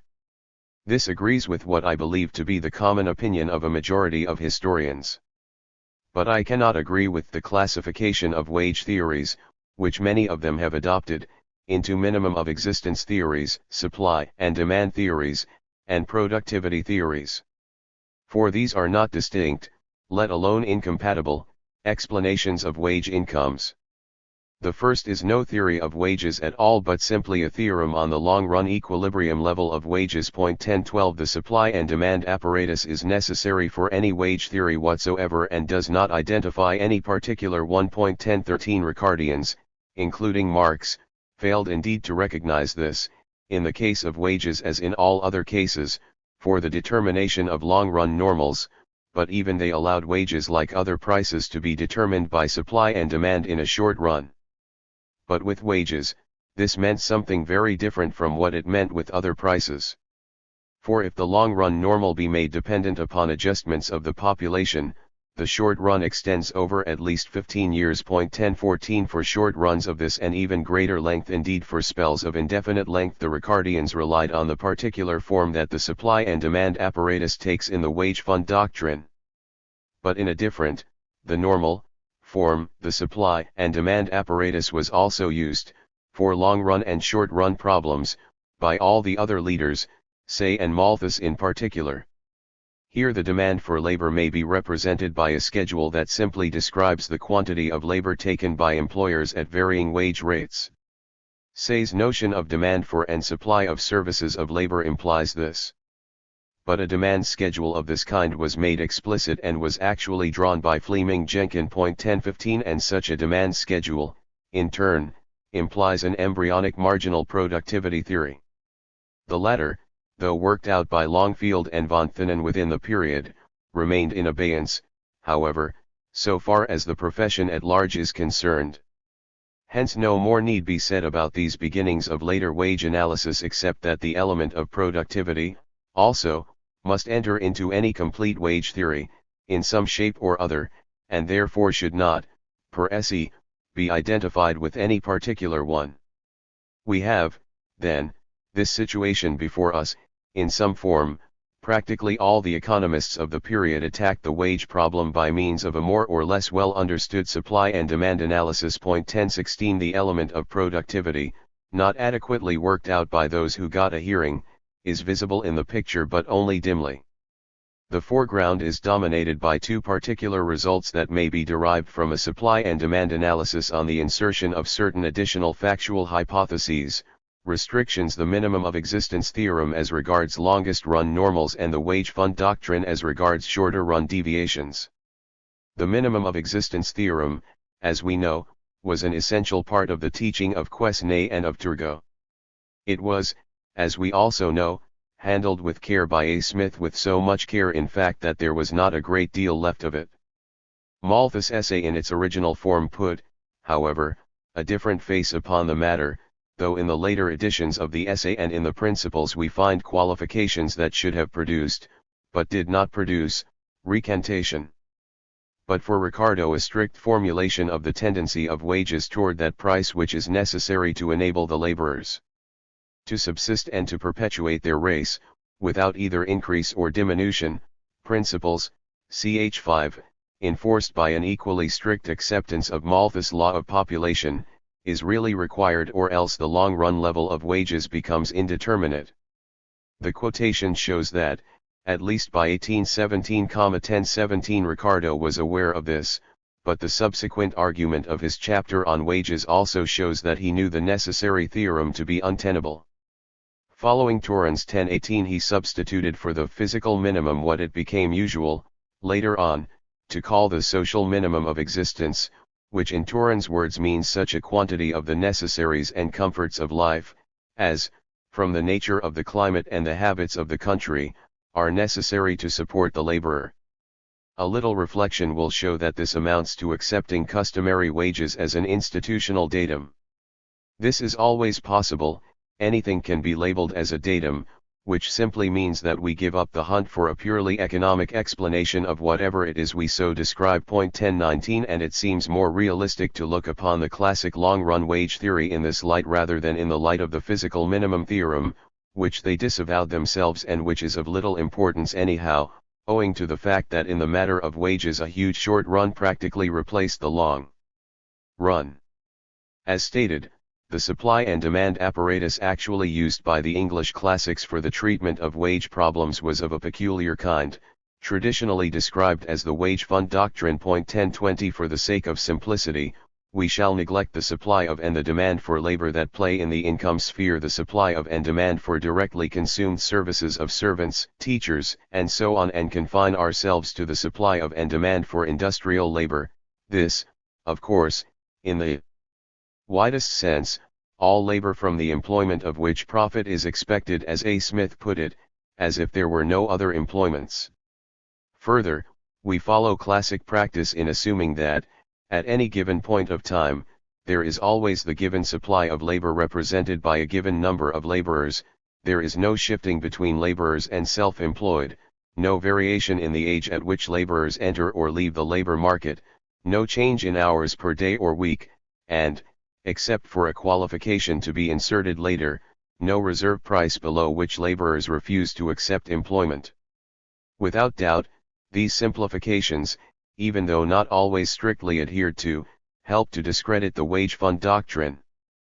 But all that matters to us is that they are not more than simplifications that could be dropped without great difficulty. We then have not a supply schedule of labor, but only a given quantity supplied and, so we have assumed, supplied unconditionally for a short run of at least 15 years.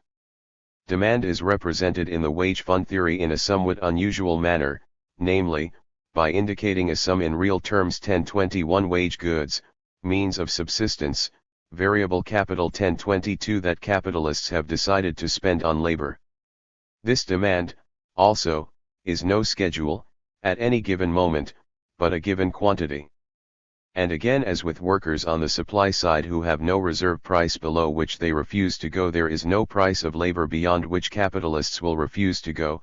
Having decided what to reserve for their own consumption, they cannot, given this decision, spend more than that sum, the wage fund, and, never allowing capital to be idle, they, normally, will not spend less. 1023 Since the quantity of labor supplied is given at each moment, since the sum to be spent on it is also given from considerations that are, as it were, behind the scene at each moment, and since in equilibrium the quantity of labor demanded must be equal to quantity of labor supplied, we have an equation that will uniquely determine a magnitude that is called the average wage rate. 1024 If actual wages are fixed above this rate, there is unemployment; if below it, unsatisfied demand for labor.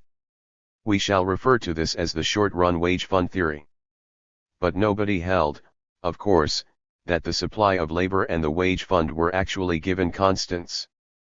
On the contrary, propositions about their variation over time were not only a part, but the most important part, of the doctrine. The factor that governed the labor supply was either the Malthusian law or else simply the habits of the working class. The factor that governed the variation of the wage fund, hence of demand, was saving. Therefore, given the productive efficiency of the economic process, the course over time of real wage rates, in our sense, and of the per capita real income of the working class depends upon the latter's rate of propagation and upon the community's rate of saving. 1025 We shall refer to this as the long-run wage fund theory. We may now combine the argument above with what we have found out in previous sections about the notion of the wage fund. In doing so we shall add or recall the necessary minimum of historical references. The basis of the wage fund doctrine is the proposition that, industrial, wages are advanced from capital. This fundamental proposition goes far back, at least to Cantillon and Quesnay. He who accepts it cannot oppose the wage fund doctrine, root and branch, however much fault he may find with details, simplifications, or applications. For the long-run wage fund theory it is equally important that these advances should depend upon saving as their source. This point was driven home by Turgot and A. Smith. 1026 We still naturally credit Malthus with contributing to the long-run wage fund theory his law of population, but it is only haziness about what this theory really says that has induced some historians to list him as a wage fund theorist in any other respect. 1027 Ricardo, in his chapter on wages, emphasized strongly enough that it is increase in capital that carries the market rate of wages above the natural rate for an indefinite period. Inasmuch as in this chapter he defined capital so as to include food, clothing, raw materials, etc., he may be credited with having introduced another element that is, according to our interpretation, characteristic of both the short-run and the long-run wage fund doctrine, namely, the assumption that we can treat the ratio between wage and non-wage capital as constant on the understanding that its variation is to be treated apart. 1028. Thus, though adding edge here and there, he did not in this respect really go beyond A. Smith. But he did something else. He infected his followers with the Ricardian vice, that is, with the habit of establishing simple relations between aggregates that then acquire a spurious halo of causal importance, whereas all the really important, and, unfortunately, complicated, things are being bundled away in or behind these aggregates. Thus, James Mill declared, as Mrs. Marcet had done before both him and Ricardo, universally, then, we may affirm, other things remaining the same, that if the ratio which capital and population bear to one another remains the same, wages will remain the same. Elements, ch. 2.1029. Had somebody objected that the quantity of labor demanded, hence the wage, may obviously vary even if the sum available for paying wages remain constant or something of the kind, he would have replied, oh yes. But we have settled all that behind the scenes just as we have determined that sum previously. As we have shaped our model, there are no other proximate causes of the wage rate but that ratio. Everything else acts through them only. For instance, fertility of the soil has nothing to do with the real wages at which labor can be employed. Of course, it affords the means of rapidly accumulating capital, and this will of course raise wages in the future. But, formally, this does not constitute any objection to my theory going a step further and keeping population constant. We even can say that wages depend upon capital. McCulloch then established himself as the leading exponent of the wage fund doctrine. 1030. But he added nothing. Torrens 1031 did add something, though this should have been obvious from the first, namely, that the wage fund theories offer no reason for denying that a combination of the whole working force can raise wages so as to swallow up not only profits but also depreciation allowances. 1032 JS. Mill's case is quite different. By emphasizing the sequence analysis aspect of the wage fund doctrine, he in fact made a point for it, and, considering the general level of his technique, there is little to object to in his use of this aggregate that stands, as a sort of intermediate datum, for processes that his technique did not enable him to analyze more satisfactorily. For we must never forget, not only was the wage fund doctrine, properly stated, not wrong logically, not only did it emphasize, though too narrowly, certain important aspects of the wage problem, but, in addition to this, it was an analytic tool that, within the analytic structure of its time, was distinctly useful, and there is no sense in criticizing it in abstracto, that is, without reference to the general value theory of its time. Nor was there any need for fighting it except in one way, by proffering better tools and letting this one peacefully rust away. All the more surprising must seem J.S. Mill's recantation. He paid no attention to the attacks, if he knew of them, by Jones and Lunge. 1033. But in response to the elaborate restatement of the latter's arguments by William Thornton, he wrote a review article that did not indeed spell complete surrender. 1034 and, in particular, did not induce him to change any of those passages, for example, the fourth proposition on capital that ought to go out if the wage fund does. But it surrendered a phrase, which was all the public took in. The Lunge, Thornton argument, as accepted by J.S. Mill, did not amount to more 1035 than denying that there exists any definite quantity of wage goods. 1036 that must under any circumstances go to labor. If, after all that has been explained above, we are not to dismiss this argument as a childish misunderstanding, which is how it appeared to Cairns. 1037, we must interpret it to mean that there is little point in inserting aggregate wages as a proximate cause that, as such, plays a role of its own. But if that was all, Why all the fuss about this point of theoretical detail and all the excitement about Mill's alleged recantation? Well, it was not all so far as the public, even the professional public, was concerned. A thing had happened that happens so frequently in our field. The public had caught hold of the surface meaning of a word, and this was all it was interested in. Fund, how definite that sounds. Labor must get it and cannot ever get more. Popular writers, if of a certain color, made this mean that raising wages is scientifically impossible.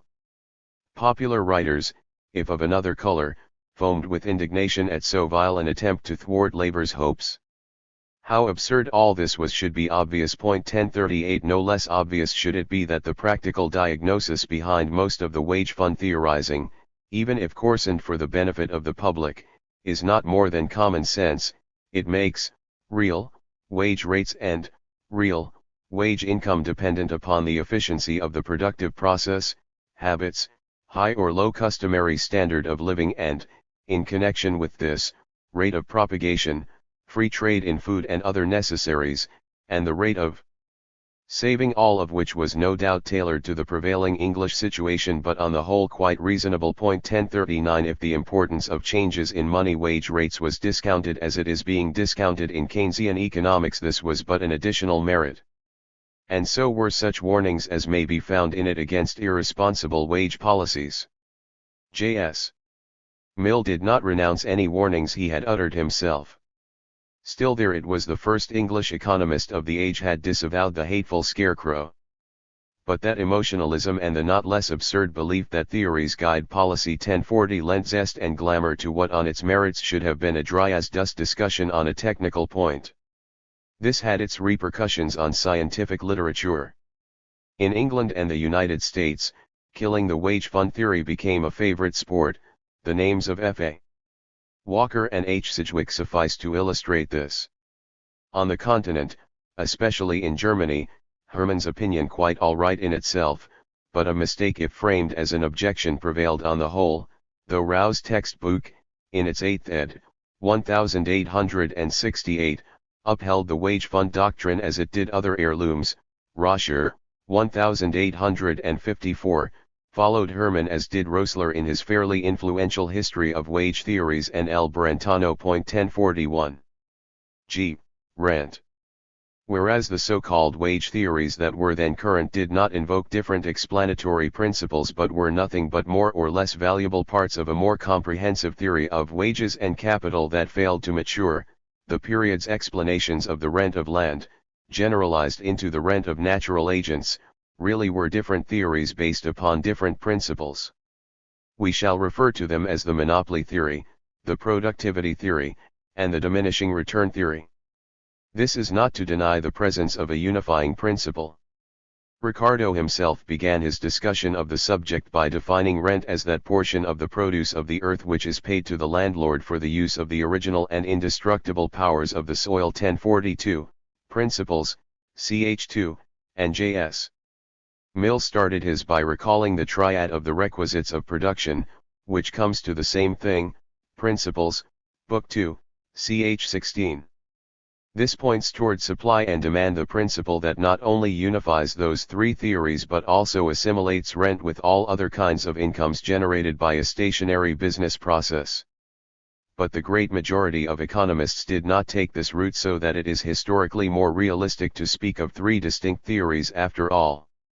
The monopoly theory, espoused by A. Smith. 1043, counted adherents, then as always, among politicians and pamphleteers. But its role in the scientific literature was not nearly so important as it seems to be, at first sight, owing to the frequent occurrences of the term monopoly in this connection. The examples of Senior and J.S. Mill will suffice to show this. When we analyze their use of the term, we discover immediately that they did not mean to assert that landowners formed cartels and that the services of land were priced as a general rule. There is of course the unique mine or vineyard according to the rules of monopoly theory. All they meant was that rent constitutes a case of pricing costless things that exist in definitely limited quantities, which their defective theory of price led them to identify with the genuine monopoly case. J.S. Mill even wrote of a monopolized thing among the holders of which there is competition, Book 2, ch 16, 2, and both Mill and Senior really adopted, though quite illogically, the diminishing return theory to be discussed presently.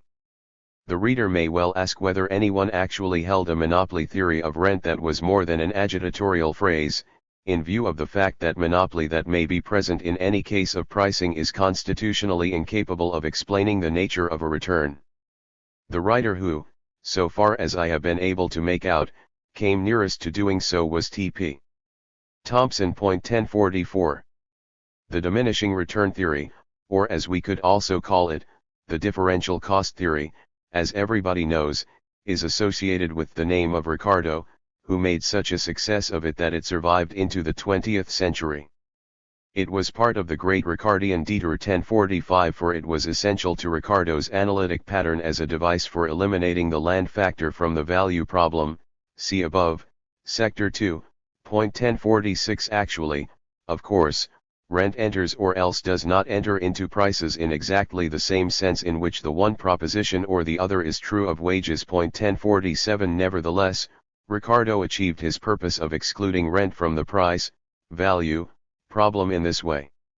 In practice, firms operate under different cost conditions, an observation which then as now was part of the economics of the man in the street. There are low-cost and high-cost firms. We may, of course, array them in ascending order of costs, and we further observe without difficulty that, in a state of perfect equilibrium and perfect competition, price cannot be lower and is not likely to be much higher than the average costs of the highest cost firm. This is what Ricardo meant when he said sometimes, for example, in chapter 27 of the Principles, that the real value of a commodity is regulated by the real difficulties encountered by that producer who is least favored. 1048. Referring to this, especially in chapter 2, he recognized that different portions of the output of a single firm may also be produced at different costs, for example, if produced on plots of different fertility, that these portions too may be arrayed in ascending order of their costs. 1049. And that in a state of perfect equilibrium and perfect competition, the highest of these costs will tend to equal price. Finally, he generalized this to include the logically heterogeneous case where it is not possible to speak of different costs of the different portions of any given total output, and where every part of this output costs just as much as every other part, but where it is still possible to allocate to each successive increment of output the increase in the cost of total output which must be incurred in order to produce it. 1050. Whenever we have decreasing returns in any or all of these senses, there is always 1051 an element of product that is being produced without any differential advantages, and for which it is therefore tautologically true that its producer does not pay for differential advantages, and that payments for intramarginal advantages do not enter into marginal expenses of production. 1052. Now, most of these advantages are essentially temporary. A superior type of machine tends to displace inferior types, and others are linked to persons. There are no permanent differential advantages that are linked to material factors except the differential advantages of location and fertility of land. 1053, and other natural agents. And it must have occurred to Ricardo that here was his opportunity to get rid of the element of rent that disturbed his labor quantity theory of value. From the structure of his argument in chapter 2 of the Principles 1054 it is perfectly clear that it was location and differential fertility of different plots of which Ricardo thought primarily, and that the case of decreasing effects of successive applications of equal doses of labor to the same plot was, for him, a matter of secondary importance and was never fully absorbed into his system, though it not only came in usefully for the purpose of meeting objections but also was necessary in order to make his argument complete. There is nothing logically wrong with this device. If we do insist on a labor quantity conception of value, or even on a theory of value that rests on real cost in the sense of disutility and abstinence, and accordingly wish to eliminate requisites of production that are costless in this sense, the device does its duty. 1055 But it is not an explanation of the rent of natural agents, but only a substitute for one, which carries meaning only within that theoretical setup and is nothing but an obstacle to the recognition of important symmetries within any other.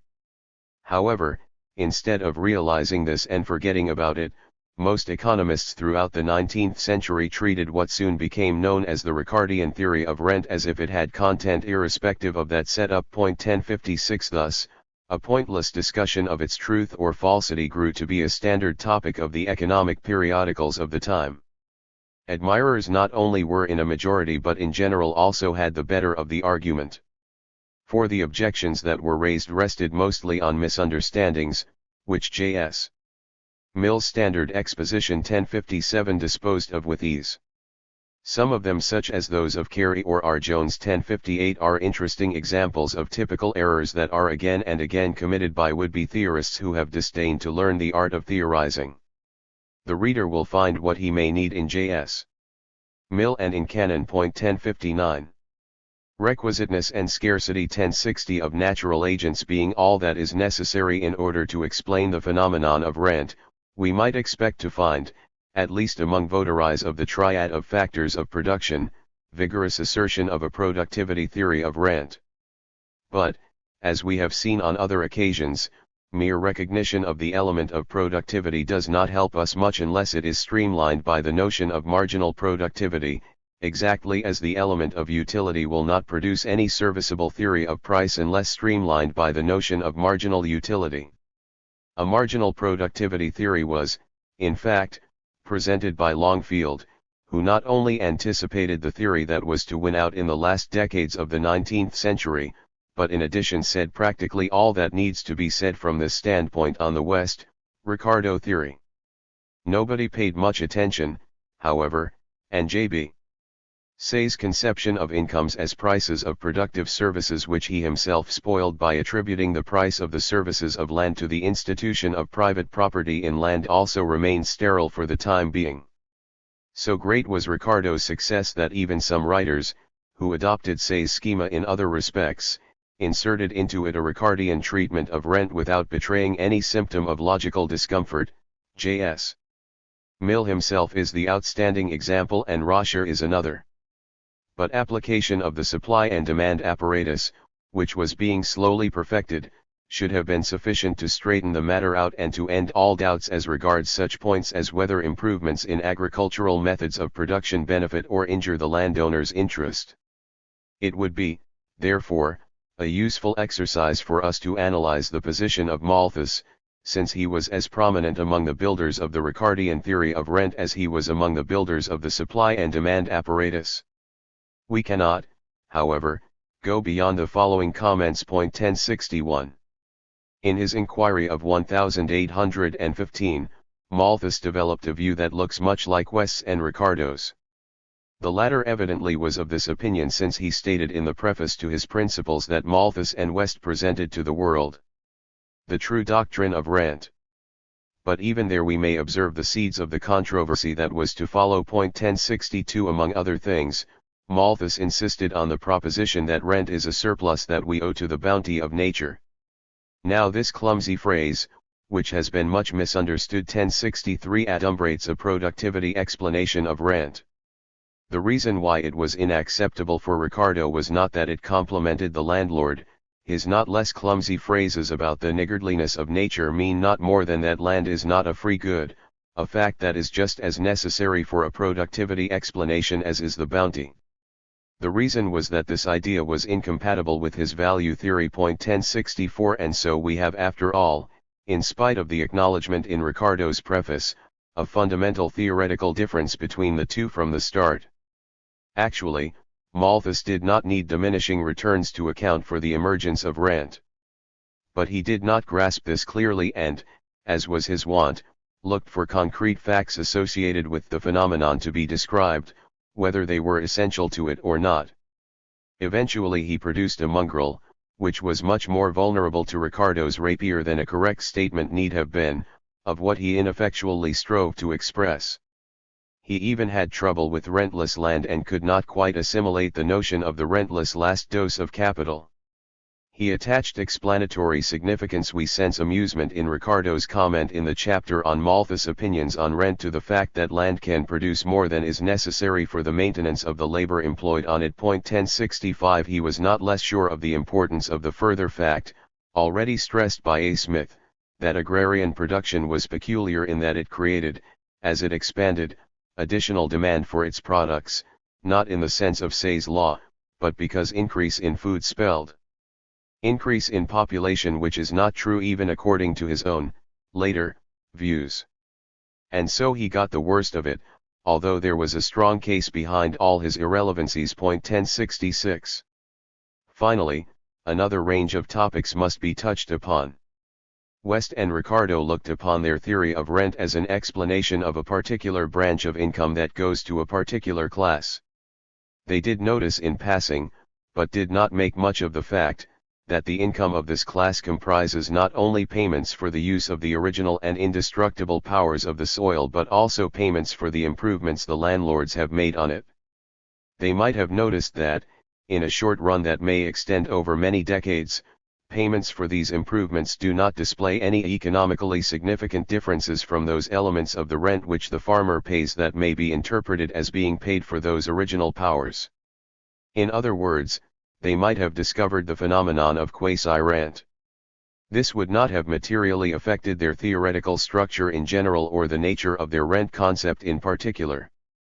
But other generalizations of this concept did affect its meaning and were indeed nothing but steps in the inevitable process of disintegration of the original West, Ricardo theory of the rent of land. We have noticed above the analogy that exists between payments for the services of superior land and payments for the services of superior work. Samuel Bailey was the first to turn this fact into an objection to the West, Ricardo theoretical pattern. He was right, though many later authors, Senior in particular and also J.S. Mill, Principles, Book 3, ch. 5, 4, generalized the West, Ricardo concept of rent without polemical intention. 1067 There are generalizations that spell additional success for a theory, they enrich and extend, but do not endanger, its original interval of application. But there are others that spell or foreshadow the breakup of the theory, by showing that properties which the theory holds to be peculiar to a given phenomenon are also to be found in others, they destroy its original significance and substitute anew for its old meaning. Generalization of the rent concept was a case of the second kind. By virtue of it, rent, the specific return on unimproved soil, merged into the logically distinct category of costless surplus. 1068 of which the rent of ability, recognized by Mill and put to good use by von Mangold, is the most important instance. H. Distributive shares and technological advance. The study of the 19th century literature on this topic is a tedious task. But it may bring solace to the hearts of those who despair of the value of the technique that developed in the last decades of that century. 1069 For the superiority of that technique so often called into question in the solution of practical problems nowhere stands out better than it does in this field. So do, by the same token, the shortcomings of classical analysis.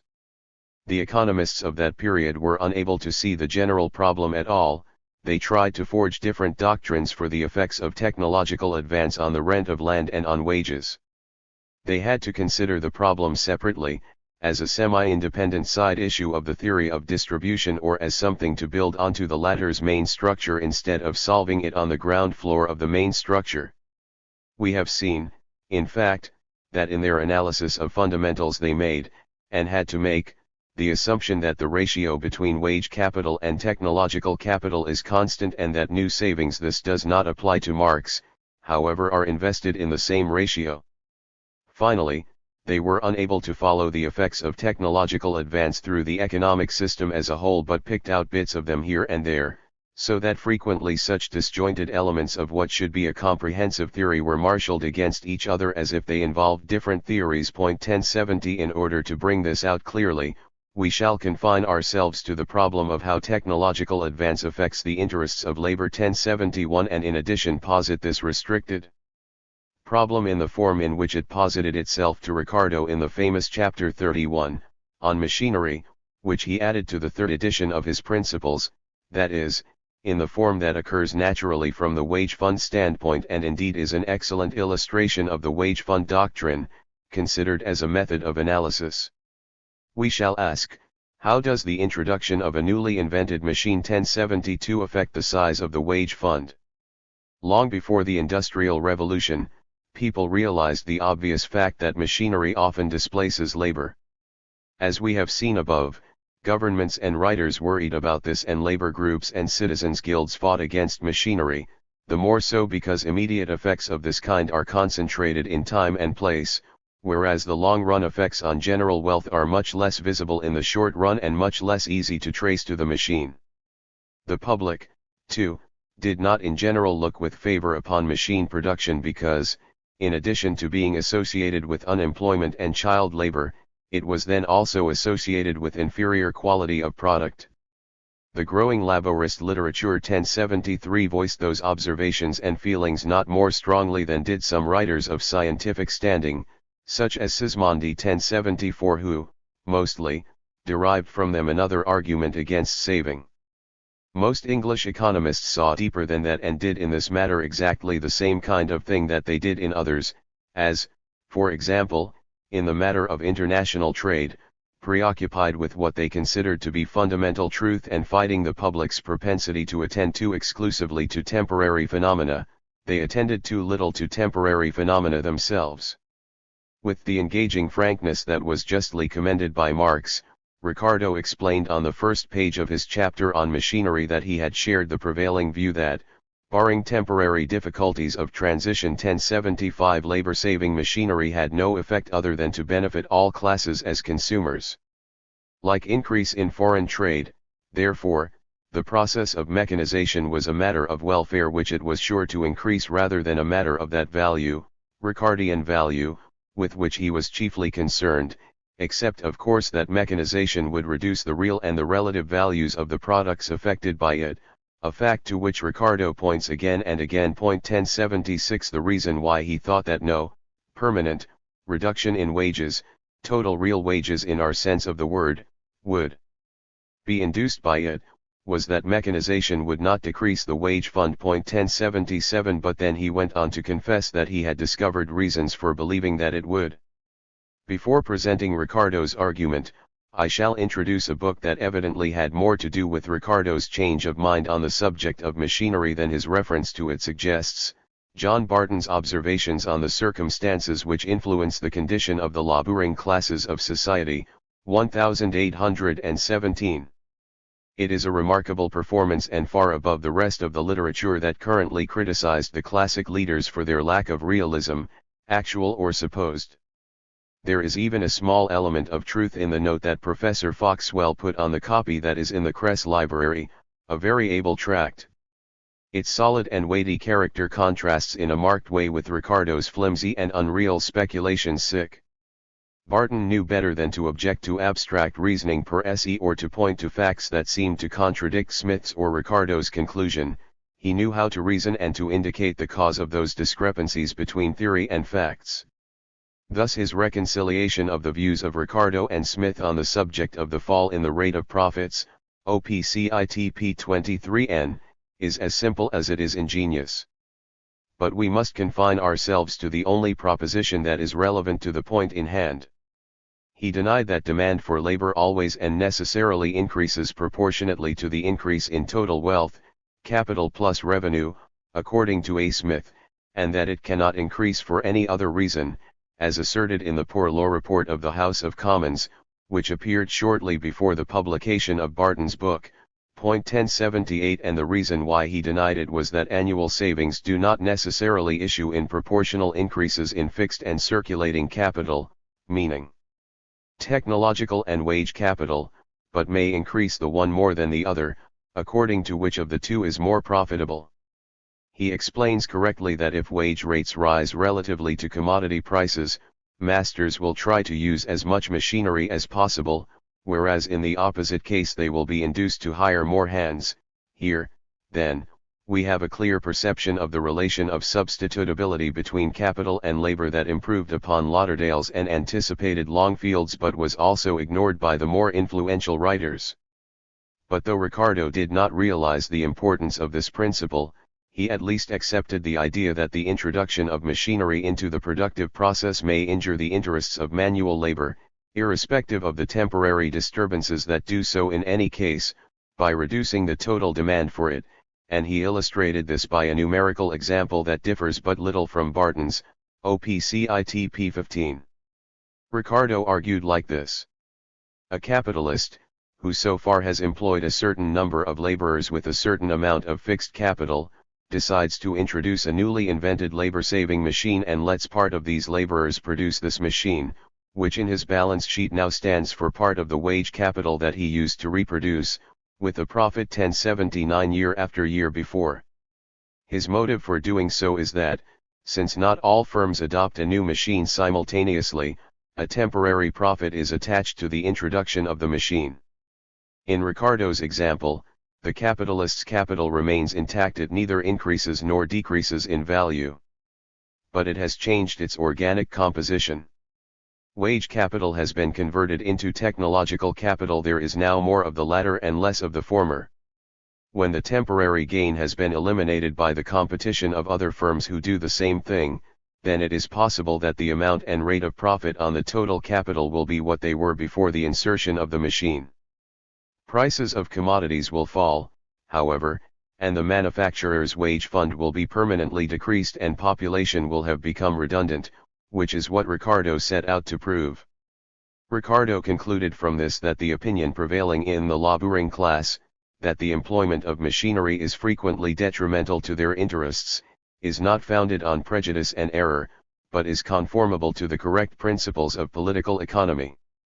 It was this sharp-edged pronouncement that monopolized professional attention, reinforced as it was by another passage in the same chapter which affirmed that in cases like the one discussed there will necessarily be a diminution in the demand for labor, population will become redundant, and the situation of the laboring classes will be that of distress and poverty. Friends and foes seem to have seen nothing else, and, ever since, Ricardo has stood in doctrinal history as the chief exponent of the view that those statements in fact do seem to express. But, if we take account of the rest of the chapter and bear in mind that it professedly deals with what Ricardo used to call permanent effects, it is clear, first, that they do not follow from the numerical example alluded to, and, second, that Ricardo was aware of this and did not mean at all what these statements say.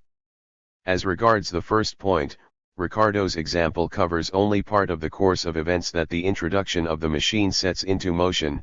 His analysis of the case is indeed an example of the method of comparative statics, but the second of the two states compared is not a definitive state of equilibrium, for we are not told what happens to the workmen who have lost their jobs, yet they cannot remain unemployed unless we are prepared to violate the assumption that perfect competition and unlimited flexibility of wages prevail. As regards the second point, Ricardo, though in a particularly narrow and inconclusive way, fully recognized that mechanization may increase productive efficiency so greatly as not to diminish the gross produce in his sense, that is, the net national product including wages, in terms of commodities. This amounts to saying that real wage income, in our sense, need not fall permanently, and that in any case, the purchasing power of profits and rents being increased by the fall in prices resulting from mechanization, it could not fail to follow that, with constant propensity to save, capitalists and owners of natural agents would fill up the depleted wage fund again by means of increased savings. These admissions, for brevity's sake I neglect others, are not exceptions to his argument but result logically from it, if it be continued beyond the point reached by the numerical example. Thus they make Ricardo the father of what Marx called the theory of compensation, the theory that the working class is being compensated for initial sufferings, incident to the introduction of a labor-saving machine, by favorable ulterior effects which Marx attributed to James Mill, McCulloch, Torrens, Sr., and J.S. Mill, thereby constructing an entirely unrealistic contrast between these men and Ricardo. More or less, most economists have done the same thing, even those who did not wish, as did Marx, to single out this so-called theory of compensation for vituperative comment. See Das Kapital, Volume I, ch. 15, Sector 6.